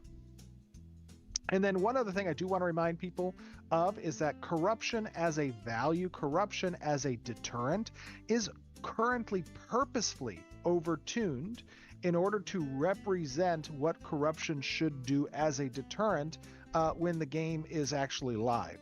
In an alpha, people don't always care about their progression or their character or if they lose something. And so as a result of that, we do overtune it so that we don't get a misrepresented ratio of corruption interaction that might sully the data we're collecting on how players experience the game. So we're going to keep that in place. I know a lot of you say, so what they're saying is when it's live, the corruption won't be as bad. People down. That's not something we're going to be doing. Corruption will still be a very impactful event, but there will be some other changes coming to corruption as well that I think the team is still working on right now. Yeah, and I'll just kind of recap just so people have like a synopsis of it. You can now attack combatants and corrupted players at any time, and there's going to be no need to hold like a force PvP key. We've added a new optional setting, so attacking targeted combatants requires use for the force PvP key. It's off by default, but if you choose to prefer that as an extra safety, you can enable it. So if someone's flagged for P versus P and I tagged them, does that automatically flag me as P versus P? Which I think that's why the extra control key was there, was so that you didn't accidentally go into P versus P. Also a second new setting called may hit non-targeted combatants with AoE, which will be defaulted off. This should help prevent the accidental flagging during group encounters. And then we've removed the so it sounds like if you do attack somebody with P versus P, it turns it on. F as a toggle for force PvP. From now on, if you want to attack non-combatants, you'll need to hold the force PvP key. This change should help prevent the accidental PvP engagements. Yes. And then, so then when you want to attack somebody who isn't flagged for P versus P, you have to hold another key. We've also made... Oh, go ahead, Steven. Just to comment on that point, we were noticing that by providing a toggle for the force PvP function, that we were creating environments where players might forget that, they might think it's required, and they engaged in PvP in a non-intentional manner. So now that toggle is gone. And if you want to flag on a player that is not flagged, that is a white name, you must do so by holding the force function key, which is Alt by default. That should prevent that confusion to a degree. You can also turn these things off in the settings. Like you can adjust the settings if you want. This is just for what will be the default settings. That's correct. You can adjust the settings. So if it's not something that you want to enable. And I think there's some people in chat. I think there's some people in chat that are misunderstanding. Yeah. So if a player is a white node, that means they are not a combatant. They have not engaged in PvP. If you want to hit that player, you will go red if you kill them. Okay? And we don't want Alt F to give you the freedom of attack against them. We want that to be a conscious decision. If you're going to activate an ability against a white player, you hold Alt. Now, you can turn that off as a All white players matters. setting. You can just have, if you have the person targeted, that you will always attack them if you activate an ability against them. But I don't recommend it because you'll definitely go red. and Davin Beast and anybody who's saying make red viable, that will not be the case. So the game design will not change. Red is not a viable condition. It is explicitly a game design that is a deterrence. So if you continue to ask that, it's not going to be the case. That is not the game design. But just people enjoy griefing people. Had to change the toggle back to Alt F for this. The new default was just left Alt, and I had Alt 1, 2, 3 find bind for abilities and kept flagging myself. I know. The next okay. thing here is. Remember, just be clear. You do not have to think that it is a good design. We are not building this game for everyone. If you want a free open PvP game, that is not Ashes of Creation. There you go. A PvX game. So we need to make sure that you understand that and we are clearly communicating that. So if they don't want you killing other players and flagging and you get corruption, why is it even an option though? Like, what is the scenario where they see they want you to do that? We've been pretty clear that we are PvX. We've constantly said this game isn't for everybody.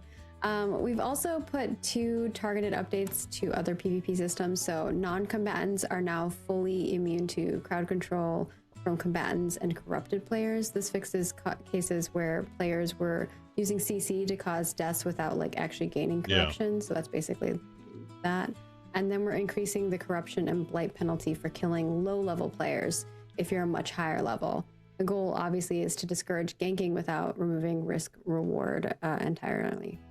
Yes, so the non-combatants. So if you are not flagged or if you are not red, you cannot be subject to crowd control effects. The ability will. What about still dragon damage, mobs? And all the other effects will still apply, but now crowd control effects will not apply unless you are purple or red.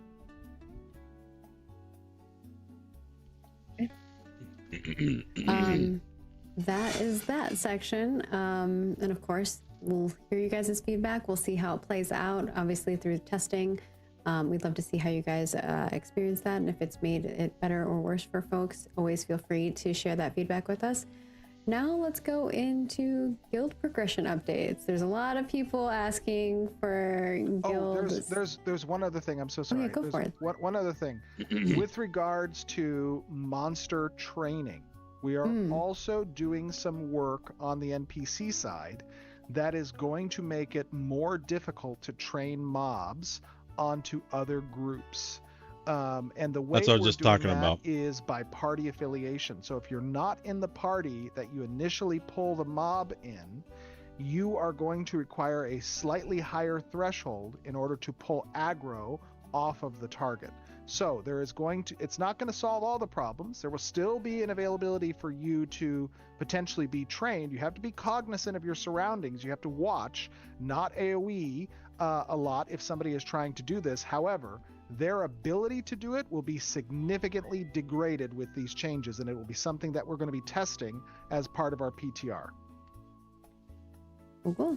You're seeing that all the time. Everybody's fishing and they're dragging mobs over there trying to get people hit damaged. I did not have that listed on here, but that's a good one to note. Like all the time while I was so fishing. Let's talk about the guild changes that are coming. Obviously, a lot of folks have been wanting to see what these things are.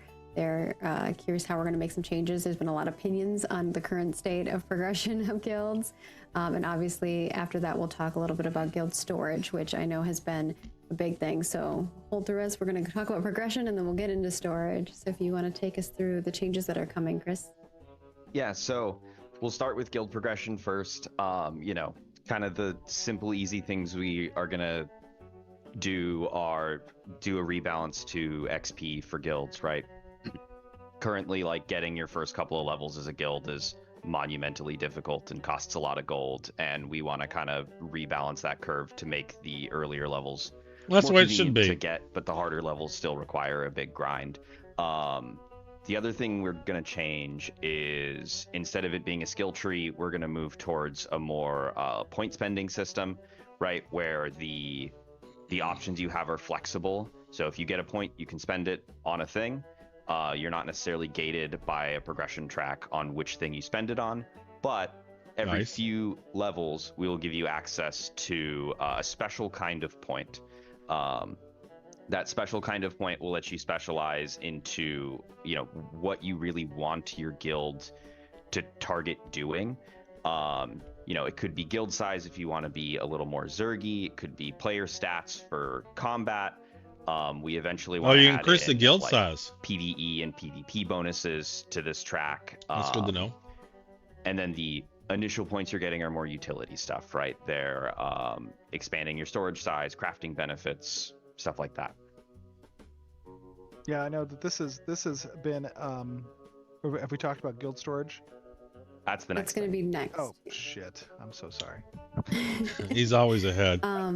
We're also changing kind of the guild XP curve a bit. That you kind of talked about that a little bit. Yeah.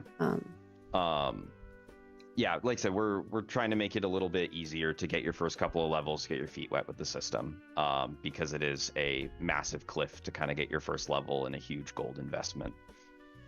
And then long term, do you want to talk a little bit about like the weekly guild tasks and some of those things? So right now, really, there's only two avenues to earn guild experience. One is through drops that you can craft into guild XP consumables. The other is through the guild commodities. Hey, Riddick. Not necessarily for the entrance of phase 3, but you know, during phase 3, we want to introduce like weekly guild activities that the guild leader can select, almost like mayoral commissions, but not exactly. What it's going to be like is guild leaders are going to get a fixed number of these to choose from. When they choose it, guild members don't have to accept it. They just are passively contributing to it based on whatever the activity is. So if it's kill 500 goblins, then, you know, anyone who kills a goblin in your guild will contribute to this thing, and when it's completed, your guild will earn a boost of XP. Nice. And you'll also get some personal rewards as well for assisting, right? Exactly. Nice. Exciting. Now we move on to guild storage, which I know is the thing that everybody wants Turbo to know about. Chimp, you're a little late, man. There's a section of this where we're going to talk about what is going to be available Tell you what, we'll kick at off the start another of phase 3 entrance, and then there's a bunch of stuff that we're going to talk about that will be post phase 3 that are Now you long-term can plans for us, but we know that folks will want it, so we want to make sure that we're prefacing these things are coming.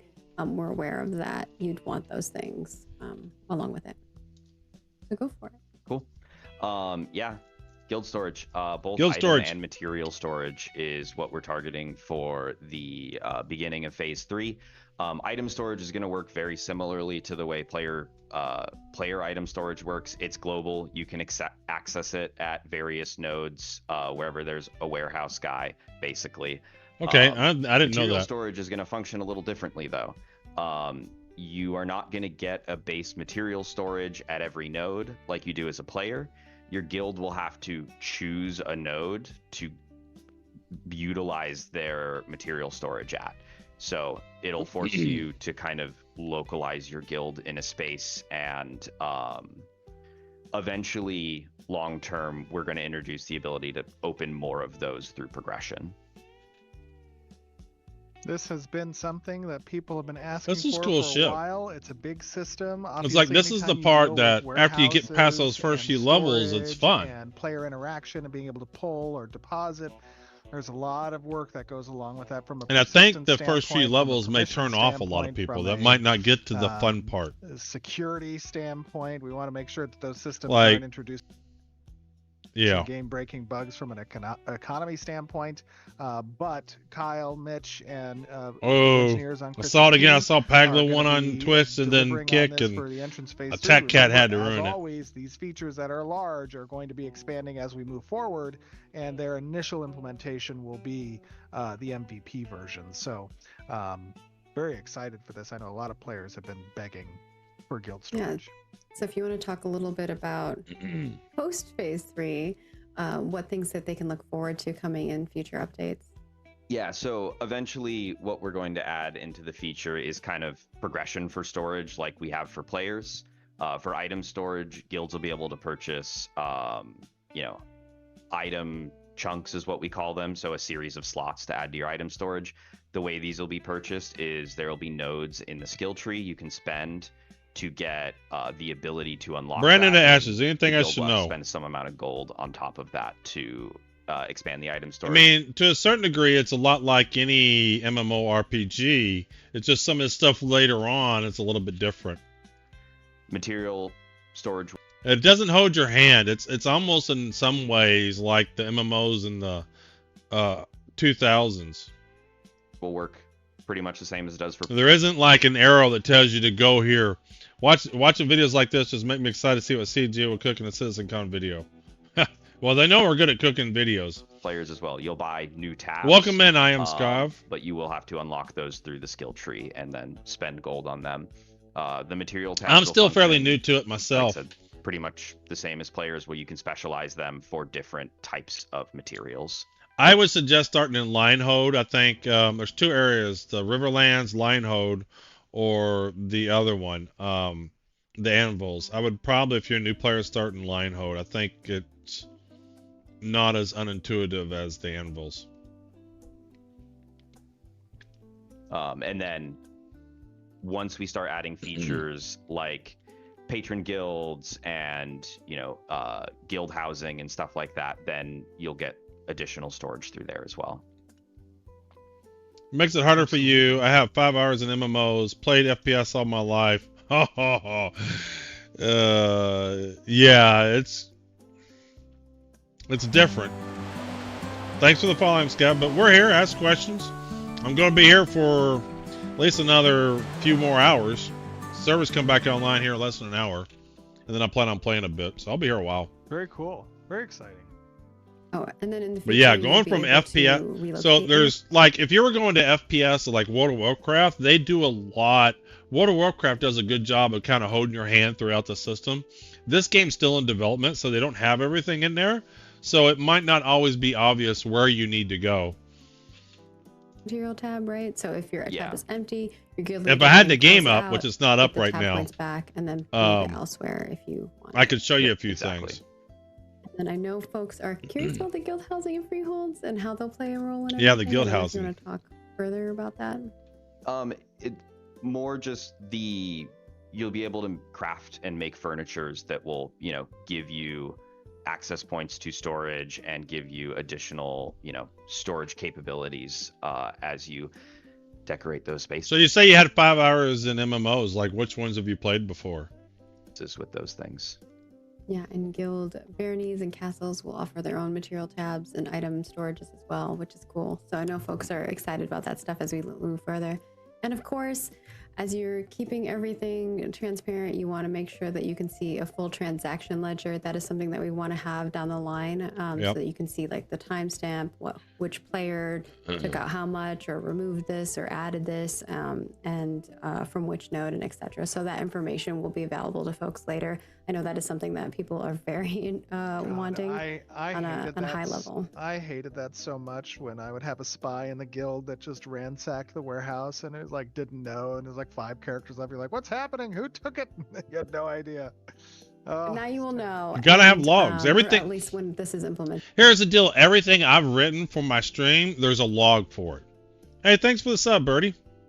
Like, I think that's one of the first things you do when you're writing a system. You have a good logging infrastructure, and you just log to it. All good. I love the game. Not this hardcore wipe, though. Yeah, too many hours. You'll know. Oh, for Tarkov. And of course, Be careful who you give permissions to once those permissions come online. It is very important. CS is not going to help you if you gave that person permission to look at and loot your shit. Like that's you. That's on you. And we will have the data to verify it. Yeah, we'll know No that you logs, I gave need them the the ninja loot. permission to do the thing, and now they have access to it. So if someone finds a bug around that, then that's different. Then obviously. And with that, we have made it through. Oh my everything. God! What? How I told long you it have we was been gonna be doing long. this? Is that Wow, our 2.5 longest hours. stream yet? 2.5 hours? Our last one was 2.5 as well. Oh my goodness, we're not But even. this one's done. gonna be longer because we still have Q&A. Oh, Q&A. Smokes. I There played are a bit lot of WoW questions Classic here. retail. I hated don't know that we're retail. gonna get through all of them, but we'll Yeah. Retail, the beginning experience of retail is horrendous. Because they got all their expansions and they mesh it together and it's very confusing. The very first version of World of Warcraft, it's very clear where you need to go. It might not be the game you want, but it's not unclear what you need to do. we'll grab a few. Yeah, So retail the first- is. I've done it, you know, because I quit playing World of Warcraft and my son started getting older and they were playing it. I jumped back then to create some characters and I was just like, my God, this is a mess. One here is Summoner still expected to drop on August 4th? I don't think we've ever said that Summoner was going to drop on August 4th. That was never I said. don't think we ever said it either. I think it was just an assumption. However, I will say that no, the summoner will not be ready by August 4th. The summoner obviously What as is an the summoner? archetype has a lot of additional constraints from an engineering feature perspective. Ooh. As Steven did on Twitter. Oh, did I? Is it Did I? Summoner? What are they What did I saying? say on I don't think we Twitter? ever I said it. don't We may. think- Ashes Well, Twitter of doesn't exist. Creation It's called Summoner. X. X. There's already a hole in your claim. No, I don't know. Maybe I did. If I did, it's not going to be on time. But Jack it of will all trades, be- masters of none. continue to be worked on. There will be some PTR testing for it. My expectation, my personal expectation, of course, this is a work in progress and it might be delayed. It depends on what bugs we have that we might. Oh, need so it can be resources mixed and for. matched But however my you want. expectation is that it's not going to land on Wow. the 2 environment until sometime in September. That's cool. So I like the survey results that showed the just people know- on had October on my marketing. that people timeline. like Flea, So but the Steven, survey was last only for I people was playing the told game. by By production What? September. We'll see though. Unless I was told it was October from production. So This is really cool. Production, where you at? No, But I will say it's coming along very well. There's a lot of work that's necessary for it to get rounded out on the engineering side, so we got to be patient about that. The engineers are Beastmaster. doing the Lord's work, so well done Cool. on them. Oh yeah, they're doing a lot of work. You know, we talked about the pet system last Shadow time Mancer around. There's Rogue. been some work that's This going looks on like a with cool that, ass which has been really profession. cool. So there's definitely work happening Wow. in these next 2 months in regards to Summoner. What a There's cool whole concept. slew of people who are focused on Is it. there any other There's MMO that just has a lot of something like moving this? pieces This when is it comes cool. to- I mean, every animation, and if you think about all the pets that are included with that, it's a whole behavior it's definitely system. the most labor-intensive. We're gonna watch this archetype video ever. in just a minute. That's why it's last in the primary archetypes. The next here is. Ooh, we got a lot. So We have a lot. Let's grab the top 5 yeah, I'm gonna. of your choice. Okay. Let's see. See if it's coming with a. Because I haven't gone pee since like 6 a.m. and Dynamic gridding update, if we can give an update on that.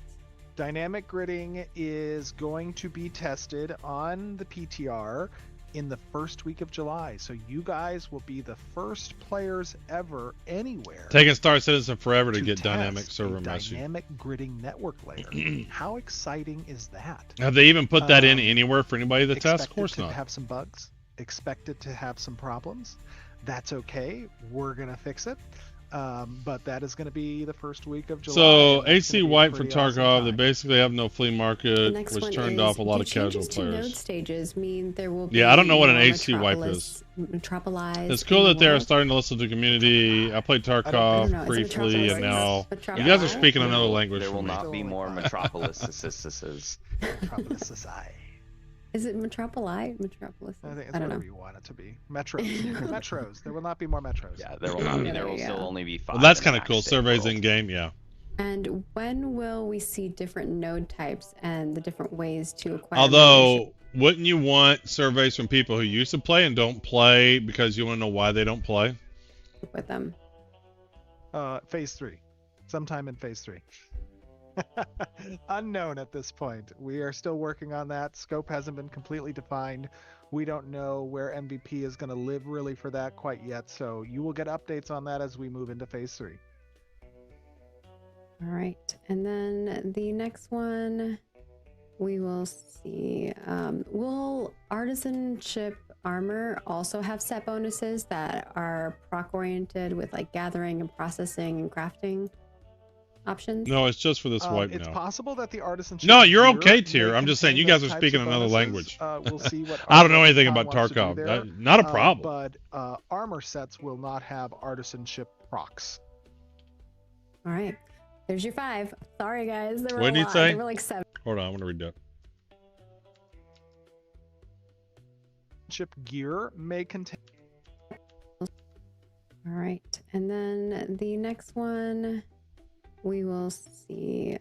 Will artisanship armor also have set bonuses that are proc oriented with like gathering and processing and crafting options? It's possible that the artisanship gear may contain those types of bonuses. We'll see what Econ wants to do there.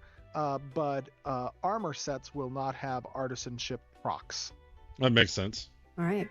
There's your 5. Sorry, guys. There were a lot. There were like 17. That was the issue with the survey. Only people still playing the game answered. Exactly. Not people sitting in the wipeout. Yeah. About this over on the live or over on the forum, so definitely share your feedback or share your thoughts about the live stream over there, and we'll check that out and have some information for you going forward in the future. Join us over in Alpha 2. Obviously we'll have our Alpha 2 Shoal Realm up for you guys during normal like Thursday through Monday action, but we'll also be joining us on PTR. So all Alpha 2 members will be joining us on PTR starting July 1st. We'll send an email out to everybody. There's going to be a lot of testing happening, a lot of direction. We're going to be running some fun events on PTR as well as on the Alpha 2 Shoal Realm.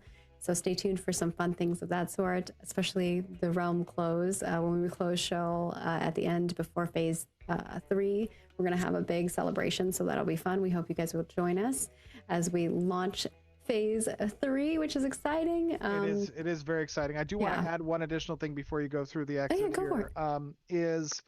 I know that there's been a lot of conversation in the community and from some of the content creators about the state of Alpha 2.5, the Phase 2.5.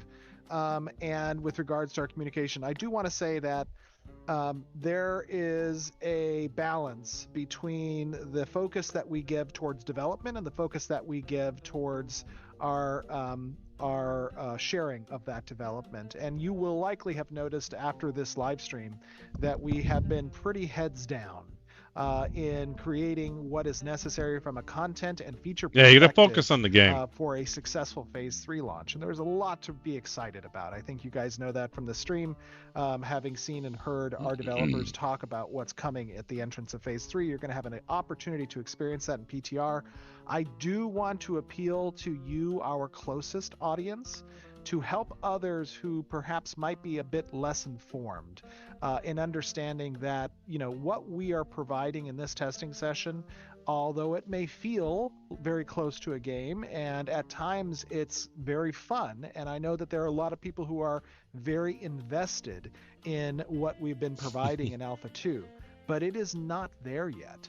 We are still actively building this thing, and there are still a lot of outstanding features and content that we are attempting to deliver on. And sometimes that means you know what would help build the game faster is if they sold pixels. If people if they were selling pixels to people to fund the game, they would go faster. Their development would be so much faster. No, we don't know. I haven't seen anything posted yet on what's in this update. The short answer, I know they are, Dory. The short answer of what's going to this update, Scav, and just because I don't know what it is, but I know development, it fixes the shit that's like bad stuff. Like crashes, client-side crashes, the EAC crashes, server-side issues. These kind of fixes aren't like new features and stuff like that. It's going to be just fixes of stuff that they broke. we need to be heads down. And there is obviously a balance. That's that what's needs going to to be in this occur patch. between what is supporting the active live testing environment. Every 2 months for like 8 years, they send me a Founders Pack email for a new one that was anywhere from $250 to $550. Well, at least now it's only $100. And what is supporting the future focus of all I've spent on this game was $120. I bought the phase Alpha 2 Phase 1 package. So I want to extend to you guys an opportunity to help others have a little bit of patience as part of this process. We are human beings behind the screen. There are very passionate people do love their developers that are pixels. here, I like my pixels. because they love a couple the of my genre, requests for they bugs. So love our excited to see if they can community, hand them in you when the server's guys. back online. And Cool, we're good. trying to deliver something that's going to make you proud and make us proud as well. So as the proverbial saying goes, let us cook.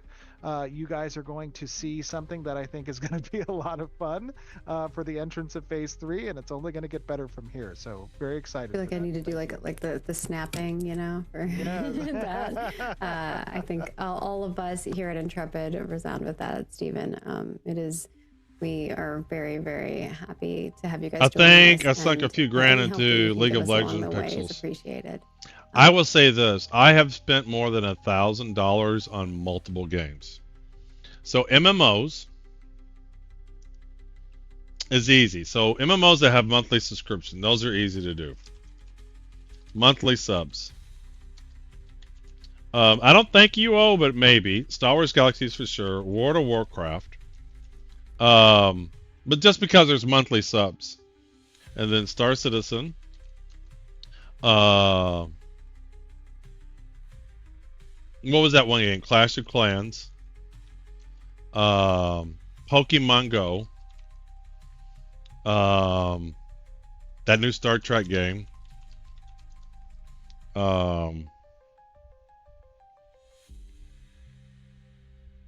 Yeah, too many. Too many. Oh, I don't want to save. Those are just ones I can think off the top of my head. Head on over to our forums. Toss us feedback. Forums.ashesofcreation.com. We'll have quite a few, threads that are going to be spun up over the time period about various different topics. We'll be asking for feedback via surveys, via our Discord. So please be active in those spaces. Thank you so much for joining us today. For those of you who had joined us live, for those of you who joined us over on YouTube, no comment. I just see that. Your time and spending your time listening to us yammer on about the wonderful project that we're working on. Of course, to Corey and Jason and you, Chris, for your time here. We know that you guys have a lot of work to do. And so well, it's funny. Outside of Star Wars Galaxies, the games that I played the most and loved the most don't have that kind of stuff. But some are too old to even have that. Taking you away from Ultima that. 5. I mean, back in those times, back in those days, we bought a game and we were done with it. And as you can see, he's very busy. It's hard to get his time. So follow us. Yeah, I believe it, Dory. The video will be over on YouTube. EverQuest. I never played EverQuest. Which should be as soon as we end. And of course, if you leave a comment on our YouTube, make sure you're a public subscriber.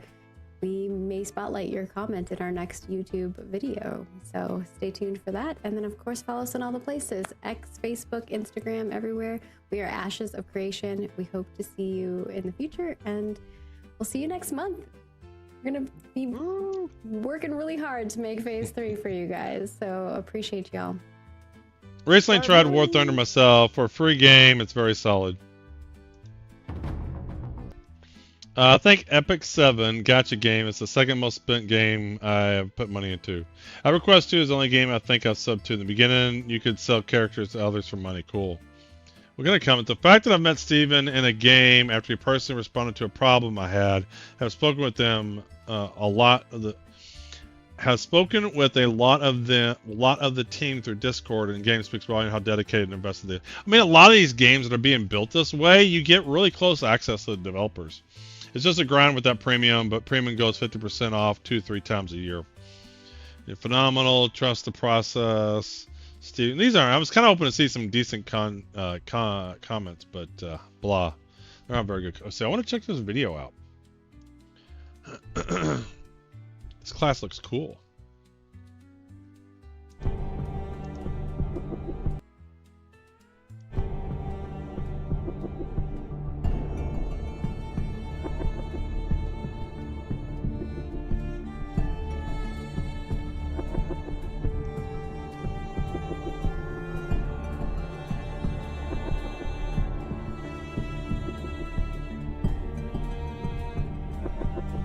like the music.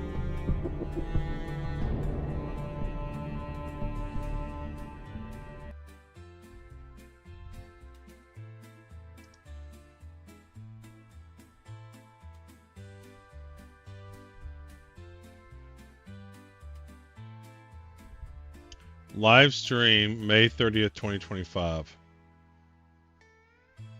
So the number one, what order are the links in? They're not by dates. So it looks like they talk about the summoner a few times.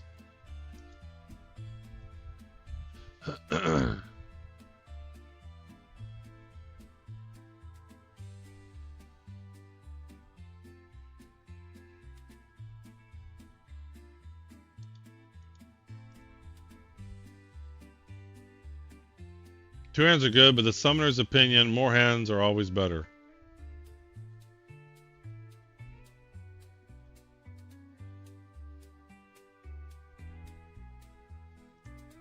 Huh. Hey, Jedi, welcome in, welcome in.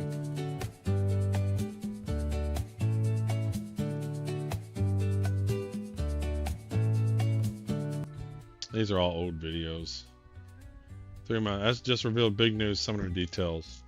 That's what everybody does. They take these videos they do, and then they go, big news! Awesome updates! You won't believe what they said! I just don't know if I can do that. I just don't know if I can be that kind of content creator. You won't believe what Steven said this time! I don't know if I can do that.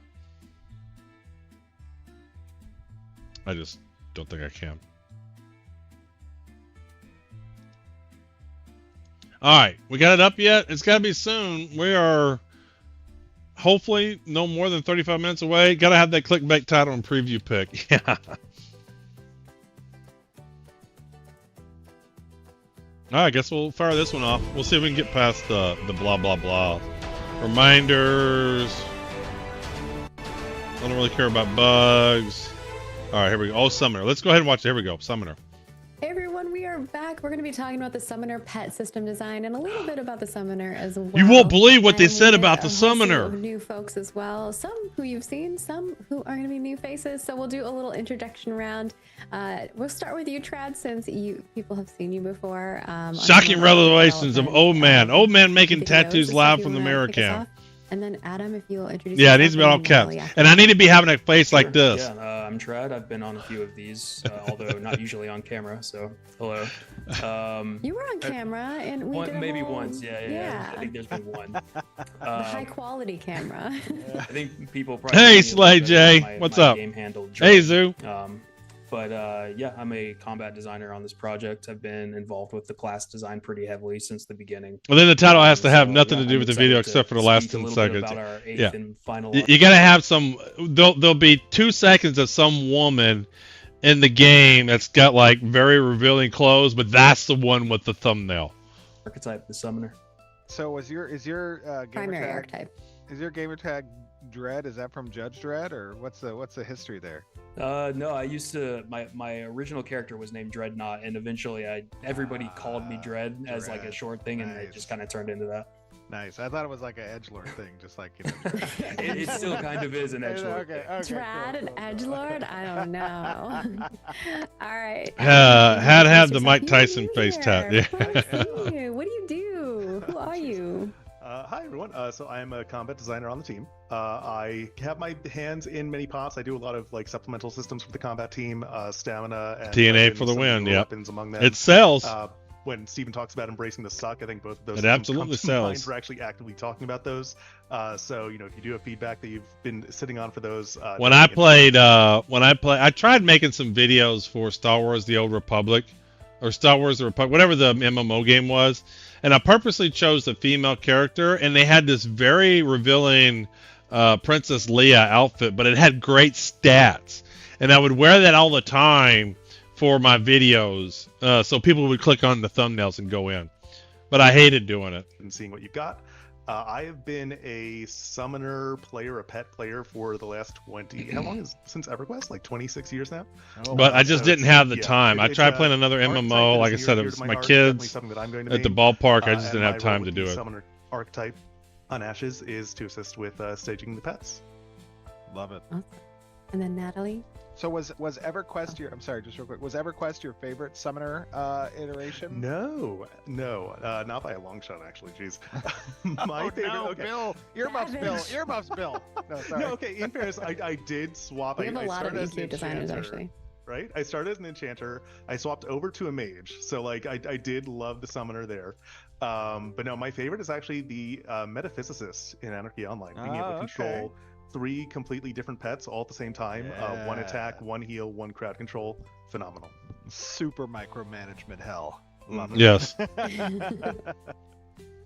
right, now Natalie. Okay. I am Natalie. I work on all the concept work that kind of goes into the archetypes and class abilities.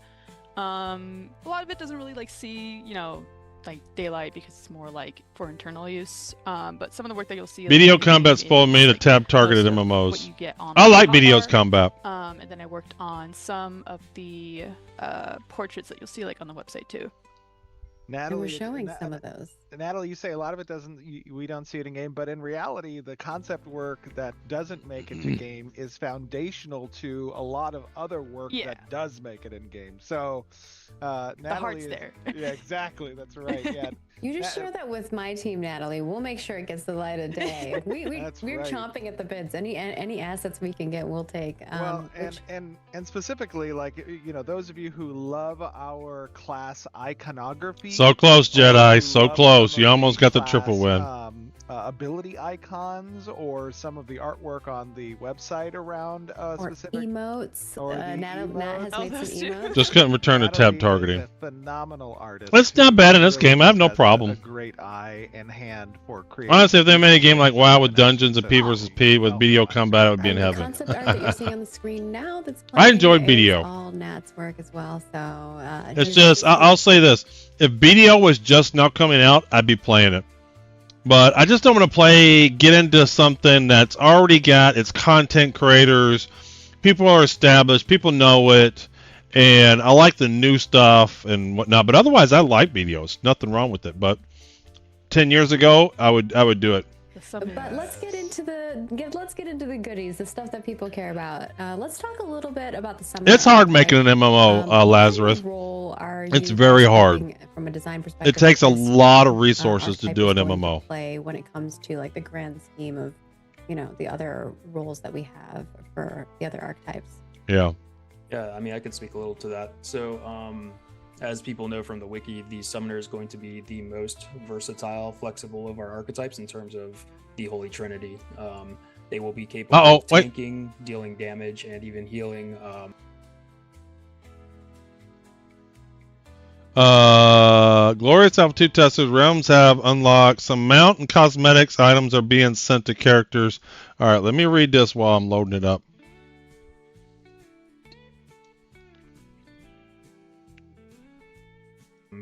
Mostly that.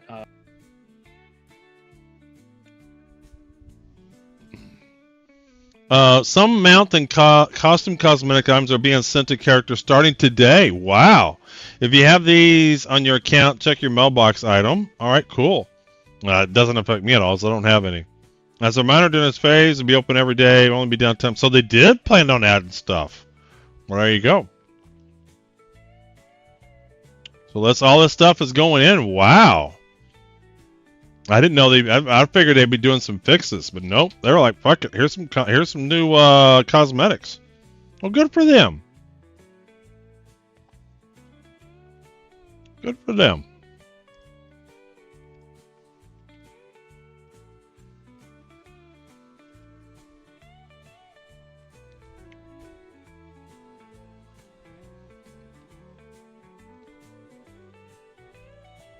God, I wish I spawned where those grim ones were.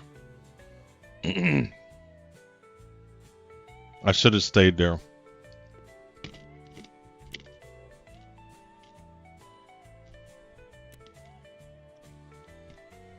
But I can't get any.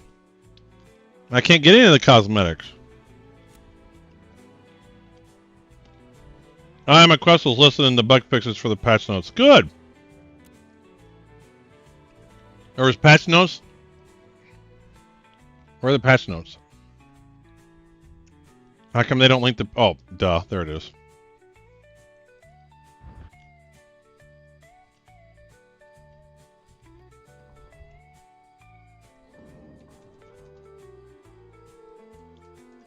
Why is this not increasing in font size? Jesus.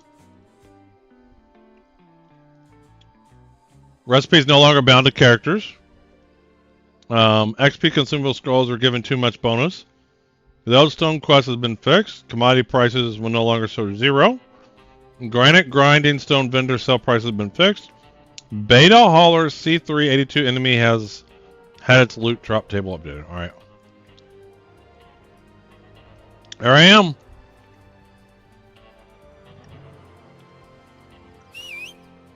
Damn, I should have stayed over in that spawn area.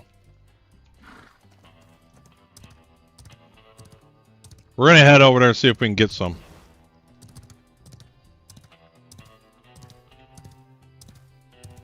Yeah, the problem is you can't get any cosmetics right now. Ooh, maybe I'll find some parcels along the road. Maybe I can get this quest done too. Don't let me miss any.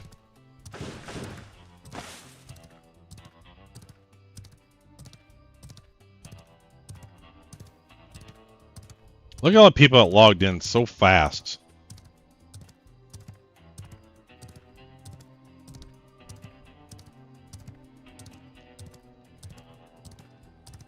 Alright, so where do I need to go?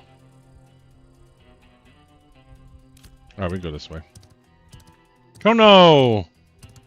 Kono, dos, tres!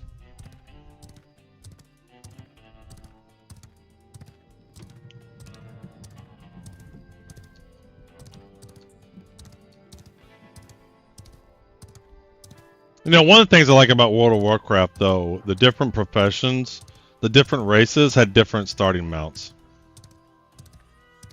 They should do that here.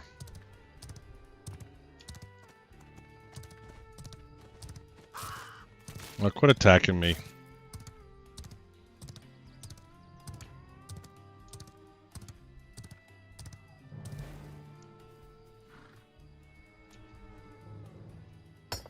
Yeah, get some rocks and everything. We'd harvest some stuff. WoW Classic did a lot of things right.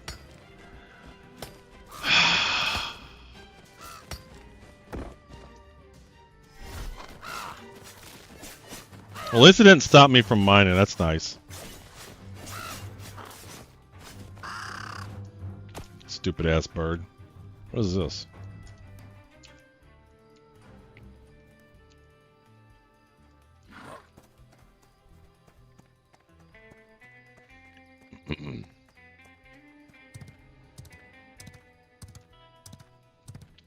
Come on, where are the parcel packages?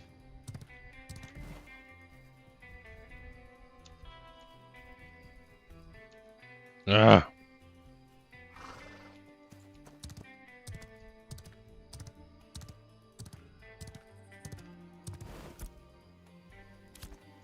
The current WoW is trying to remove as much difference between the classes and races. Yeah, I know, it's stupid.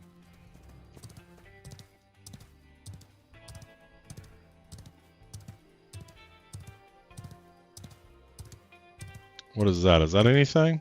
Is that a parcel? Hey mate, how's the new alpha? Do you enjoy it? There's one part that's very frustrating is the lack of competition for stuff, resources in the game, and it's to the point to where, at least in the very beginning here, it's very frustrating. So if you want to craft, it's very hard to level up. Because you're competing with everybody for these same resources. It's the worst I've ever seen it in any game.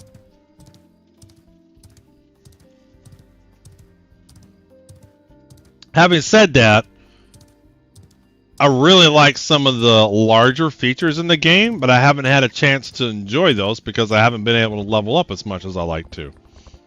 Like, I'm being gated doing the fun stuff I want to do. But I'm going to play it. I'm going to level up. We're going to get there.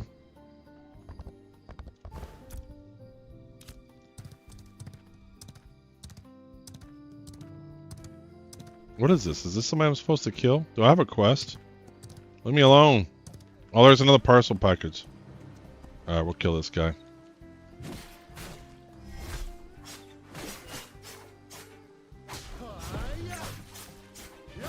I need just one more parcel package. I don't like how they reduce gear drops just to make it so they're weaker. Yeah, well, not even that. They don't make it. There's no auction house in the starting area. Like, it wouldn't be that bad if you could at least, you know, get gold from the quest and then kill and then buy them from other people. It's hard to buy these things.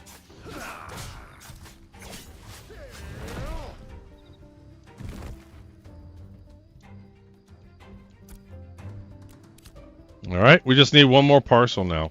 I've gotten more done in these last 2 minutes than I did all day this morning and yesterday in terms of this parcel quest. We just need one more now.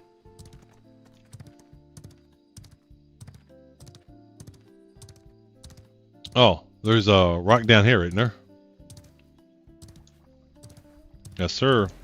Like, this is, if the game was like this, I don't mind grinding thousands of these. But it's frustrating when you can't find any.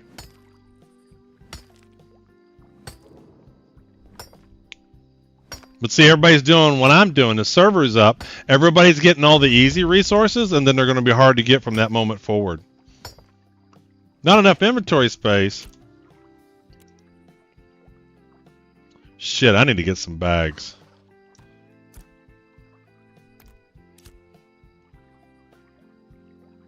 I need to get some bags.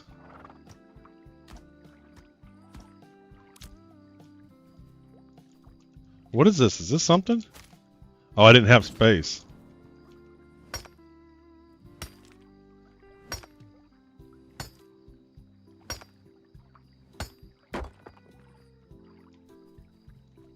Like, I'm afraid of getting a mining bag because it's not going to be often I'm going to be able to run across nodes like this.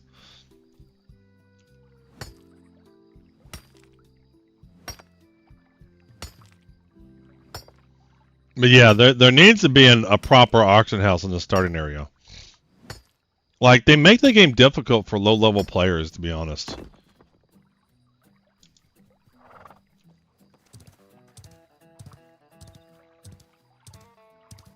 I mean, look at this. Is this how it was? It would be great. Well, that's granted. Yeah. I mean, this would be awesome. I'm like leveling up now. Yeah, but they're cheap. I can buy one. Oh, there's a quest to get another bag. What's the quest? They haven't. Yeah, exactly. Tier. Yeah, I mean, I don't mind grinding a billion of these, but I hate it when you can't even find them. What's the quest, Rodimus? I would love to get another generic bag.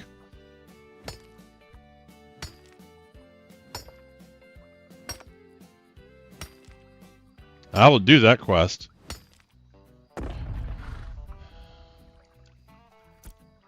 I mean, I'm just delete this shit. Like, this is the more valuable thing to do, is to use these resources. It's in line. There's tons of quests in Lionel. Do you know what the name of it is?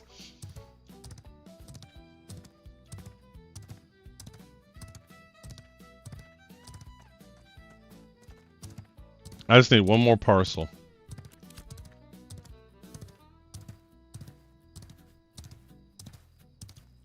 One more parcel. I don't remember the name, but I know where it is. Alright, alright. Well, I'm heading to Linehold. There it is. Don't take it. I need that parcel. Don't take it. That's mine. I need that. Look at this. I found 4 in just a few minutes period. This is how it should be when the server started. There. Now I'm finally done with the quest. Deliver the recovered goods to the Strider Vigilant. Alright. Like, I couldn't do this quest at all. Near the cows, there's someone that sells you a map for 1 silver. Oh, I know who you're talking about. I didn't want to buy the map because I didn't know what it was.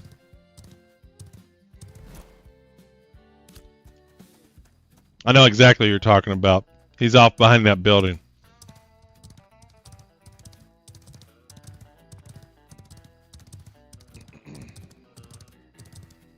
What the fuck is wrong with the trees?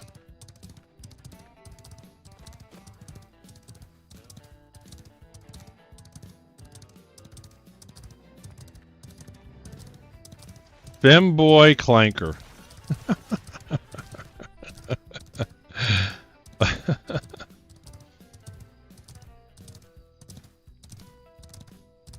Where is Glop?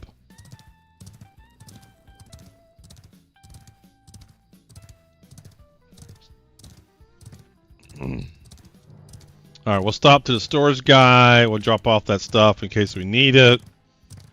And we'll see if we get some Grims. We'll get that quest from the guy.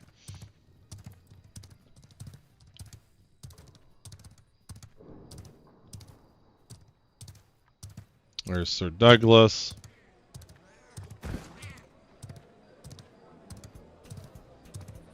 Let's go up to the storage guy here.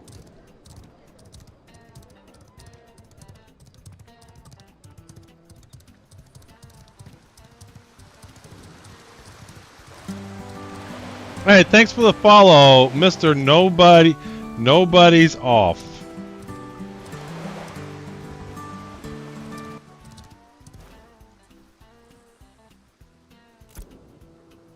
All right, we'll definitely put those. No, no. Why am I deleting it? Why is this deleting? What? What? Oh, I see. Jesus.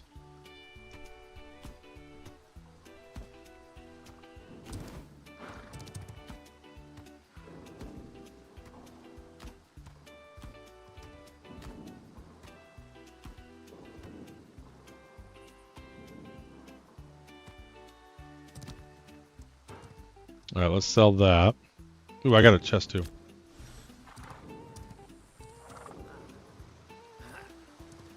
Ah, he's right over there.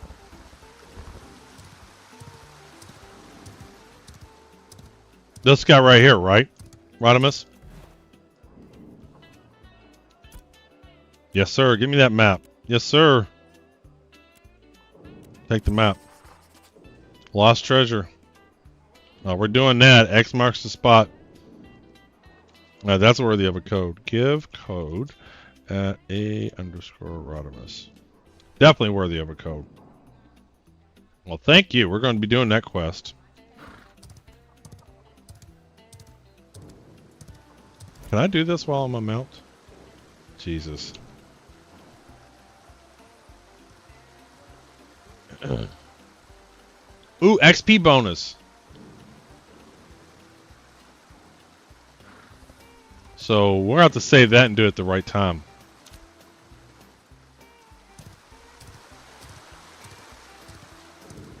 Like, does that work for quests when you turn them in?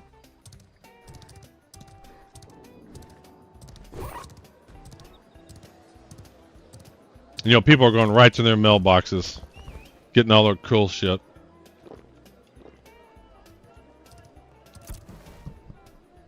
I don't know what I'm doing with bone fragments. What do I do with those? Where did I get... Oh, I must have got that from the... Okay. Let's drop off the other rocks. The shaders look so good in this update. Yeah, there were new shaders updated. They must have fixed something.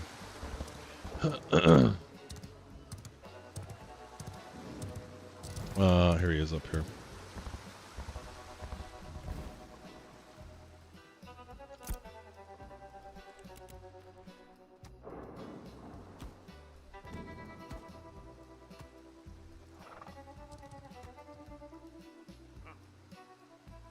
Oh, these are different kind. I see. Heroic. Nice. We'll have to craft that into something. Get out of my way. Alright, so where is this quest? It is 4. So right over there in the ruins area? Okay, we can do that.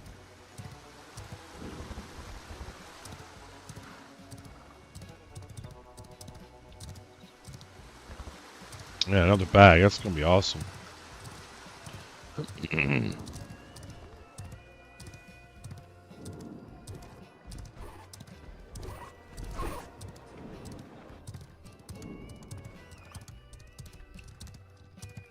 Get your commissions here. Am I going the wrong way?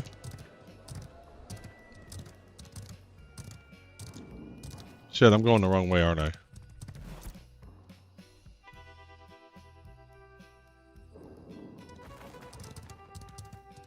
No, that's the right way.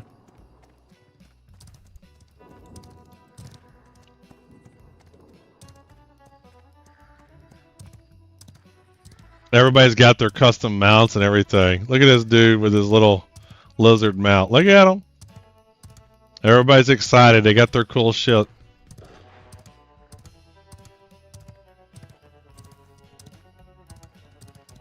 So this was a surprise, right? People weren't expecting their mounts like right now, were they? Oh yeah, but yeah. All right, where do I need to go? I need to go across and over, all right.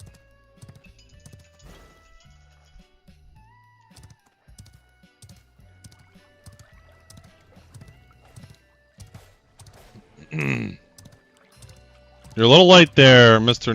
No Days. No Days Off. I said your name wrong last time. I'll tell you what, we'll kick off a raffle for you, and then you can join. Now you can join. There you go. Now you can join. Now we got a raffle started.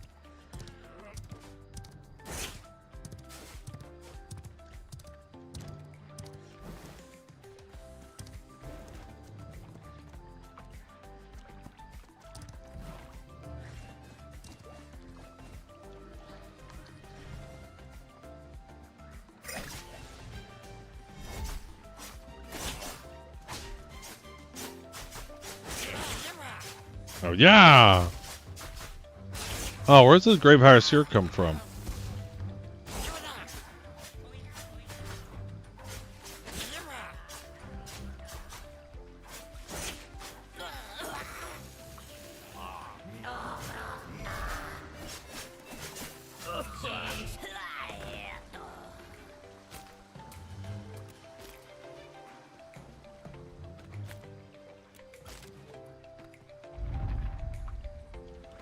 Alright, so where's this treasure? There it is. Give me my treasure.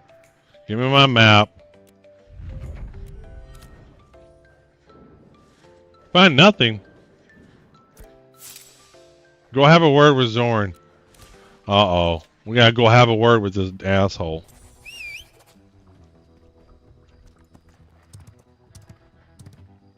We gotta go have a word. You damn right we're gonna have a word. Dude sent us on a quest. Ain't nothing there.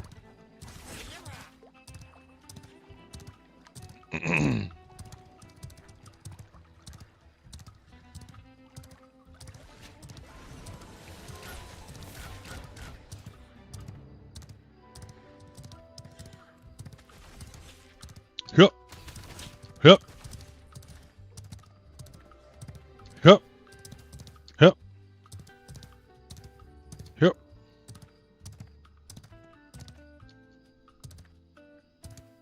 Yep.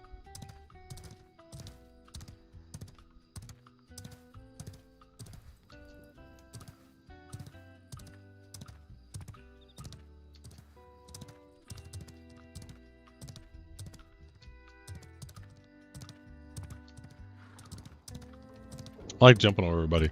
Bot logic. You should drop the raffle to 1/3 time since we have to enter 3x as much. Well, but here's the deal, Cat, Attack Cat, because I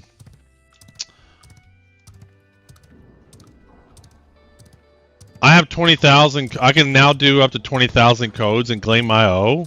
So I'm happy to give away lots of codes during the stream now.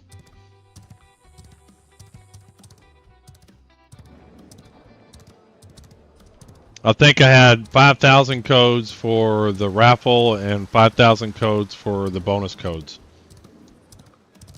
I could have added more, it's just that's what I started with. So I'm happy to give away lots of codes. Apologize. Clearly, you were both victims of shenanigans. Let us be thankful we're still breathing. I bid you good day. I'm going to report you to the gods.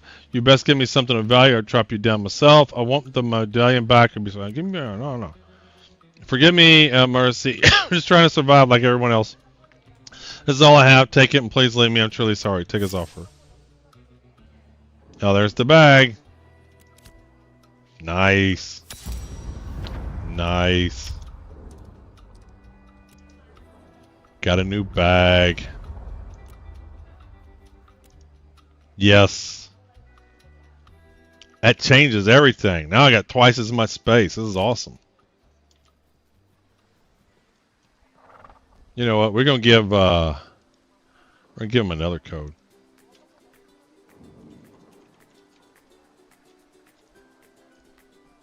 That's just like awesome. Great advice.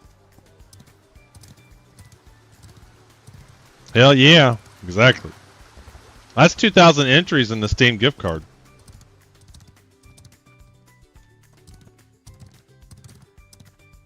Do you know the song Papa's Got a Brand?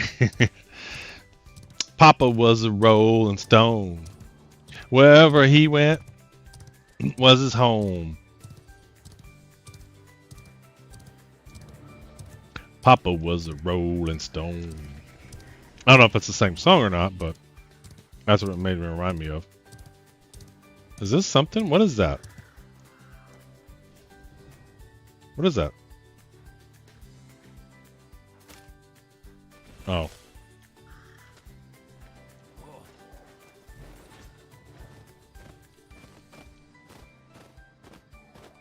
Yeah. No, the title was as I wrote it. Yeah, I don't remember. It sounds, yeah, Papa's Got a Brand New Bag, but it reminded me of Papa was a Rolling Stone or whatever. But I've heard the other one too.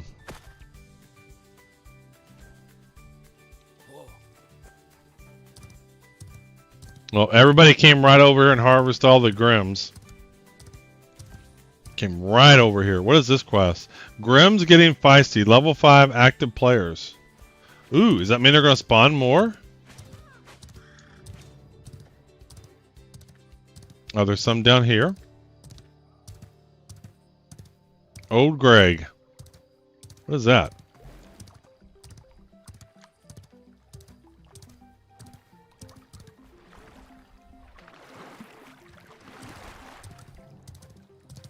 Yeah.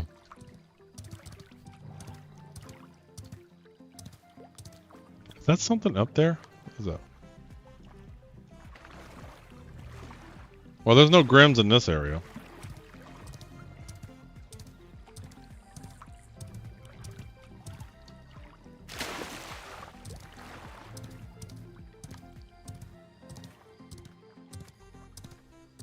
So, do I accept this quest? Like, how do I do these global quests? Do I just kill Grims in this area? Like, how does that work?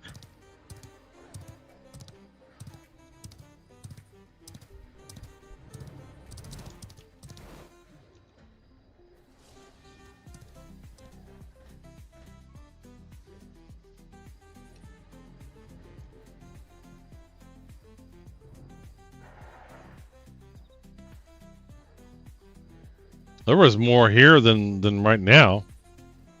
And there's a whole quest coming on right now. Targaryen.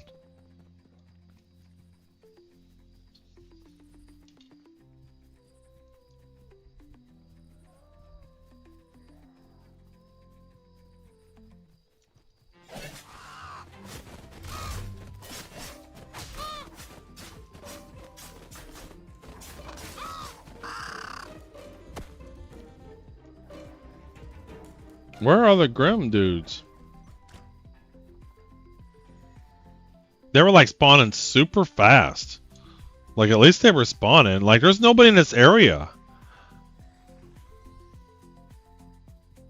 I don't understand.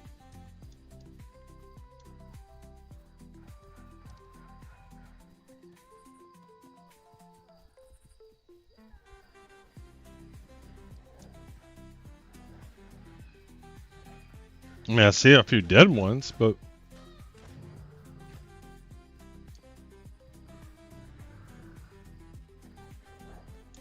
There is none here.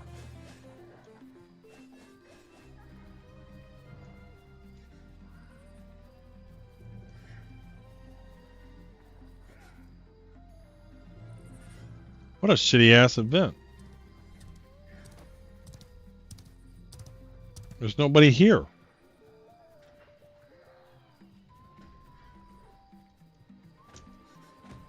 What? These guys weren't here before. Now we got highwaymen defenders?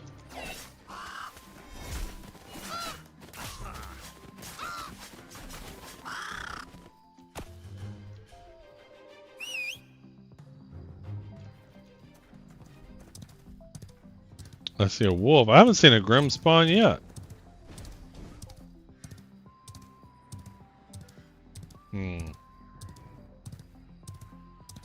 Well, this is disappointing. What is this? Orange betrayal.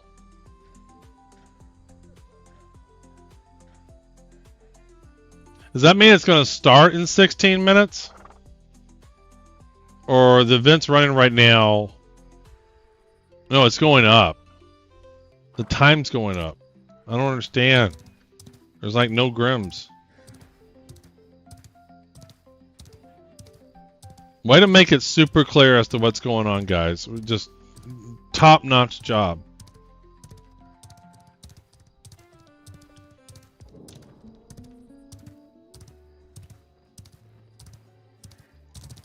I mean, ravens are spawning, wolves are spawning.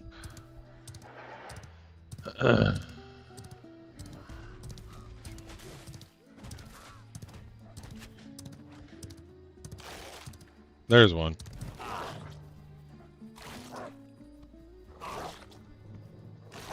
Fuck, that guy's getting them. Fuck you!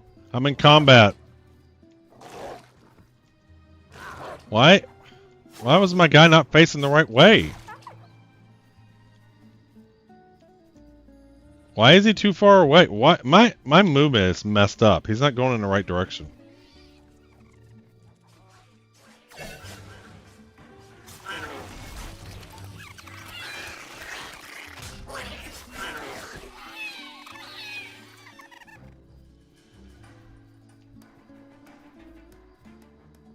My arrow is not working right. There we go.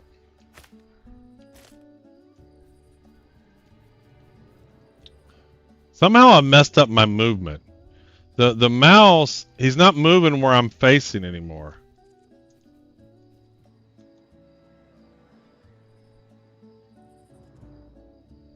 I don't want to unstuck because you die when you unstuck. I can't get him. He won't move the way that I'm facing. Maybe if I get on a horse.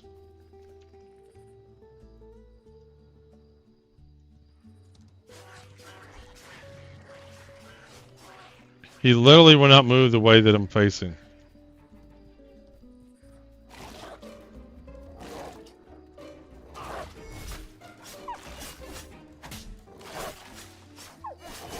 Hey, Lord Scar, welcome in.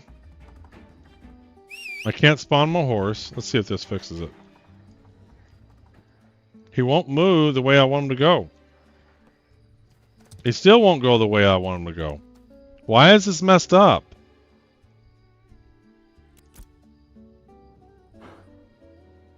Yeah, yes and no, Lord Scar. There's definitely some frustrating things about it. Right now, my movement's all fucked up. There we go. Now it's finally fixed.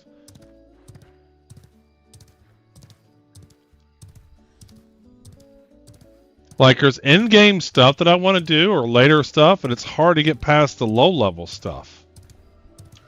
They gate this really fucking hard.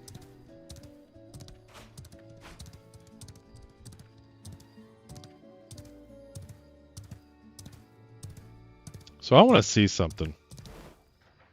What can you process over here?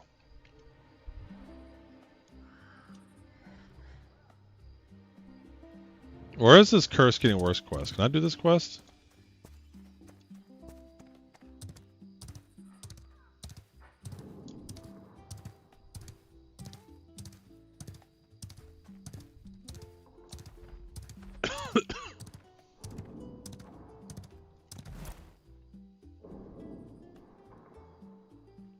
So how do I do this quest? Do I gotta talk to people?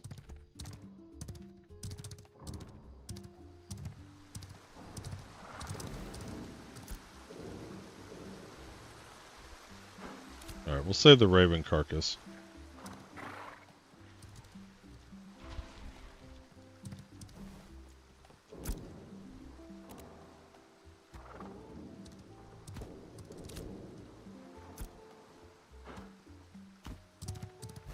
It's an uncommon raven's carcass.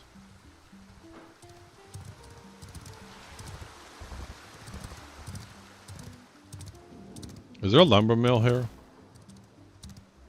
Lumber station, okay.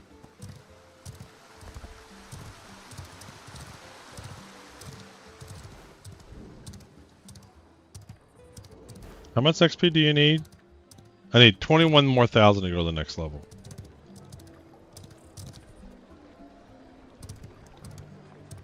I'm gonna try something out.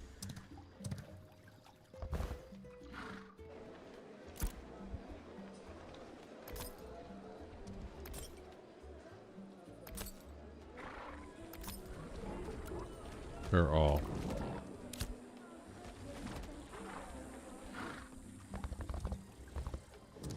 Alright, so how do I do this quest? Like, do I need to talk to this person? Is there somebody over here?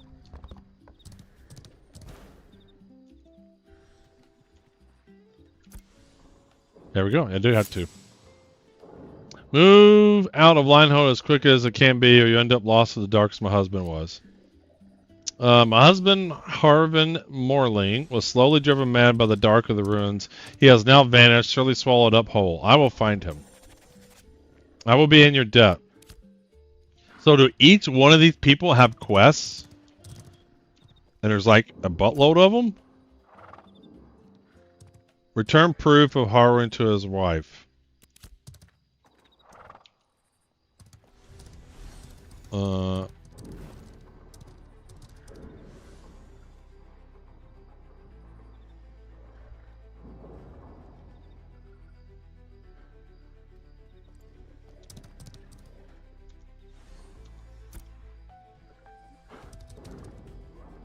Sorry, where do I gotta go? So confusing.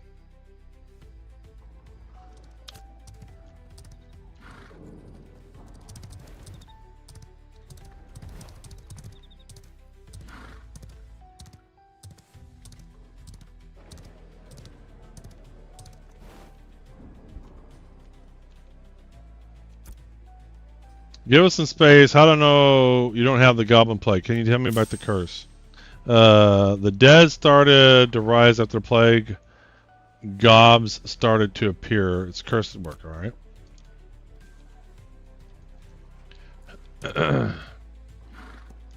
So I guess we go talk to all these people.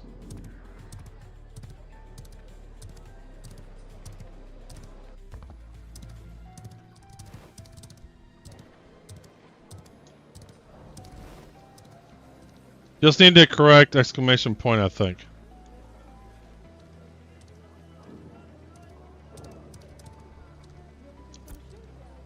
Can you tell me about the curse? I don't use the stress beyond the arch, and then the curse drove us back. Okay. This guy didn't have a whole lot to say. Let's see what this guy's got to say. What do you need? Make it quick. I'm good for now. On your way then. Hey, fuck you, man. There's somebody in this building or somebody in this building? Yeah, this is the guy I gotta talk to. Great to see another newcomer. We need all the help we can get to reclaim this realm. Okay, tell me about the curse. The Purifier said to be keeping Linehold together, but I'm more focused on practical help and real action. Faith is important, but I believe we need more than that to truly make a difference. Okay, thanks for your help. It wasn't very helpful. Alright, what else do we got? So it looks like somebody over here. Can I talk to this guy?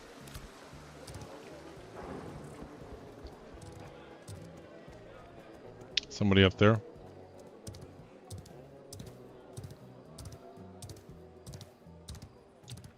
Somebody's in the building. Or is he behind? Is he behind? There we go. What say you? Towering ramparts and floating owls, yet they have us living in a shaded squalor. What do you know about the curse? The dead walk the streets and haunts have been spotted in ramparts. We're under siege.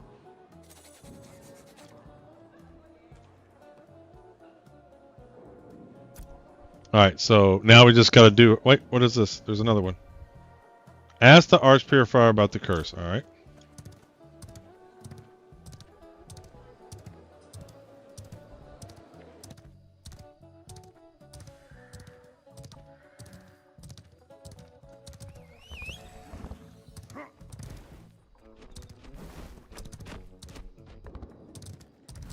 Oh, this is the chick I already talked to.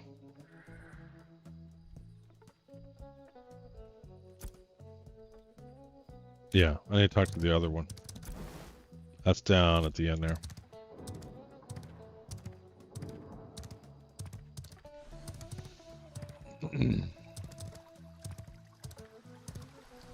Look at these mounts, man. That's a cool ass mount, buddy.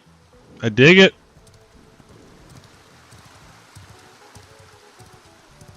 I want to buy my in-game cosmetic mount.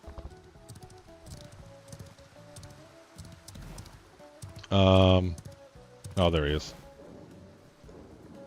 What say you? Walker testing the orders posted, no doubt. Your lot nearly outnumbers the cursed souls of this ruined metropolis.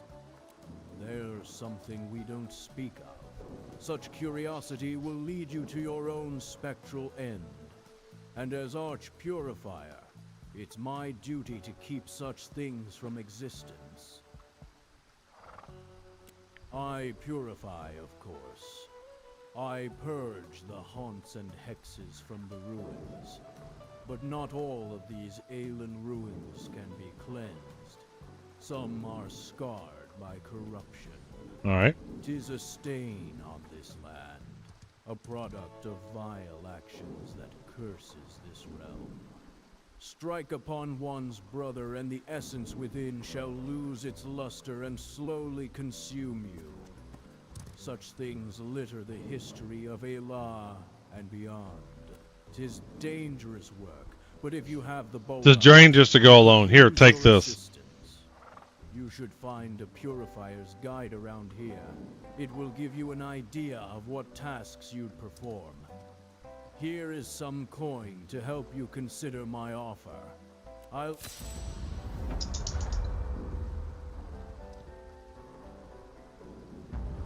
Wait, I completed it?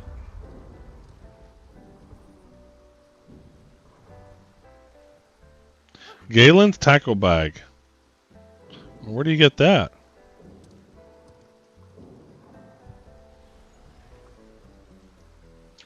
So did I just complete this quest?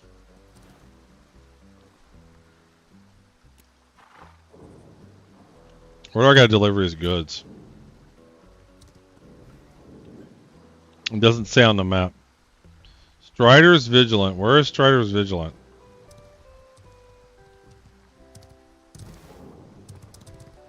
Like, you're not gonna tell me where Strider's Vigilant is?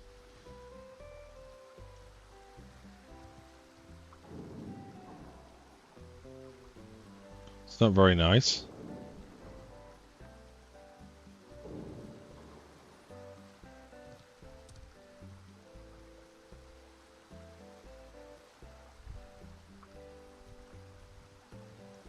Where's Strider's Vigilant?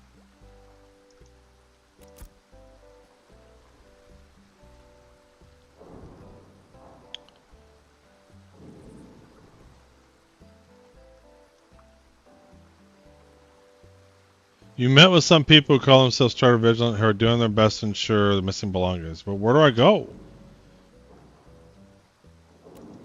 Maybe I untrack it, close this, close that, and then retrack it.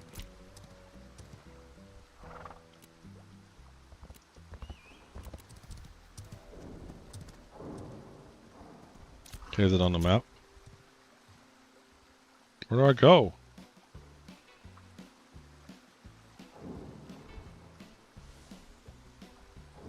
This is the anvils, isn't it?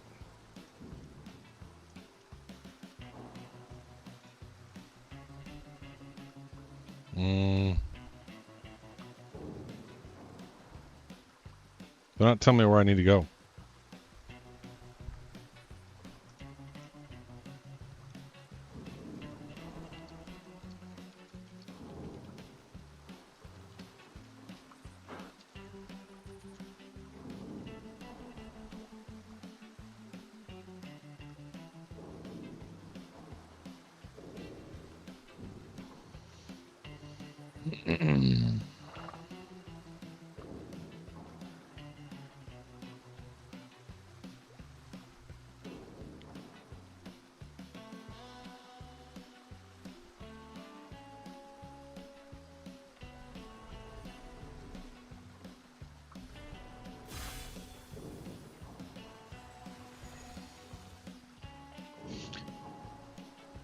Can be found close to Ember Springs near each node location. Okay. So there's one near the Ember Spring here? Okay.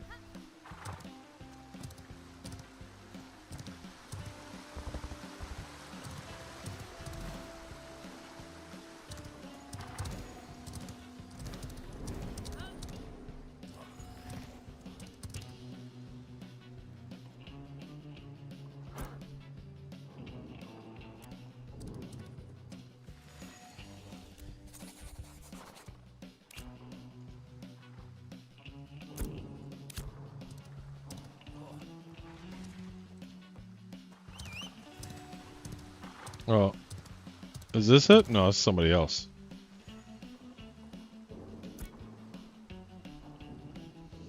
And there amongst them saw a sapling that would grow to a great and towering tree. Then, amongst the shimmering branches, there sprang forth birds with eyes like embers and feathers like the evening sunset. Do you know the story? No, I do not. This is translated from the original Empyrean. It's about the big oak tree out in the harbor outside the ruins of the city. Okay, so what? I'm not reading all this. I gotta do something. Gather splinters from the ancient tree. I'm just trying to find this dude to turn his quest in at. Where's the Ember Spring? I think the Ember Spring's on the other side. Look at this bug! Look at him! Look at this bug! No, that's pretty cool.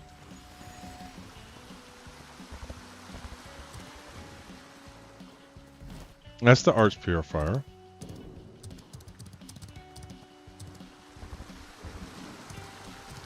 Wise Tank.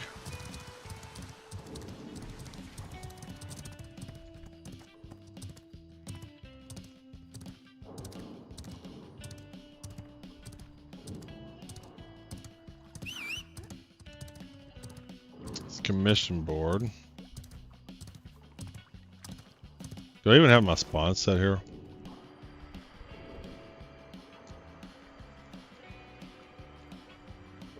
Yeah, I already set my home point here. Alright, so he's supposed to be near here? Is this the dude I should talk to? If you close your eyes, you can almost feel, we call it an Ember Spring. A font of primordial, the followers of the god. A big question proffered so simply. The followers of the goddess Vyra. Others of leaks, it would seem. Yeah, boring.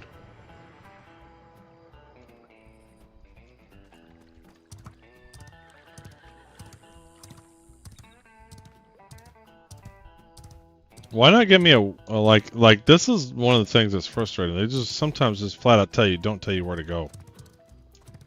I have this quest I need to turn in. I don't know where the fuck to turn it in. So dumb. Like, even I don't mind if you give me physical directions. North of Lion Ho, turn right at the big rock. Something. But, like, nothing? Why are you attacking me? There's 400 people here. Who is this guy?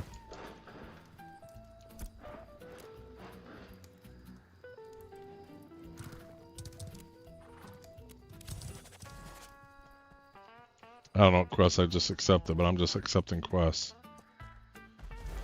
I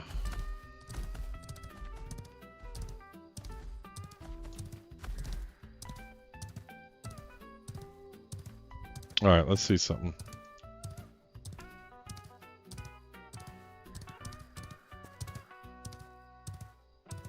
Oh, these big trees. How do you know if it's an old tree or not? It's adolescent. Like, where are the big trees that you can do?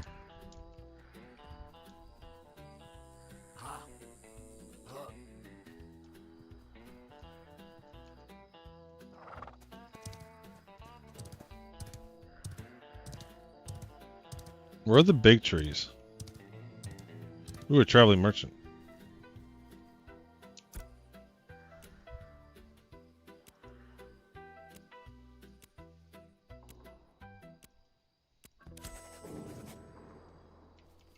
I got like every quest now.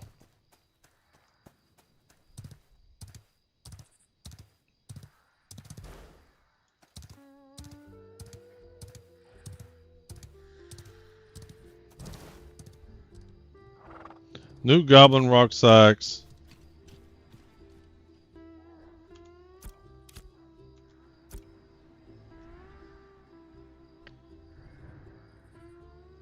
Oh, that's from those one dudes.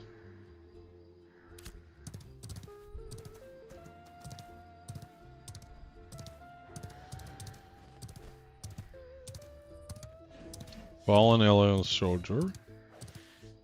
Sergeant. Leave me alone.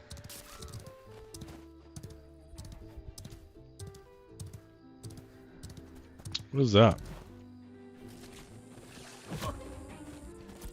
Uh-oh.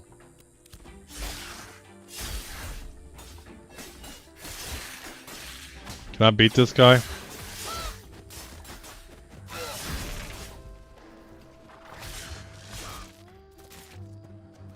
I might have been able to beat him by myself, but then another creature came on and helped.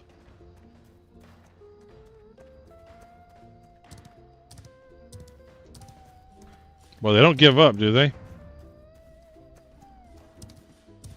Let's go this way.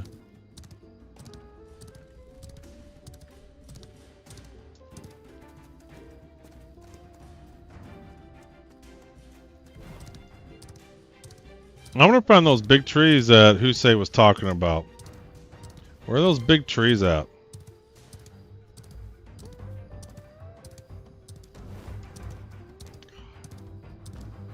Leave me alone. Just trying to pass through.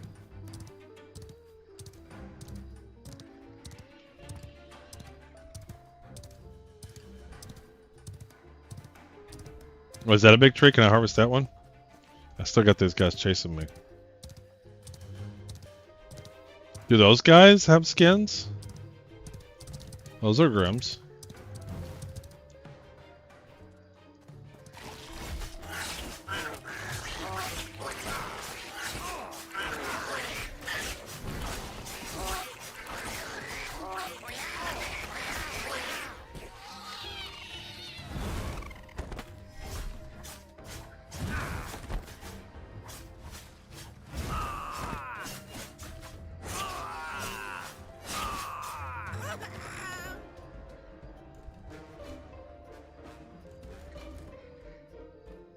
Can't use right now. Why not?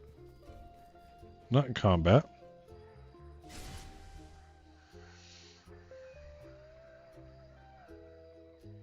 Is that mineable?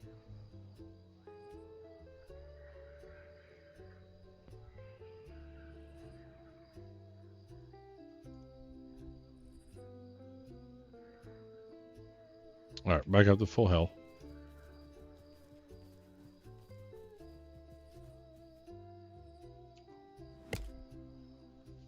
So he was saying these heroic versions of these woods, you can get like 2,000, 1 to 2,000 XP.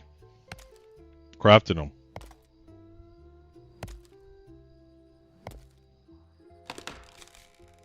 Five oak wood. What quality? I'm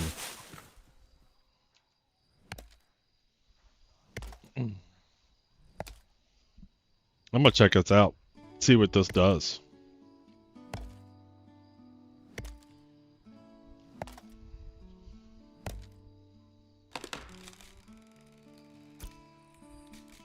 That's at least uncommon.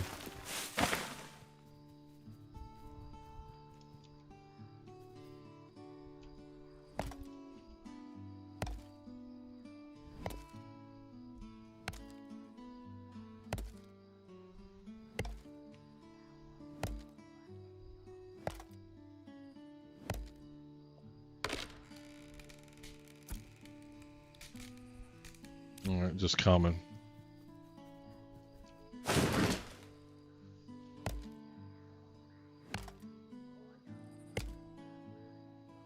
I'll do a test run of these.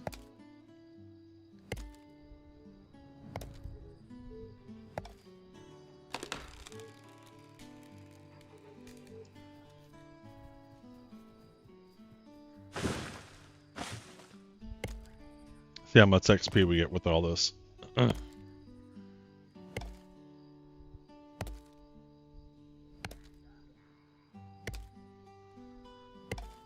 It's like Omen just knows when I step away from the desk, almost got me again.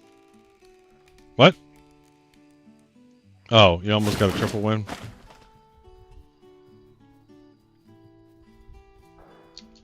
Is this an adult?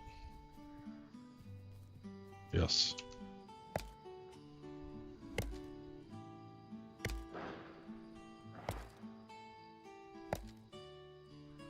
This might be one of the faster ways to level. So we're going to test this out. And the XP is okay. 175 XP per tree chopped. I'm not losing health. And then I go craft and refine them at the lumber station. It'll be even more.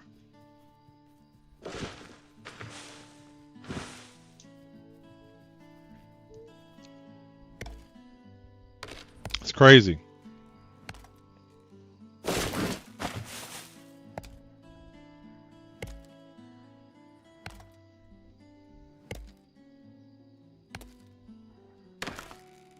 $175 XP, and this is not even the refining part yet. Common, uncommon.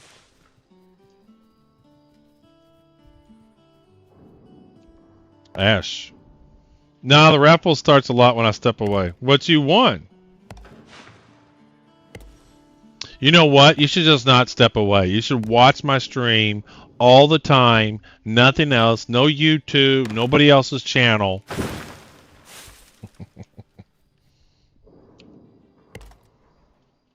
I know you were. So am I.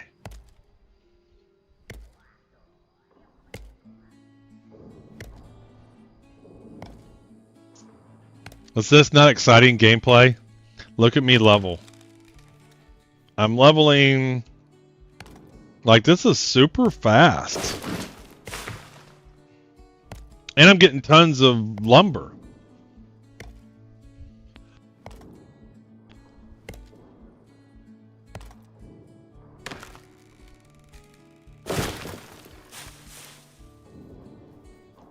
Like, they're all thick right here. I just want to do a round of this and kind of see how fast I progress this way, because this is crazy if this is the case.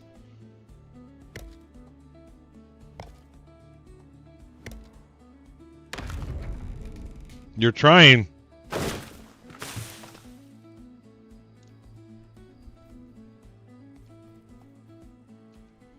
What are you trying? I mean, this is, how much was I getting for killing the mobs? Oh, there we go. I got some good ones. So, novice. Rare. I got some rare ones. Are there more trees around here? I want to do the XP boost. But there's not many trees right here. Oh, there's some daffodils and everything. Oops. Not daffodils, the snow, whatever. Hold on, Wendy. We'll go outside in a little bit. You want to come sit on my lap? Come here. Ugh, you want to chop some wood with me? Can't see. Can't see, girl. Can't see. Quit licking my nose. Quit looking at my nose.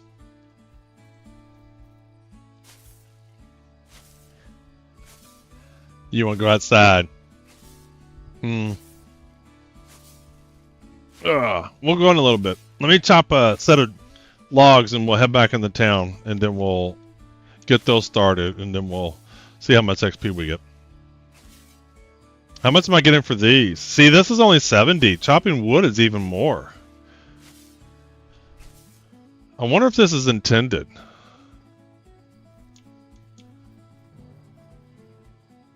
Like, that was a great section of wood.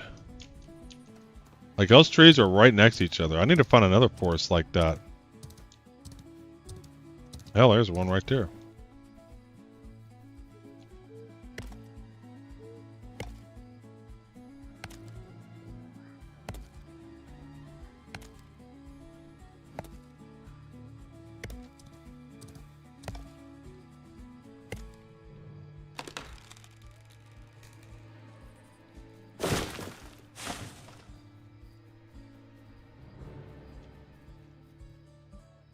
Adolescent.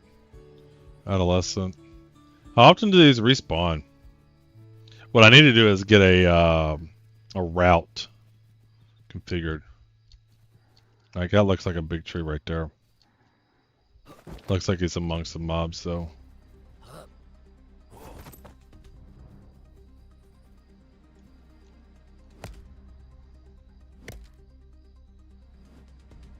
Shit. You can't move around. You gotta be looking at the tree.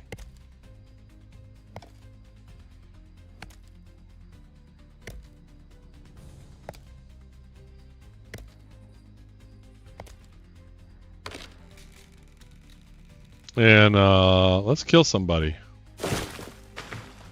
What is that? Level 5. Let's see how much XP we get for killing him.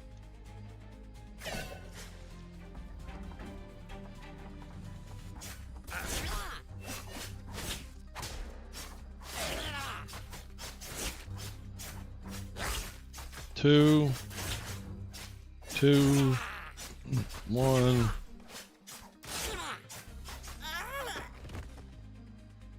$277. But then you got downtime for healing and stuff like that.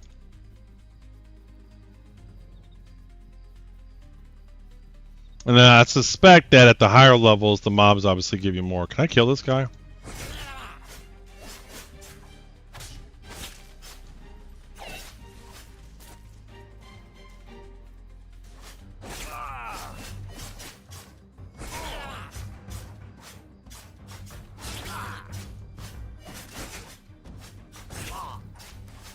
Nope, I'm not killing him.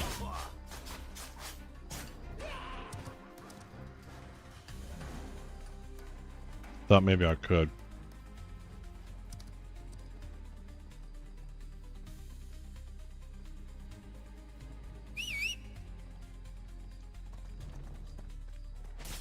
I'm going to start processing this logs. I want to see how much XP I get. Because I didn't take into account that I'm going to get XP processing the logs too, I believe.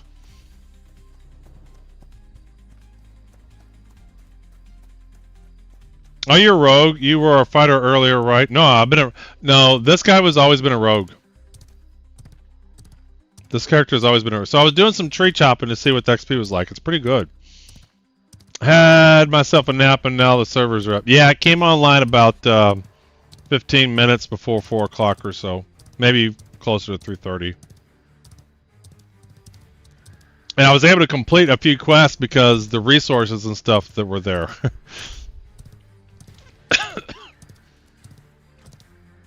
Alright, where's the lumber mill? Everybody's got their...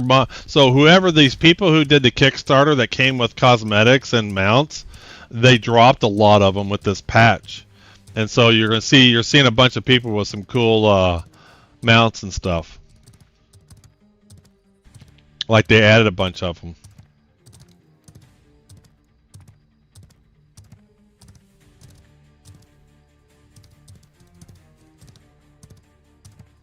Alright, where's the lumber mill? I think it's right up over here.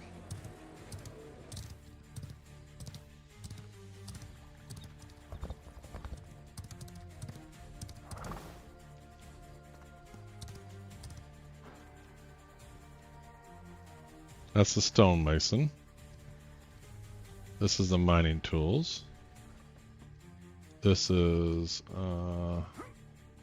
lumber milling. Alright, so what we got here? I just want to do 1. I just want to see what the XP is of 1. No weathered oak. So do I need to learn recipes? Or what do I do with these guys? Do I need to go somewhere else? Do I need to go to that place? I need to go up here, don't I? Or whatever that lumber place is up here. Somewhere there's a lumber place. Yeah, one of these places has a lumber. I gotta go there, don't I? Yeah, alright. Yeah, they want you out of the noob area. Alright, we can do that. We can do that.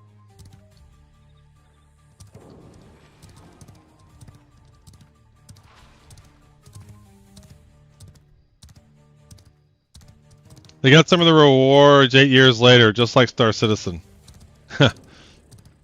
But they got them. But, I mean, 8 years, I mean, it takes a long time to develop and build a proper MMO. I mean, it takes a long time. It's not unreasonable.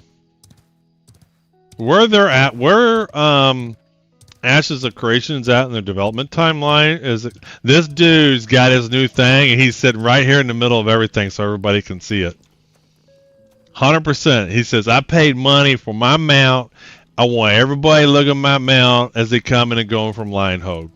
That's all he's doing. He's not even fucking playing the game. What level is he? He's level 8. I mean, the original expectation launch was December. How is that possible? When did they start development? That's just unrealistic.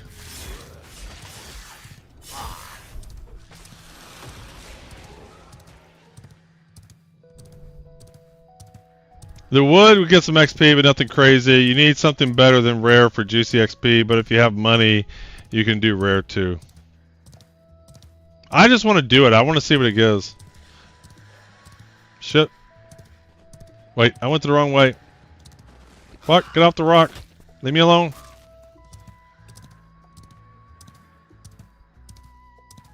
I did not know you could buy cosmetics. No, you can't buy cosmetics right now. So these are people that did Kickstarter packages. These are all Kickstarter rewards. Why am I like lost? Where am I going? I need to follow this road.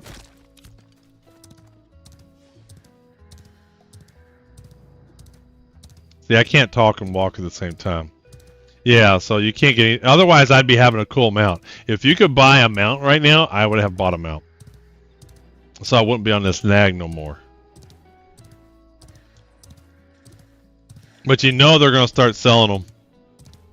Buy a monthly founder pack. You know they're going to be selling stuff here in a little bit. You know they want that juicy money. It's hard to turn down the money.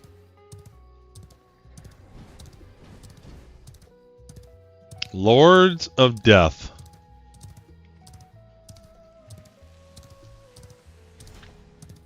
Did they fix hunting? What's wrong with hunting?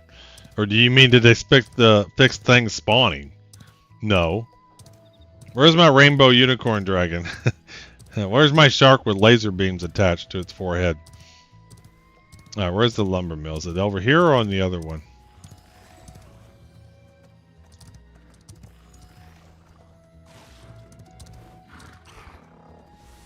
Alright, this is an armor smithing station. Metal working. See, people are trying to trail mobs into other people. Oh my god, the amount of people. I mean, look at this bug. I mean, if you're going to have this bug, why not a unicorn, rainbow unicorn? Alright, let's head over to here.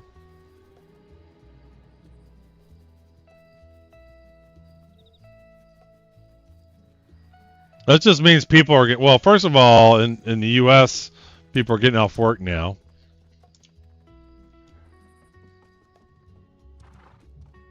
It's weaving. Tailoring. Are you sure there's a lumber station over here somewhere?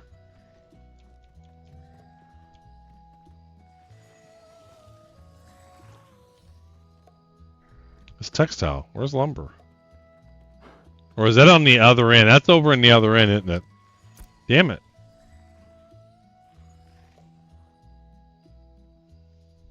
Hello, can anyone know where I can find herbal items together? All is too high. Yes, that's the problem. So they are around, but since everybody else is leveling 2, there's so many people, they're all getting harvested really, really quick. So when the servers came online, Shahib, I was able to get a few low-level like mines and stuff like that. But since then, everybody's harvesting as soon as they find them. So they're around, but everybody's your same level, and everybody's harvesting, so they're really hard to find. I suggest maybe you spread out and try to go farther away from the starting area, and then you might start finding some. All right, I need to take my dogs out, so I got to take a quick break here. I'll just do some fishing.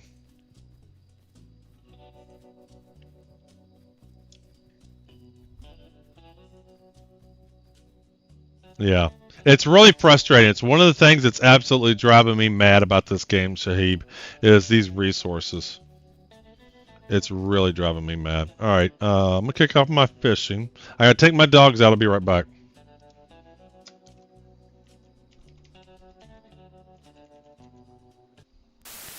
See, we're still doing some testing before we want to launch with that. We also switched to Unreal Engine 5. Yeah, you say I know what you're talking about. I remember seeing it now. I'll head over there when I get back. Easy feat. So would you like to talk a little bit about that and how that's been going for you guys? Or, I mean, it happened, so. Yeah, it's happened. So if you're playing the game on the PTR, you know, you're on the 5.6 version of the game. I think last time I was on, we were discussing the 5.5 version of the game and how we decided we weren't going to go with 5.5. It's not good enough. We were having issues with it being stable and being performant. So I think that was a week or two before 5.6 came out. We were literally just waiting for 5.6 to come out. As soon as it came out, Andrew and I, we just went running and we were like, okay, let's get the game running on 5.6. Whatever it takes, let's just make it happen. We got it done in like 2 or 3 weeks, and we got it into our development stream. And I think the results have been really, really, really good from being on 5.6. I think performance is a lot better. I would say stability is also a lot better, just like based on the metrics we collect. I think overall the game is in a much, much better place on 5.6 than it was on 5.3. If you were, you know, experiencing a lot of GPU crashes or per performance, I think it will be substantially better on 5.6.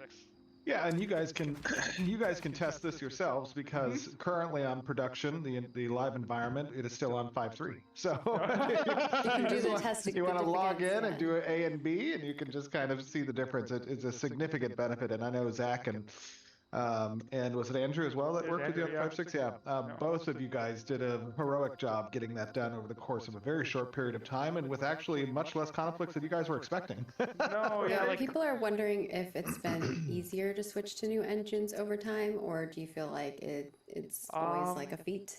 I mean, obviously go ahead. Yeah, it's always a feat, but it's a known feat now. Like, it's not like when we're doing an engine upgrade, we kind of know what it's going to take and how long it's going to take and how much effort it's going to take. Going from 5.3 to 5.5 was really difficult because it was just so many changes because it was 2 major engine versions. But 5.5 to 5.6 actually wasn't too bad. It just, once we got it working, it wasn't, like, the game wasn't fundamentally broken. The game mostly worked and we could just start testing with QA. Yeah. Awesome. Yeah, and we were originally going to do 5.5, right? Yes. We decided to go to 5.6. Do you want to talk a little bit about that as well and the reasoning? Yeah, I mean, like, for us, it was all about the stability. Before we, you know, deploy a build to even all of our developers, we do a studio playtest where we have everybody patch the game on the latest engine version, and we make sure, and we watch our metrics. We watch performance, we watch stability, we watch crashes, we watch all of these things on our back end.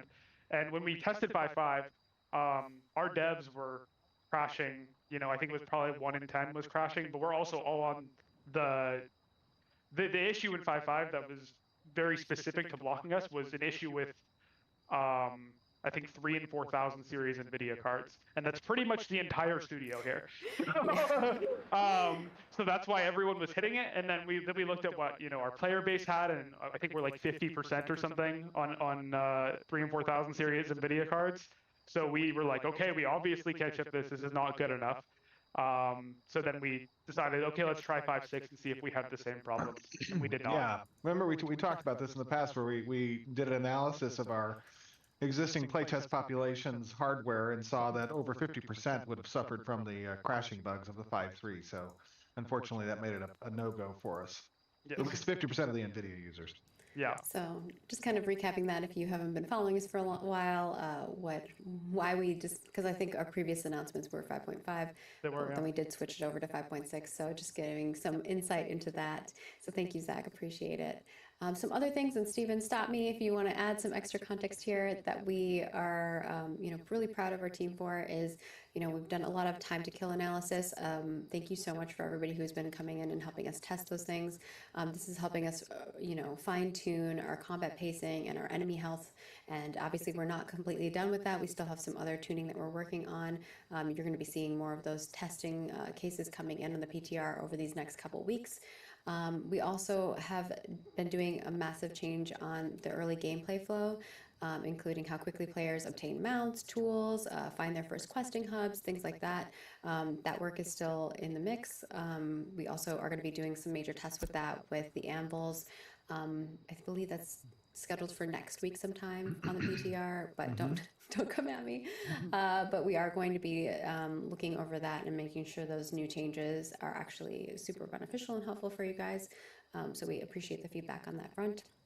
And then we also have node progression and player behavior. We've been doing so much tracking on data, and that has allowed us to see a lot of what you guys are doing, kind of being able to analyze what you guys are doing and versus like what we want you to be doing or would like to see being done.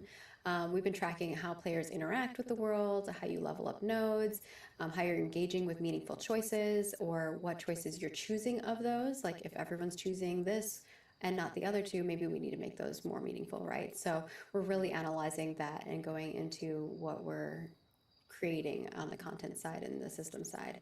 Speaking of which, we did talk about this in a previous live stream as well, but I know it's a huge excitement for you guys. We did get guild storage in the game, so guild storage system testing has happened. We are, introducing and iterating on the shared storage solutions for guilds, ensuring that the functionality and security and ease of use is there for organized play. So we're definitely working towards making sure that you guys get some more of those guild tools, and I know that's a big one that you guys all have been really, really excited about.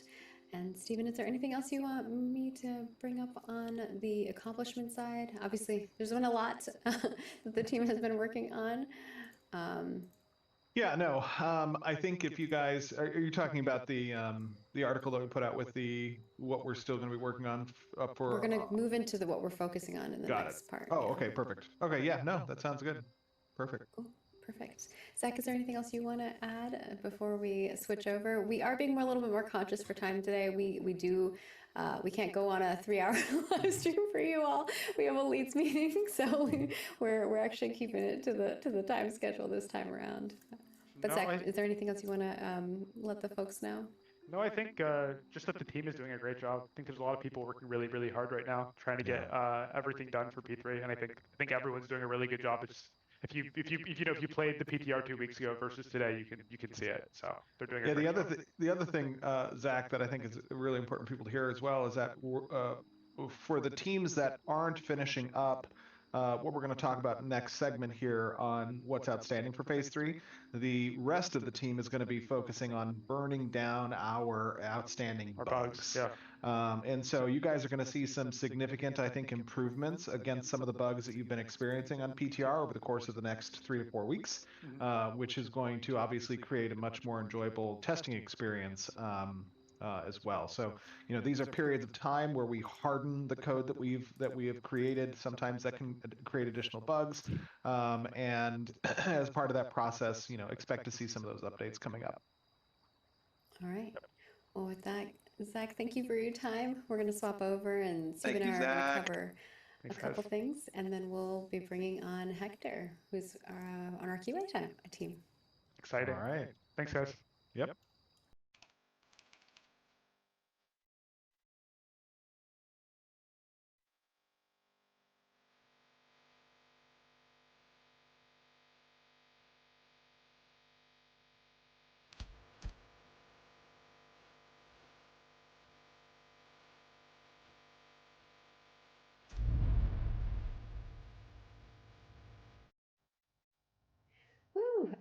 So now I want to talk about what we are focused on and set some expectations on this front. I think for the caveat here, I want to make it very clear to folks that we are not adding any additional scope. I know there's been some folks who are like, oh, you've given yourself some more time. Are we going to see Summoner? Are we going to see, the list continues, right? We are not. Our focus is going to be on, really fine-tuning the things that we have on our list and ensuring that they're in a good place for us to move forward. So I don't know if you want to talk a little bit about that Yeah, first. I mean, let me elaborate just a little bit on that. Obviously, a lot of people think with regards to the delay that we announced from August 4th to August 26th, that we should be spending some additional time, or that we should be beyond that, or that we should be adding additional features and or content during that time. And really, that's not the goal of why we're giving that additional time to the teams.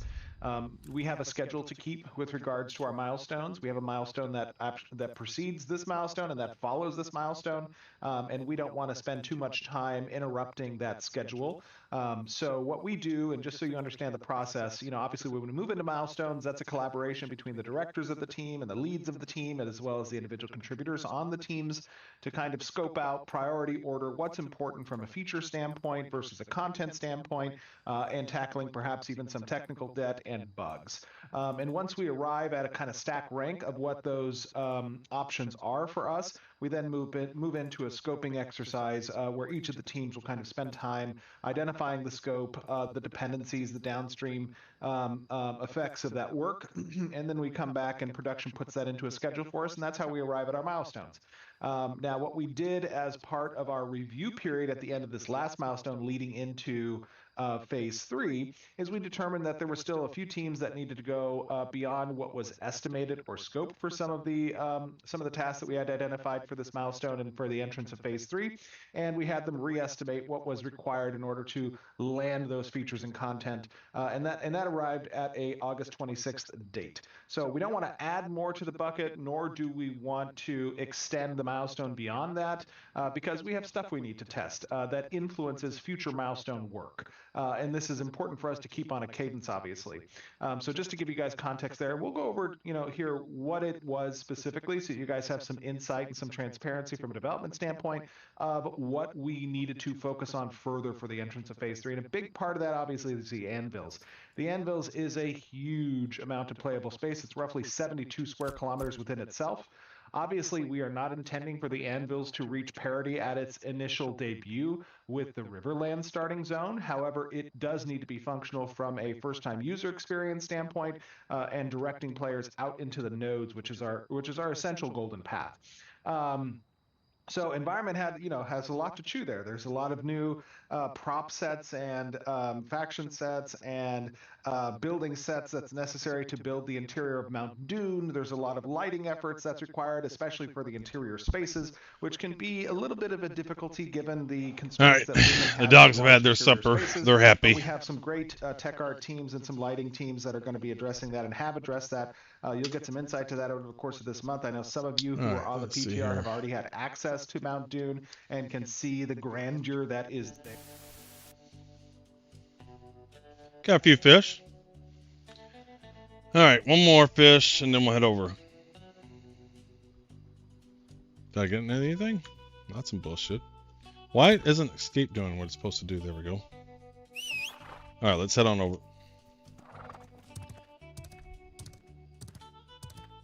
Let's see here. Overlay. There we go. Mouth this. A little light, man.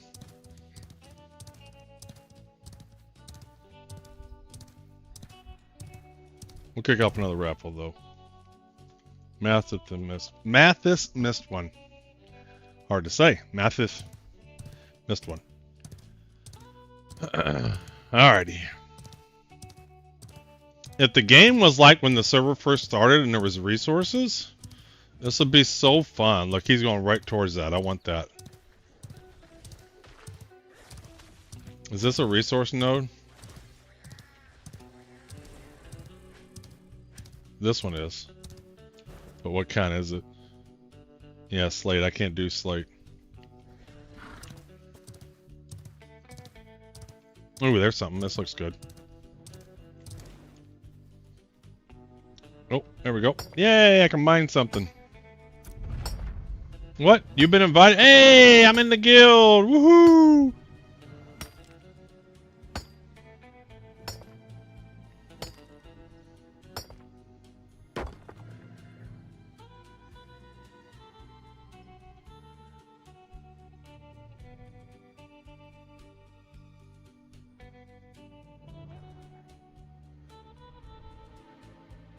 Oh, I just got a system at open declined to get them by expected timeout.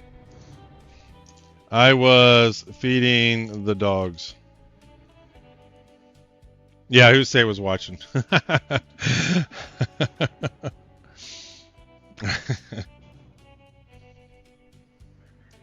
We're in the guild now. Look, shipwreck. Arr. Avasti mateys.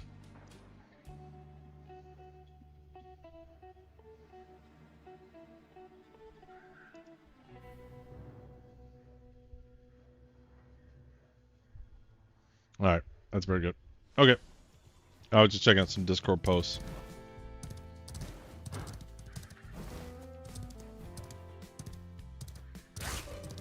Well, leave me alone.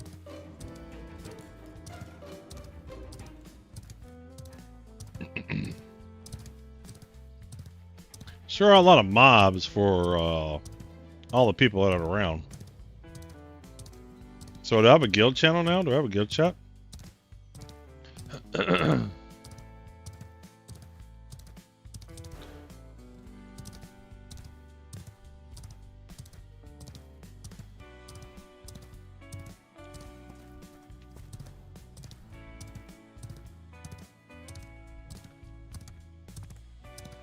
Mara what player?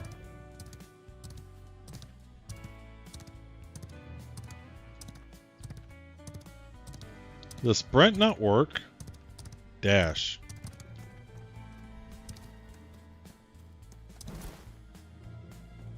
Alright, we want to head over here.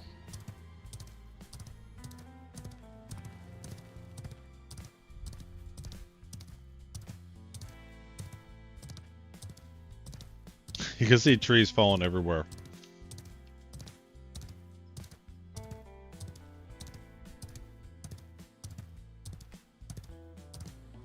Like these are a few big ones right here.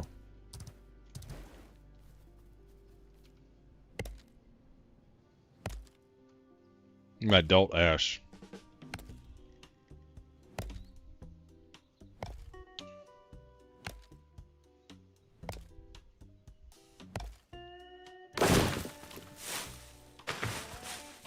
$175 XP. That's pretty good though. I mean, even just chopping the trees is good XP.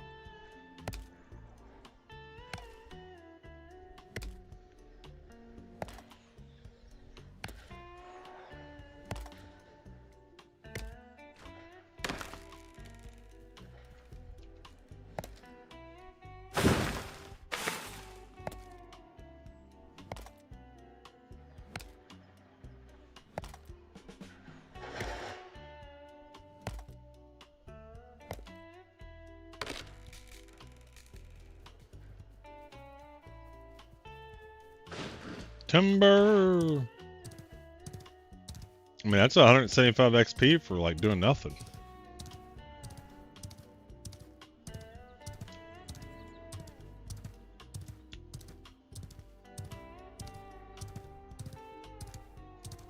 Or am I going which way? I'm going, I guess up and over this bridge there.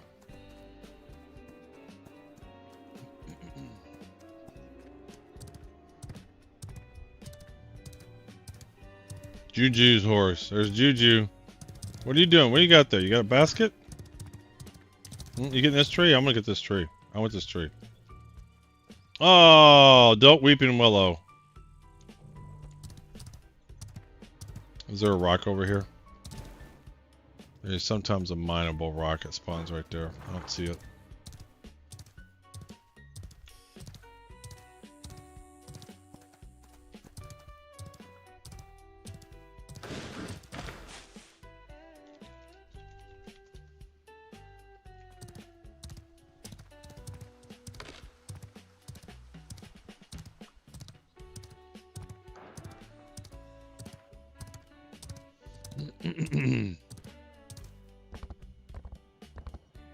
Testing my whisper chat bar.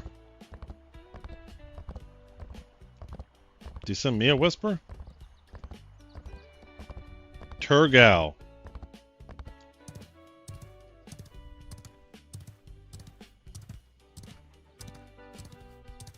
Now I'm on the lookout for these big adult trees.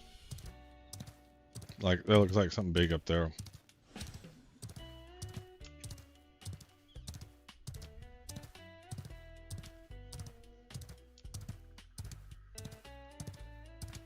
What is this?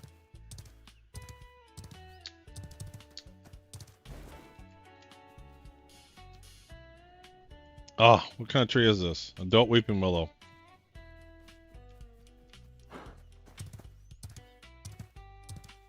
Where do I need to go?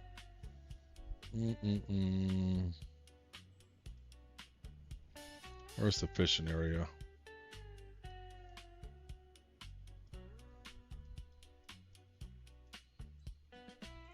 Alright, why am I not finding the fishing area?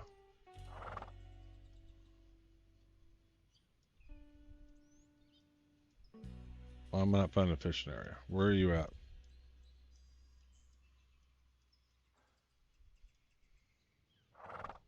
Okay, what is going on here? There it is. So I think this is the lumber mill. Where am I at?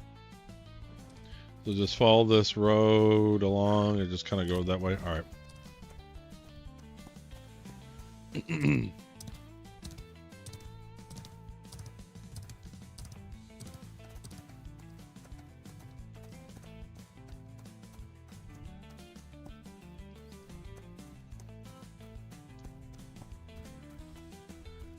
Agitated grim.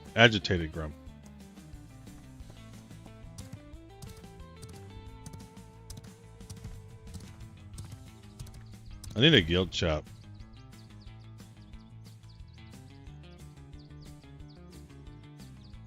General social. Can I add chats?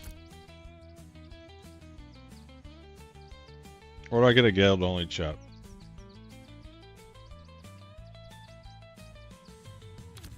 Can you not add a chat?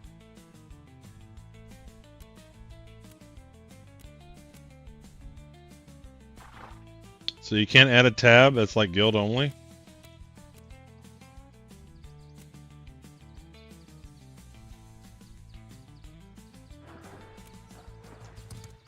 Try this. No, but I want a guild only chat. This is not just guild only. Like most games, you can create a tab and then what you want on that tab. Well, I would say most games. I've seen quite common to where you can add chat tabs and then decide what's on the chat tab.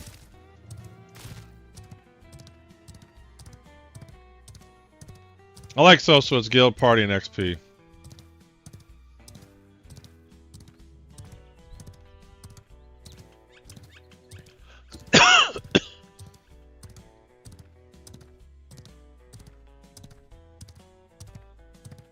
You're gonna add it. Well, how do you add a tab? I keep trying to figure out how to add a tab. Like, chat. Oh, here we go.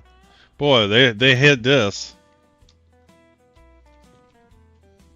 And I want guild and whispers.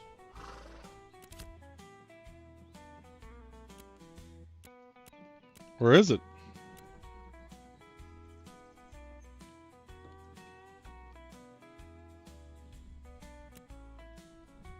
I don't care about looking for group.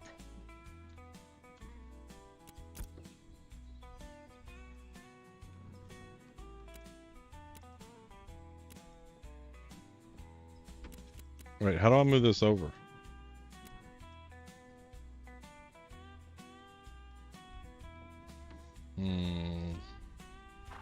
Don't want to delete this. I want to move it.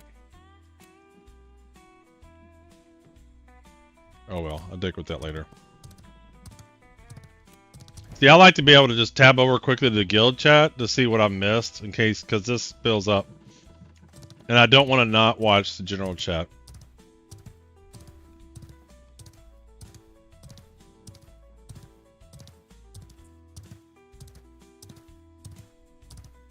Read notes.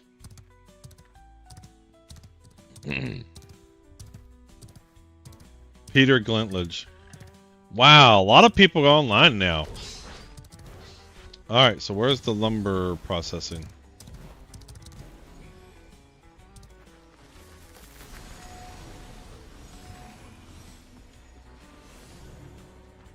Who's this dude? Workshop vendor. What do you got for sale, dude?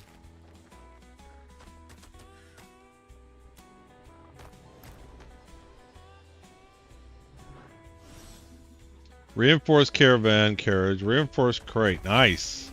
So this is where you build the crates. Bring wood and oil.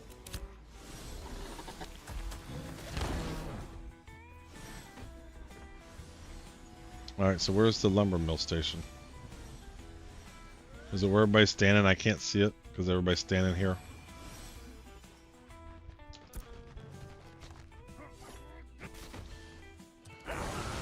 Jesus Christ. They're still finding ways to damage people. So fucking annoying, man. Just leave people alone, man. Don't be a dick.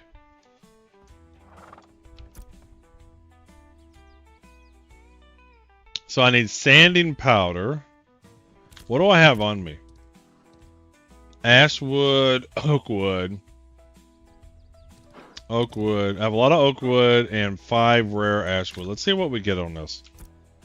So do I have ash? I need sanding powder and ashwood. I assume this guy sells sanding powder.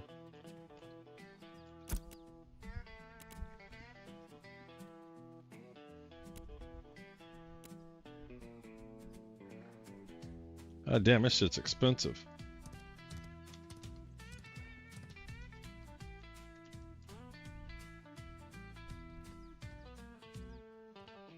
I want something, went to the site, logged into Twitch account, there's a code. Yeah. And then you use that in the Gleam My Old code. So when you when you go to the giveaways, after you do these first two categories, more will open up. One of them will look like this. Enter your unique personal code, that's where it goes.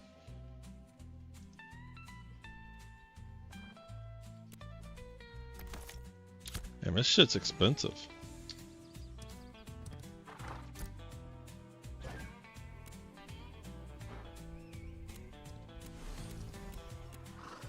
Add.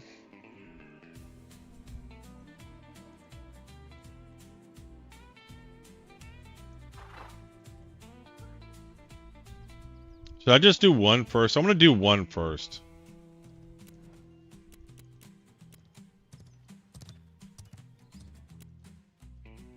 I just want to see what the XP of one is. Okay, we want to do Oakwood Common. See how they're getting people damaged? It's like, get a fucking life, man. You're not cool. You're not funny. They're literally like damaging people. This should be reportable. I mean, you're just a dick if you're doing this.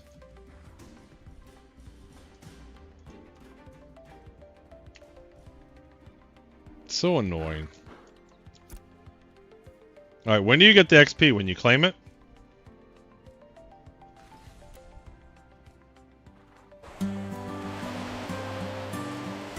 Got 140 XP. Hey, thanks for the follow, Shahib. Appreciate it. Yep. So 140. So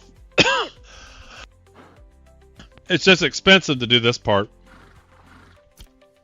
So are you just selling all the stuff that's not legendary or heroic or whatever you say?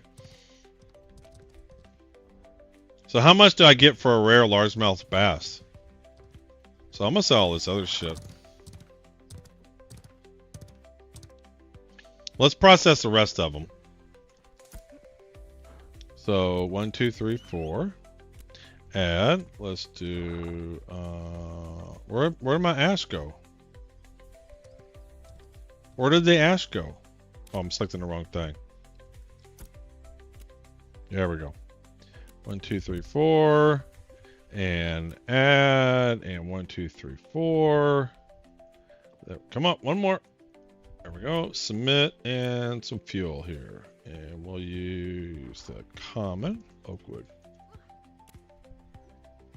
Hey, Nine Hollow. Welcome in. Welcome in. All right, so a couple minutes. Let's go over there and let's start some. I want to see how much I get for the fish.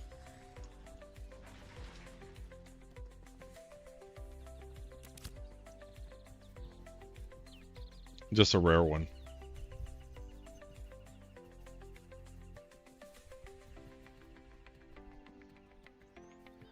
A process what I can't afford, but doing lower than rare is not worth it. The sending part. Yeah, I agree. No, I agree.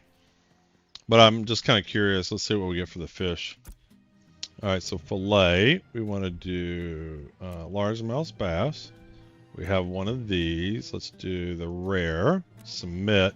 This doesn't see the fish. It doesn't even require anything else. So you can catch these and cook them. The only thing it costs is the cooking cost, which isn't as bad. And fuel, obviously.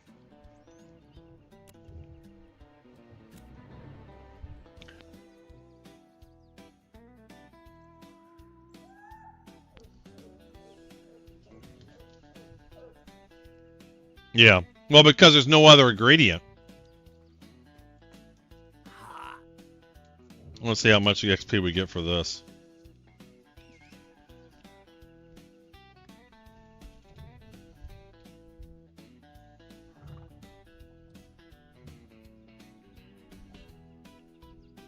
$30 more seconds.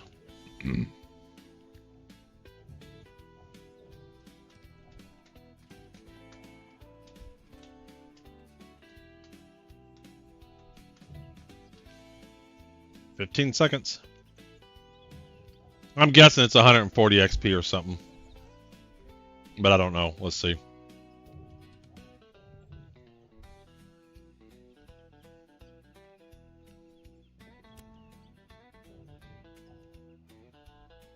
We'll just sell these. It's in the warehouse for now. 350 XP. Wow. Let's see what a regular one gets you. Okay, Fiberoid WL Timber is cooking. Let you know in 2.5 minutes. All right, so 350 for one rare largemouth bass. Exactly. Let's see what we got here. Got common and uncommon. Let's do one of these. Let's do this guy. Let's see what this one gives.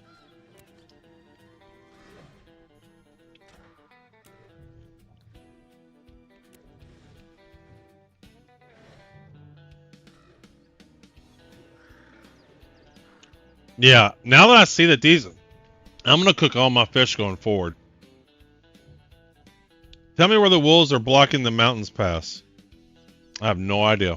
I mean, for 8 copper, that's dirt cheap. Yeah, that's pretty good. Well, and you can sell, and then the thing is if I want to, I can just sell that fillet and I get my money back. Like, you'd make money in the long run. If you sold it.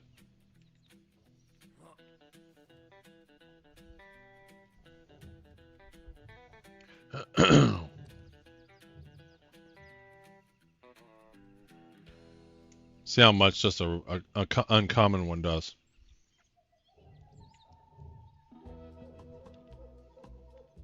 So that cost 8 copper. I'm going to sell this one to see how much it sells for. Seems you get 2 items, not just a fillet. Yeah, you do. So this doesn't come up. Yeah, this one, you get both. Yeah. All right, claim. We'll give this an inventory. So 244 experience. And then how much can you sell it for?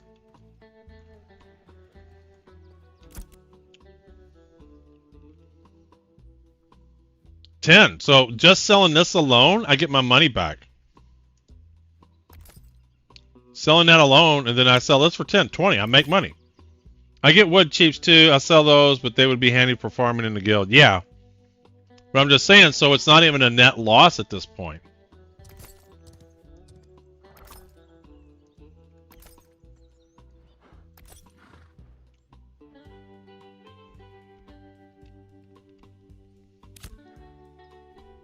Yeah. Nice. All right, so what do I get most of here? I got 1. I got 8 of those. Let's do this one, and then we'll do that, and then that. Can I queue these all up? 2,000 XP for 5. Nice. Yeah, but I haven't even got one. How long did it take you to do those?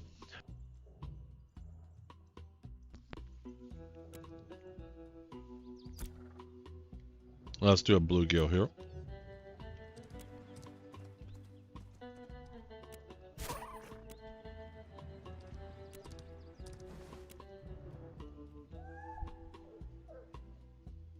Well, let's do these 8. They go pretty easy. You need a spot that has adult trees. Let's do all 8.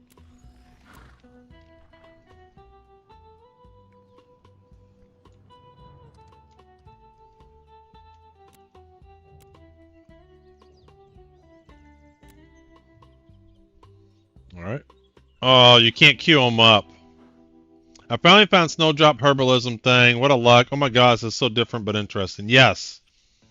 Yes, Shahib. You can find them. They're out there, but it's like I said, everybody else is looking for them too. Now, over time, as players level up and get out of the starting stuff, then they'll be easier to find. But then you're going to be behind everybody. See how they're bringing these guys by?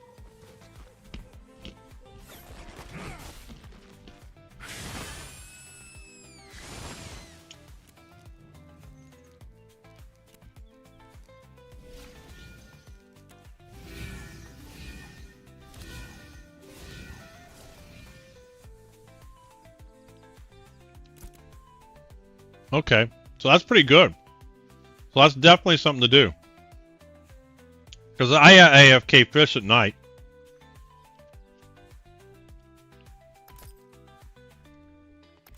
Nice.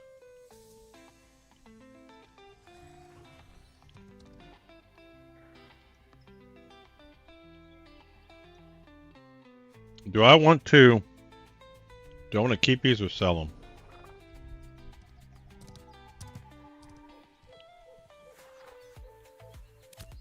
Is there a way to know where a warehouse is near you?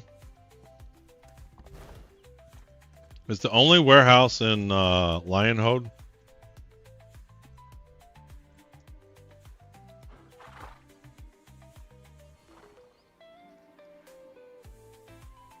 Like, there's no markers on the map of what's there.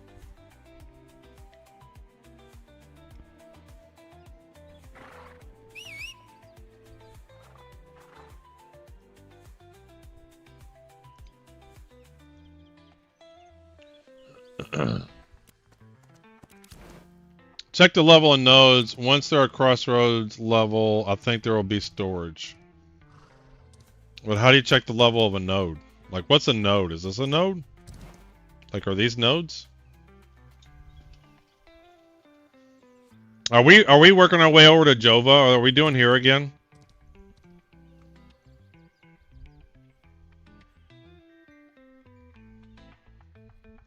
The only thing I like about Jova is no water there.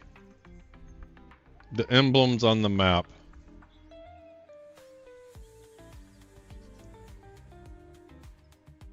Yeah, so there'll be a warehouse here. So there's a warehouse in Linehold and a warehouse here. And interesting is that there's level 10 plus mob guarding these herbs, and I'm level 4, so they'll kill me a second. That's probably why the herbs are still there, because nobody that wants them can get to them. But the thing is if you're a higher level, you still might want those low-level resources. In fact, one of the guys I was watching, that's what they were talking about.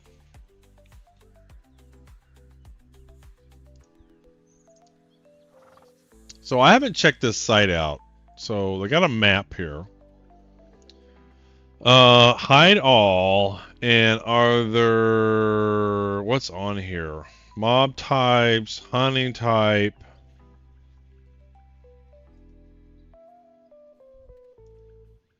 Wait.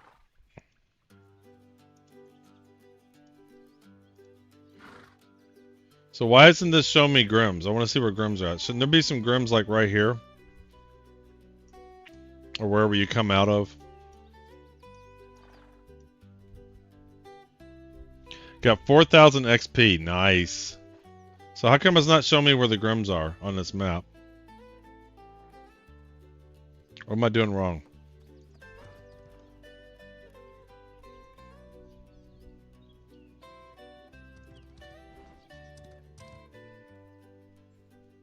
There's Grims right south. I know where they are. That's why I'm trying to get this map. I know there is. A-Rod. I know they're there. Oh, it's just that slow. I just want to see this map work. You need to click on the left to what you want to see. Yeah. So everything's turned off. I'm trying to turn it off. So the only thing on right now is the Grim. See how they're highlighted? See, I don't want everything. That turned everything on. I just want Grim. So I'm trying to get the map to work the way that I want it to work. And I'm not seeing where it's showing me where it's supposed to spawn. So why isn't it showing me they're over here somewhere? Like that's all I have selected.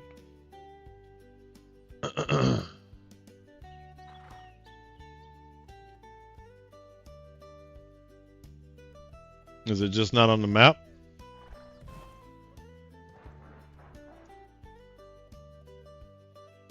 It's not working right.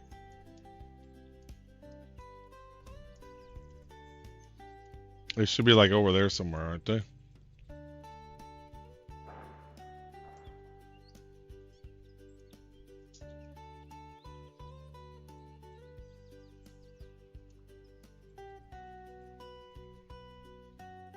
Like, here's everything.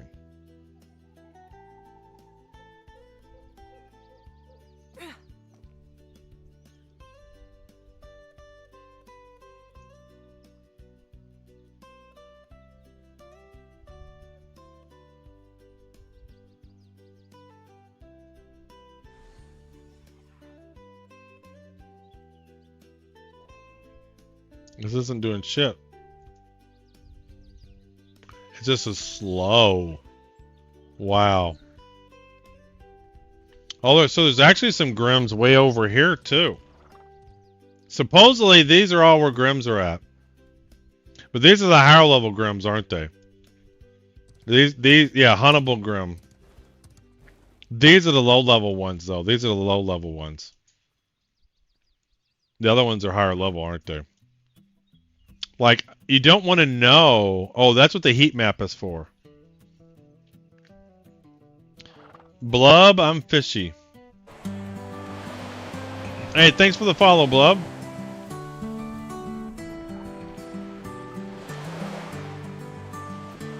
Make sure I don't log out. What is my fish farm doing? Oh, we got another... Just a minute here. So the heat map would help me tell what level they were, but I don't see that on here. Oh. What on earth?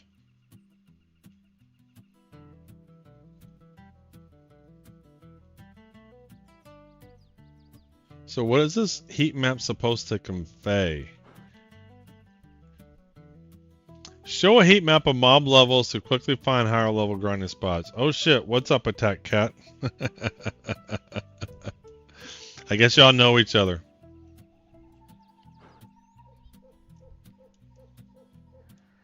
So it would be nice that if you could filter on the specific types. Because I don't want the higher level types. Oh, that's kind of cool. We might pop it out later.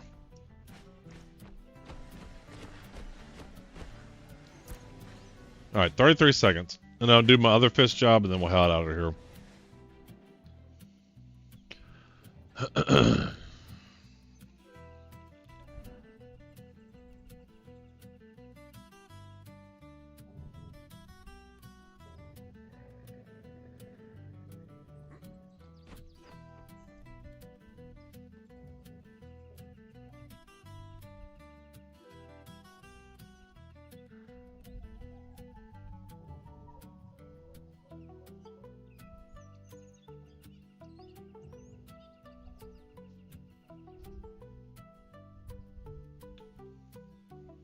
Alright, let's claim. Let's see how much we get there. We'll sell this. We'll send inventory. 1,400 XP. Look at that. We're leveling. You could totally fish AFK. Your rod breaks. Sell. Queue everything up in here. All right, let's do the last one. So we got largemouth bass. How many of these do we have? We have 6.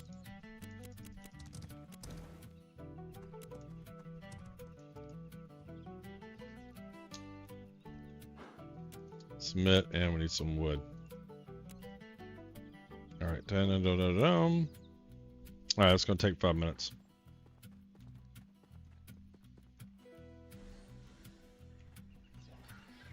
Where are you farming all these big trees at? Hydrate. Where's my water? Here it is. Mr. Eyebow.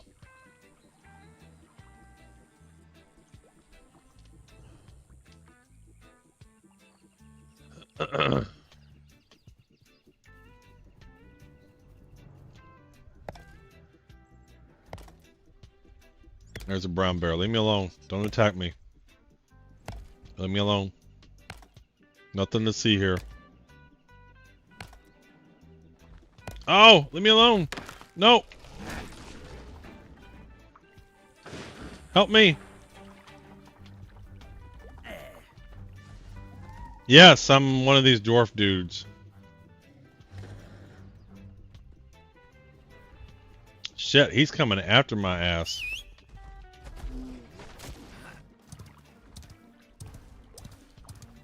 Smell you later. I'm trying to run. I'll show you something cool about this dwarf guy here in a minute. Ooh, what's this over here? What is this?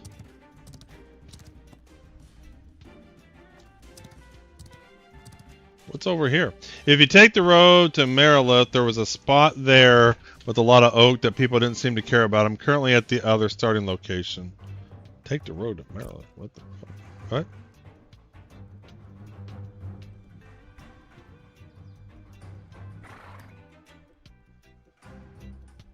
Okay. Where am I at? So this road right here.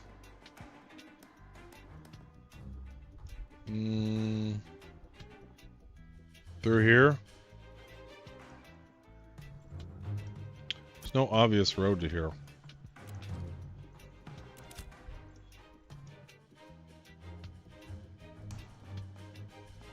I might head over there just to see what's over there. Take the south road? Alright.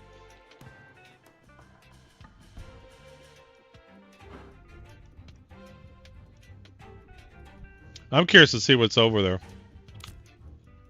So what is this place? What is this? Like, what on earth is this? There's nothing here.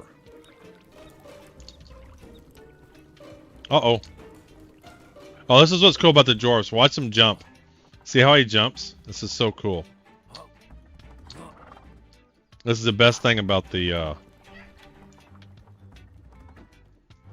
Most people take the north road, so south is a lot less travel and has more adult wood. Alright, we'll go check it out. Oh, look at all this stuff here, and I can't mine any of it.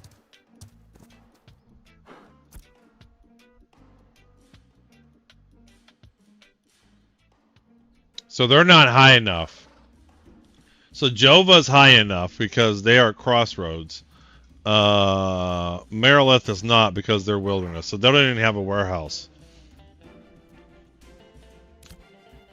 Are you just dropping? Are you just selling what you don't want?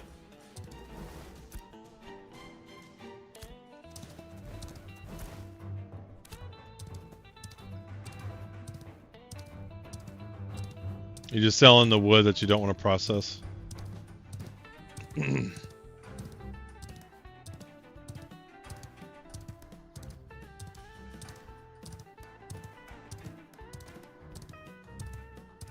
I sell stuff I don't use with pain in my heart. I'm okay. I hate when you got small inventory systems, I just sell it. It's like I don't want to deal with inventory management. Either give me a big inventory, or if I don't have a big inventory, then I'm just going to sell everything. I've given my piece to that a long time ago. Oh, this is a fancy bridge. What's this? Someone knocked this caravan over.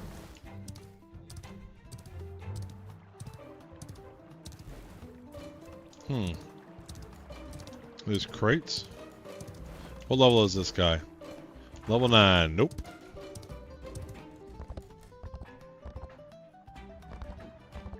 I mean, there's a big tree right over there.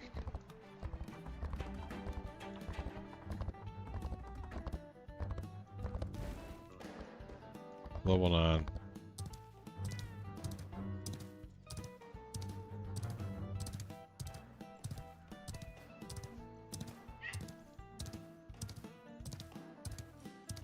I'm gonna die over here. If all these mobs are like this, I'm just gonna get smoked. You're sending me out to these harder areas. I need to be higher level. I'm gonna do some quests. I'm gonna do some quests first.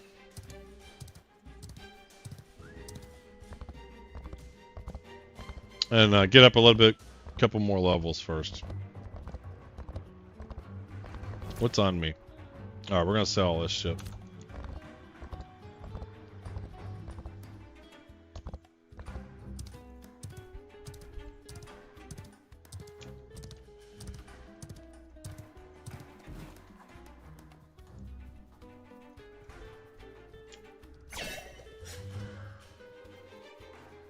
The hell did he go? What the fuck?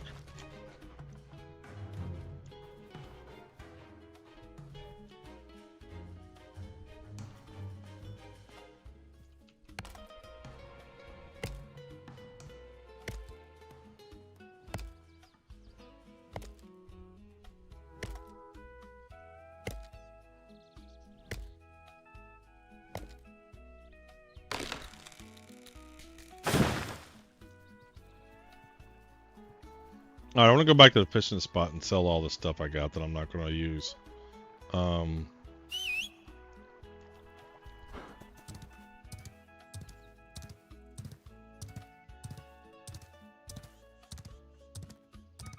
700 experience? That was 700 experience? What was that? That was 700 experience.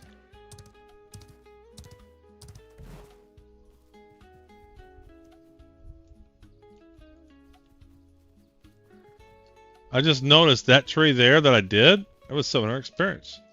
Jeez.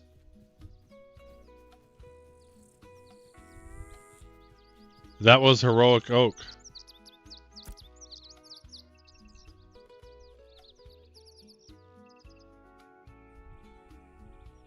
Sure was, wasn't it?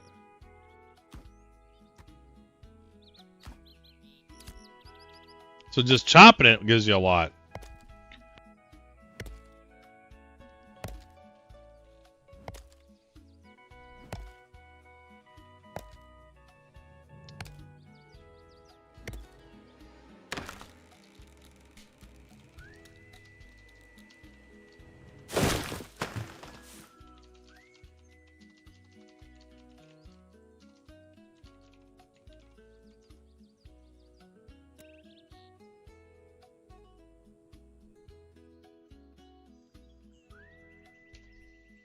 Yeah, and then processing and crafting it too. It's a gift that keeps on giving. So how much I get out of that one? 175. But how often do those drop?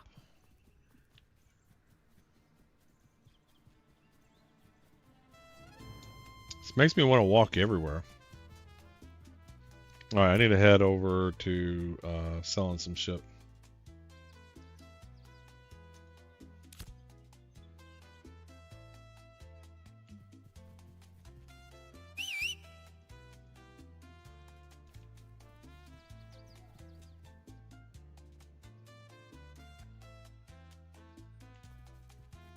I didn't want my horse to die. I don't know where he is. There we go. All right, you can go away.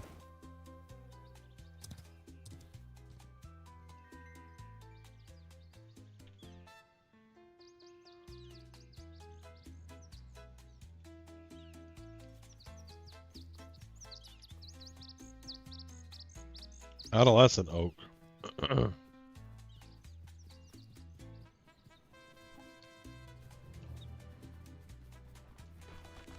Leave me alone.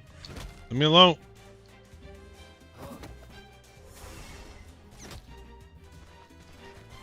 Fuck.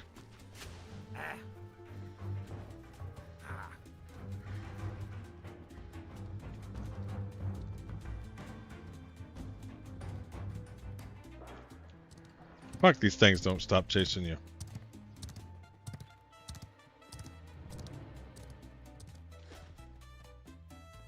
Damn, look at them. Oh shit.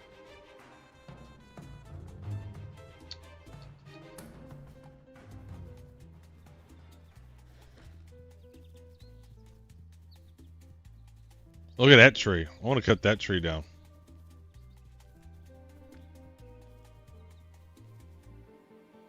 Uh-oh. Ooh, Lag City.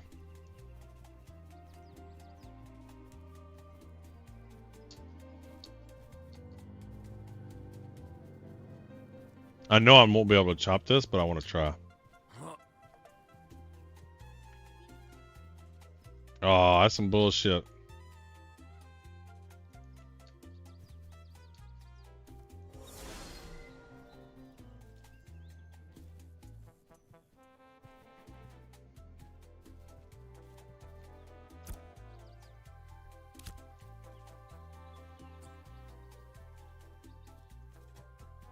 It's hard to tell if you're invisible. Okay, there we go.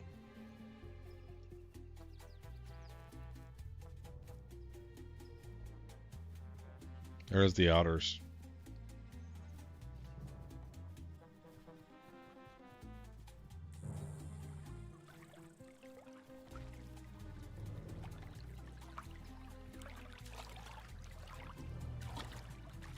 Okay, I see the breath bar now. Ooh, what is that?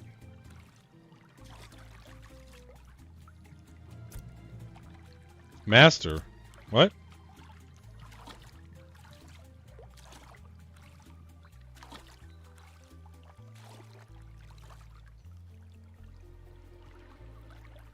Look at this mount.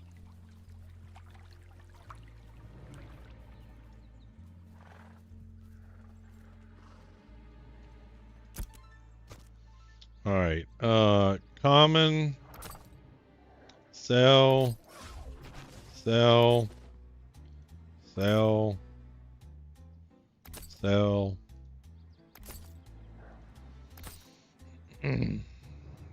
Sell. We're just gonna sell this shit. All right, we'll keep that. We'll process him. Should have these done.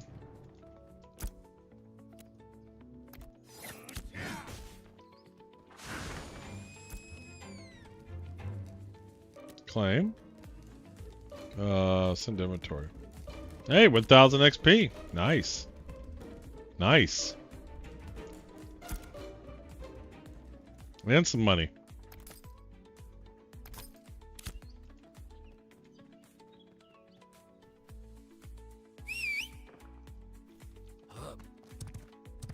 Kind of digging this.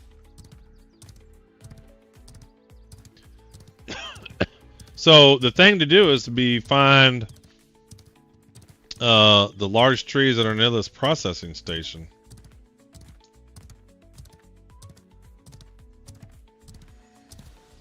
But everybody and their grandmother's probably chopping these down.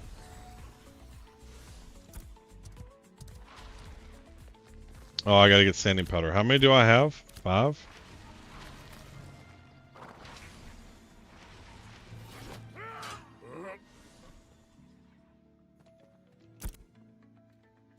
Sanding powder. You know what? I hate when they have World of Warcraft has some stuff like this where you had to go buy some stuff with the recipes. It's like, just make the crafting amount what you want to charge people to charge them. It just adds a lot of overhead.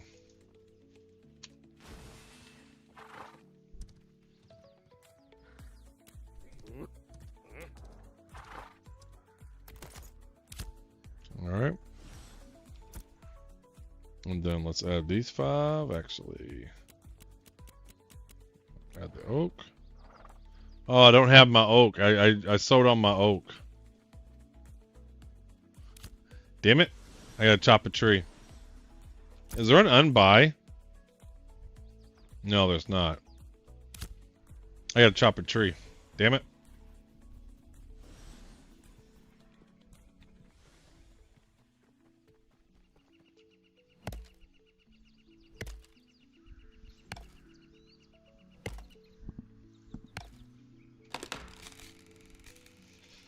Alright, that should give me enough.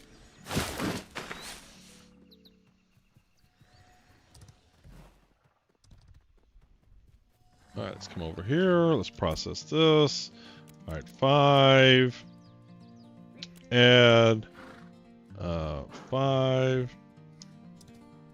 Okay, submit. Fuel. Let's grab one of these. Submit. And what's wrong? What am I missing? Oh, I gotta claim these. So what do I do with timber? What goes? Does that go into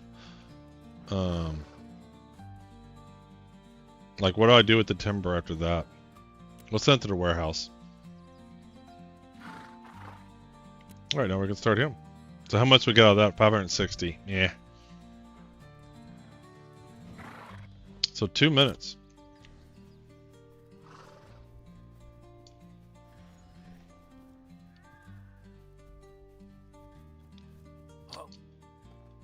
There's nothing around here. Why can't I get my mob? There we go, my mount.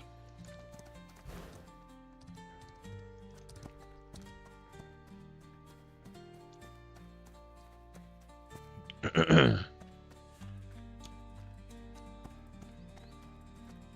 are no big trees around here.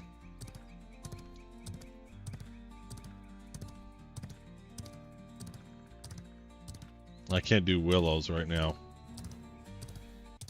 Hey Chip, welcome in. So what is my lumberjacking? Just level 2? Man, that's a long grind.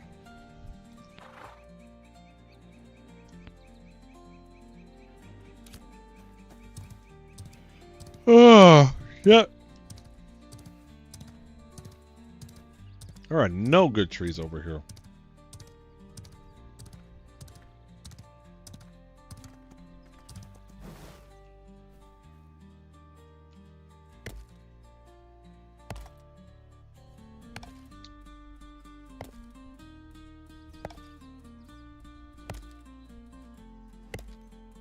Okay, so I should go and just do some quests, get up to about level 9, and then head over. Oh, 350. Got some rares. Not awful.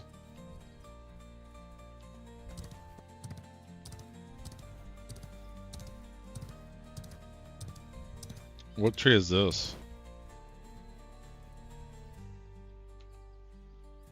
Okay, dope braidwood. Can't do that.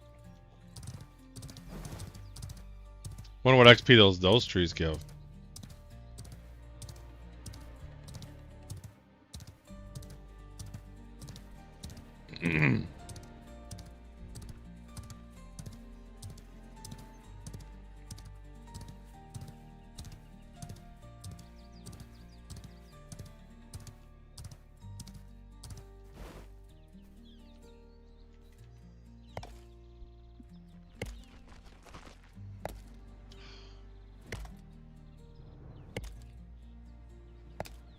It's not even attacking me.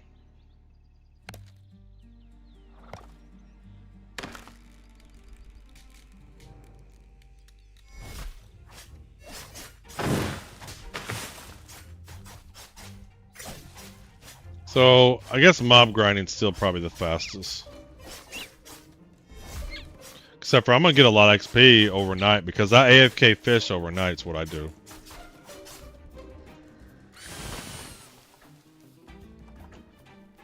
So that's what people are doing. They're bringing these mobs over, they're killing them, and then they're getting everybody sick when they die. Ooh, what is that? Is that nothing? There we go. Starting to find some stuff.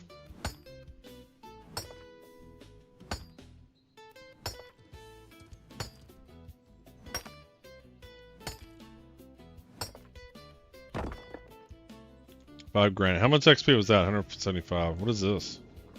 Adult ash. Consider better fishing pole, made a carpenter. Yeah, I need to do that. I guess the carpenter station, where is that at? That's all the way on the other side, isn't it? Let's make a fishing pole. I want to have a fishing pole before I log off tonight.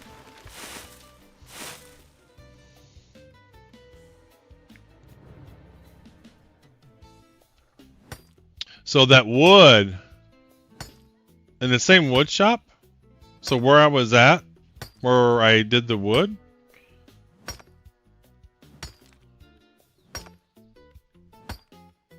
Where do I get flax at? So I still need to go over there to the textile place, don't I?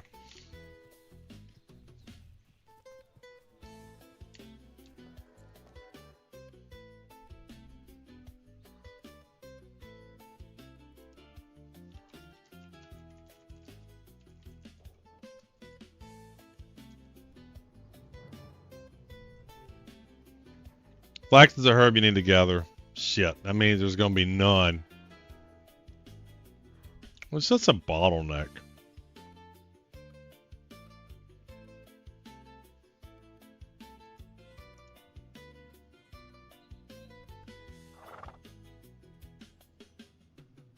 Wait, are these in a random order?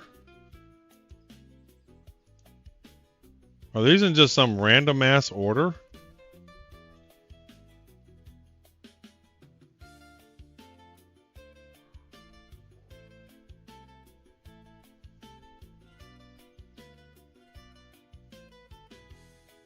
Like this one.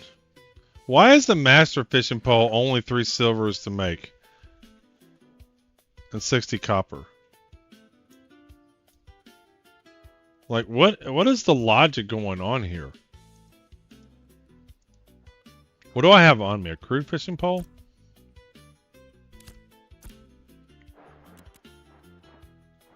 A crude fishing pole.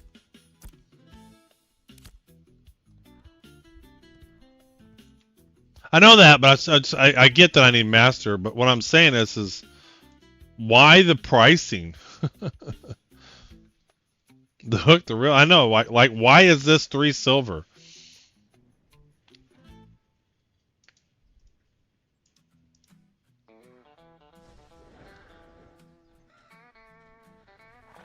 So where does it tell you what you need? I need oak timber, linen thread, and copper. God, I gotta find copper. Did I just sell that copper I had? Did I have copper?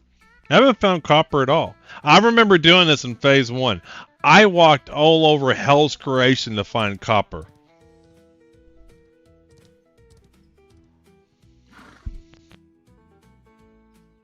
I remember doing that. I walked and walked and walked to get the 1 copper I needed.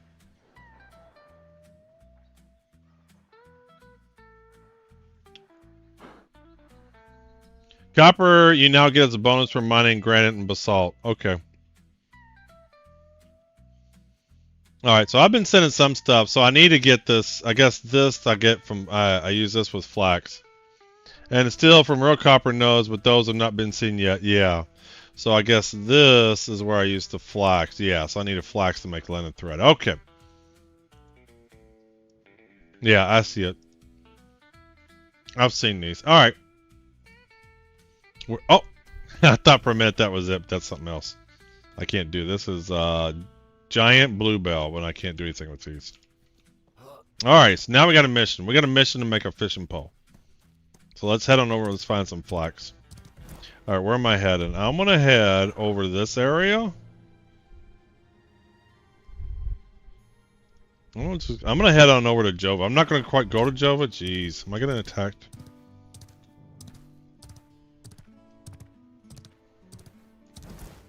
Yeah, we'll just harvest stuff along the way.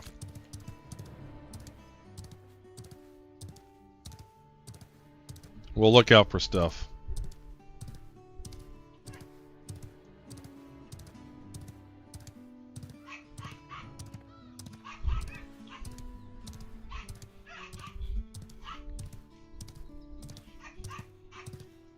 You see that deer's too high level.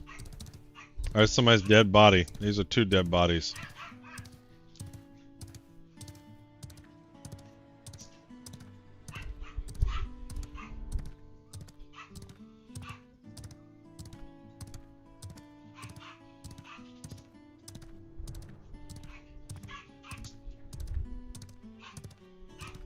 Light wolf, deer, light wolf.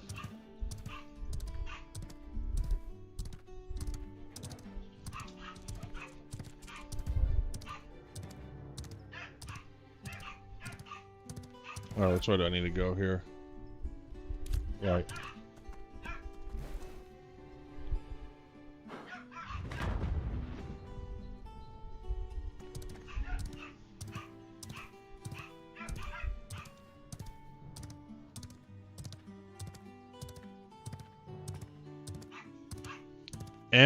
Emmy Telex with the win.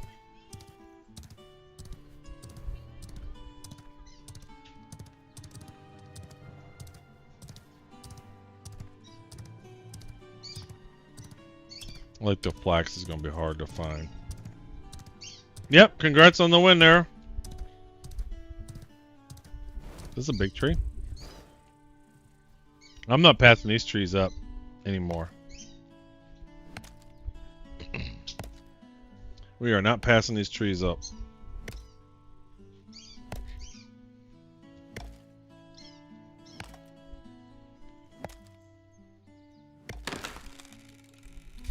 Hey, 350 experience. Adolescent. Oh. No, don't crash my horse. I nearly killed my horse. No.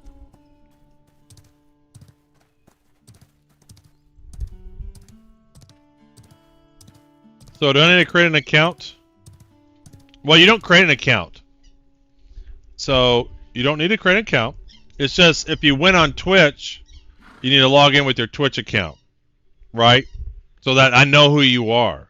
And then if you went on Kick, you need to log in with your Kick account. If you went on YouTube, you need to do your Google account. So you log in, and then you're going to see your code. And you're going to see a code right there, right? So you use that in the giveaway to get entries into the giveaway. So when you enter these giveaways, after you do the first 2, after you do the Twitch and the 2 Twitch ones, it'll open up more categories. One of them will look like this. Enter your unique personal code. That's where you put the code in. In one of them, the Steam gift card, it gives you 1,000 entries.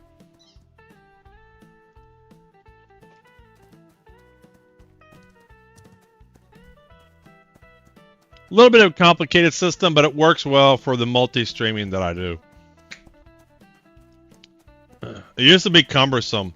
I used to do it just on Twitch, and every time someone would win, I have to whisper them a code, and it was a lot of work on me. Now it's all automated. But the problem is there's limits to how often you can send whispers. And so I didn't want to not be able to send the person the code. So that's why I did the integration onto my website.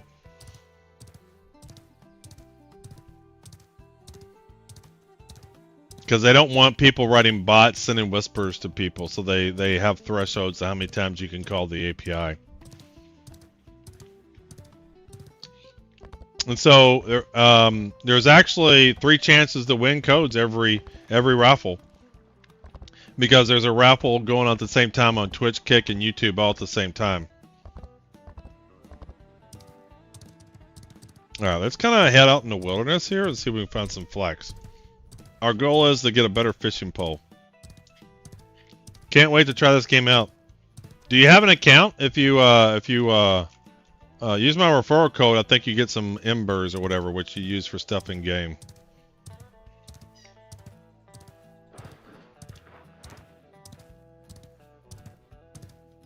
Alright, we're on the lookout for flax.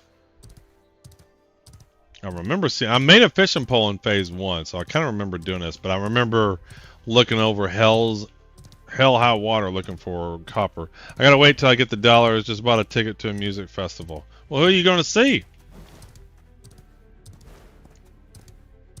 Who's playing? Anybody big, or is just local bands in your area?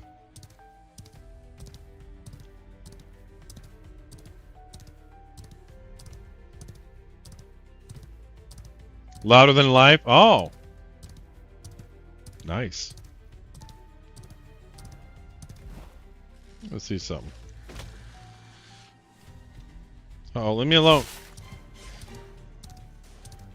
Wow, you're from where I was born. I was going to say Louder Than Life, that's a Louisville thing. Oh, yeah. I'm from Louisville. I live down in Florida now, but I've lived Louisville. I grew up in Louisville my whole life. I moved down when my oldest son graduated. Is this guy, what is he doing?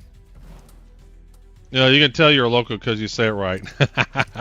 What is this guy doing? What are you doing? Louisville. No, it's Louisville. It's all almost one syllable. I've been here 3 years. Used to live in FWB. All right.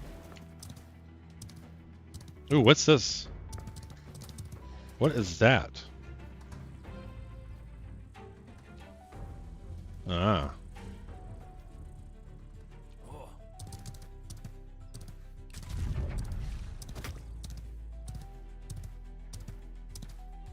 You gotta say you got a mouthful of something.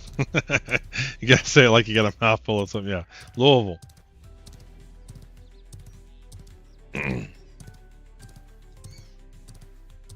I was gonna say I couldn't remember. I was like Louder Than Life. That's a Louisville thing. So I googled it real quick. I was like, sure is.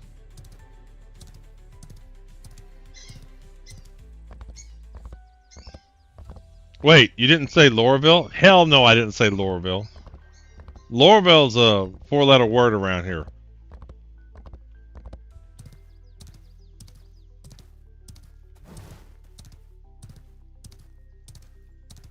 No, we said Louisville, as in Louisville, Kentucky. They do it at Kentucky Kingdom now. This year it includes access to the park. Cool. Nice. Uh-oh. I did something wrong. What did I do?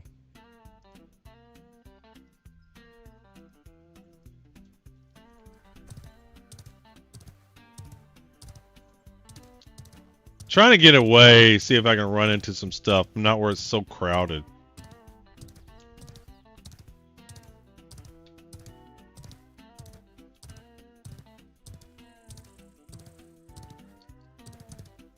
But I have no idea if I'm going to run across any flax.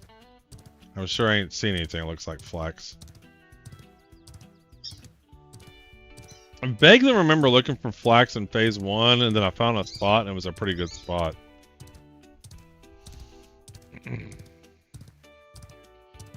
I'll be down a little bit. I'm trying to get to this area. What are these?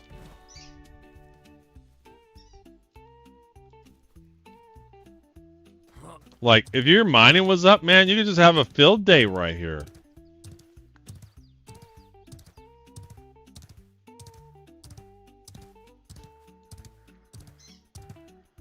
What level is this guy?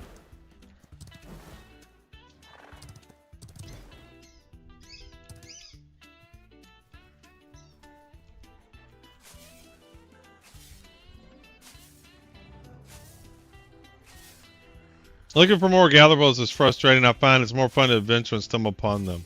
Yeah, well, I'm kind of venturing. But I really want to fish and pole before the night's over.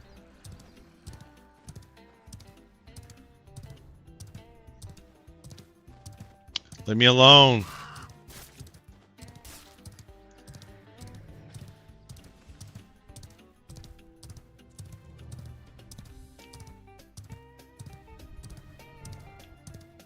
There is no flax.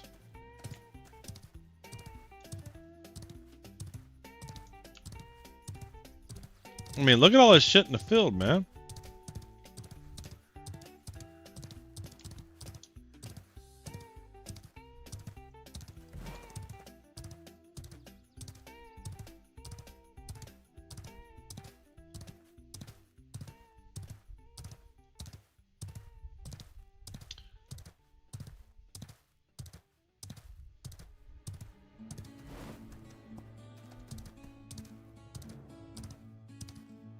Yeah.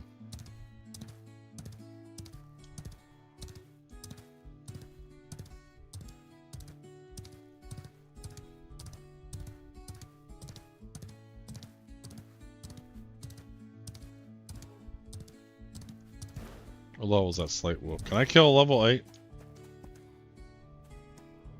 Might as well find out.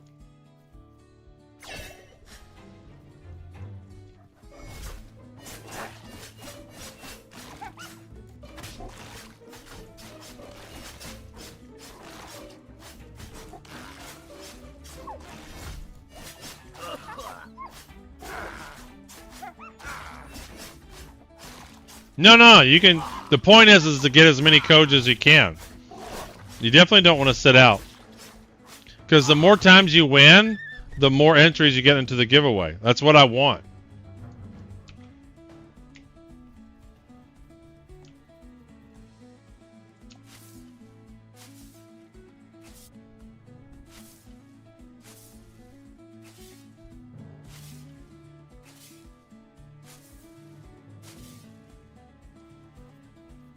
There's a lot of snowdrops right here. Look at all these.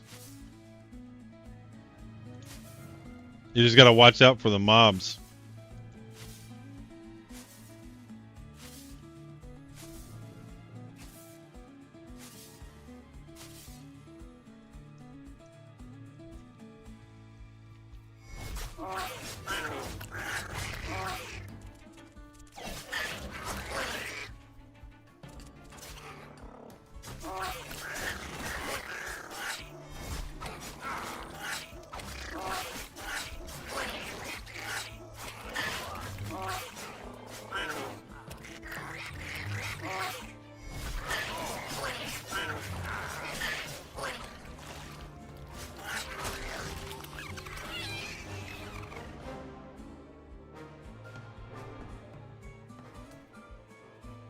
Need to heal up. So this is a much better area to get your skills up, but you need to be higher level or you're going to die. Like snowdrops everywhere right here.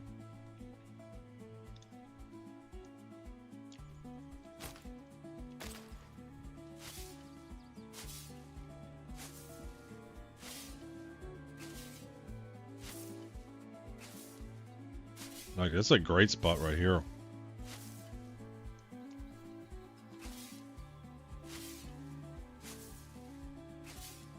As long as nobody spawns and kills me.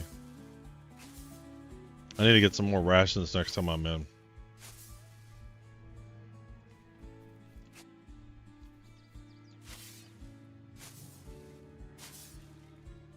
Well, there's a big tree right there. I think that's a big tree. Oh, leave my snowdrops alone. I found this area. Leave it alone. No. He's getting my snowdrops.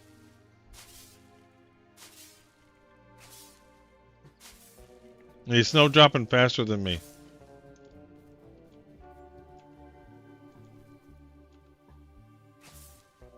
Damn it. You ghetto thug.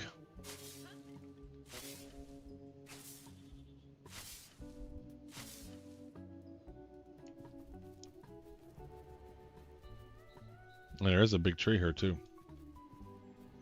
Yes.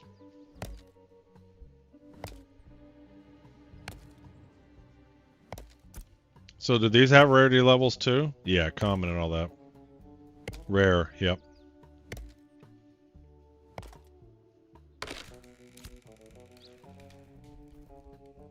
This is an adult one too.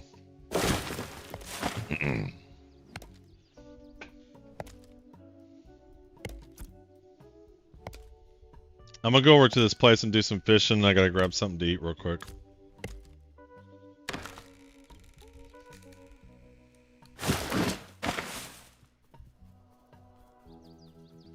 What is this?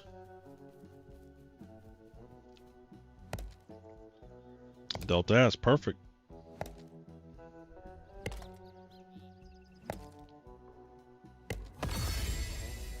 Uh-oh, level 7.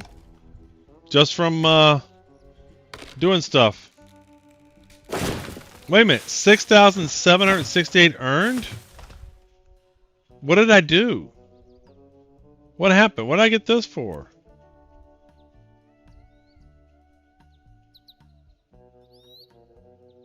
What the hell? I mean, not that I'm complaining, but what did I do?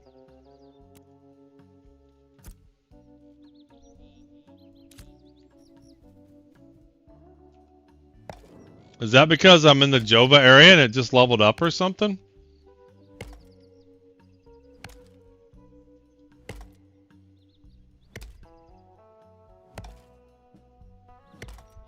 No daffodils, I'm taking them all.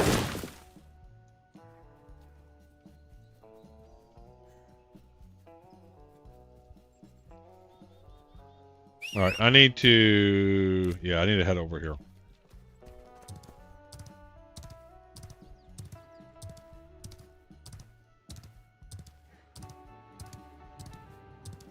What are those?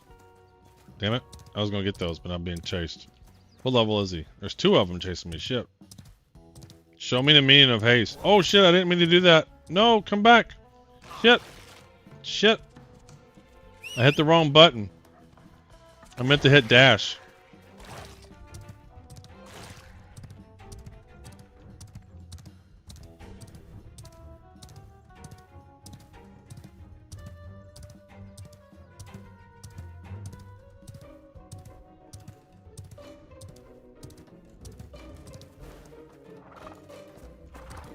So what is this right here? Yeah, I hope I get some of that copper. That's what I want. I want some of these. Yep, I got 2 copper. Yay! Okay, that solves that problem.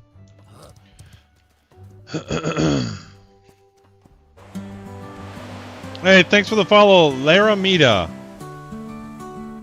What's this right here?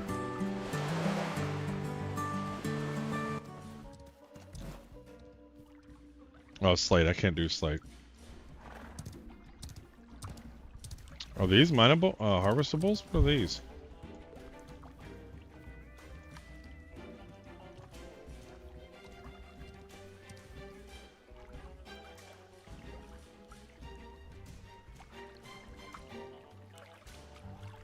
Alright, I'll be right back. It is super exciting to see as well. But on top of the anvil's work, we obviously had, let me see where we are here. Here we go. So on top of the anvil's work, we also have nodes level 4 and vassalship, which required a little bit of extra set dressing love from the systems team to land. We had some tool iteration that needed to be done from a data entry perspective so that we get the layouts and the districts within nodes 4 that you'll get it a little bit more insight to when we have Chris join us for that walkthrough and Bill join us for that walkthrough. On top of that, there was still some outstanding narrative work that was necessary on the first-time user experience. This is relating to bringing players into that Anvil zone, having that narrative be kind of compelling and walk players through their journey to the nodes. There was also, as I said, some lighting bugs, maps that we had to fix, and the interior spaces. I talked a little bit about that. The other big one was the first-time user experience isn't just anvils too. There's some changes for Riverlands that are coming as well. Just as we did a little bit of a revamp in the Riverlands as well as part of that effort. The economy and the stat rebalance, that was a big one, still is a big one. And while a majority of that work is completed in time, unfortunately that scope of work really needs to get hammered from a testing perspective. And so we wanted to provide the economy team with sufficient amount of effort from our testing population on PTR in order to inform what changes and iterations we need to make before we make it to the start of phase 3, because obviously the economy is a hard thing to roll roll back or fix on the fly. And we want to be able to collect relevant and actionable data with the start of a new server like Phase 3 is going to provide. And of course, the last big component is dynamic gridding. We did have a very successful initial test with dynamically adding and removing workers to the grid, which is, as far as I understand, a world first from the engineering team. So super excited about that. But we still have some outstanding bugs that we want to address there. We're leveraging our internal bot systems in order to provide additional data and our gameplay teams to address some of the some of the requirements on the code side from those gameplay teams to accurately handle the server splitting. So that hopefully gives you guys some insight as to why we were over on our estimates a little bit and what we're still going to be working on outstanding over the course of this month. But we hope to be in a pretty good spot come the 26th.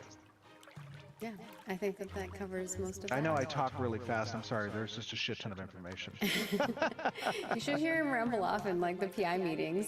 Some people are like, is someone taking notes? Because, but yeah, we just wanted to recap all of that for folks. I know not everybody reads articles or clicks or is on social media. Some of you prefer to get your news through video format. So, and this is obviously our big format for that. So just trying to make sure that in all the places it's there for you. But you know, we are working towards that new August 26th date, and we will share with you guys all of the details as we move forward. But this hopefully gives you some insight on the shift to that date, what we've accomplished so far, which is no easy feat. And I really did want to bring Zach on for that because dynamic gridding, as Stephen said, that is a world first, which is pretty amazing within itself. And we have a lot of work to do. So we're going to be focusing heads down on that and iterating and working with PTR testers to test a lot of the new changes and iterations that we're making on that front. And things are happening fast. We're making builds almost daily sometimes. I think it's like 3 times a week now, which is a lot as they move up the streams all the way to the PTR stream, which is our internal staging stream. Before it goes to prod, which is Alpha 2 for you guys. And with that, we have a QA process that... After playing the day, you're convinced Steven hates us?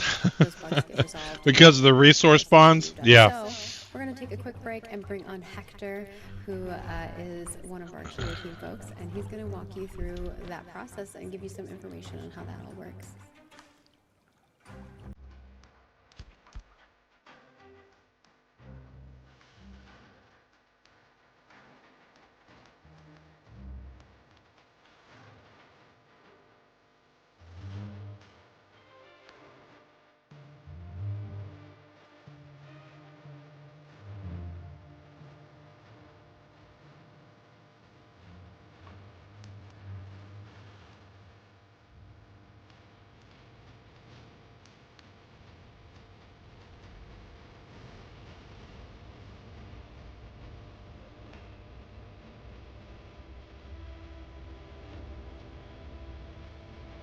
Yeah, the only place you can have chaos is the fishing places. Hello everyone, welcome. We have a new face. I don't think you've ever been on our stream before, have you, Hector? I've not. This is my first time. Yeah, Exciting. Your first time. Exciting. Well, introduce yourself. Tell people a little bit about who you are, obviously what you do here at Intrepid, and give us a little, something someone doesn't know about you, maybe.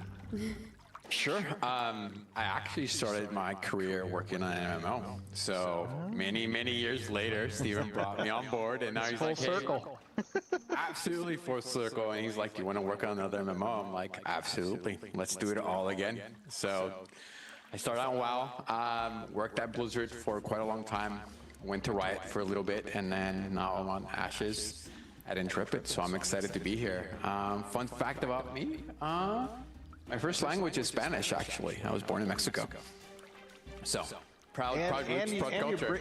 You bring me my favorite candy whenever you come to the studio, which I love. Yep, that spicy tamarind candy or tamarind candy. I still have some of it next to my desk here. Nice.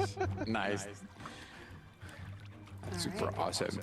I love it. I love it as well. I know that our Spanish folks out there will probably love seeing that. Maybe you can chat with them a little bit. Absolutely. I've joined some of the Spanish guilds. They just didn't know it was me. Nice. So I won't reveal my actual in-game username, but I float around playing in Spanish guild. They just don't know it. People are like, is it in now? Now they're going to start listening to your voice and try to get you. Like Steven, you have to use a little voice modulator. Hector also brings the tequila to our leadership meetings, to our director meetings. So I do after long days of talking about bugs. Yes, a drink is much needed. He used to have like this bar of tequila behind him. I don't know what happened with that. It's there, but you know what? When I get stressed out, I need chaos to be controlled, and I didn't want hundreds of bottles around my desk. So they're somewhere over there hiding. I'm of that same mindset. I like to have clean space. Well, let's get into the segment. I know Hector put together a great presentation, and Mike, our amazing graphic designer, kind of fluffed it up. So walk us through it, and it's all you. I've handed it over to you. Sweet. He did make it nice. Let's go through it.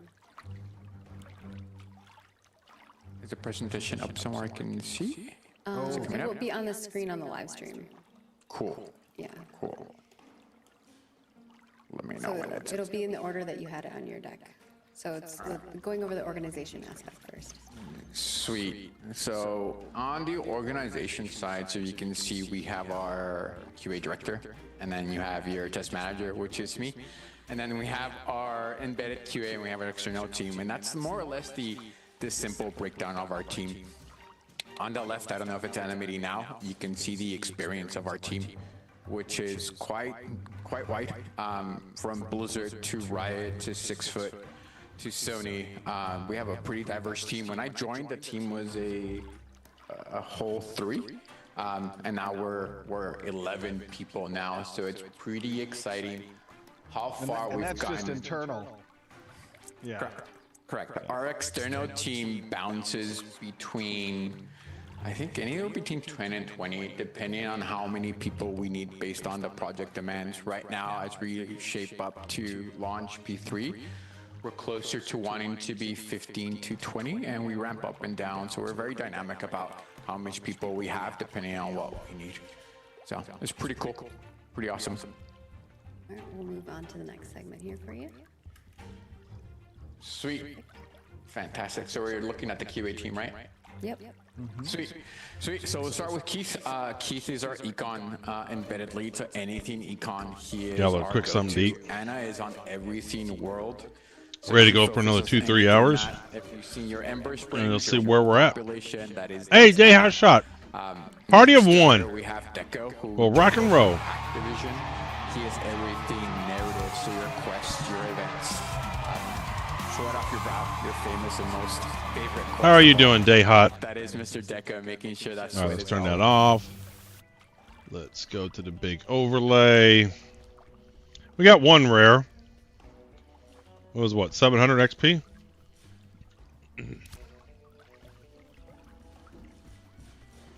Alright, where's my horse? Really want to find the flax.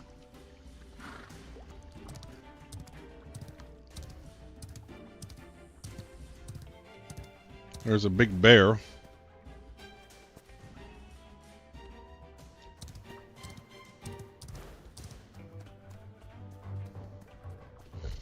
Two bears.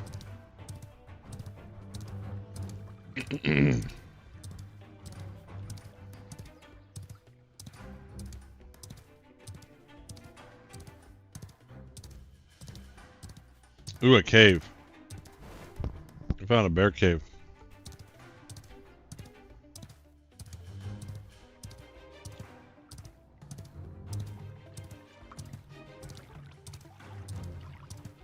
I think we'll steer out of the bears.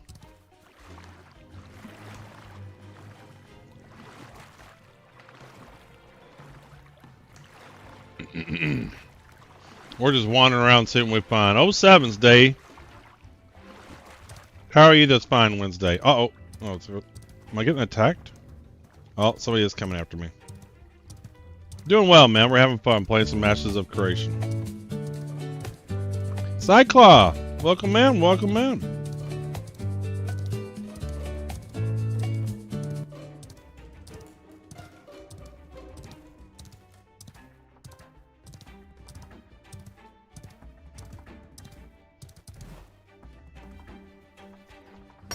Got him. Ka-chang, get away from here. That's mine.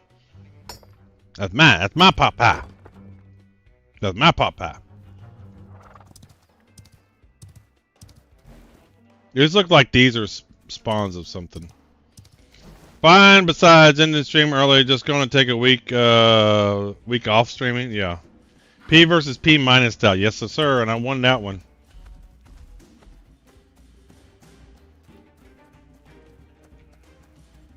Is that something? That is something.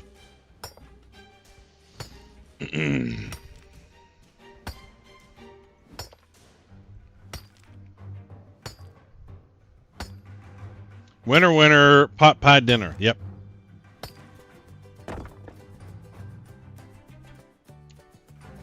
Ooh, there's a big tree. Or is this a willow? Yeah, it's a willow. What is this tree right here?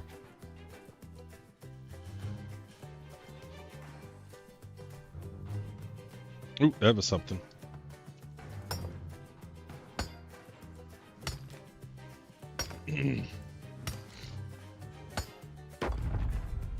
Nice.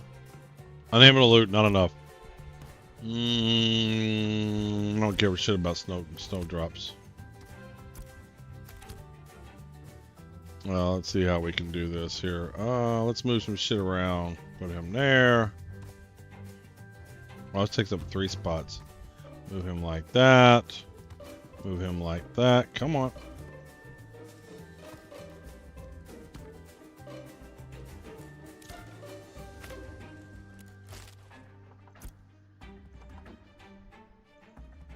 Move that there. Move that like that. Wish you could turn things sideways.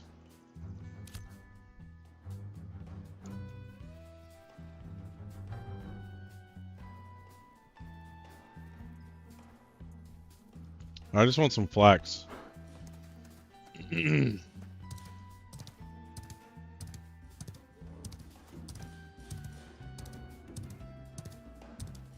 don't even see any.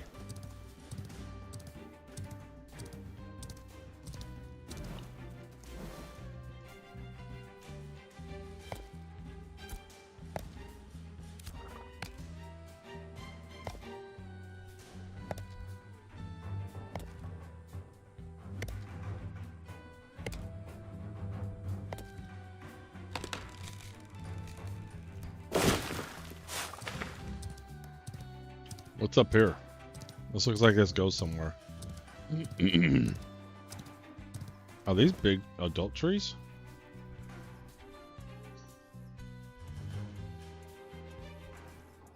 It is.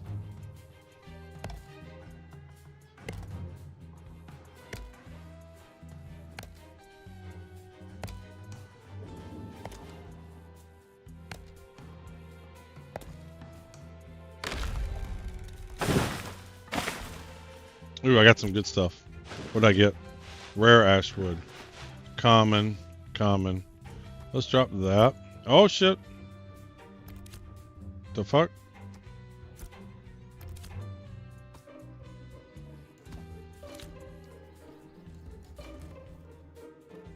Adult Eastern Hemlock. This is something new. I'm back. I'm back from the chiropractor. You got a new back? How's your back? Back from the back doctor.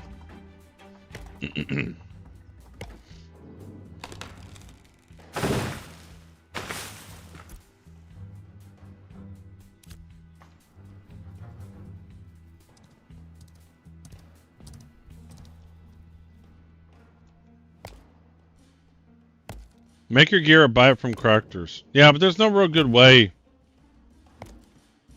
to buy from crafters, is there? I guess until you get a little bit higher up. Hey, got some rares.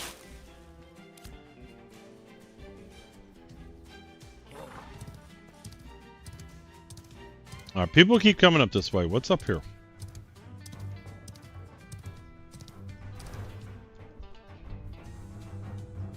Oh, I can't do those. Is this something?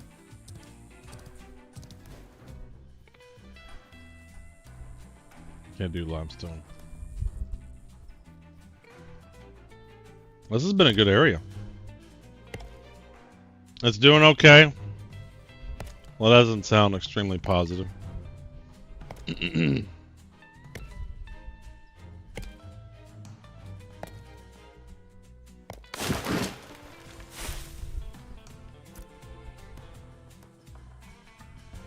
was uncommon ash.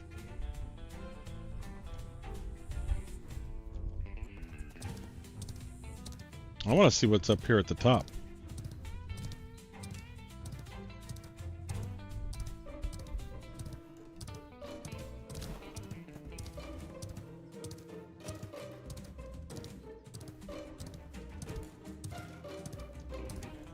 Why are people going up here? Ooh, look at that.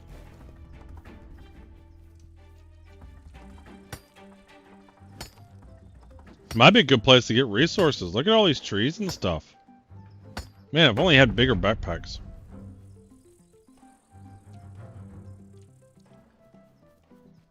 Oh, look at him. He's looking at the view.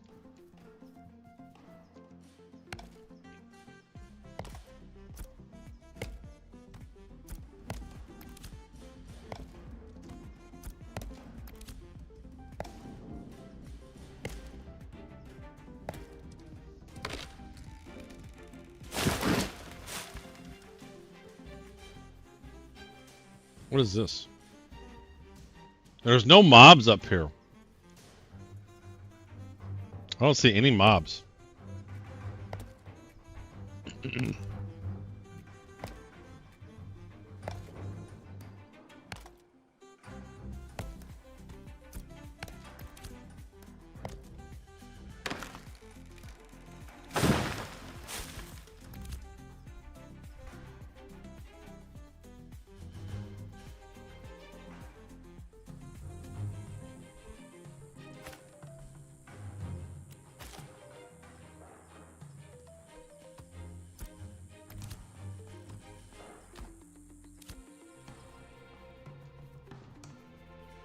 Now this guy's over here chopping trees down. He saw me chopping trees.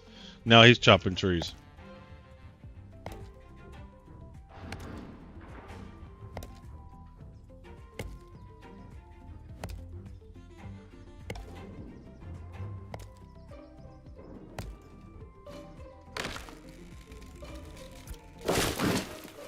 I got some more rares.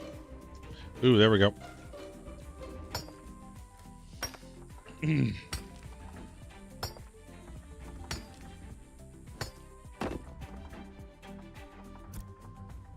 Nice. Woods and trees and everything. This is the place to be. Found the secret place. Now, if only there was some flax up here too. No mobs bothering you.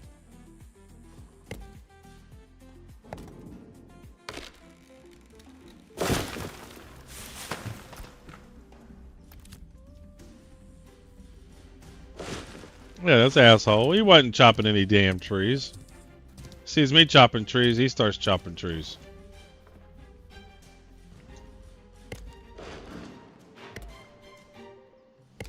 I gotta remember how to get up here. Where am I at on the map? Oh, okay, I'm way over here. I am by the Ember Spring of Hollow Adjudication.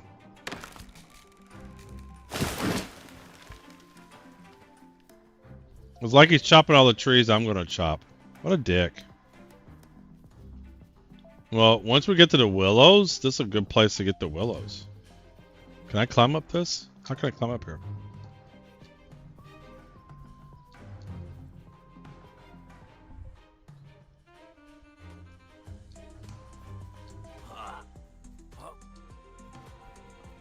I want to see what's up here.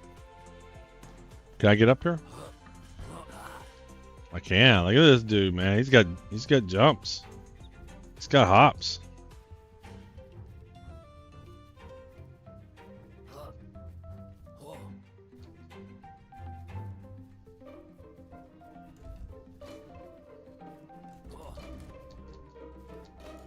No! I must get up top. I must get all the way up top.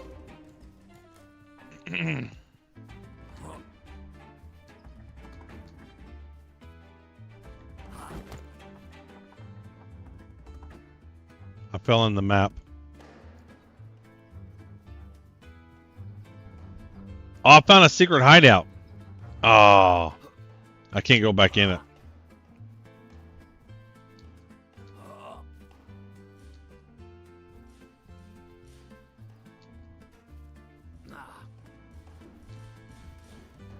I want to get all the way up top. Uh-oh. Uh-oh. Uh-oh.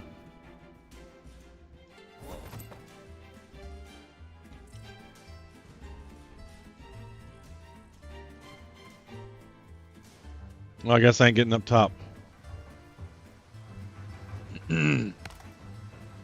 That's a cool little area. I dig in this area. No mobs, trees. Trees that chop for days.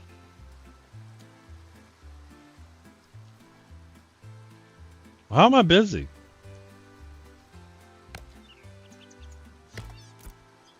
What's my lumbering? Level 3. Ooh, what's that over there?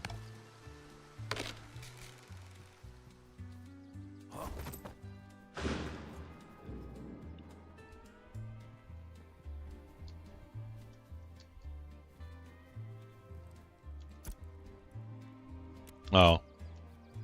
Another parcel. What is this? Ooh, what is that? Oh, that's nothing.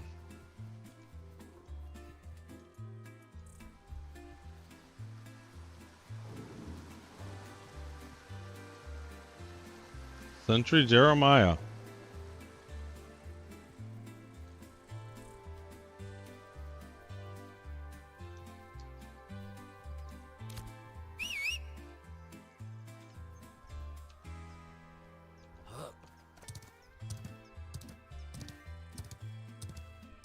Still haven't found any flax.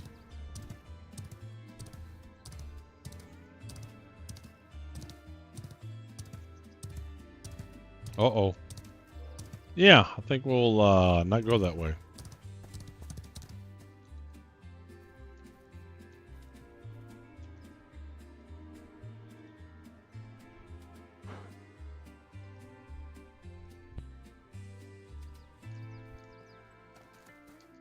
Ooh, what is this tree? I don't want to get killed by him.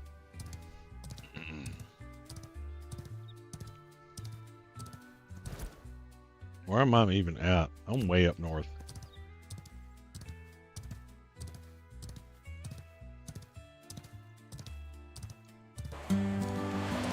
Hey, thanks for the follow, Avatar.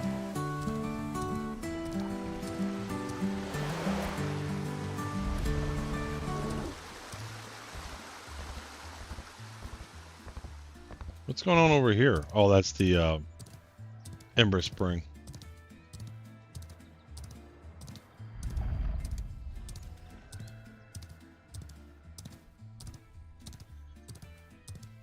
These are cool little places.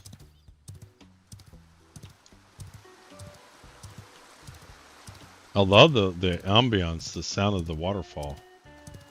Where's the waterfall at? Oh, there it is. That's cool looking.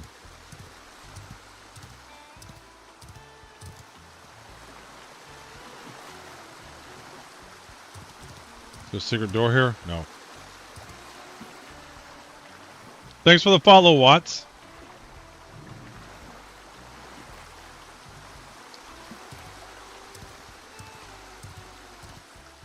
I'm just going wherever I go, see what I discover, see what I run into.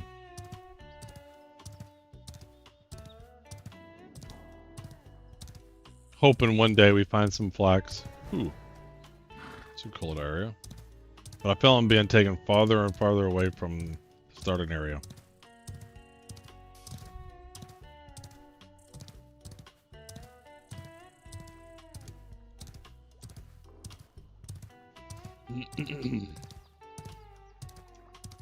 Alright, those look like guys who would kill me. Level 16, I'd say so. Oh shit, what is that? Who are you? Leave me alone. Oh fuck. I'm really in an area I shouldn't be. Want to sell Ashwood. Oh, legendary Ashwood. Wow. One day you'll have a shirt. The old Skyrim waterfall. One day I'll have a shirt. What? I have a shirt. I'm wearing a shirt. What do you mean one day I'll have a shirt?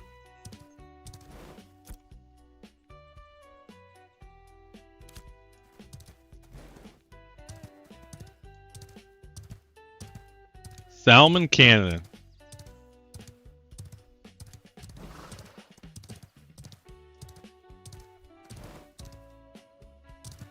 I wish it would tell you what these nodes were before you got off the horse.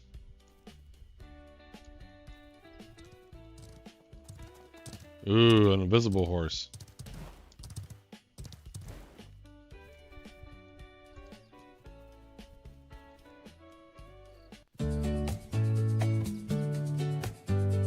Stilgar, welcome in. How are you on this fine Wednesday?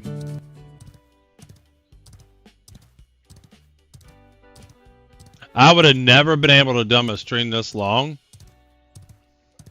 with just the 200 secret codes. I guarantee we've given away more than 200 secret codes, individual codes.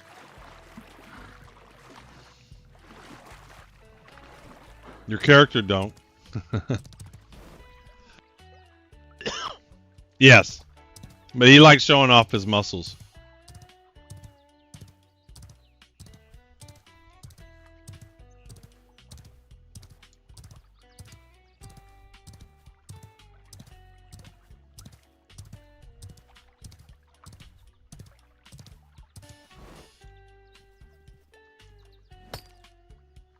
What's my mining getting to? Just 2, jeez.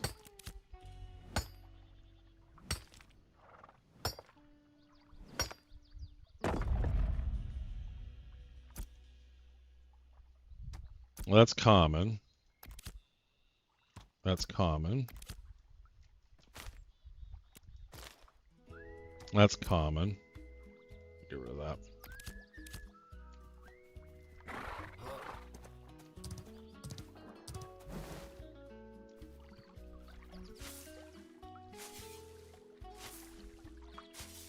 I need some flax. Who is this? Daffodils? Everybody's always looking for daffodils. Hey, daffodils. I'm gonna keep those. Apparently you need them for something.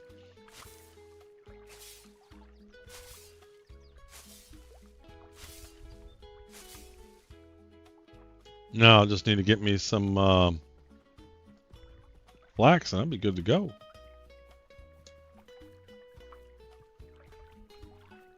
Flax should be by the water.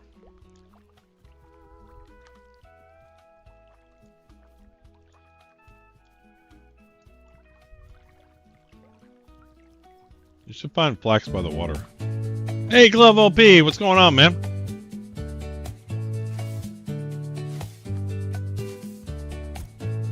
Hey, it's Glove OP's birthday today. Not going to mine that green rock. No, I can't mine that green rock.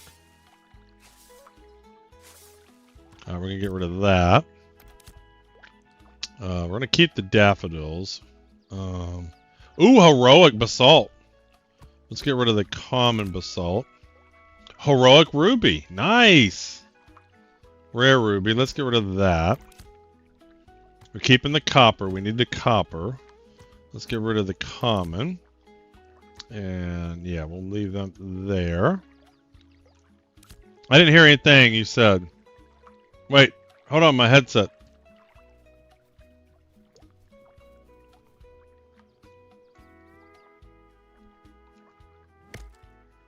Oh, you got your headset on yet?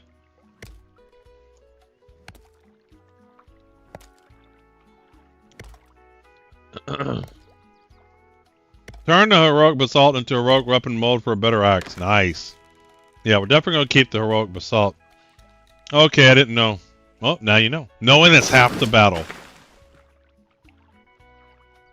Ooh, more daffodils.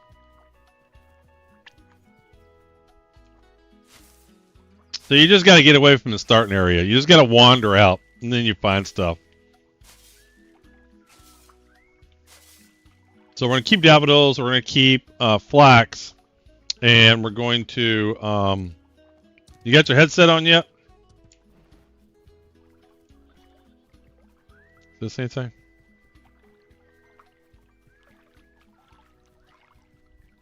And then anything heroic.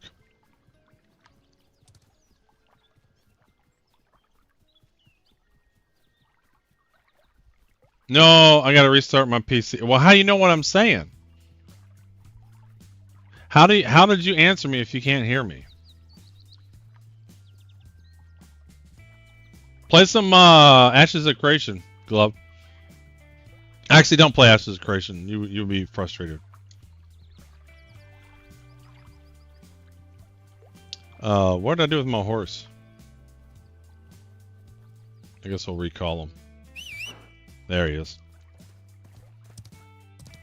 Yeah, like that I can't mine. Ooh, there's a big tree though. Because I changed the audio settings to Google Chrome specifically.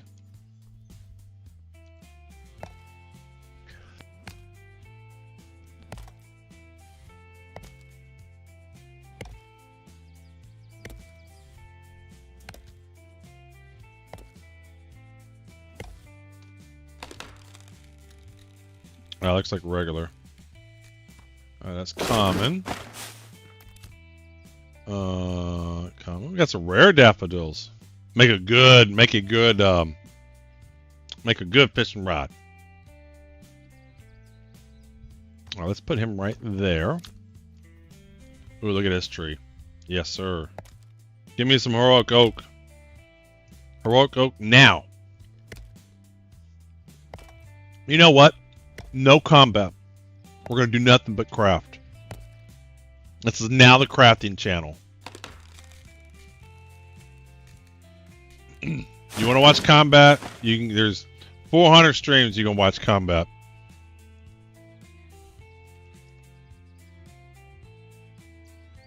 We're going to do nothing but craft here.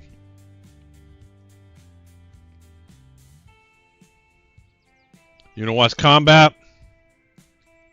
Watch this guy. Watch this guy. Watch this guy. Watch this guy. Watch this guy. Watch this guy. Let's see. What's this guy doing? Anything. I think you just kind of like passively do it. You just have to make sure that you don't like actually AFK.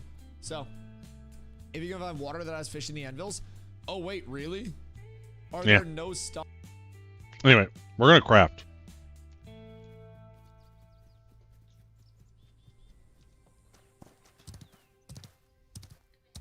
What's up, girl?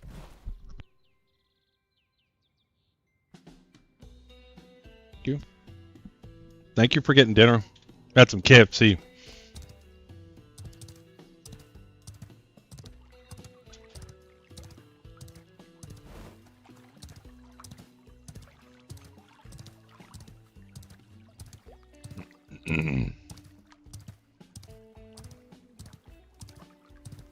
We're just gonna level up all this shit, man. Alright, don't need that. Hello? Oh, you're in my Discord. Happy birthday. Yeah. Thank you. I can hear you now. One of your birthday gifts came yesterday. Oh man, I'm excited about it. It looks so good. You don't even know what it is either. I guarantee you don't. You think you do, but you don't. I mean, the only thing that I can take a stab at is that you got me one of your shirts. Yes, you do have one of the shirts. I've shown it on stream a couple of times. When you weren't watching, I was telling people I got him a shirt, but that's not what came yesterday. Huh. KFC is good, Tier. And speaking of Kentucky, what are you up to tonight, man? I just got home from work, so I was just gonna watch a TV show or play some games. I don't play World of Warcraft. I got on Ashes of Creation last night. You said you're on your computer all the time. Because I thought that update came out. It did. Well, It didn't seem like it updated. I don't No, know. this is phase 3. So phase 3 started yesterday. Oh, well.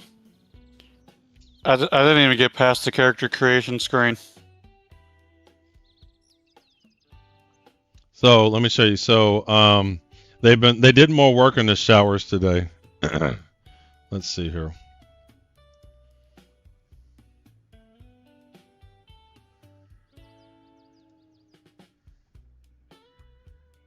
All right, here's yours. This is like the base and everything's all in. They got these little boards and stuff. They put cement on here for the base, and they've been working on this. It's pretty cool. This is Glove LP's shower. He's waiting for his shower to be done. Oh. And then this one's the guest room's bath. Yeah, I know, it's kind of cool. Wait till you see when it gets done. It's gonna look so cool. The base looks like a rock bed pebbles. Now it's all smooth because there's a little layer like the floor layer is, but it looks like pebbles. The bottom looks like pebbles and everything. Neat. I don't think I've ever seen the inside of a shower. Yeah. I mean, well, it's been cool. You know what I mean. It's been cool documenting the process. The inside and yeah, I know what you mean. I'm just saying it's been cool documenting the process, right? The new doors and everything. It's pretty cool. Well, we're live on Twitch, so I had to clarify. We're live on Twitch. Guess how long I've been streaming? I've been streaming for over 10 hours today. Oh, I know. So I got your notification that you went live like this morning while I was at work. Yeah. And I don't think you've stopped. Yeah, and they took the servers offline at 12 o'clock to do a patch. It was a 4-hour downtime. So then we just used it to catch up on videos and stuff. We were watching some Ashes of Creation videos. Nice. And now I'm out and about getting resources, and you can level doing resources. And fuck it, I'm not going to combat. We're just going to do crafting. You were excited to play the rogue, and now you don't even want to play the rogue. No, I do want to play. The rogue is great because I'm trying to get to something. Now I can sneak to it. I mean, I'll do some combat, but I'm having fun just gathering resources. Hey, Aladen, thanks for the follow.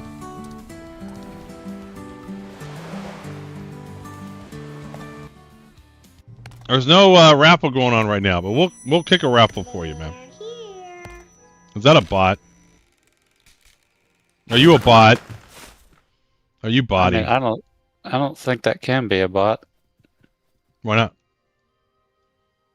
Well, they typed something in, and then they redeemed your shares. Yeah, but when you join someone's Twitch for the first time and click on chat, they always go, use some of your channel points for this redeem or something.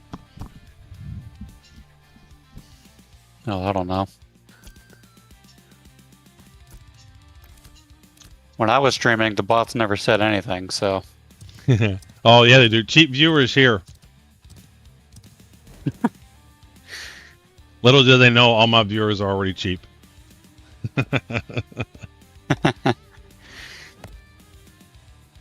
Yeah, log on and play. It's updating. Oh, look at the tree physics. Oh, look, it's Star Citizen. Look, Star Citizen physics. Look, for all you people missing Star Citizen, here you go, guys.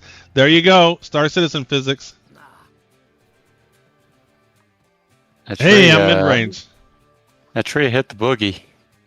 That's 100% Star Citizen physics. Y'all see that? We need to clip that. Yeah. Do I have a clip command? I don't know if I do or not. I don't even think I ever figured out how to clip on Twitch. Well, I think I set up a, I thought I set up a streamer bot action for that. Yeah, I did. Yeah, great clip. Yes, there is a giveaway.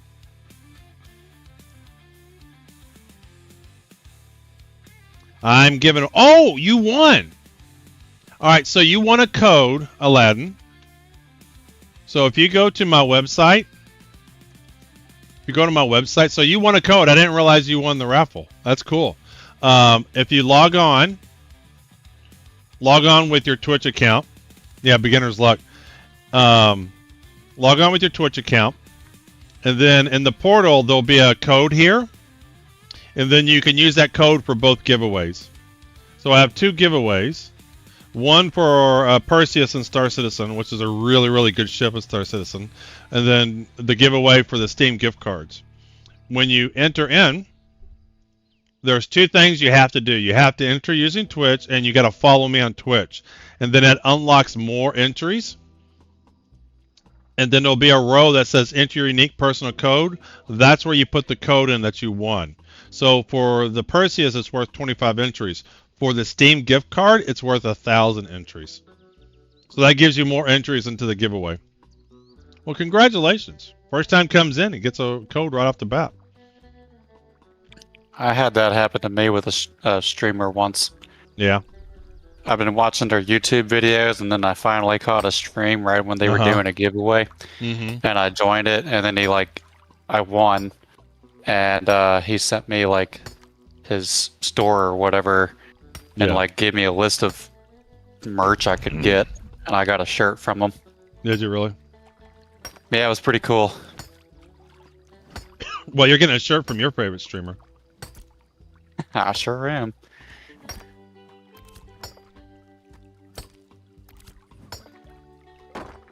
He was the guy who got me into streaming and helped me get affiliate. Oh, really? Yeah.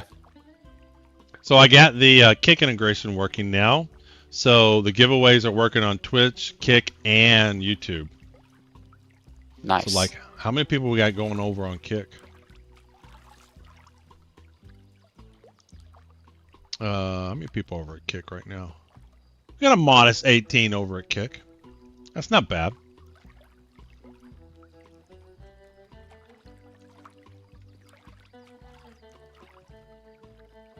Oh man, I think the races in this game are so ugly. Really? Some of them are kind of cool. The dwarves. Look at the dwarf can do. You ready? Watch this. Are you watching? Hold on, alright, what? So when you jump with him, he flips. I love it. No. It's great. That's one of the reasons why I would play a Night Elf in World of I was Warcraft. gonna say, isn't that what the Night Elf does in World of Warcraft? Yeah, they don't do it every time though. He does it every time. I don't remember the dwarf being in here the last time. It didn't. It's new. Alright, let me look at this. I don't even know what class I'm gonna play. I'm gonna be the shortest dwarf. Yeah, I'm in the I'm gonna Riverlands right now. You can start in the Anvils, but the Anvils is a little bit harder. It's not as noob friendly. And just in terms of where things are at. But there's more people in the Riverlands, so you're competing with people in the Riverlands for stuff.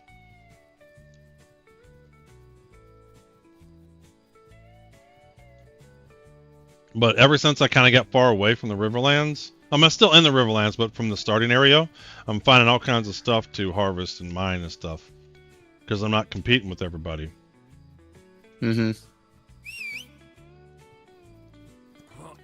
But I haven't found what I'm looking for. I need flax to make a better fishing pole. But you can get good XP fishing and chopping wood and stuff like that. Like, you get a decent amount of XP doing some of the stuff. Is it as fast as, you know, doing combat with a group and leveling fast? No, probably not, but, you know, you can still level. What level is this otter?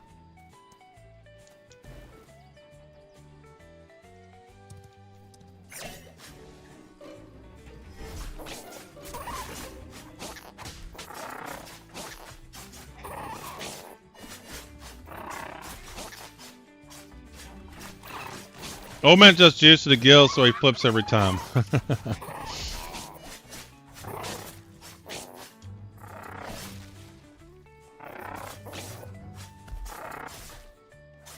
Oh, wait a minute. I need to get some skills. I should be able to level up.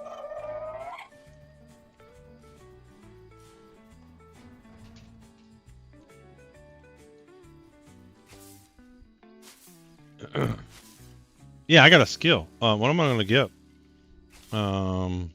Do I have this? Sleep dart. Shoot a sleep dart at target enemy applies. Ooh. That could be useful if there's multiple mobs in an area. Strike again with the last used melee ability from the list. Ooh, stab. What do I have? Oh, okay.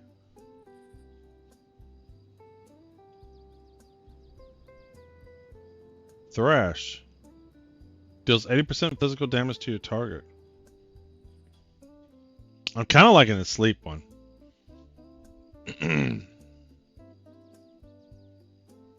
gonna grab this one. Nice.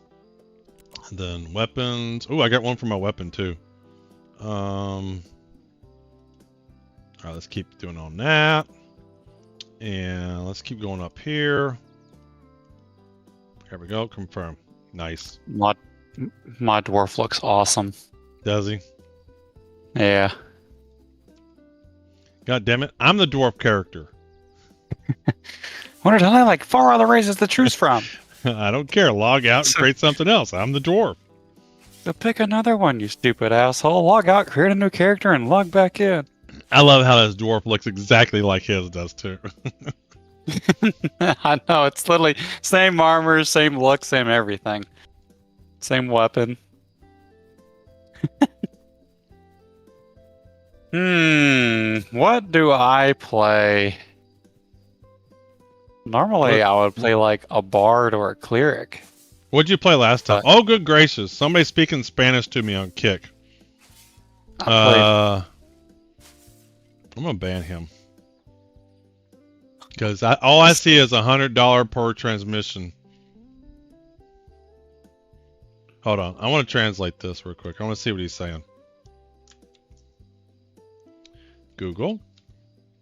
Translate. Who's my Spanish speaking guys?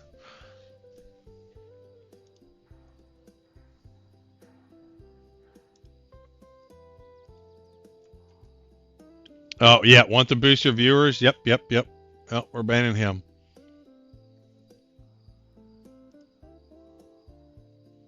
All right. And a good old ban. Spanish. You What's know up what? with this? What? Actually, never mind. I'm just going through all the classes and just trying to figure out what I want to do.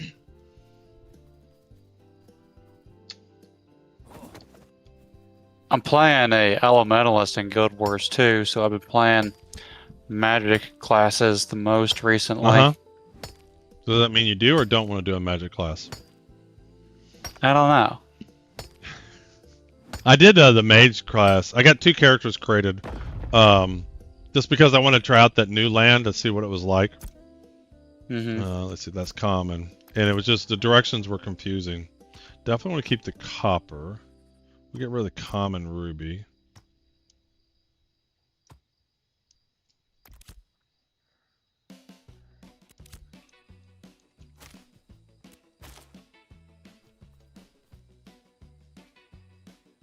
Wait, heroic zinc? Nice.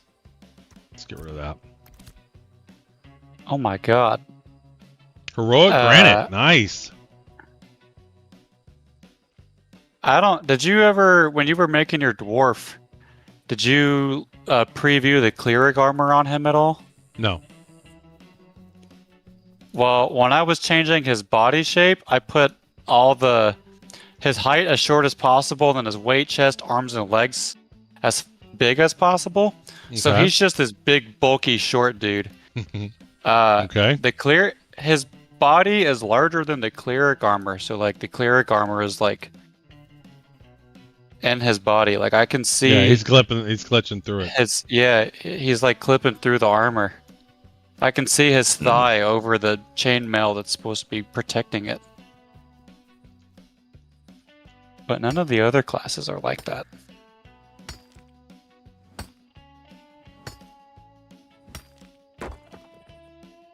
Yep, this is the way to do it.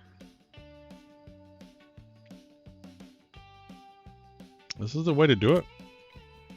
I can't wait to get back and process this shit. I'm gonna do a bard, screw it. That's okay, do what you want. What place did you go to? Ayla or Dunzenkill? Yeah, you want to do the Riverlands. I don't know what that means. I think it's the Ayla one. Oh, starting region, the Riverlands. Yeah. What did you say? Did you say why the Anvils one was so hard? Well, it's just confusing where the direction stuff is. You can do it. Oh. I mean, you can play a little bit of this and then create another character and start it over there if you want.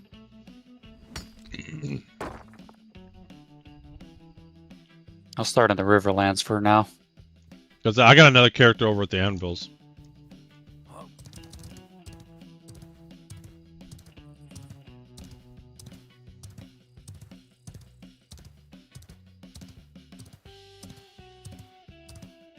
I still haven't run across a flax.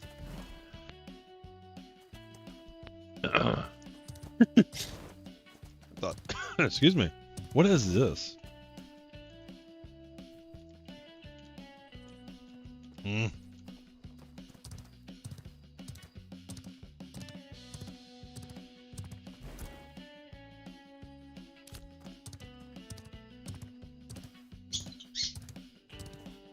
Compiling shaders. Oh, he's getting in.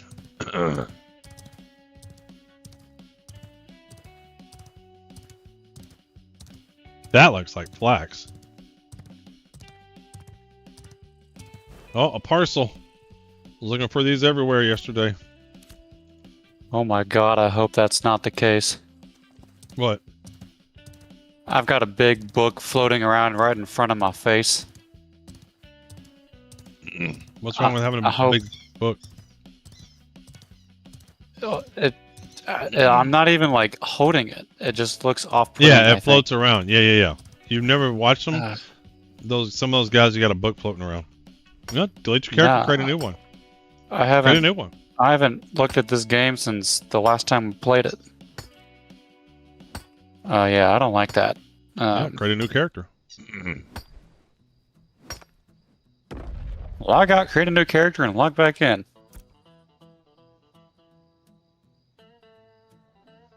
Alright. Delete. Goodbye, Glove OP. Epic Granite. Epic Ruby. Oh shit. I need to drop something. Snowdrop's gotta go. That's gotta go. And that's gotta go. Yes, sir.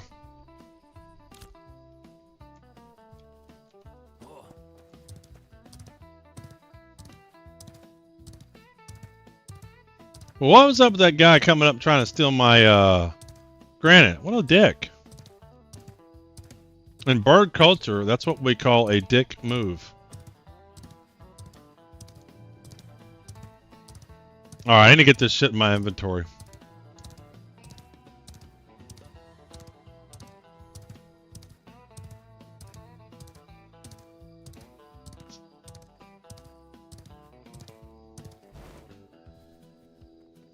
Can't help myself.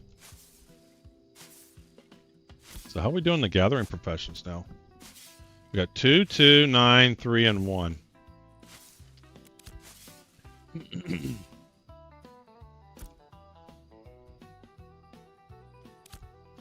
Man, if I can just get me some flax. Alright, where am I? What do you need flax for? The mega fishing pole. The dwarf flax is rocks. The mega fishing pole. I need that for linen. I guess for the string of the fishing pole. I need copper, wood, and flax. Which I have everything else. The flax is the one part I'm having a hard time finding. But I've got a bunch of great resources here. If I can get a third generic bag, that'd be awesome.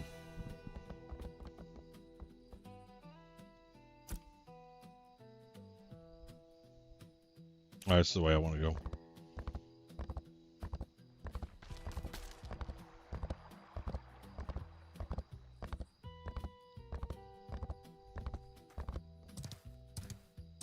Is this something?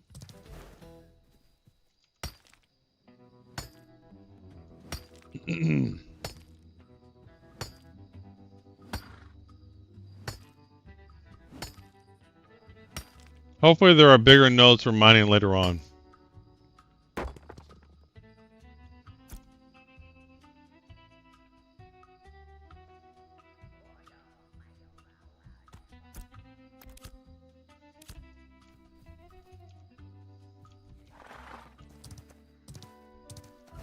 Does the mage get a staff? A wand. You're a wizard, Harry. Yeah, you're a hairy wizard. Wait. Alright, I don't have a book floating in my face, thank God. Yeah, because that's what I created. My character is up in the anvil. He's a mage.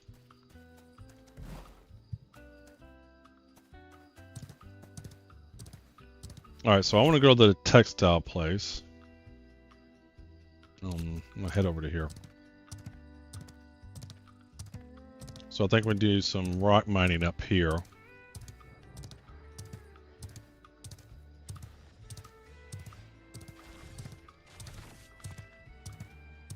Or rock processing. There's some more snowdrops.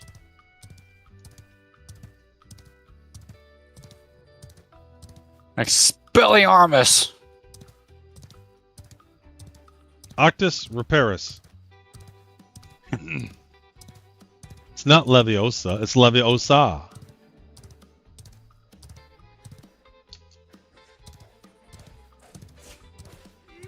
Sunshine Daisy's butter mellow turned a stupid fat rat yellow. Oh, there's the stations.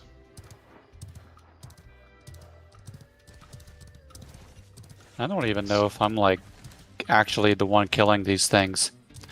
Oh, there's guards here that are killing everything. Yeah, they'll help you out on it. Well, they keep taking my kills and it's not, I'm not getting credit for these quests. Yeah, go a little bit farther away. I am.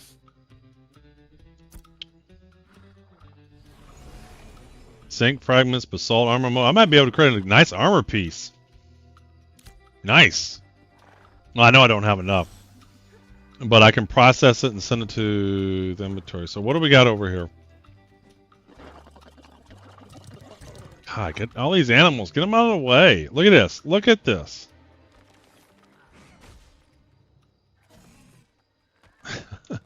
So today they dropped. So when this was in Kickstarter, when they first got it out, you could get some packages that have rewards for like mounts and stuff, and they dropped a lot of them today.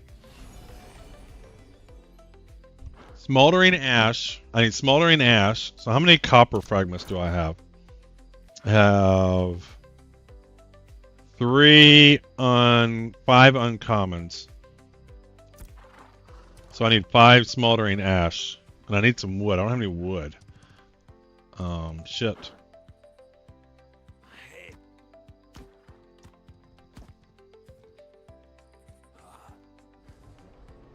So I need room to do wood. Damn it. I ain't dropping anything. I literally have no room to do wood.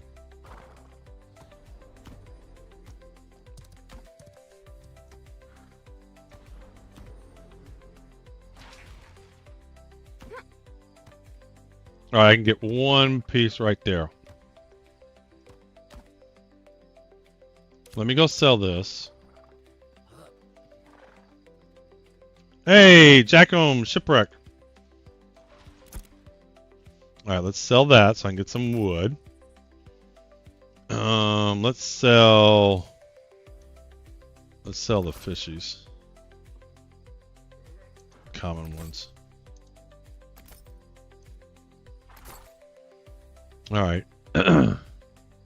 So I should get a mining bag, maybe. Should probably get a mining bag. All right, so now we got a little bit more room. So what do I need? Smoldering ash. Who has the smoldering ash? Here we go. I need 5 of these.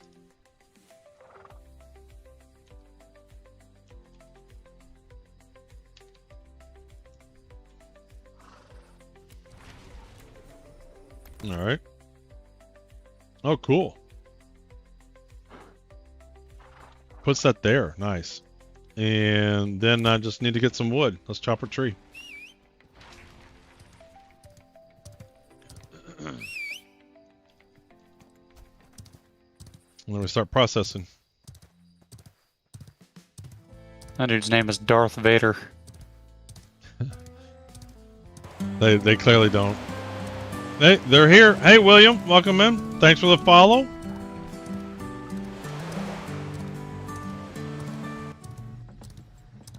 All right, I just need a tree. They're here. I can't do the willows. This is a willow, isn't it?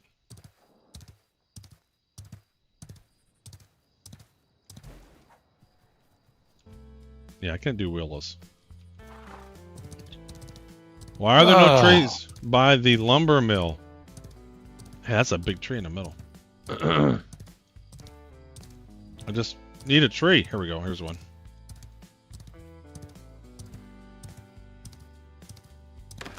Oh, you gotta be kidding me. I just need a tree. One tree. That was funny, wasn't it? I gotta get some fuel.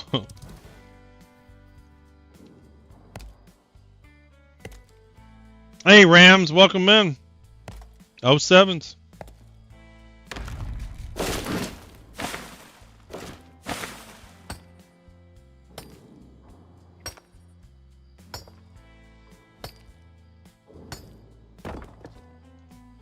What do you mean not enough space? Oh, shit, why? I thought, what happened?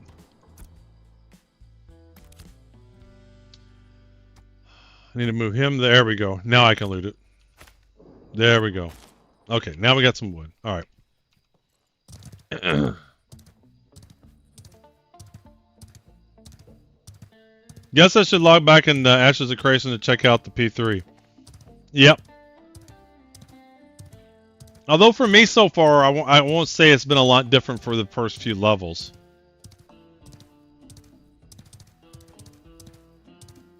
I'm only level 7. Alright, this is the textile place. I need the other one. Hey, Ube! Welcome in, welcome in. I made it to Ashes stream. Let's go!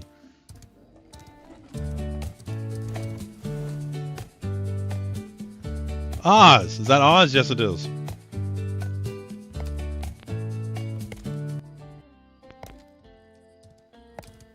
Is there a way to take the P versus P toggle off Alt? Yes, there is. Shit. I don't have the loot space. Oh well, screw it. Actually, we don't need him anymore. Alright.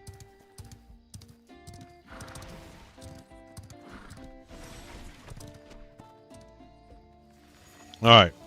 So, copper. I have 5 of these. Let's do 5. Let's add our 5 uncommons. Shift, right click. Alright, submit. Let's get some fuel going. Alright, and start job.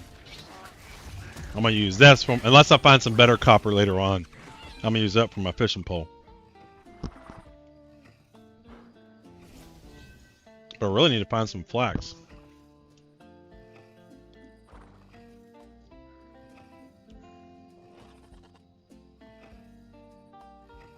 So zinc fragments. What do I have in terms of zincs? I have an heroic zinc. What was the epic stuff? Yeah, epic ruby, epic granite. What do I do with the granite?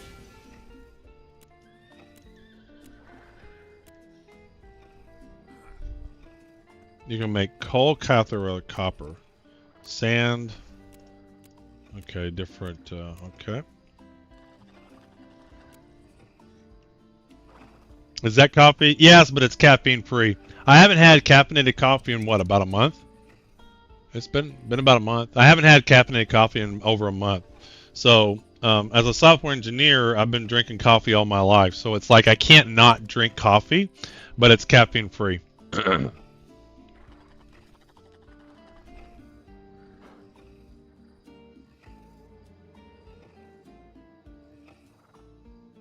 So I'm gonna send this. Let me see what we need for the daffodils. Let's head over to the textile place. Hey, Grey Ghost joined Shipwreck.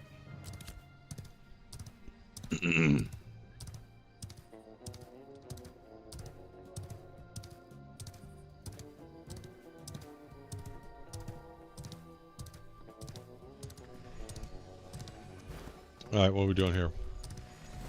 Look at this ugly ass animal. We've got his eyes closed up. Alright, what do we got over here? So this is the vendor. This is tailoring. What do we do here? Alright, so that's daffodil threads. Yep. And then here we go. Make room.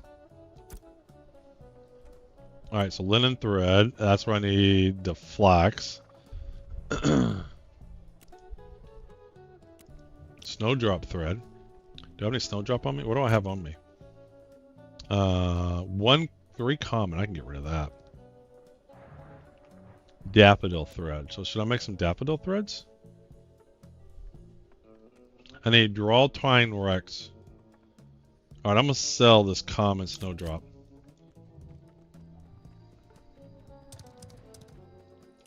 I should have sold that anyway. Alright, what do I need? I need... How many of these do I have? 3? 3, so let's get 3 of these. There's just a billion people here doing these quests here at the starting zone. Yeah, I know. That's why I'm just... it was like that yesterday when I was playing. It was just, you're fighting for the same mobs and stuff. Do the billboard. How you craft? Well, watch. I'm crafting. I'll explain it. So, if you do the bulletin board, there's like a quest where you just have to go to this one spot and then you get the quest completed. And then obviously you get XP chopping wood and fishing and gathering resources and stuff. If you get heroic wood and process it, you get 1 to 2k of XP for those, and that's a lot. And then and when you actually chop it, you get like 700. So I need this. I need these 3 dark twine wax. So I'm gonna buy these 3. Now's a good time to hop into alpha. Worth it? It depends. I think it's because you're gonna be able to play for a long time without a monthly fee. So in terms of MMOs and $15 a month and stuff, it's a pretty good deal. But it is alpha. It's not missing, it doesn't have everything. So I'm going to make this daffodil thread, William. I already have the 3 dark twine wax. That's what I just bought from the vendor. I went out and harvested in the land the daffodils. So we're going to add the daffodils. So we're going to add these 3. Oh, wait a minute. I need to make 3 of them. 1, 2, 3. There we go. Add and add. Submit. And then we need to add fuel, which is we'll use a log for that. Alright, so that's going to take a minute and a half. So now we'll go back over to the other station. So it tells you what you need to make it. Oh, there's another. There we go. Where's my horse? No, cancel.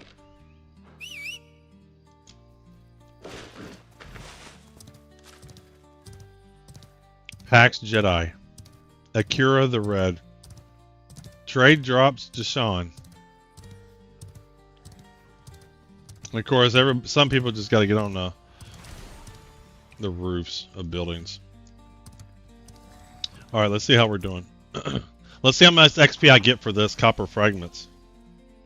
We'll send this inventory. So I got 373, 560 XP just for those copper. All right, so what else do I have? So do I have any? Is there wood still in here? So did it eat all my wood? Damn. We gotta chop a tree. This is why everybody's chopping all the trees around here, because they need it for processing. So we gotta get some more wood. It's getting dark and foggy here.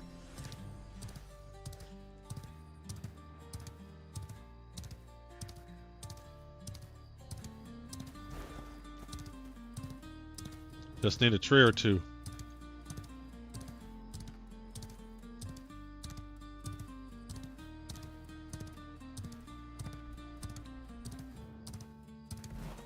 What is that?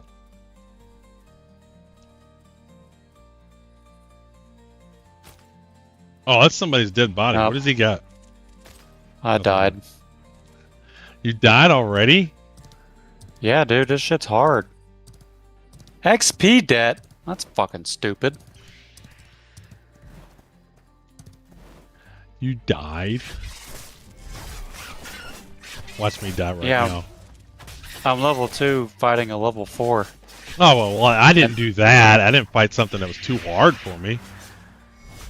Well, in literally any other game, I could fight a dude like 6 levels above me and be perfectly fine. You could not in World of Warcraft be level 2 and fight a level 6. You just lied. Absolutely, I could. No, you couldn't. In both versions of World of Warcraft, Classic and Retail, I could absolutely do that. I mean, if we just making shit up. Maybe not Classic. That depends on the class. I was going to say, William says you dreaming. No, seriously, in Classic World of Warcraft, depending on the class, I could absolutely, as a level 2, kill a level 6. Well, what class? Priest, mage, hunter, warrior, and rogue probably would. Do you have a bow by level 2? Warrior might. Do you have a ranged attack by level 2? As what, a hunter? Yeah. I think you get arcane shot. I might be wrong about that, but nah. So what I would do is start combat at max range, and there is a way where you can run away and shoot and maintain range for a really, really, really long time. I forget what it's actually called. What do I do with this epic granite? Where is that like? What do I use with this granite? All right, so I need some more. 5 more smoldering ash. Let's get some more smoldering ash.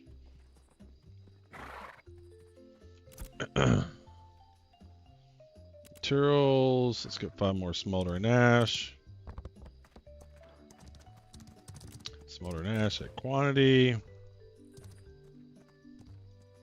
Purchase. Epic is better than heroic. You can use it for no, but where do I use it? Like, is it part of the final piece that goes into the axe?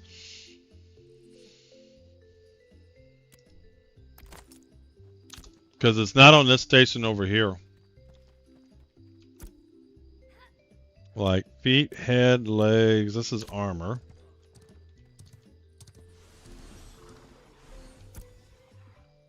Alright, so let's make 5 of these. And, oh, no, I want zinc. 5 of these. There we go. Add the zinc. There we go. Cement. And our fuel. Cement. Use it as stone masonry station to make a weapon mold. Okay. Alright, so that's going. Is there a stonemason station over here?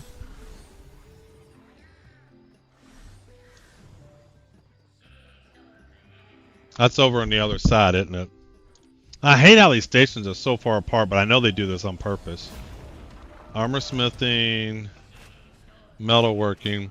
I won't mean too much to people who didn't play Lord of the Rings at launch, but I soloed an Elite Master, Raid Tier Enemy Troll, in Angmar back in the day. I did it on the Dare. I was our group's main tank, and they thought I was crazy when I said I could take it. Well, tanks in a lot of games can do quite a bit. It might take them forever to kill something, but if they get to the point to where they can tank, yeah, it's north of the wood shops. I figured it was. Yeah, but Lotro at launch, that is a pretty impressive feat. Yeah. Oh, it sounds like he's proud of it.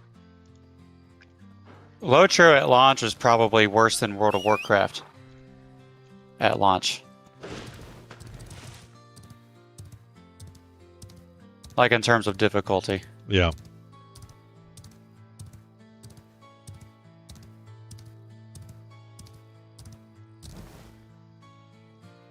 Oh yeah, it took me an hour rotating cooldowns. Yeah, I believe it. my son and I, Global OP, we were fighting something. What was it? We were both tanks, and we couldn't die. Yeah, we couldn't die. We weren't dying, but we couldn't do enough DPS to outhill the mob we were fighting, and so we couldn't die, and we couldn't kill him because we couldn't do enough damage, and so we had to like call somebody in to help us do some DPS. Tanning. Okay. We were duoing a dungeon in Dragonflight. I'm using all my raid pots, yeah. Yeah, this is where I need all the Grim skins. Look how many Grim skins I would need to do all that. It's crazy. By that time, I'd be out-leveled. Derp, have you played Lord of the Rings online recently? Like, do you know what the roving threats are? I don't know if you heard that, Derp. He's asking if you played Lord of the Rings recently. I assume the audio is pretty good. I don't know. I mute your stream when I'm in the chat with you. No, I have Discord on there. I was just making sure the audio wasn't too low.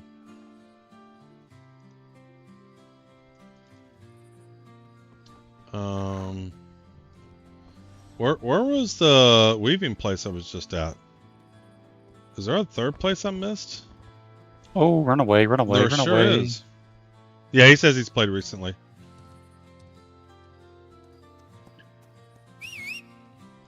Oh, I'm gonna die again. Oh, The only time I died was when I did Unstuck, and apparently to keep people from abusing it, they make you die.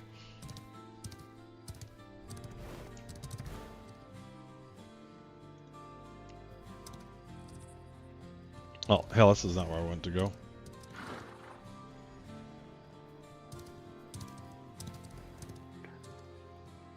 I wish he had done more with the roving threat system. Sounds like he knows Lord of the Rings. yeah, it was a cool concept, and they definitely could expand on it. But what I was gonna say was back in like 2020, during COVID, I was leveling a character with, I don't know if you know who Louis 7 is. I was leveling a character with him. Yeah. And my character at the time was level 40 something, and we were in Angmar, and we accidentally pulled the roving threat there, and which is a level 100 world boss. So that should stomp a level 43. I should stomp a level 43 hunter, but somehow I was still able to hit him, and I just spammed quick shot. And I had a slow. I was a blue line hunter, and so I just spammed quick shot and kept him slowed, and I just kited him, and I fought this thing for like 5 minutes before he decided to blow his nose on me and kill me in one shot. And it was kind of funny.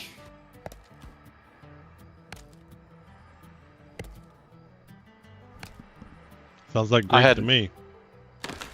I had no expectations of surviving or winning that fight, but I definitely didn't expect to fight it for several minutes.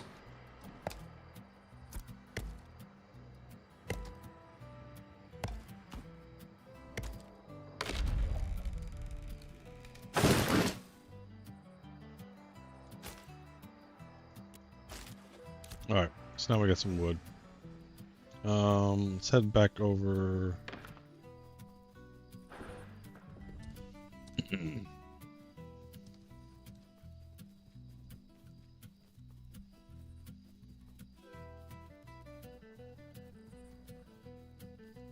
Croaky's horse.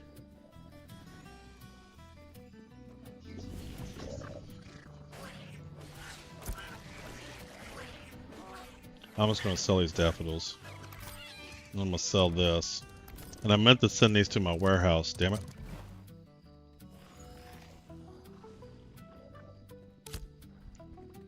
Oh! I just got some of that Star Citizen treatment. Claim. And I'm going to send to warehouse. 1,600 experience, nice. My dude vaults at a fence and then like freaked out when he landed and like did a bunch of things. I think I'm gonna get a mining bag this time on my next session going out. There is a guy in the starting area behind a shed who's selling a map. You want to do that because it gives you another bag. Another regular generic bag. I got a resource bag. Yeah, I know, but this is a regular bag. Oh. That you can put anything in it. And it's, you know, big size. Like the one up top that you have. You definitely want to do that quest. Alright, so what do we want to do next? Let's do this ruby. So what do I do the ruby stuff? Is there like a jewelry station? Let's do the granite. No, can't do the granite. Can do the basalt. So I can't do this. I can do the copper while I'm here. And basalt. So where do I do all that? I guess the stone masonry. Ruby's a stone masonry also? Yeah, I figured.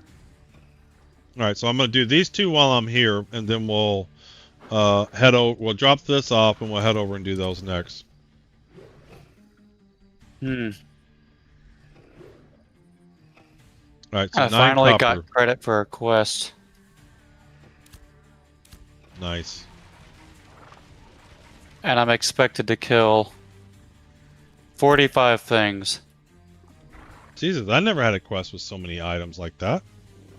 Well, it's 5 quests. Or 4 quests. And between all of them, I've gotten credit for one thing.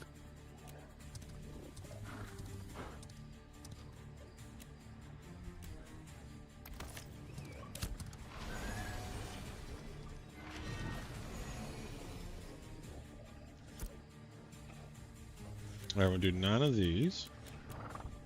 Alright, add copper. Alright, that's good. Get some wood.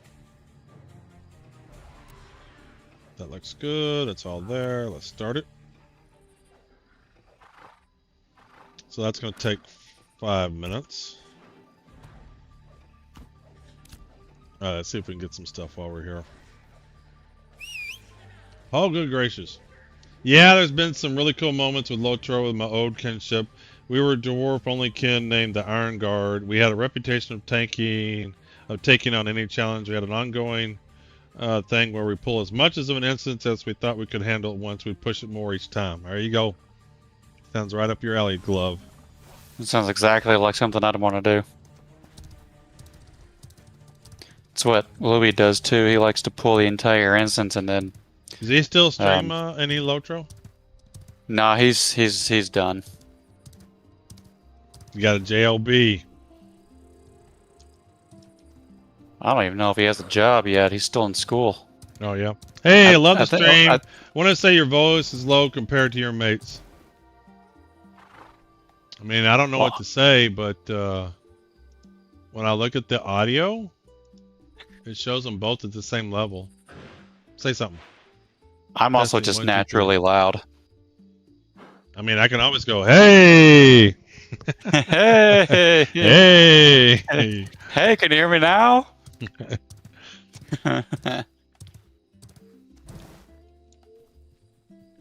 Yes, my voice is naturally low. I got that pirate software voice.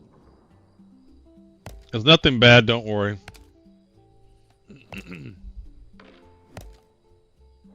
I'm just a calm, peaceful kind of guy. Nice and easy.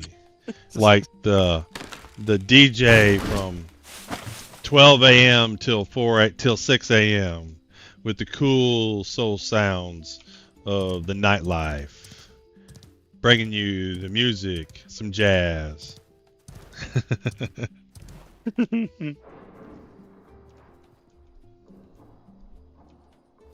Yeah. I still haven't got to handle these F and G buttons. What does F and G do? When you interact with some things, some of it's F, and when you get on your horse, it's G. They changed it. It used to be F to get off and off your horse. Well, I think they do it so that you get off your horse and you're trying to like mine and you don't get back on your horse. You know what I mean? Mm-hmm.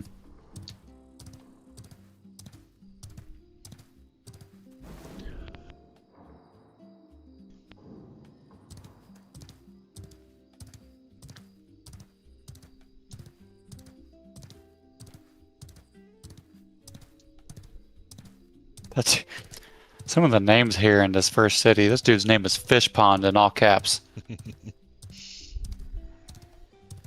There's a dude named Banana.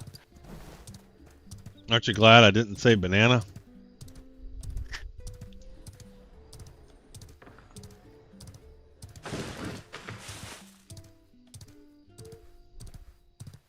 Everybody's chopping all these trees because they need the... Yo, what the... What? That dude's mountain is a beetle. Yeah. That dude's got a fire cat. Yeah, there's cool mounts. There's cool mounts now because all the Kickstarter mounts are starting to come in.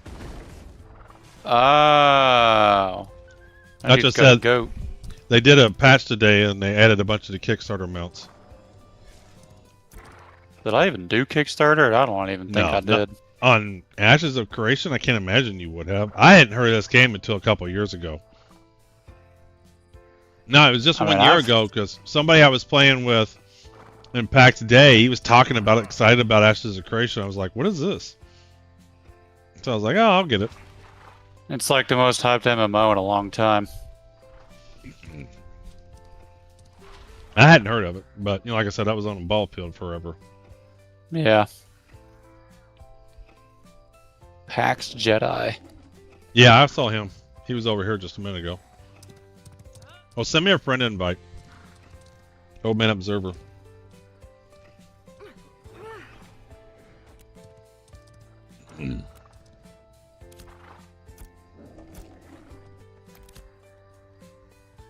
Alright, let's see here. So now we got some basalt, heroic basalt. We just need 2 of those. What do I need for that? Oh, I don't do basalt here. Is that it for over here?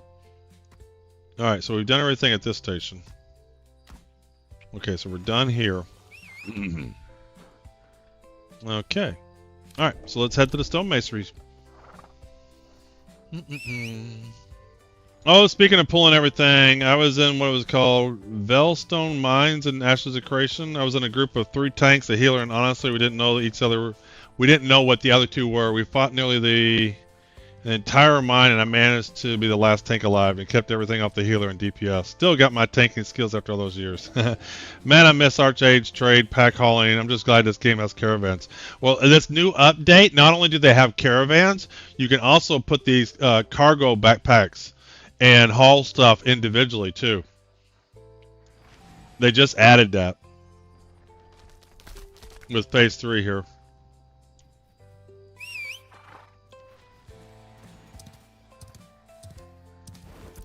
Alright, I need to head back to the right way. Okay, we're gonna head over here. God, this UI is awful. How do I hide the chat box? There we go.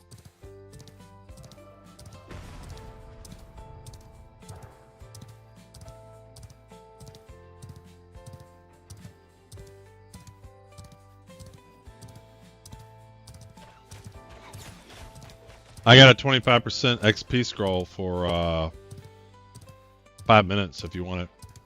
Hell yeah, the cargo bags is how it's done in Arcades. Yeah, it does slow you down. No, I'm fine. Well, I'm not even gonna bother doing these quests. I'm just gonna go find mobs that people aren't fighting and just go kill them. Yeah, there you go. And if I die, I die. If you die, you die. Oh yeah, so get more XP depth. Yeah, I think that's so stupid. They shouldn't do that for like the first 5 levels or something, you know what I mean? I mean, I don't think they should do it at all. Like, this isn't 1942. Yeah, they're just trying to get some consequences to Don. I mean, I guess. I'd rather them like make my character naked. I don't know, but don't take away my progress. I don't know if they have farms. I know they're going to have housing. I don't know if they've actually put it in yet. We were watching one of the previews and they were talking about that, one of the streams, while we were waiting for the servers to come back online. And so, like, if there's a city of a certain size, there will be why is my guy stuck? There will be 50 so places that people can live, and then the other housings will be instances. There's definitely a lot of old school design concept of this, for better or for worse. Well, World of Warcraft Classic was popular. So what does that tell you? I think a lot of people, they want adventuring out in the world. People don't want this instance and go to a dungeon right away and not visit the world. People want this. This is why all these people are on this server right now. This is what they want.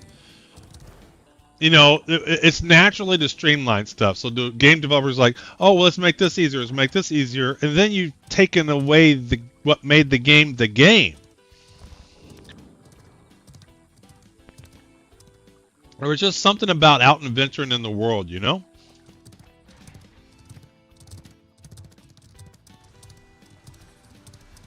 And a lot of the new games just don't have that.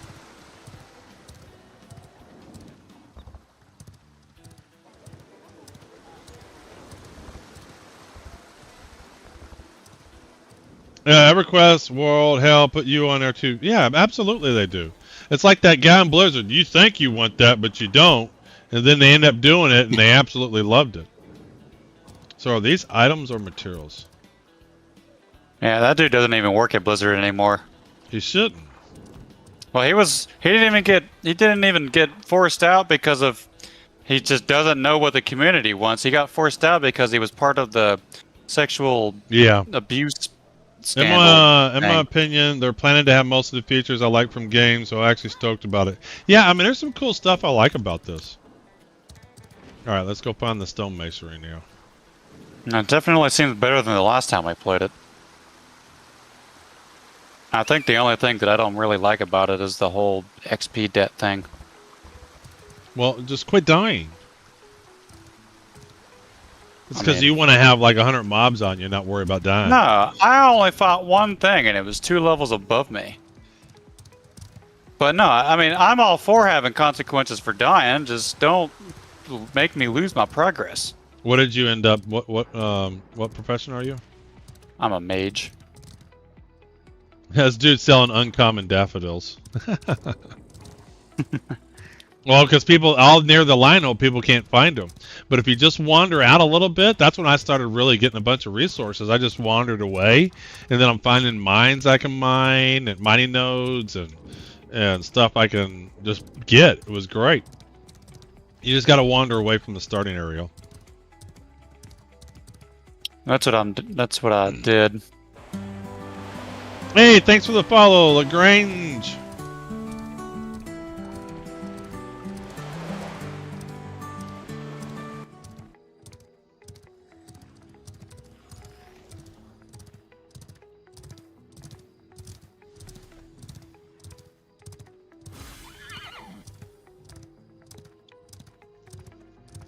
It's Glove OP's birthday today.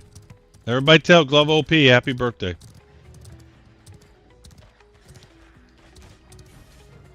Yeah, so what time we going to Carrabba's on Saturday? I don't know. I'm going up to Memos and Pepal's either tomorrow night or Friday, and we're just going to come down with them.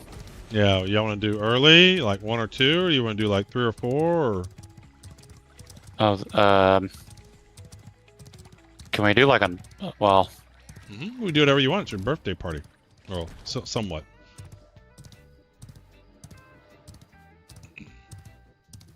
Y'all come by and check out the house progress.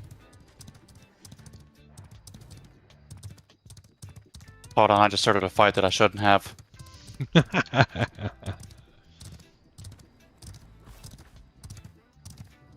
There is a lot of happy people today. They're sitting there with their mounts. They're like, yeah, look at my mount. Look at my cool mount. This dude had this big ass turtle, man. Oh, I'm I jealous. saw one of those. I got this shitty ass pony, man. I got my 2 feet. Do the in Linehold, there's some crafting quests. You need to do those, and you'll get a horse. Oh. So I'm not killing stuff right now. It's that, but go back in the Linehold. There's real simple crafting quests right there, and get that done, and then the end of it, you get a horse. Tier says happy birthday. Oh, thank you. Tier. All right, so if you were a stonemason station, where would you be? All right, we'll just wander around. We'll find it.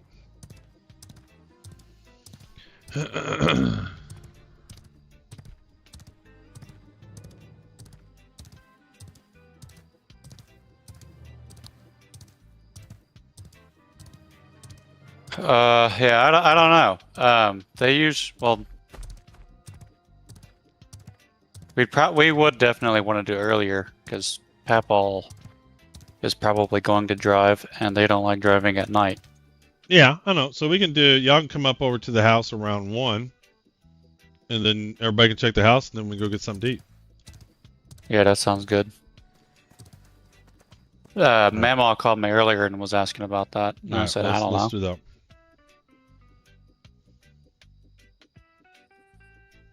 All right, I gotta text everybody on that.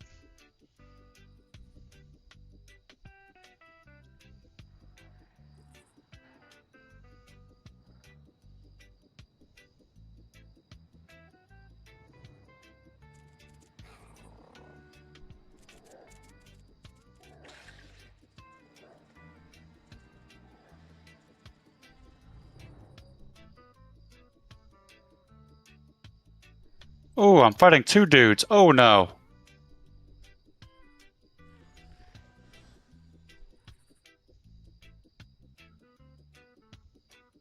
All right. I have like 3 of the same exact ram mounts from different quests. Are those quests where you can get mounts? All right, so where is the stonemason stuff? I'm just gonna cheat. I'm not gonna cheat, but I'm gonna see if I can figure out this map.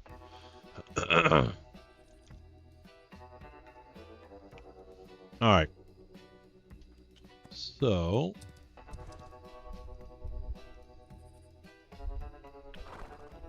how do I use this to find crafting stations?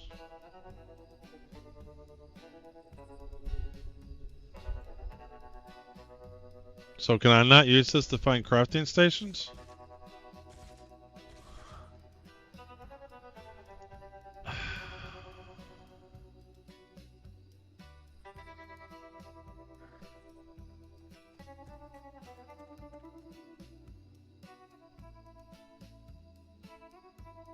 Stoneworks, I guess this is what I want.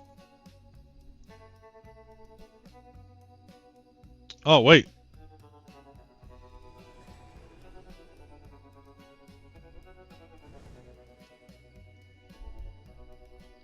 Oh, laboratory.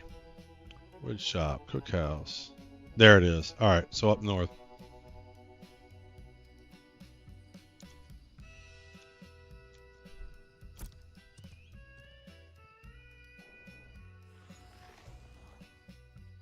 So right here.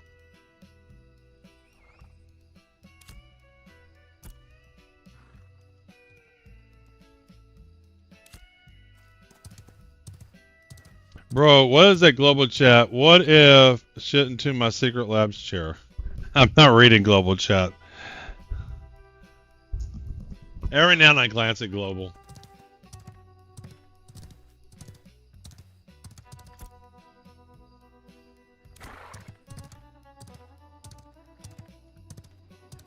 Darth Vader, I found Darth Vader. There he is. Does he look like Darth Vader? No, he doesn't.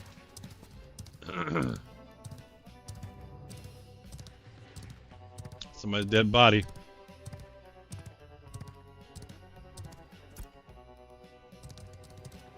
Oh, right there. There it is, right there.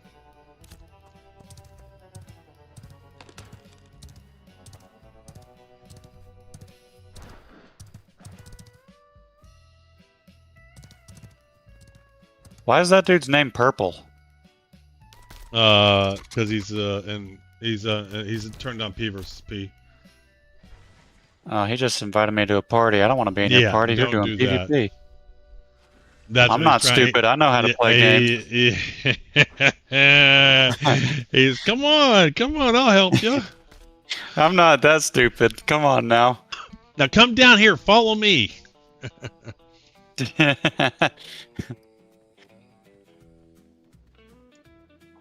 All right, let's see what I need here.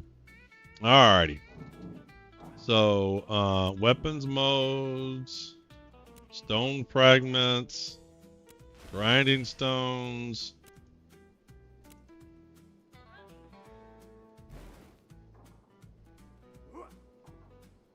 So I thought this is where I do the axe handle.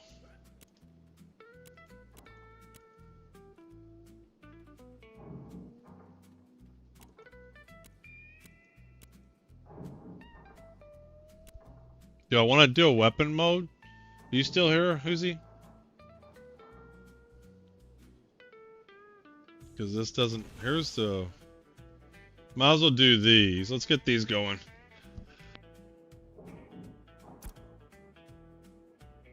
Of 5 epics. So let's get those going first. So, I don't see anything that says like axe handle. Do I do... like a granite weapon handle mode? Is this all I do? Is this what I'm selecting? Oh, I gotta get Eastern Hemlock Timber? Shit, I sold all that. Damn, I gotta get all the way back up and grab those.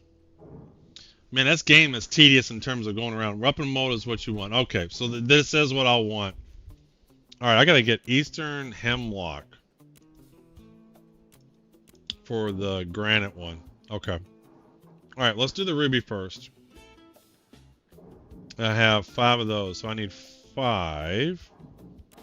I need 5 gem cleansers. Get out of my way.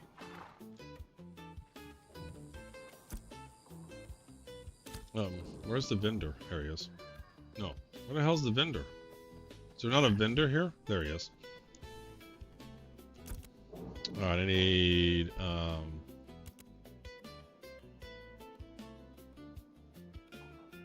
where's the gem cleanser? There it is. There we go. What? Oh, I got a 3rd skill and now I'm just better. Ooh, recipe, copper mace.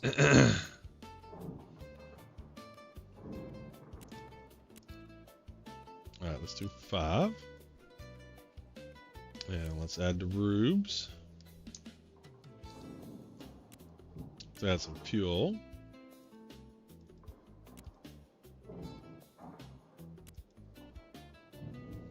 Alright, that looks good. So I need to get some hemlock.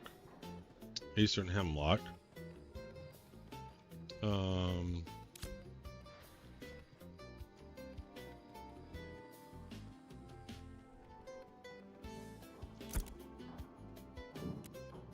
I think I'm gonna buy one of these.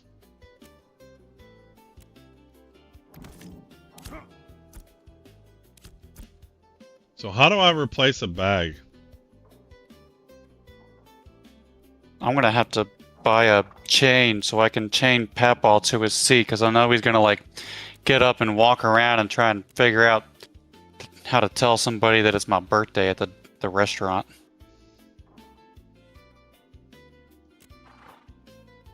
Sorry, that was kind of random. Okay, so just replace that one. Okay, alright, there we go.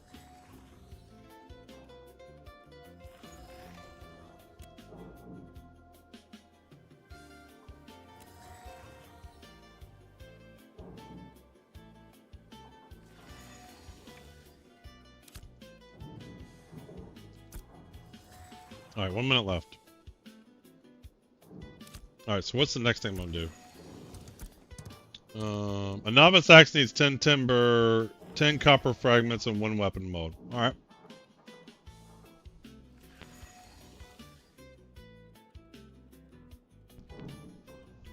Where do I make the fishing pole?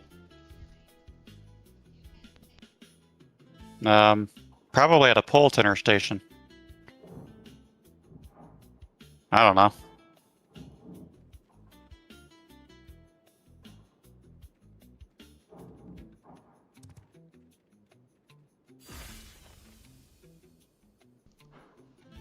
At Carpenter Station? Thought I looked at the Carpenter Station. Where is that? Is that all the way back over here?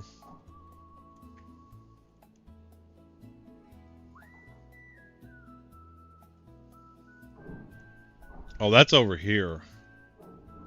Wood shop. Yeah. I'm gonna go see what I need for that.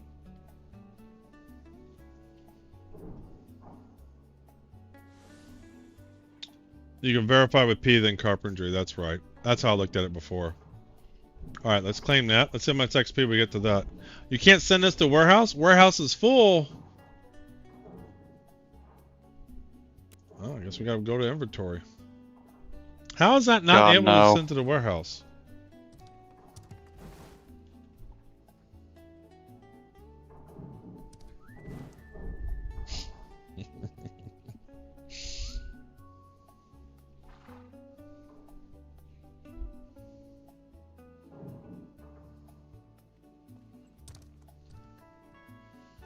Alright, so basalt. So what do I need for the basalt? Basalt armor mode or basalt weapon mode? Do I have any oak timber? I have oak wood. I would need to process that.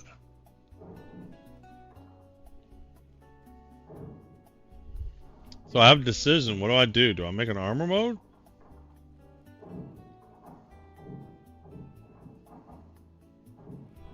Some cleric just healed me.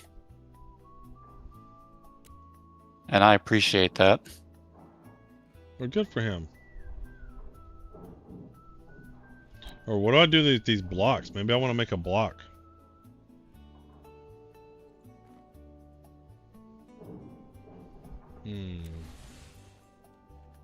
Or basalt fragments. I don't know what I want to do with these. I don't want to keep these big ass versions though. They take up too much room. Granite grinding stone. Alright, time to do some research. Let's see here. Lumber.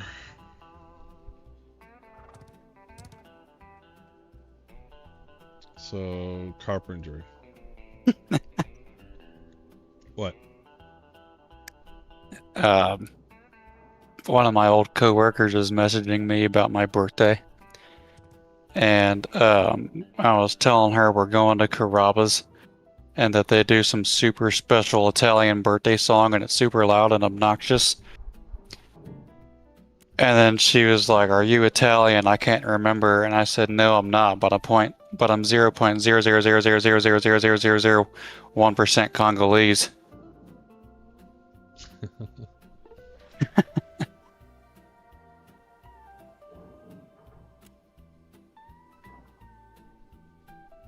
I need 20 linen threads and copper fragments.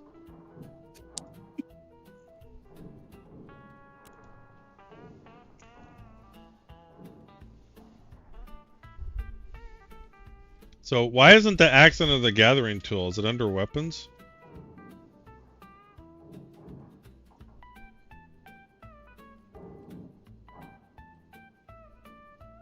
Here it is, gathering tool.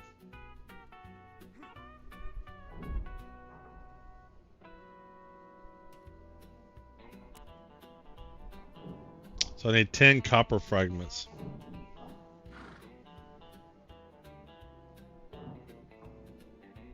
It doesn't say anything about a mold. How come it doesn't show a mold here?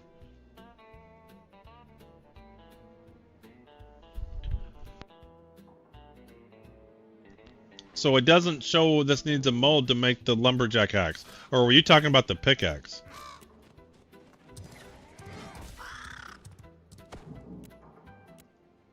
Where's the novice mining pickaxe?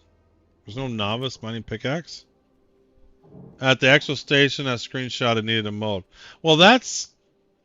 Well, this is shitty then, because you would think you only needed copper, and you get to the station and you find out you need a mold. That sucks. I mean, what a shit. You have this nice interface to show you what you need, and you don't show everything you need. Like, it's showing you the ingredients where the quality matters, but it should show you everything you need so you don't waste time. Like, you already have to walk around the game quite a bit.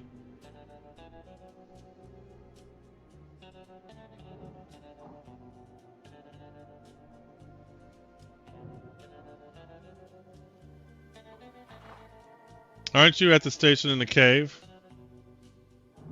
Yeah, I'm at the stonemasonry station. But what I'm saying is this should tell you what you need. Right? To make whatever.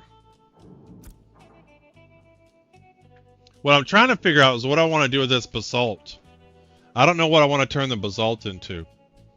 Because I can do it into an armor mode, I can do it into a weapons mode, I can do blocks.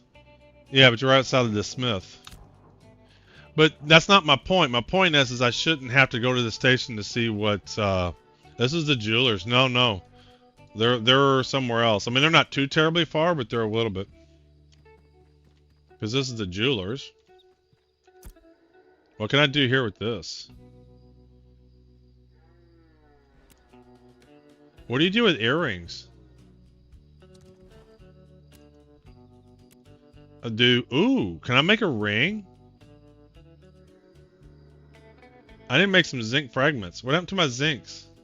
Oh, the zinc fragments is in the warehouse. So, look at this. I can necklace. I can make some of this stuff. Oh man, I can make jewelry. Max health, max mana. Oh, nice. We can make this because I have zinc. I need to make this. Hey, Grim Skunks. Well, shift fire.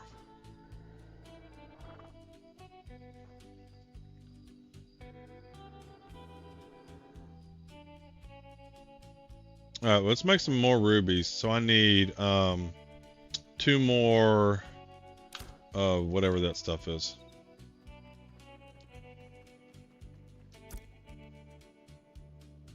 What do I need? Gem cleaner.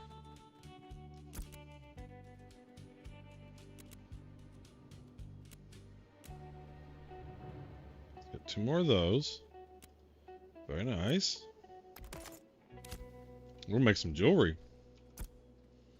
Alright. Cut gems, rubies. Let's do 2. And add these.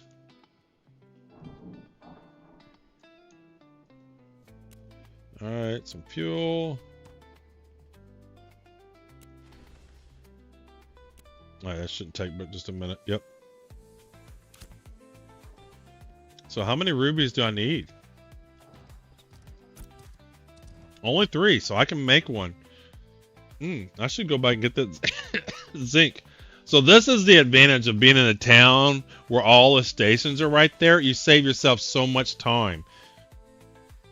Like at the beginning, they have everything spread out. And maybe this is on purpose. Like to force you to go to one of the nodes. So they have everything, but you got to travel a lot. And so you're encouraged to go to the nodes. Everything's closer together. And you're encouraged to build up the node so that it has all the stuff that you want.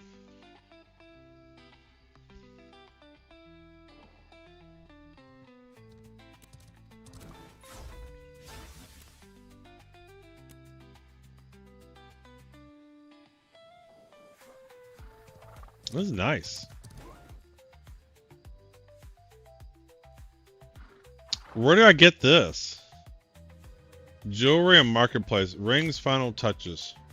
Is this guy selling it?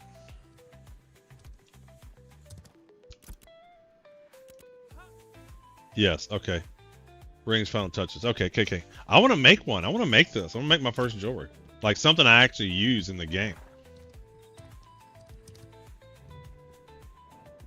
Alright, fuck it. We're just going to process Reclaim that. We're gonna send to inventory. 640 experience. Yeah, once a node is up a lot, it's easier. Plus, it has storage. Yeah, definitely want to work towards that. All right, let's just do something with the rock. We got 2 of the basalt. So I need oak timber. I would need to process that. I'm going to come back.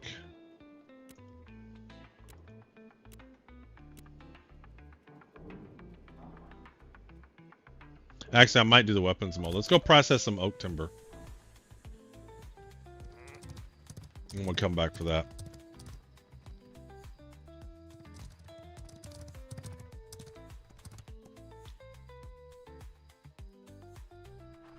Did I sell? What do I have back in my... I want to go see what I have back in my inventory. Now that I can see some stuff here.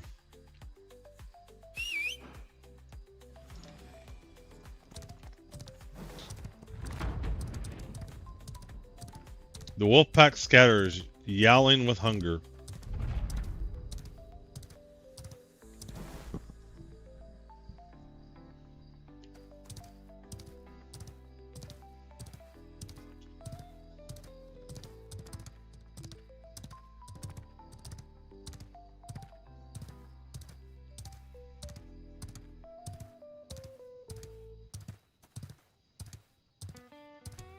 Alright, we're gonna make our way back, see what's in my inventory. Now that I'm getting kind of feel for this crafting.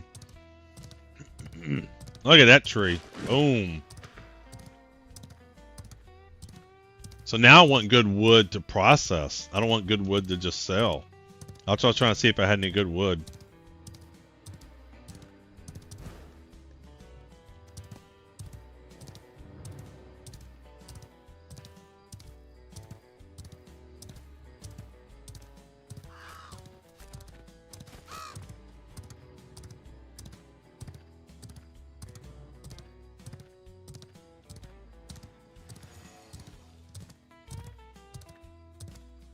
Yep.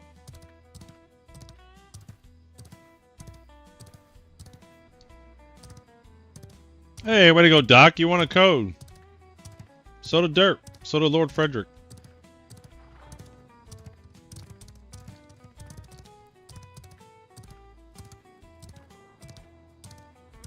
Galappo is here to spread the word of Galap, the word of love. Galappo love all new Shul Vera.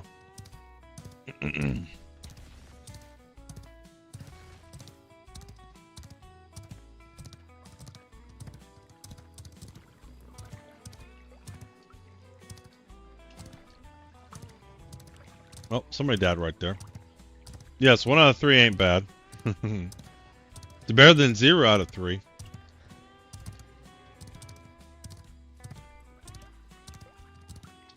Nah. What? I went, I stopped looking at the game in the middle of a bandit town, and after I killed one of them, and they respawned before I was looking at it again, and they almost killed me, and there was 2 of them, so I ran into the water, and they can't find me now. Yeah, this game's definitely still got some cheese mechanics.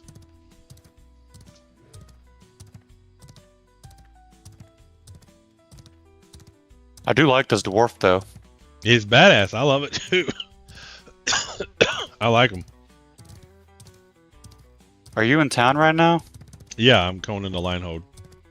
Alright, hold on. Let me... I want to come look at your dwarf, and you can look at my dwarf. My dwarf looks awesome.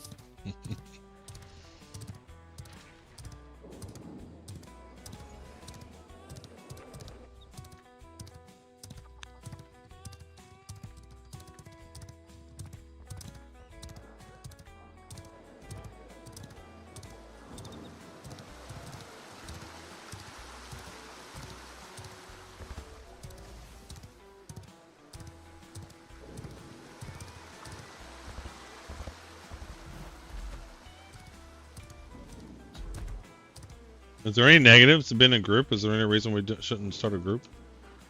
No, I have no idea. Alright, I just walked in from the west gate. I'm at the storage guy.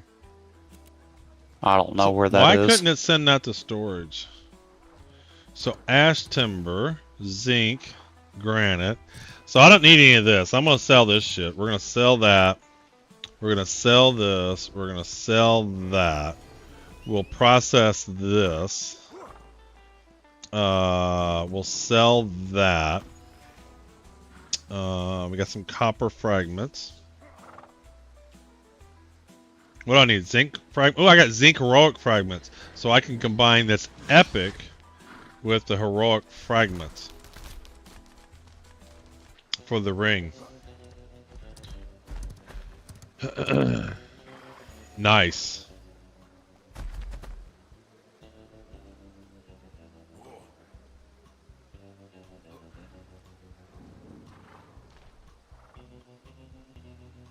Alright, we're gonna put that in there. We're just gonna sell those.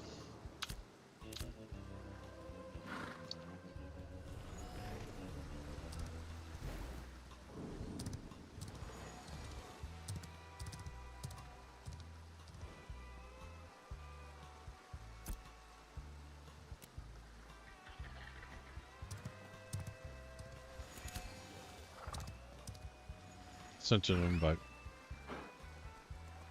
Oh, alright, sorry.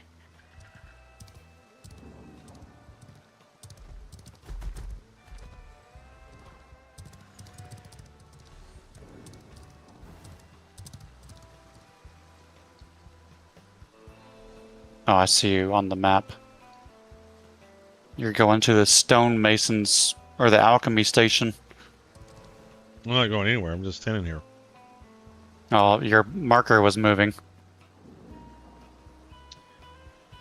Oh yeah, all right. We got you're looking pretty good. I'm liking it. I'm digging it. I got a purple beard and pink eyes. I'm digging it.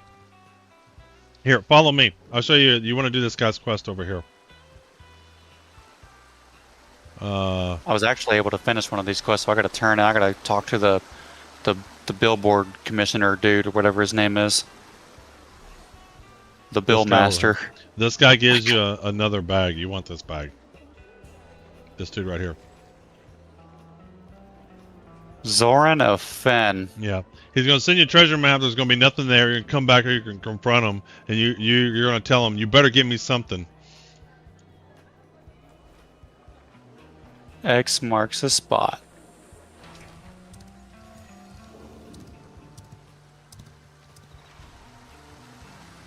Oh, I see it.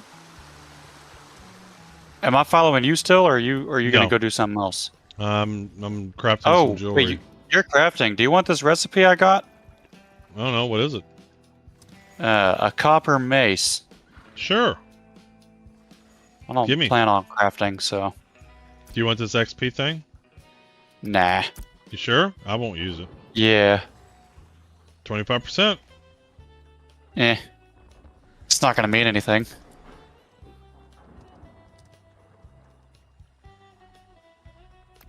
This shall be a day for all Oh wait, to I gotta remember. accept. Let us bravely charge Gotta lock the it, field and then I of gotta Azeroth. accept. From which, guys? Alright, enjoy your copper mace recipe. I can't do anything with it. It's all busted. Butters, what the hell are you It's doing? literally got HTML in it. Look at my screen.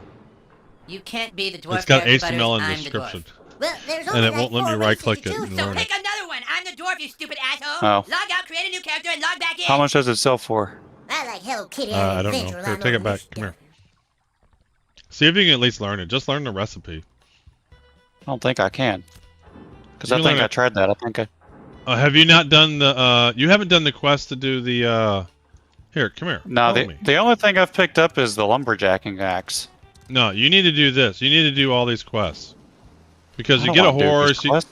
But listen, you get the horse and you get all of the gathering tools. I just want to kill shit. I know, but you want this while you're out and about. Damn it. Where do we go? Oh, over here. How does that dude have a title called Knight of Shadowhawk? That's cool. Is it a title or is it this guild name? Where's the crafting man. stations? Oh, maybe that's his guild name. Never mind. Oh, right over here. Do this guy's quest. I don't know where you went. Oh, there you are. Go, come do this guy's quest. Do it now. Trade manager yes, Hernet? do his quest. He doesn't have a quest. Just talk to him. I did. Oh, I already have his quest. Then I'm not fucking gonna do that. it. Oh my god, you get a horse and you get all the gathering tools. You're being stubborn. I am. A dwarf doesn't need a horse.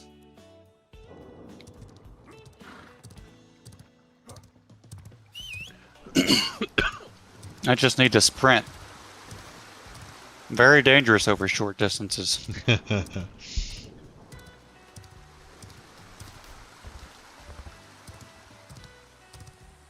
Very dangerous over short distances.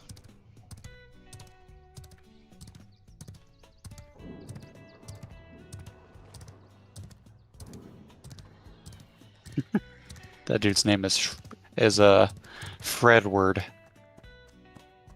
Did I go out the wrong entrance? I sure did. Can I go this way? No, I can't.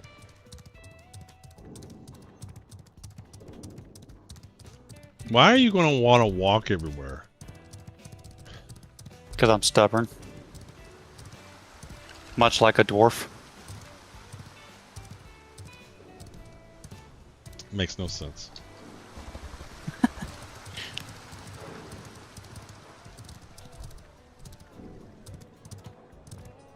Oh, 2 in a row on Twitch. Way to go, Doc.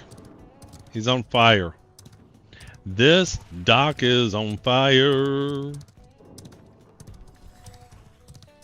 En fuego.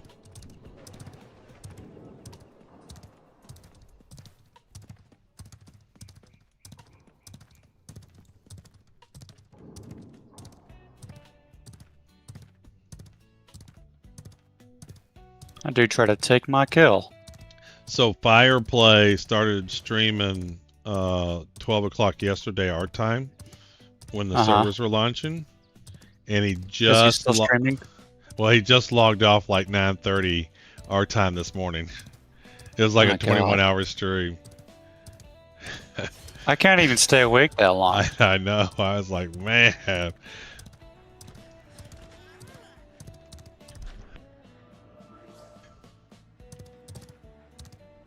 Oh no, I didn't mean to do that. Oh no, no, I don't want to steal that guy's loot. Yeah, you'll get flagged for a couple minutes, P versus P. Yeah, I saw that. I'm gonna get fucked up. I don't want to do that. Are you flagged right now? Can I kill you? No, I'm not, because I didn't loot his thing. Oh, I was gonna attack your ass. I was gonna punish you.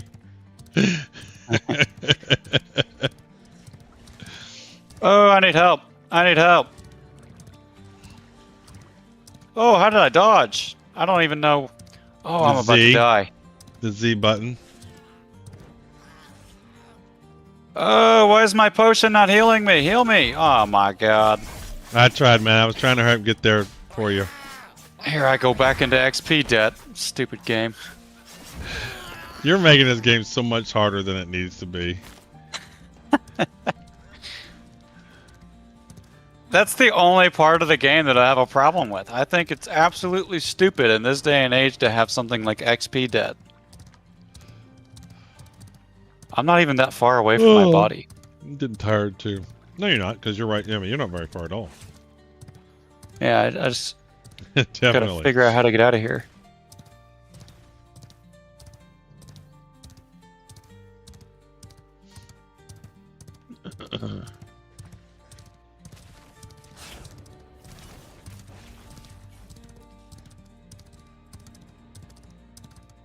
Wait till you see what the debt is at higher levels. Yeah, you need to not get in the habit of dying. At higher levels, you'll probably just quit playing. I'm not trying to die. What'd you create again? A mage? I'm a mage. I'm kicking ass with the rogue, man. They're pretty good fun. They got some good specials. Oh, ambush caravan down, success. Claim your reward. Oh. Well, the only reason I lost that fight was because I think I was fighting 2 level 4s, and I'm only level 3. Yeah. Which I didn't even mean to fight 2 level 4s. I only intended to fight 1, and then 1 spawned on top of me. Alright, how do I get out of here? All these gates are shut. Oh, you're going the wrong way. You either go north or south. You can't go east or west. Well, I was going north, but all the gates are shut. And they're like, there's water in front of them. You're going the wrong way, buddy.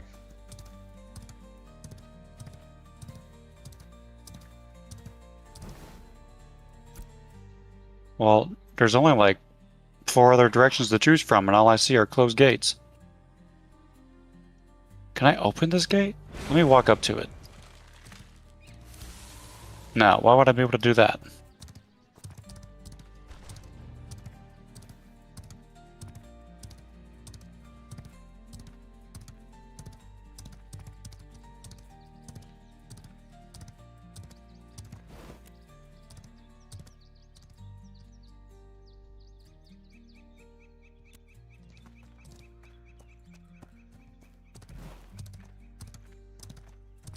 What is the max level in this game right now? 25. Is 25 still on max level? It was in P3 or P1.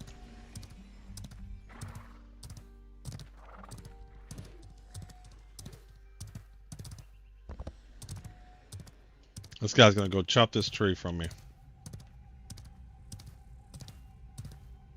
Can we chop this tree?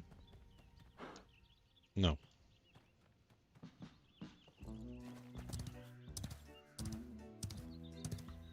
Yeah, it's just like the other place. There's no trees nearby that you can chop over here. Come on. Come on. Come in. Nolan's watching that episode right now.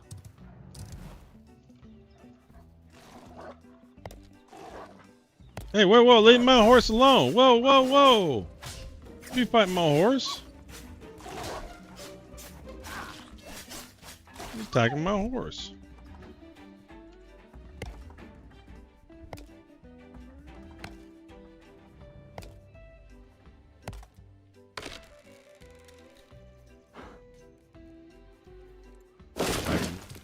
Wolf was attacking my horse.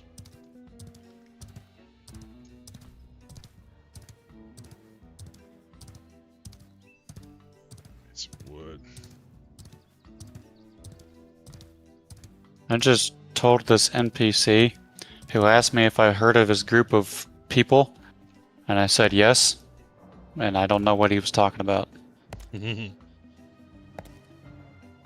shouldn't lie in an MMO. You should always answer truthfully.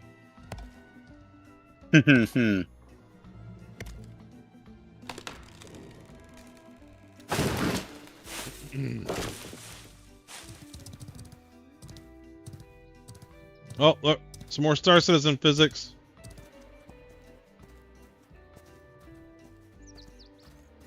Star Citizen physics. Oh shit, a bear. Leave me alone. Leave me alone. Didn't mean to disturb Remember you. those bears in PAX Day were terrifying for a long time. They were. Until you got behind a fallen tree and then you could just whack on them the whole time. Well, we also got the fireball gloves, and that made it a lot easier.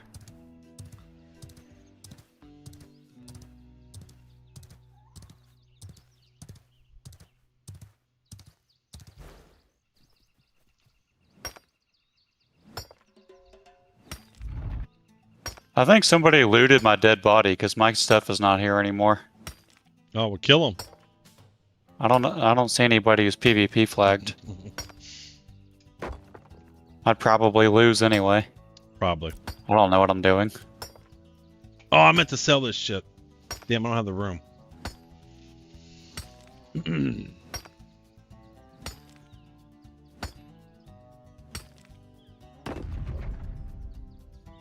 Ooh, mining level 3. Woohoo! Anyone in Jova know what crates we need? Alright, I need to get back to the timber area, process some wood, then make my jewelry.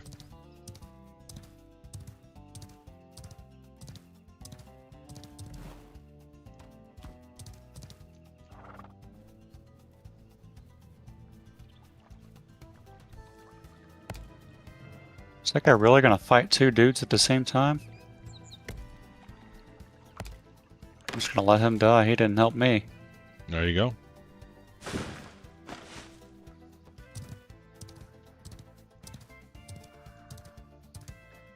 Oh yeah, level 4. Congrats. Thanks. Thanks. Thanks.